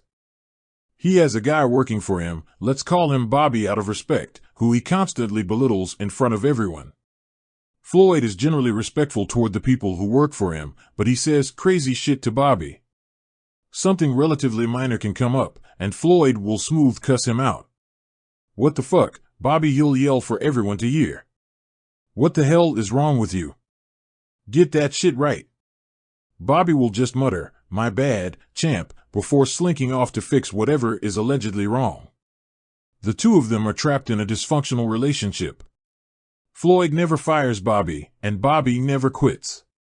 They both just stay locked into a pattern of Floyd embarrassing Bobby and Bobby taking it. The issue is that while Floyd might only be addressing Bobby, everyone else hears him. They register that, even though Floyd claims to be mad, he never actually does anything about it. That tells the other employees that Floyd doesn't actually care about performance or productivity, he just wants that whipping boy around. I better keep my eyes down and focused on what's in front of me, because I don't want to get treated like Bobby is how they will start thinking. And I damn sure won't tell Floyd when I think he's making a mistake. That's the absolute worst attitude your employees can have. Walking around on eggshells and hoping that they're not your next verbal victim. You want them to feel respected, to feel free to offer opinions and insights. You have to remember they're around you every day and see things that you might miss, which means that they might be able to identify certain mistakes before you do. Empower them to express those opinions to you. If you can promote dialogue and encourage feedback, you might gain some valuable information that could help you avoid obstacles before you hit them yourself. On the other side of the coin, if you happen to be that employee who screamed it all the time, you need to do some self-evaluation. Look in the mirror and ask yourself, why did I get singled out for this role? You didn't apply for the position of whipping boy, but that's the position you found yourself in. You have to ask yourself how you got there. What sort of energy did you project to your boss that told them you're the one they can be most comfortable yelling at? Did you come off as someone who seemed timid and wouldn't push back? Or did you register as the type of person who would be looking for a confrontation? Whatever sort of energy you're able to identify, you need to change it. Try projecting a more strong-willed or less acquiescent energy, depending on the situation. If you don't notice a change in your boss's attitude in 30 days, that's when you start looking for a new job. Once you have been cast in the role of the whipping boy, it's very hard to rebrand yourself. It's not like Floyd is going to start treating Bobby differently and then promote him to a better position. Bobby fills some sort of emotional need, and Floyd is going to keep him right where he is. Don't let yourself become the Bobby of your workplace. Admit that you made an error in the type of energy you initially presented, and then look to move on. But still, make sure to learn from the situation. The next time you sit down for an interview, make it clear that you're there to produce, not have someone's emotional baggage dumped on you. Now, the boxing promotions game is one of the most ruthless ones out there. I was in it for a while and can attest that it's as cutthroat as hip-hop or even drugs. Take a look at Mike Tyson. He is not the type of guy you take money from. Mike is the furthest thing from a sucker. But even he got taken by Don King. It's just very hard to avoid as a fighter. Boxing isn't like other professional sports where there's a league overseeing the business side of things. If you're an NBA rookie and hire a crappy agent, you're still going to get paid. Same with the NFL. The league puts all sorts of provisions in place, rookie contract scales, minimum salaries, etc., to essentially protect you from yourself. Not to mention, they tell you who to play and when to play them.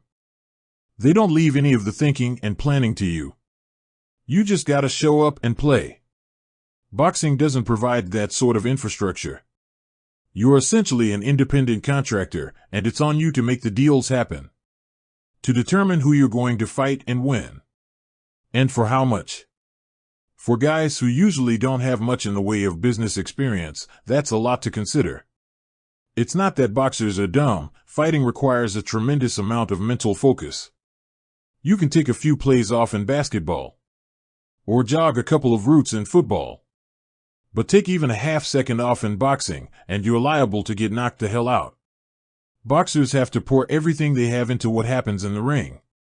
They just don't have the bandwidth to focus on the details with the same intensity outside of it. They feel like they need someone else to orchestrate the business for them. And this is why people like Don King and Bob Arum have such an easy time stepping into that void. Boxing is the only sport where the lions become afraid of mice. Fighters earn the money, but they don't trust themselves to get the deal done, even if that's how they present themselves publicly. They depend almost completely on someone else to figure out the money.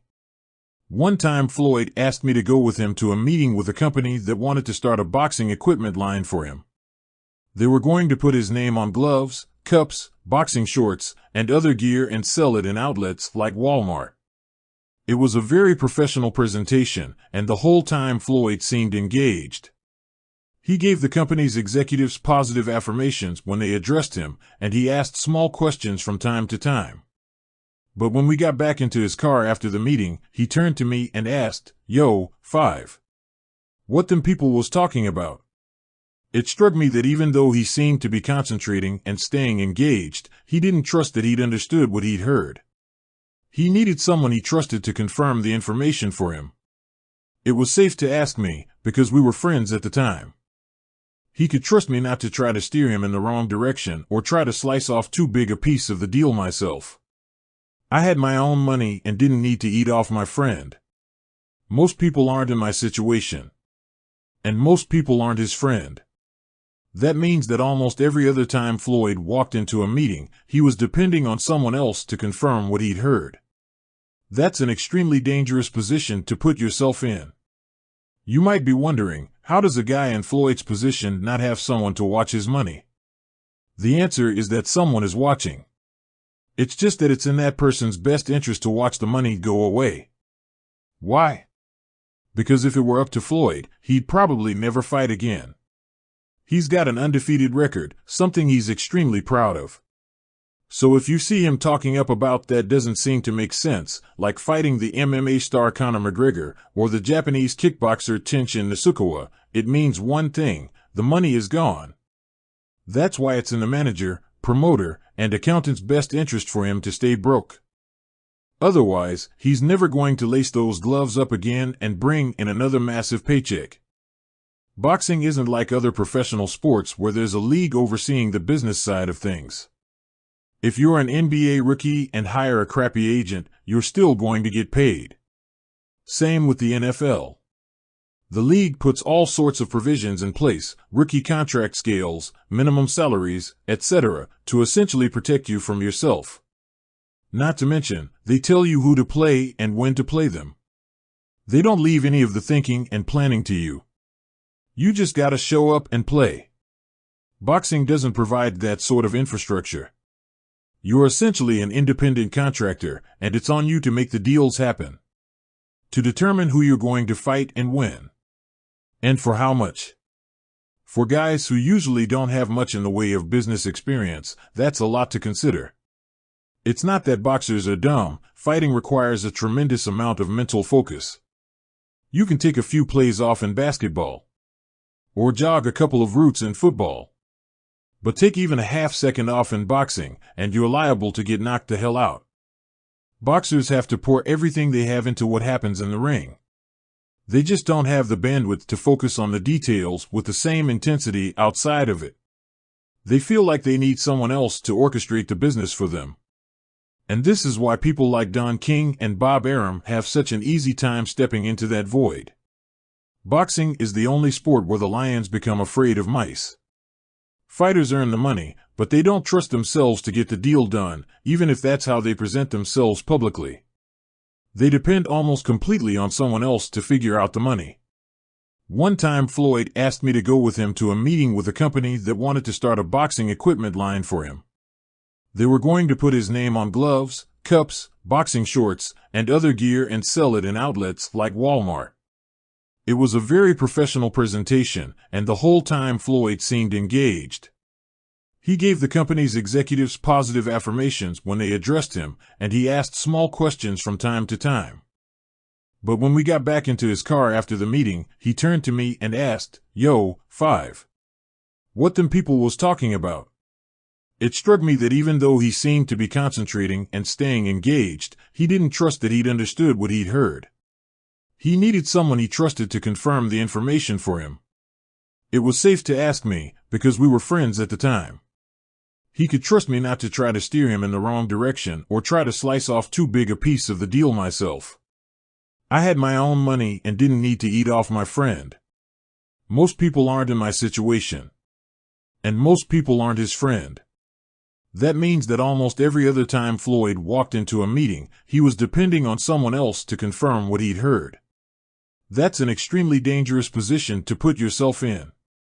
You might be wondering, how does a guy in Floyd's position not have someone to watch his money? The answer is that someone is watching. It's just that it's in that person's best interest to watch the money go away. Why? Because if it were up to Floyd, he'd probably never fight again. He's got an undefeated record, something he's extremely proud of.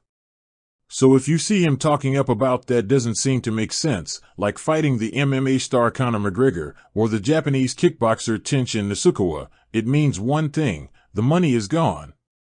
That's why it's in the manager, promoter, and accountant's best interest for him to stay broke.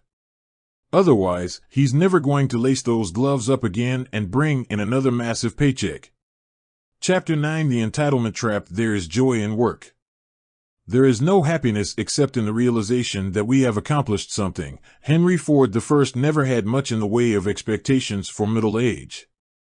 As a teenager, I figured I'd either be dead or in jail by the time I hit 40. Even after I experienced success as a rapper, I assumed by 40 I'd be completely washed. Maybe chilling out on a tropical island somewhere eating cookies with my belly hanging over my swim trunks. That island definitely sounded better than the grave or a cell, but I can't say I was excited about the prospects of growing old. Everything exciting in my life, I assumed, was going to happen in my 20s and early 30s.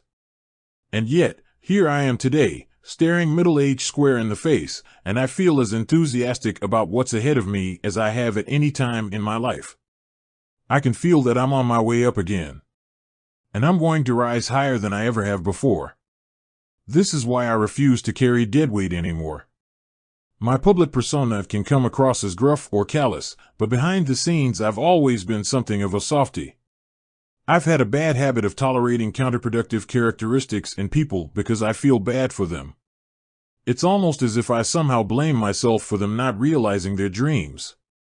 Pity apparently makes for foolish allowances. But, as I grow older, the one thing that becomes clearer to me each and every day is that I don't owe anyone a thing. And neither do you. Some people are not built to make it. That might sound harsh, but all my experiences have taught me that it's true. No matter how much support you provide them or love you show, their lowest habits are going to pull them right back to whatever struggle they came from. That's why one of the keys to being able to hustle smarter is learning how to identify these kinds of people before they drag you back down to the bottom with them. One of the first rules of lifeguarding is to never get too close to a drowning person. Why? Because when you reach them just before they go under, that person is just going to jump on your back and cause you both to sink. You always want to try to keep something, a float, a board, or a piece of wood, between you and the person you're trying to rescue. If they get too close, punch them dead in the face and get them off you. Otherwise, you're both going to die. Life can be like that too. You want to save people, but in order to do it without you both getting pulled under, you need to keep a little distance. That is not to say you should never try to help. Does it feel good to put a person on to a new opportunity? Of course it does. I've spent my whole career trying to do exactly that. When I've played basketball, I've always gotten more pleasure out of an assist than scoring on my own. But if someone keeps missing the shots you set them up for, it's not your responsibility to keep feeding them the ball. There are a lot of players out there, Your job is to win games, not keep running back up and down the court with the same clowns who can't get the job done. Time to call for a sub. Most people, of course, don't like to be subbed in for. They feel they should get to stay in the game no matter how many shots they've missed or turnovers they're made. They feel like they're entitled to that playing time. I've seen a lot of people pollute their potential after sipping from the well of entitlement. This is certainly true of many of the people I've been associated with over the years. Even my own son. What they need to understand, and what I want to relay to you in this chapter as well, is that you should never feel like the world owes you anything. It doesn't.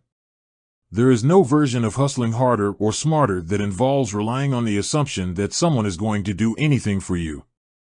You must accept that it's all on you. That might seem like a very cynical way to view the world, but I would argue that it's actually liberating. You can only feel betrayal when you feel like you're owed something from someone. You can only feel resentment when you had expectations for assistance. When you accept that it's all on you, only then can you finally be free to focus 100% on being the best version of yourself. The 20-year vacation when I first got together with Shaniqua, neither of us had much. We were both living in what we perceived to be the bottom. Our goals didn't extend much past having a decent place to stay and fresh clothes to wear. Then my situation changed, and I suddenly had resources at my disposal. A lot of resources. And I wanted to share them with Shaniqua. We weren't together anymore, but she was the mother of my son. She was with me before the fame, and I acknowledged and respected that. She saw me rise, and I wanted to help her find her own success. With that in mind, I would ask her, what you want to do with your life? Did she want to go to school? Did she want to learn interior design? Fashion? I kept asking her to identify the occupation that would provide her with some kind of purpose that could provide both wealth and personal satisfaction.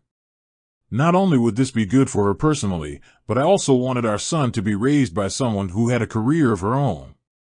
But no matter how many times I asked, Shaniqua never had an answer for me. I'd bring up different possibilities and scenarios, but there was never a connection. It was incredibly frustrating. I didn't like sending a check every month to someone who didn't seem to have any interest in working. She might as well have been on welfare back in the hood. The only difference here was that she was getting a bigger check from me than she would have from Uncle Sam. It finally came to a head one day when I was visiting her and Marquise one weekend. "So, what you want to do?" I asked her once again. She just looked at me, rolled her eyes, and said, "Ain't nobody work if they don't have to." "Oh, shit," I sputtered. I suspected people thought that way, but no one had ever been ill enough to actually say it out loud in front of me. "You already did it," she said firmly. "So why should I have to do it, too? I'm good." I don't mean to sound dramatic, but it was one of the most shocking conversations of my life. And I've had a lot of conversations people would consider shocking. I am extremely serious about the value of hard work. I believe it creates not only success but happiness, too. You can never feel satisfied if you're not applying yourself to something you're passionate about. When Shaniqua said, "Ain't nobody work if they don't have to," it was like she was dismissing everything I believed in.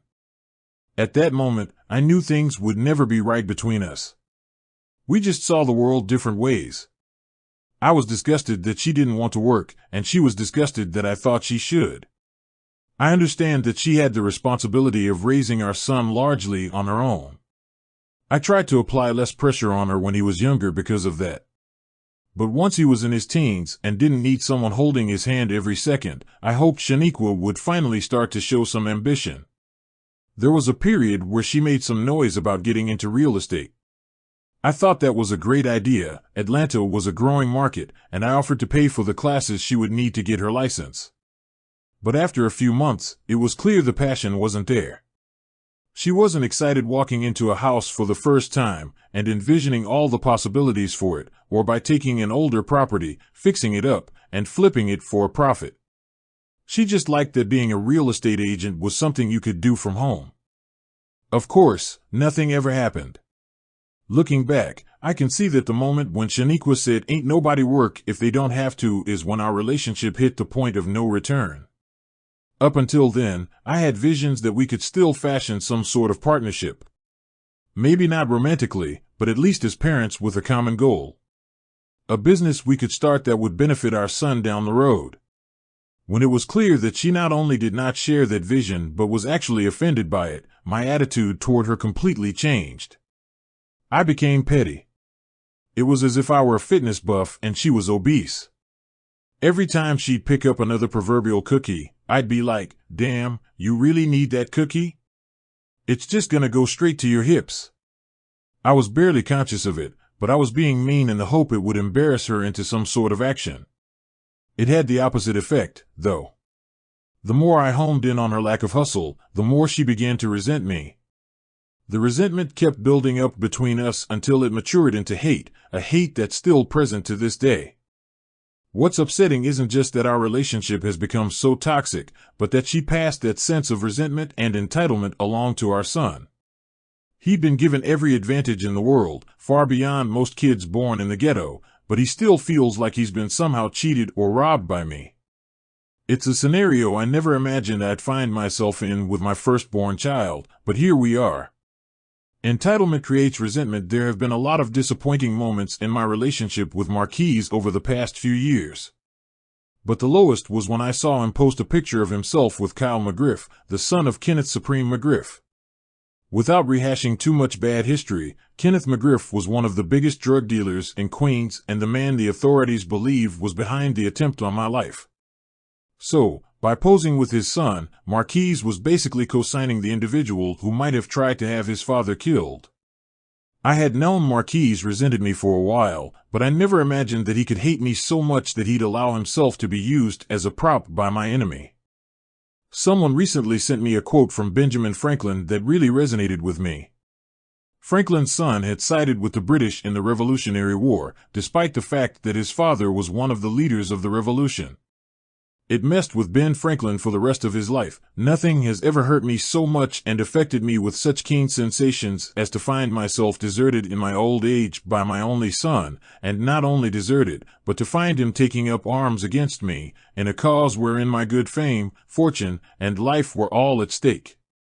Marquise might not have been literally taking up arms against me, but he was standing next to the son of someone who might have. I could recognize Franklin's pain. I've spent a lot of time searching my soul, trying to understand what could make a son forsake his own father like that. I've tried to put myself in Marquise's shoes. Just as he doesn't know what it was like to grow up under the circumstances I did, I don't know what it was like to grow up as the son of 50 Cent. Certainly on the surface he had everything he wanted, but there must have been pressures and insecurities from being my son that I can't identify with. I accept that. I still can't see how those pressures and insecurities would force a child to go against his own father. Especially the father who has provided everything for him. As I go over our relationship in my mind, the only answer I can come up with is that I actually might have done too much for Marquise. How do you make a privileged child feel deprived or angry? I guess by getting him whatever he wants. Like many kids from his generation, Marquise has always been into sneakers. Because he's my son, he couldn't just rock any old sneakers either. If a new pair of Jordans came out, he had to have them right away.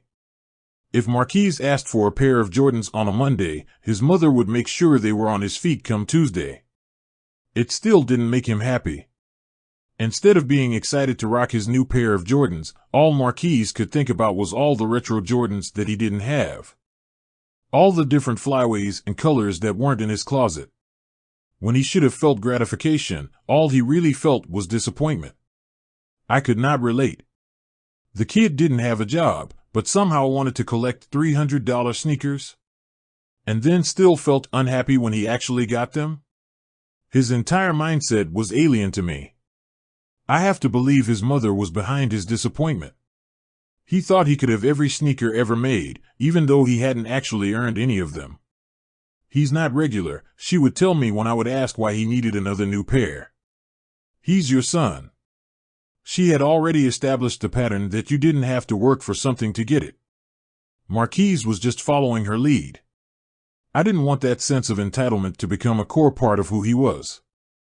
I was determined to help him learn that he would actually be much happier when he worked for the things that he wanted, that their value would increase exponentially.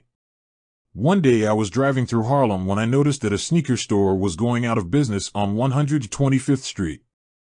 My mind immediately flashed to my son. Marquise loves sneakers, so I pulled over to see if I could grab him a couple of pairs on the cheap. Being naturally inquisitive, I asked the owner why he was going out of business if sneakers were so hot. He explained that he'd picked the wrong location and never got enough foot traffic to make it work. My mind started clicking. Say, how much do you pay for a pair of Air Force Ones? I asked. About $40, he told me. And how much you sell them for? About $80. That seemed like a pretty solid profit margin to me. What you gonna do with all these Air Forces now? I asked. I dunno, he said. Probably just stash them in my basement till I figure out my next move. I'll tell you what, I told him. I'm going to buy the rest of your inventory from you right now. At cost. The guy jumped at my offer. Suddenly, I was the new owner of a couple hundred pairs of Nikes. I hatched a plan. Marquise was in Atlanta, where I knew storage space was cheap. I would ship the sneakers down to him so he could put them in a warehouse. Instead of opening up a brick-and-mortar shop, which would have taken a lot of investment and depended on that aforementioned foot traffic, he could set up an internet site selling sneakers, what is referred to as direct-to-consumer sales. All it would require would be for him to run the site and maybe hire a friend to manage the warehouse side of things. The idea felt like a winner. As soon as I left the shop, I called up my son. Yo, Marquise. You know how you always been fascinated with shoes? I asked. Well, I just figured out a way that you can afford them for yourself and start to earn a little money of your own, too. I broke the whole plan down for him. I explained how it was a great opportunity that would not only support his passion, but allow him to get a nuts and bolts understanding of how a business works. This is a layup, I told him. Not too many stores get to start off with free inventory. You can really do something with this. If you're truly passionate about sneakers, this is the time to show it. Marquise said all the right things on the phone, how excited he was and that it sounded like a great opportunity. So I had the shoes shipped down to Atlanta. Then I never heard from him about it again. Weeks, then months, passed.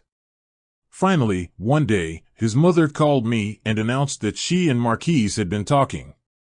Instead of an online sneaker store, they wanted to open a clothing boutique in Atlanta. I couldn't believe what I was hearing. The plan I'd envisioned didn't include her. I wanted our son to learn how to be responsible for himself. By injecting herself into the mix, she was just trying to keep him a boy a little longer. I still wanted Marquise to get some experience, so I said, sure. Let me know when you guys want to do something, but of course their boutique never went anywhere. And the online sneaker shop didn't either. My issue with Marquise wasn't that he wanted all those sneakers. When I was a kid, I wanted sneakers, too. The difference is that I was willing, make that determined, to do the work necessary to obtain them. I wouldn't for a second want Marquise to ever have to resort to the type of work I put in to get my kicks. At the time, I perceived selling drugs as the only viable option in my environment, so I pursued it. Marquise has so many more options in front of him than I ever had. I just needed to see him pick one and put in the work. There is nothing wrong with wanting things. That sense of want can be a tremendous motivational tool. Feeling like you need more than what you have is what keeps us from getting complacent. I've pretty much got it all, but I never feel like I do. When I was younger, I always wanted more in the way of material things. Today, what I want more of is validation. No matter how many awards, accolades, or headlines I get, it's never enough. I'm still obsessed with feeling like I've got the hottest show or just dropped the hottest verse. Needing the respect of my peers and the confirmation of sales is what keeps me pushing forward. I need to feel like they're looking at me and saying, man, 50 did it again. That's what gets me high. What sets me apart is that I never expect anyone else to bring me those accolades. I go out each and every day obsessed with putting in the work that will earn me whatever sort of validation I'm looking for. When it comes to Marquise's approach to dealing with wanting something, the apple fell from the tree and kept rolling and rolling. Sure, Marquise never following up on the sneakers might seem like a small thing, the type of irresponsibility and lack of initiative teenagers and young adults display all the time, but it was a huge disappointment to me. Forget about being able to afford his personal sneaker collection, that online store could have ended up making us both a killing. We had that conversation years ago. Since then, online sneaker sites have become incredibly lucrative. Goat.com is valued at $550 million, while StockX.com has a $1 billion valuation. If Marquise had followed through on what we talked about, he could have been included in that conversation. He could be independently rich.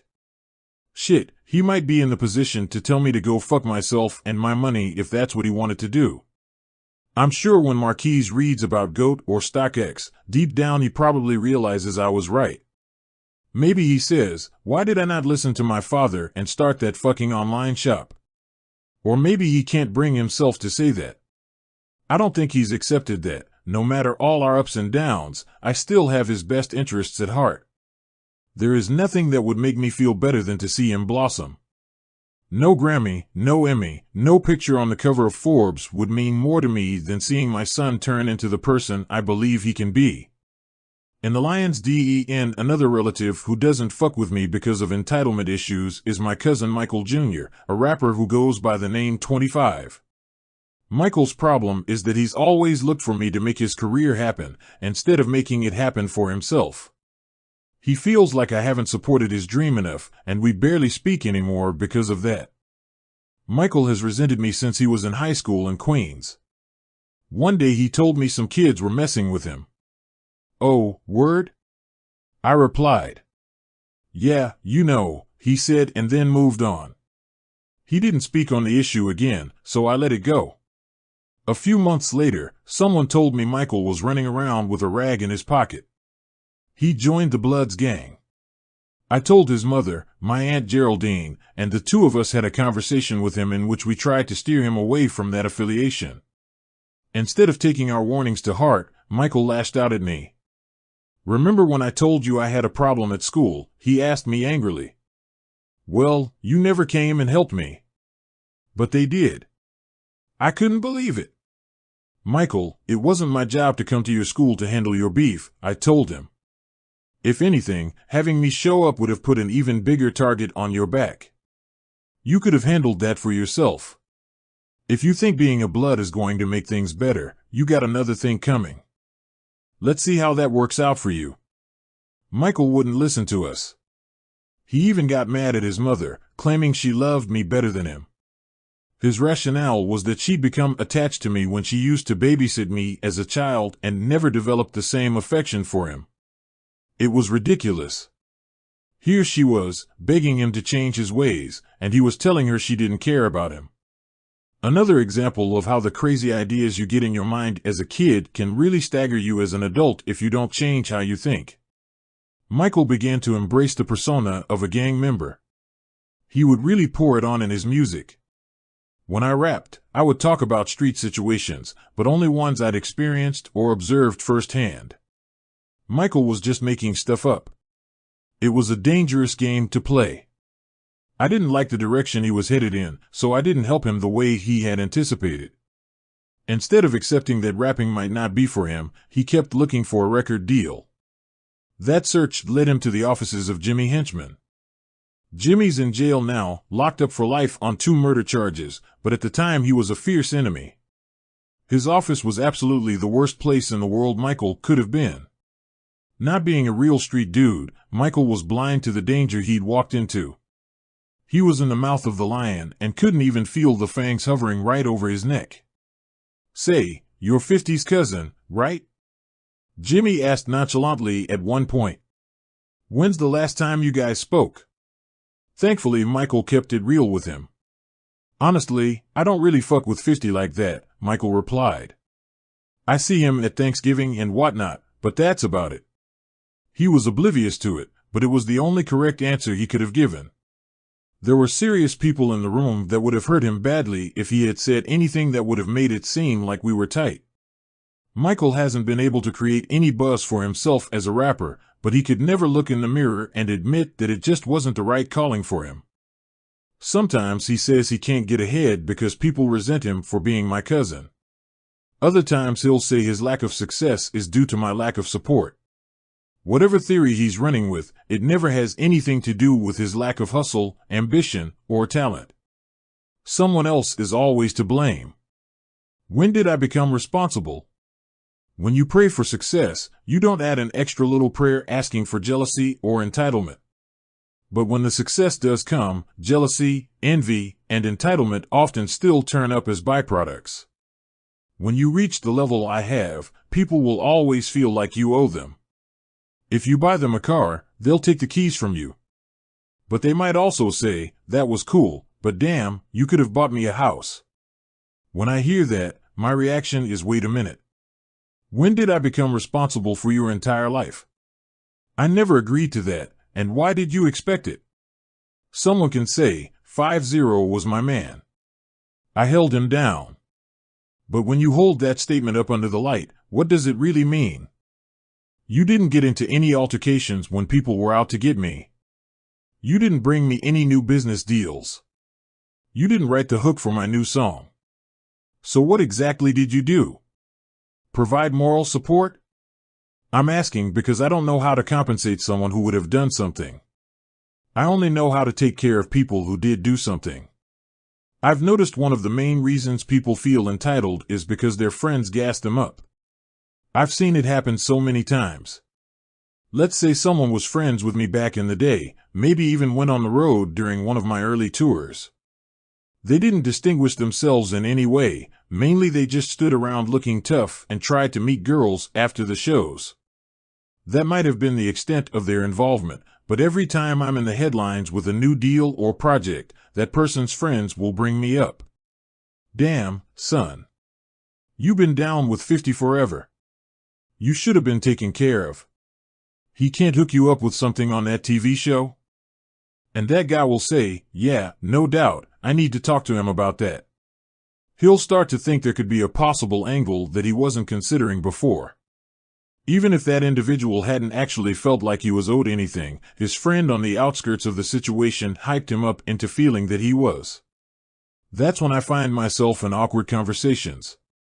A guy who I've known for years will reach out and ask to meet. We'll link up, and after some small talk he'll start mumbling, "Yo, son, I'm just saying, we've been down since forever, and I was just thinking, No, I don't know." Finally, he'll spit it out. He wants a job. A loan. A car note paid. A bill taken care of. A roll on power. Bail money for his brother. It could be anything. I've heard it all. Sometimes I'll even give the person what they want. Other times I'll tell them I can't help them and keep it moving. One thing is always constant, those conversations leave me feeling depressed. On the one hand, I know I don't owe anyone a thing just because I took them on tour almost 20 years ago or we once sold drugs together. But, on the other hand, I'll start to think, it is true we've known each other a long time. And then I might start to waver. I might wonder if maybe I am being selfish. When those thoughts start to creep into my mind, that's when I need to take a deep breath and regroup. If I was feeling shaky, then I try to find some strong mental ground to stand on. I remind myself that while it's okay to feel conflicted about a situation, depression is a luxury that I can't afford. I cannot allow another person's lack of success to start undermining my own. I understand that, technically, depression is something I could afford. Of course I could pay to go see a therapist and talk all this out. But I'm not talking about depression in a clinical sense. I'm describing the feeling of my energy being sapped. My enthusiasm being dampened. My passion being depleted by someone else and their proven lack of hustle. Sorry, but I simply can't afford that sort of confusion in my life. I don't care how long I've known you. I am going to remove you from my life forever if I start to feel like you're holding me back. Embracing responsibility. Sigmund Freud once said, most people do not really want freedom because freedom involves responsibility, and most people are frightened of responsibility. Well, I must not be most people then. You already know how I feel about freedom. And I absolutely love responsibility, too. I want as much of it as I can possibly get my hands on. I believe taking complete responsibility for your life is the best way to make sure you never fall into the entitlement trap. In order to be a true hustler, you have to chase the gratification that can only come from making things happen yourself, when you have a vision that no one else can identify with and pour everything you have into it. You find yourself in valley after valley and can't ever quite catch a glimpse of the mountaintop. But you keep pushing forward until that one day when you finally do make it to that peak. Man, that's going to be the best damn view you ever saw in your life. You're going to soak up every bit of that mountain air and enjoy every inch of the panorama spread out in front of you. But if someone just drove you up to the top of that mountain? If you just sat your butt in a car, turned on the AC, and cruised up to the top? It would not be the same. You didn't sweat and sacrifice to get up there. The drink of water you took on the mountaintop wouldn't taste as invigorating. The air wouldn't feel as amazing. The view wouldn't be as inspiring. You can only get true fulfillment and happiness from enjoying the achievement you made happen yourself. Here's another scenario. Let's say you've started a marketing business with a close friend. You agree to split the equity and responsibilities in the business 50-50. You're going to handle the client side while your friend is going to handle the bookkeeping and paperwork. You guys start with very little in the way of capital but work day and night to build up the business. You start taking on clients and create a strong reputation. After a couple of years of toiling, bigger firms start to sniff around and make inquiries about acquiring you. It seems like you're on the verge of the success you've been working so hard for. Then one day your friend comes to you with a confession. The business is out of money. Say what? Revenue had been growing every year. You've got several big-name clients. How could you be broke? Your friend breaks down and explains. He's had a drinking problem he's hidden from you. He hasn't been looking after the books. He hasn't paid certain bills in years. The creditors are already coming after you both. The only thing to do is pay off what you can and shut the whole thing down. How would you react to that scenario? Sure, your immediate reaction might be to scream at your partner. You might even want to lay some hands on him, but what good would that do? It feels good for a second, but it's not going to get the money back. It would only make things worse. Would you start assigning blame? Go around complaining to all your clients and everyone you know about how this person ruined your life? That would also be a natural reaction, but it wouldn't solve anything either. Would you be consumed with resentment? Would your mind constantly be clouded with thoughts of how this person had done you wrong? Ruined your dreams? Sabotaged everything you've worked for? No one could blame you for feeling that way, but it still wouldn't fix anything. No, you need to take the following actions in a situation like that. Take whatever money you have left and go somewhere to relax for a few weeks. That might sound impossible considering what happened, but force yourself to take a break. You're not going to recoup what you just lost in the next few weeks, anyway. Instead, give yourself those weeks to clear your energy. To let all that anger, resentment, and confusion get out of your system. You must do that to create space for new energy to come into your life. Once you feel like you've created that space, go back home and start the process of putting your dream back together again. If you're broke, work on your new company during the day and drive an Uber at night. Or deliver pizzas. Don't think those jobs are beneath you. Never allow your mind to start obsessing over the idea that a couple of months ago you were talking about an acquisition and now you're driving an Uber. Understand that you won't be driving an Uber or delivering pizzas forever. They're just stepping stones you're going to have to utilize to get back to where you were. Don't let the thought of starting all over again make you depressed. Understand that most successful people end up chasing the same dream multiple times before it ever comes to fruition. Accept that what seemed like a disaster was really just a temporary hardship that every hustler goes through. You're no better or worse than any of them. Keep saving and grinding until you're in a position to start that business up again. This time, you'll be a little more thorough in choosing a partner. You'll be a little more careful in overseeing the books and making sure everyone is doing what they're supposed to do. Your new model will be stronger, with better infrastructure. And when those bigger companies come sniffing around again, you'll be in a position to sell on much better terms than you were with the first one. When you do sell, if you're petty, you can invite your old partner to the celebration you're going to throw. But I wouldn't advise that. He'll probably already know how badly he messed up without it coming from your lips. Here's the key. That scenario I just laid out can only happen if you take full responsibility for what happened with the first company. Yes, you didn't screw up. Your friend did. Yes, you didn't fail to pay the bills or develop negative habits that you hid. Your friend did those things. Those problems, however, are yours and yours alone to correct. If you don't immediately get back on the grind and take responsibility for fixing what happened, you are the one who's going to suffer. You can't allow yourself to fall into the resentment trap, even when it seems to be the most natural thing to do. The only way you're ever going to experience that freedom Freud was talking about is to accept complete and total responsibility for creating it. Importing hustle. I doubt there's anyone reading this book who has been set up for success the way Marquise and Gunnett were. Did your father buy out the inventory of a brick-and-mortar store in order to help you launch an online site? Did you make your debut in front of 80,000 screaming fans? I didn't think so.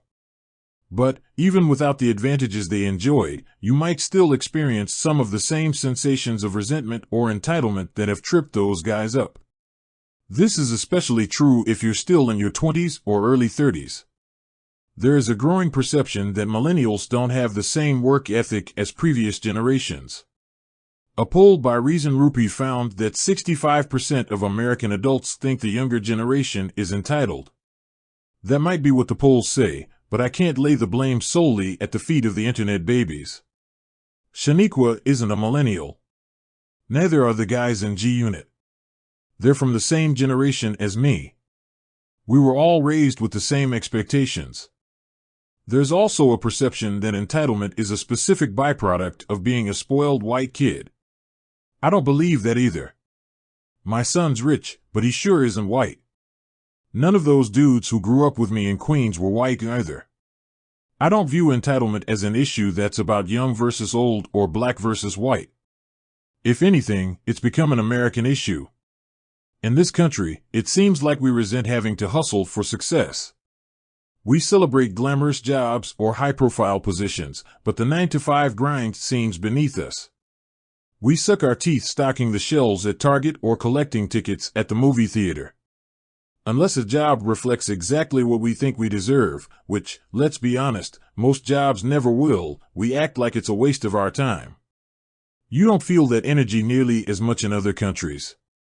I've probably lapped the globe 3 or 4 times by now. I've eaten in 1,000 restaurants overseas, stayed in 1,000 hotels, and ridden in the back of 1,000 cars. I can report that the attitude toward work is usually different abroad. People take their job seriously, no matter what level they're on. I see this in Asian places like Japan, Taiwan, and Singapore. From the street sweepers up to the entrepreneurs I meet, it seems like everyone is hustling hard. No one is acting like they resent their job. Everyone seems to be trying to get ahead. It's the same way in the countries I've visited in Africa and the Middle East. From the dudes selling water on the street corners to the women working in the hotel shops, no one is slacking. Everyone seems dialed into whatever task is in front of them. Remember the hypothetical peanut stand I wrote about earlier? The one I'd open if I ever went broke? Well, when you're overseas it seems like everyone has the same approach. They accept that they have to hustle relentlessly. And, if they do, day after day, year after year, they believe that they can hustle their way to a better life.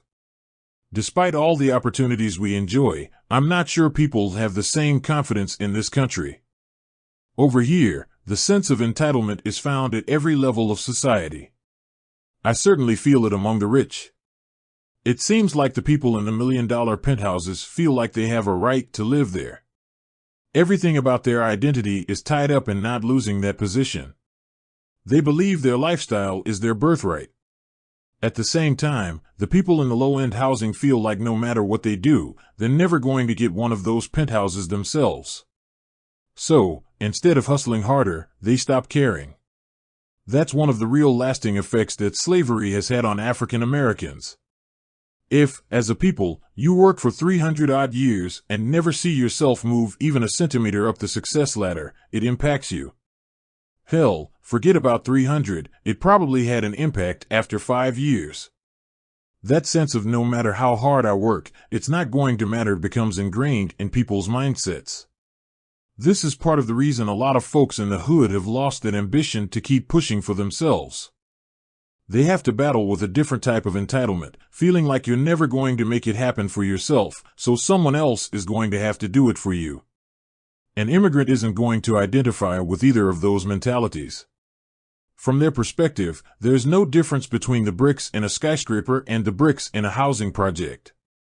The entire country looks like the most beautiful place in the world, compared to where many of them are coming from. This is especially true in my hometown of New York City. There's a reason tens of thousands of people are trying to get here every day. Even from halfway around the world, they can see shining opportunities that we've largely become blind to. They understand that it really is big rich town, and they want in. I consider immigrants to be the backbone of New York. They keep its hustler spirit alive. We always celebrate the Wall Street guys or the tech CEOs, but the immigrants are the ones making it happen, day in and day out. According to a study from the Center for American Entrepreneurship, 56% of all Fortune 500 companies in the metro NYC area were founded by immigrants. That African guy who got his teeth knocked out for selling my bootleg back in the day? There's no way he wasn't back selling CDs the very next day. He probably kept selling and selling until he opened his own chain of stores. Today he might even have one of those big companies. Or perhaps he went back to his home country and opened a chain of stores there. We've been very successful in exporting American culture across the globe. But at the end of the day, all we make in America is people. We're exporting a lifestyle. A dream. We're not creating anything real anymore. That's why it's time we import some of the hustle that seems to be so abundant in the rest of the world.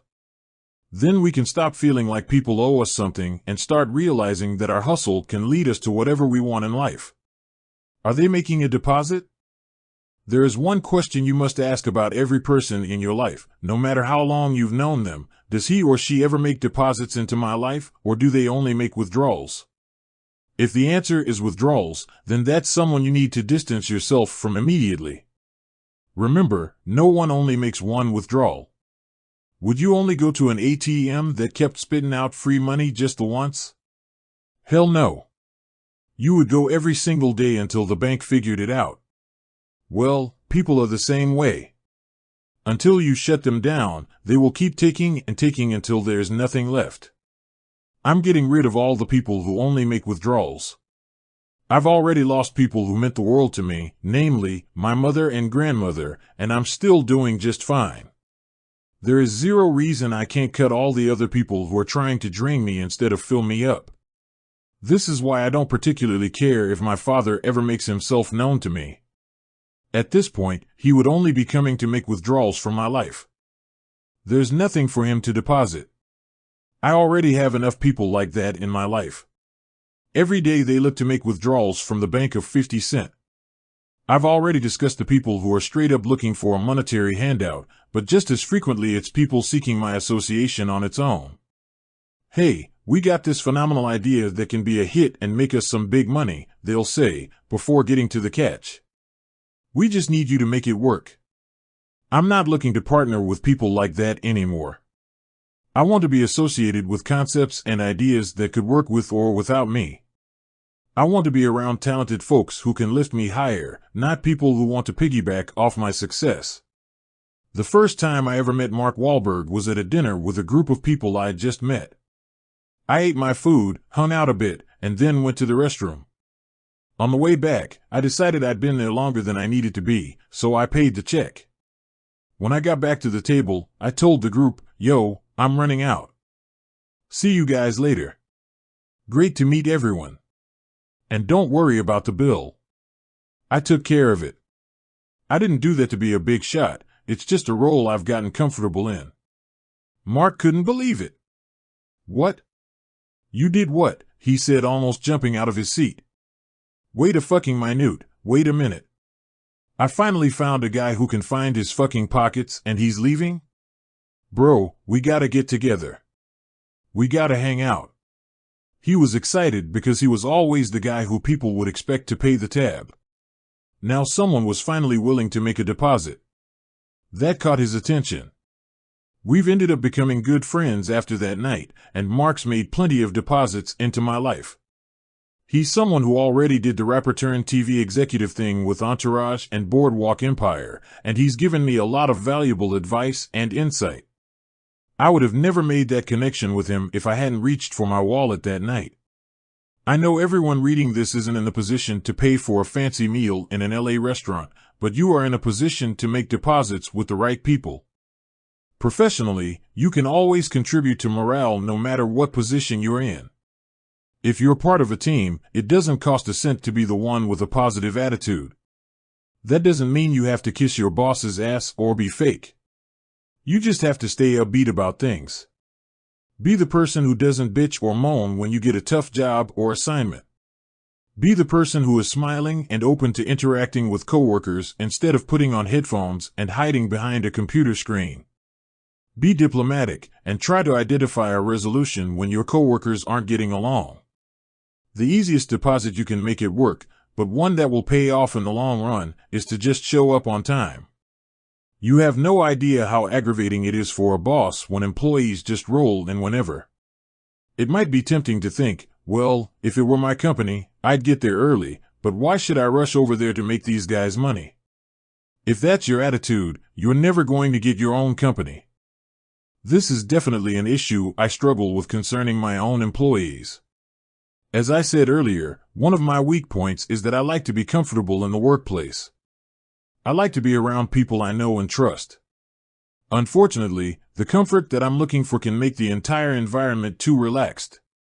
After some time, people start to forget that they have real responsibilities I'm paying them for. That's when they start making their own schedules. They might think I don't notice, but I do. And I won't comment on it so long as everything's rolling the right way. But if you're strolling in at 10 or 11 every morning and the work we're producing is not tight, then we are going to have a problem. I was giving you rope and letting you come in when you wanted, but now you just hung yourself with it. Unless you are directly contributing to your company's bottom line in a significant way, please do not trick yourself into believing you can just go in when you want. Instead, make sure you're the most consistent person in the office at just showing up. It might be as simple as setting your alarm 15 minutes earlier in the morning. But if you can get into the habit of just being on time, that is a recognizable deposit your boss will value. As long as you are making consistent deposits, it's okay to approach your boss and ask to discuss a raise. But whatever you do, do not start that conversation by pointing out how long you've been at the company. If someone comes to me talking about how long they've been around, all they're doing is giving me confirmation that it might be time for me to get them the fuck out of there.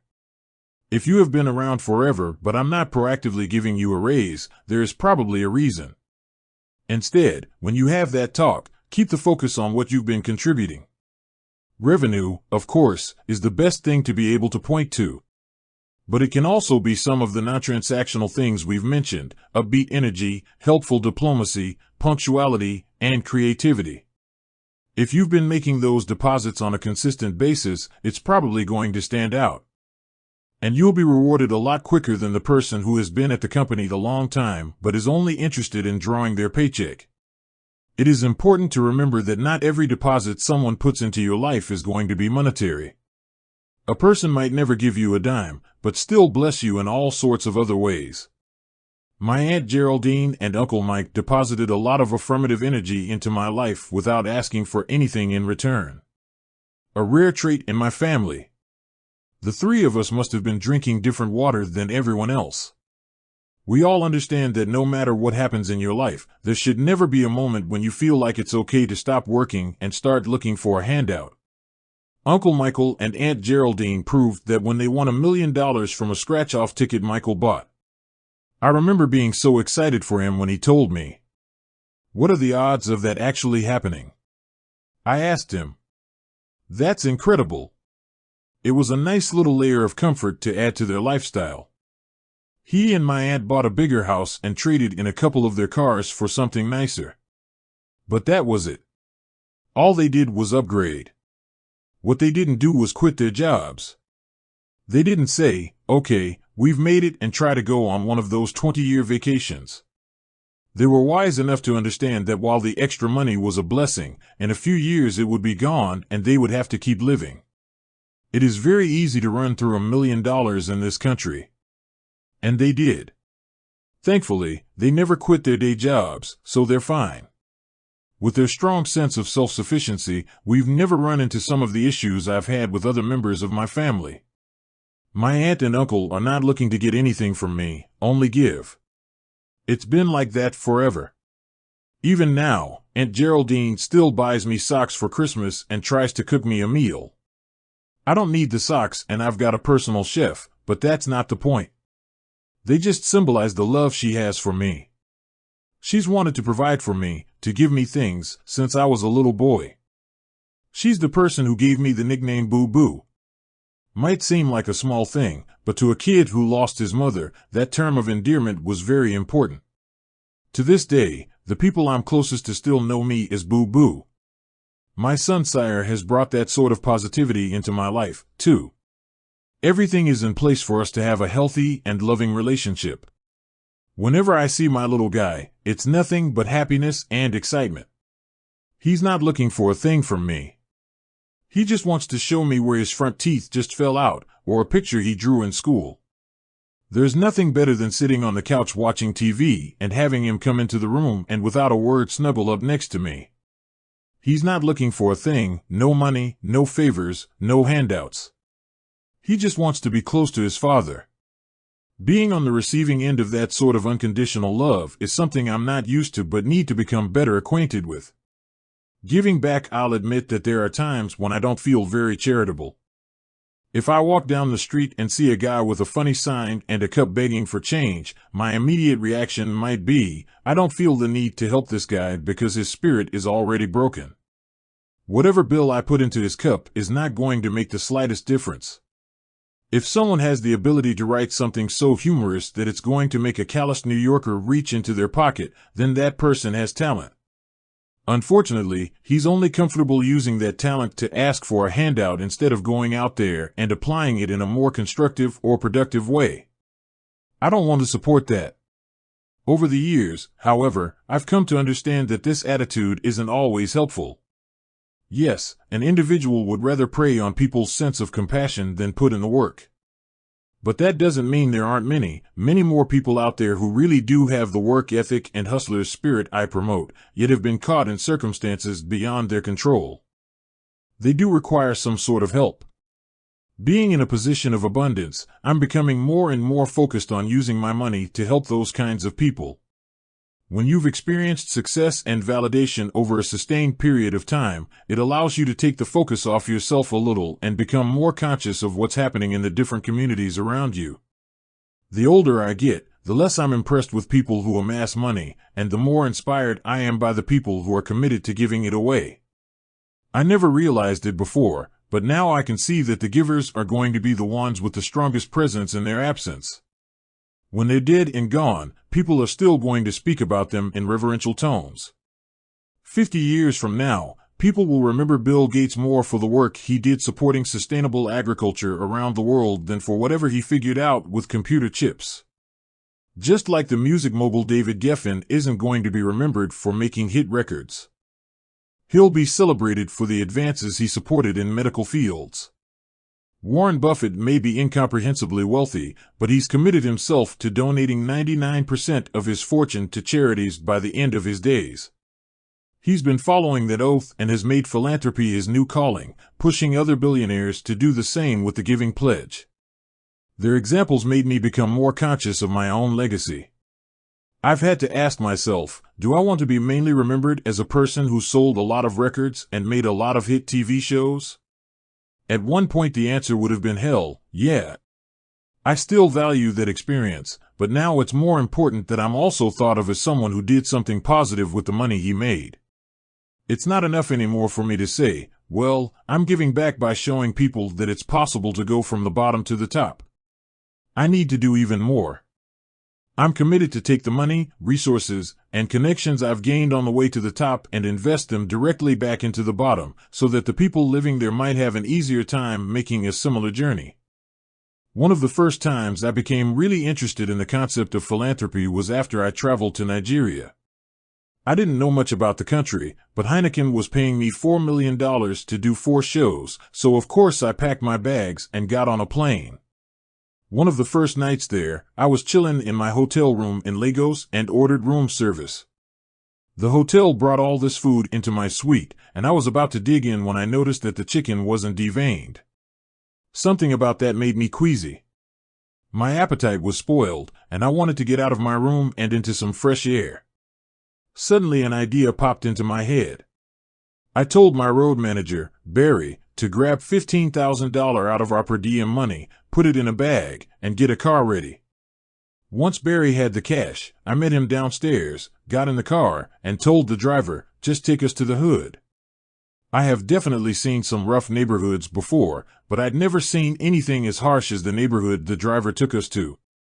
Forget about housing projects where the elevators smell like piss. These people were living in little huts made out of sheets of corrugated metal. No AC, no windows, no running water. If that wasn't bad enough, there was a river of piss and shit running in front of the huts. The Baisley projects in Queens looked like the Four Seasons compared to what these people were living in.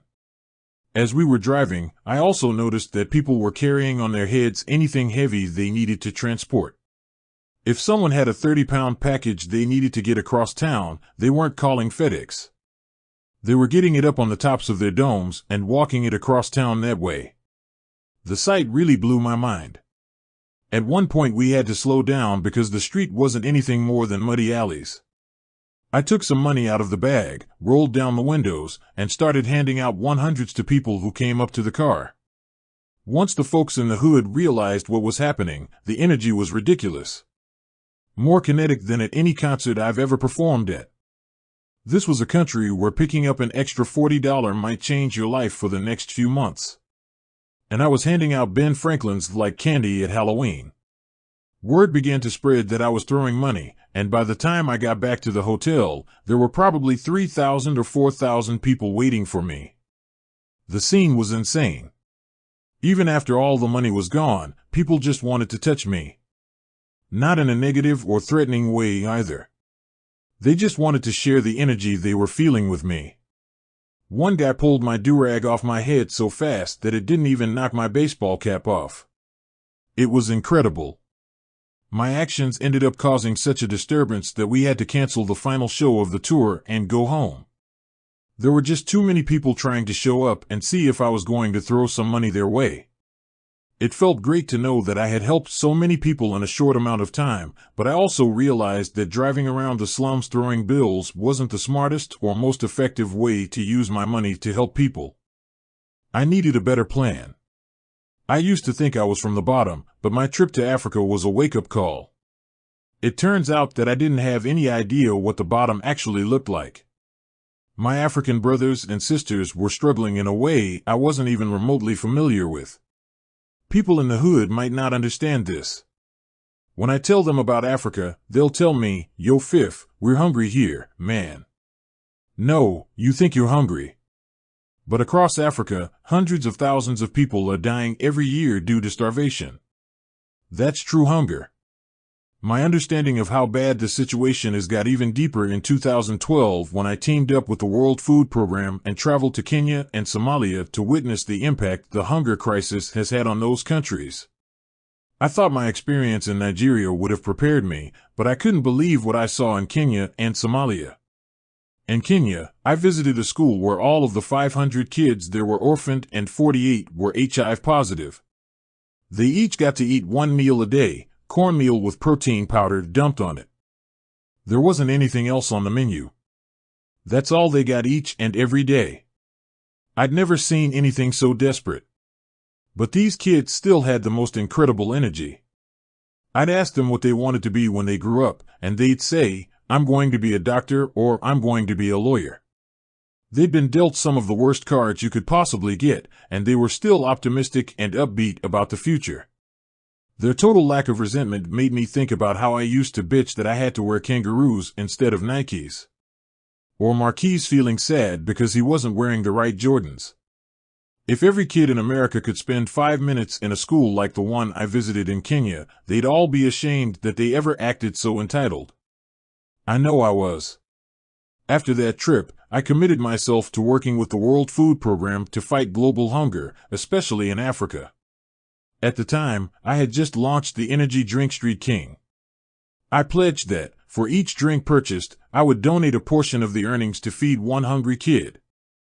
To get the program off on the right foot, I wrote a check that covered the cost of 2.5 million meals. We were able to feed a lot of hungry kids through that program, but there's obviously so much more work to be done. My hope is that programs like the one we did with Street King can create a template for what I call conscious capitalism. That means, instead of hitting $1 billion lick and then just sitting on it, these CEOs start to make giving a fundamental part of their business plans. The World Bank says that if the top Fortune 500 companies donated just 1% of their earnings to charitable organizations, it could alleviate extreme poverty across the globe. Just 1%, I don't think that's too much to ask of any corporation. I'm as focused on the bottom line as the next entrepreneur, but none of us need that 1% so badly that we can't use it to help these kids out there. It's just that a lot of these richest folk aren't conditioned to give things away. Their mentality is similar to the one I used to have when I walked by a homeless guy. Well, I worked for it. These other people just sat around not concentrating on what they wanted for their lives. So why should I have to come up with the solution? My answer is to take a little bit of your money and fly to Africa to visit the kids I spent time with at that school. Or meet with the kids in the Middle East, Asia, or South America who are living in similar situations. When you experience the energy these kids have in the face of so much oppression, you will realize how it's not about your work ethic versus someone else's lack of one. It's about recognizing that you've been blessed to be able to apply your work ethic in a country with as many opportunities as America has. When I think about those kids, it makes me question the motivations behind a lot of the decisions I made earlier in my career. Everything I once did was meant to prove that I had more than the next man. But now that I've grown and experienced more, that sort of mindset doesn't match my sense of morality anymore. I don't want to give the impression that I'm only focused on helping kids in Africa either. When I sold my mansion in Connecticut, I donated all of the $3 million I earned to my G-Unity Foundation. The money went to support programs that provide academic enrichment in poverty-stricken areas in America. I've also given a lot of money, almost $1 million, to help restore public parks near where I grew up in Queens. I want kids coming up there today to have green spaces where they feel comfortable playing outside and getting familiar with nature. It all feels like the right thing to be doing with my money. Once I've provided for the future of myself and my kids, how many more toys do I really need? Not many. What I need to do is figure out more ways to give back. In the past, I tended not to talk about the charity work I was doing because I didn't want to foster a sense of entitlement around me. I didn't want people thinking that it was my responsibility to give them money on either a personal or organizational level. I'm not worried about that pressure anymore. In fact, I welcome it. I want to be known as someone who will write a check for a charity that merits it. I want to be associated with philanthropy. I've made a lot of things cool in my days. Using a sing-song flow in my raps. Bulletproof vests. Paying your debts back by Monday. Now I want to make charity cool, too. If I could do that, that's what would go down as my greatest accomplishment. Remember, be fearless. Most people run from what they're afraid of. I run toward it. That doesn't mean I think I'm bulletproof or that I'm unaware of danger. I experience fear as much as the next man. But one of the greatest mistakes people can make is becoming comfortable with their fears. Whatever is worrying me, I meet it head on and engage it until the situation is resolved. My refusal to become comfortable with fear gives me an advantage in almost every situation. Cultivate the heart of a hustler. Hustling might be associated with selling drugs, but it's actually a character trait that's shared by winners in every profession. Steve Jobs was as much of a hustler at Apple as I was when I was on the streets. The key to building up that trait in your own personality is accepting that you're never hustling toward a certain goal. Hustling is a motor that's got to be running inside of you each and every day. That you've been blessed to be able to apply your work ethic in a country with as many opportunities as America has. When I think about those kids, it makes me question the motivations behind a lot of the decisions I made earlier in my career. Everything I once did was meant to prove that I had more than the next man. But now that I've grown and experienced more, that sort of mindset doesn't match my sense of morality anymore. I don't want to give the impression that I'm only focused on helping kids in Africa either. When I sold my mansion in Connecticut, I donated all of the $3 million I earned to my G-Unity Foundation. The money went to support programs that provide academic enrichment in poverty-stricken areas in America. I've also given a lot of money, almost $1 million, to help restore public parks near where I grew up in Queens. I want kids coming up there today to have green spaces where they feel comfortable playing outside and getting familiar with nature. It all feels like the right thing to be doing with my money. Once I've provided for the future of myself and my kids, how many more toys do I really need? Not many. What I need to do is figure out more ways to give back. In the past, I tended not to talk about the charity work I was doing because I didn't want to foster a sense of entitlement around me. I didn't want people thinking that it was my responsibility to give them money on either a personal or organizational level. I'm not worried about that pressure anymore. In fact, I welcome it. I want to be known as someone who will write a check for a charity that merits it. I want to be associated with philanthropy. I've made a lot of things cool in my days. Using a sing-song flow in my raps. Bulletproof vests. Paying your debts back by Monday. Now I want to make charity cool, too. If I could do that, that's what would go down as my greatest accomplishment. Remember, be fearless. Most people run from what they're afraid of. I run toward it. That doesn't mean I think I'm bulletproof or that I'm unaware of danger. I experience fear as much as the next man. But one of the greatest mistakes people can make is becoming comfortable with their fears. Whatever is worrying me, I meet it head on and engage it until the situation is resolved. My refusal to become comfortable with fear gives me an advantage in almost every situation. Cultivate the heart of a hustler. Hustling might be associated with selling drugs, but it's actually a character trait that's shared by winners in every profession. Steve Jobs was as much of a hustler at Apple as I was when I was on the streets. The key to building up that trait in your own personality is accepting that you're never hustling toward a certain goal. Hustling is a motor that's got to be running inside of you each and every day. And its fuel is passion.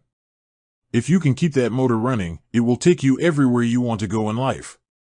Build a strong crew. You're only going to be as strong as the weakest person in your crew. That's why you have to be extremely conscious of who you have around you. Betrayal is never as far away as you'd like to believe.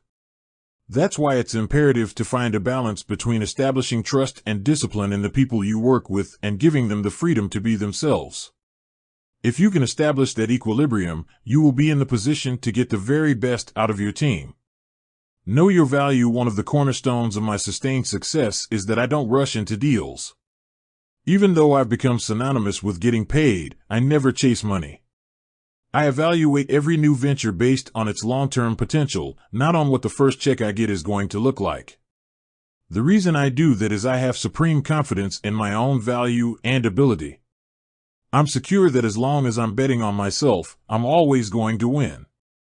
Evolve or die. If I'd been unwilling or unable to evolve as an individual, I'd be dead or in jail right now. One of the keys to my success is that at every stage of my life, I've been willing to assess any new situation I find myself in and make the necessary adjustments. While I'll always draw from the lessons I learned on the streets, I've never been limited to them. Instead, I'm always looking to absorb new information from as many sources as possible. I don't care where you come from or what you look like. If you've created success, I want to learn from you. Shape perception. Everything you share with the world, your words, your energy, what you wear, tells a story. You must make sure your narrative always presents you as the person you want to be seen as, even if your reality tells a slightly different story. One of the secrets to getting what you want in life is creating the perception that you don't need a thing. That can be a difficult energy to project, especially when you're struggling, but committing to that perception will make you more attractive professionally, personally, and even romantically. Don't be afraid to compete. Some people try to portray me as a troll or a bully, but that's not accurate. My first instinct is always to build positive and mutually beneficial relationships with people. But if someone isn't interested in being friends with me, I'm more than comfortable being enemies with them. The reason is I believe competition is healthy for all parties involved. Whether it's taking on established rappers or hit TV shows, I've always experienced my greatest success when I've met my rivals head-on and without any hesitation. Learn from your LS. As many victories as I've racked up over the years, I've experienced many more losses. That doesn't make me the exception among successful people, it makes me the rule. I don't know an affluent rapper, mogul, executive, or entrepreneur whose losses don't far outweigh their wins. What separates those people from the pack is that instead of complaining about or hiding from their losses, they actively seek to learn from them. Avoid the entitlement trap. Nothing was ever given to me in life. I've had to fight for everything I've earned. That's why the concept of entitlement has never seeped into my mentality. But almost everywhere I look, from the streets to the boardrooms, I still see a lot of entitled people. You're never going to find lasting success until you take full responsibility for what happens in your life. No one owes you anything. Just as you don't owe anyone else. Once you accept that fundamental truth and accept that you control your journey, so many doors that seemed closed are going to open up in front of you. Thank you for listening to this book read by me. I recommend you to listen to other books on my channel.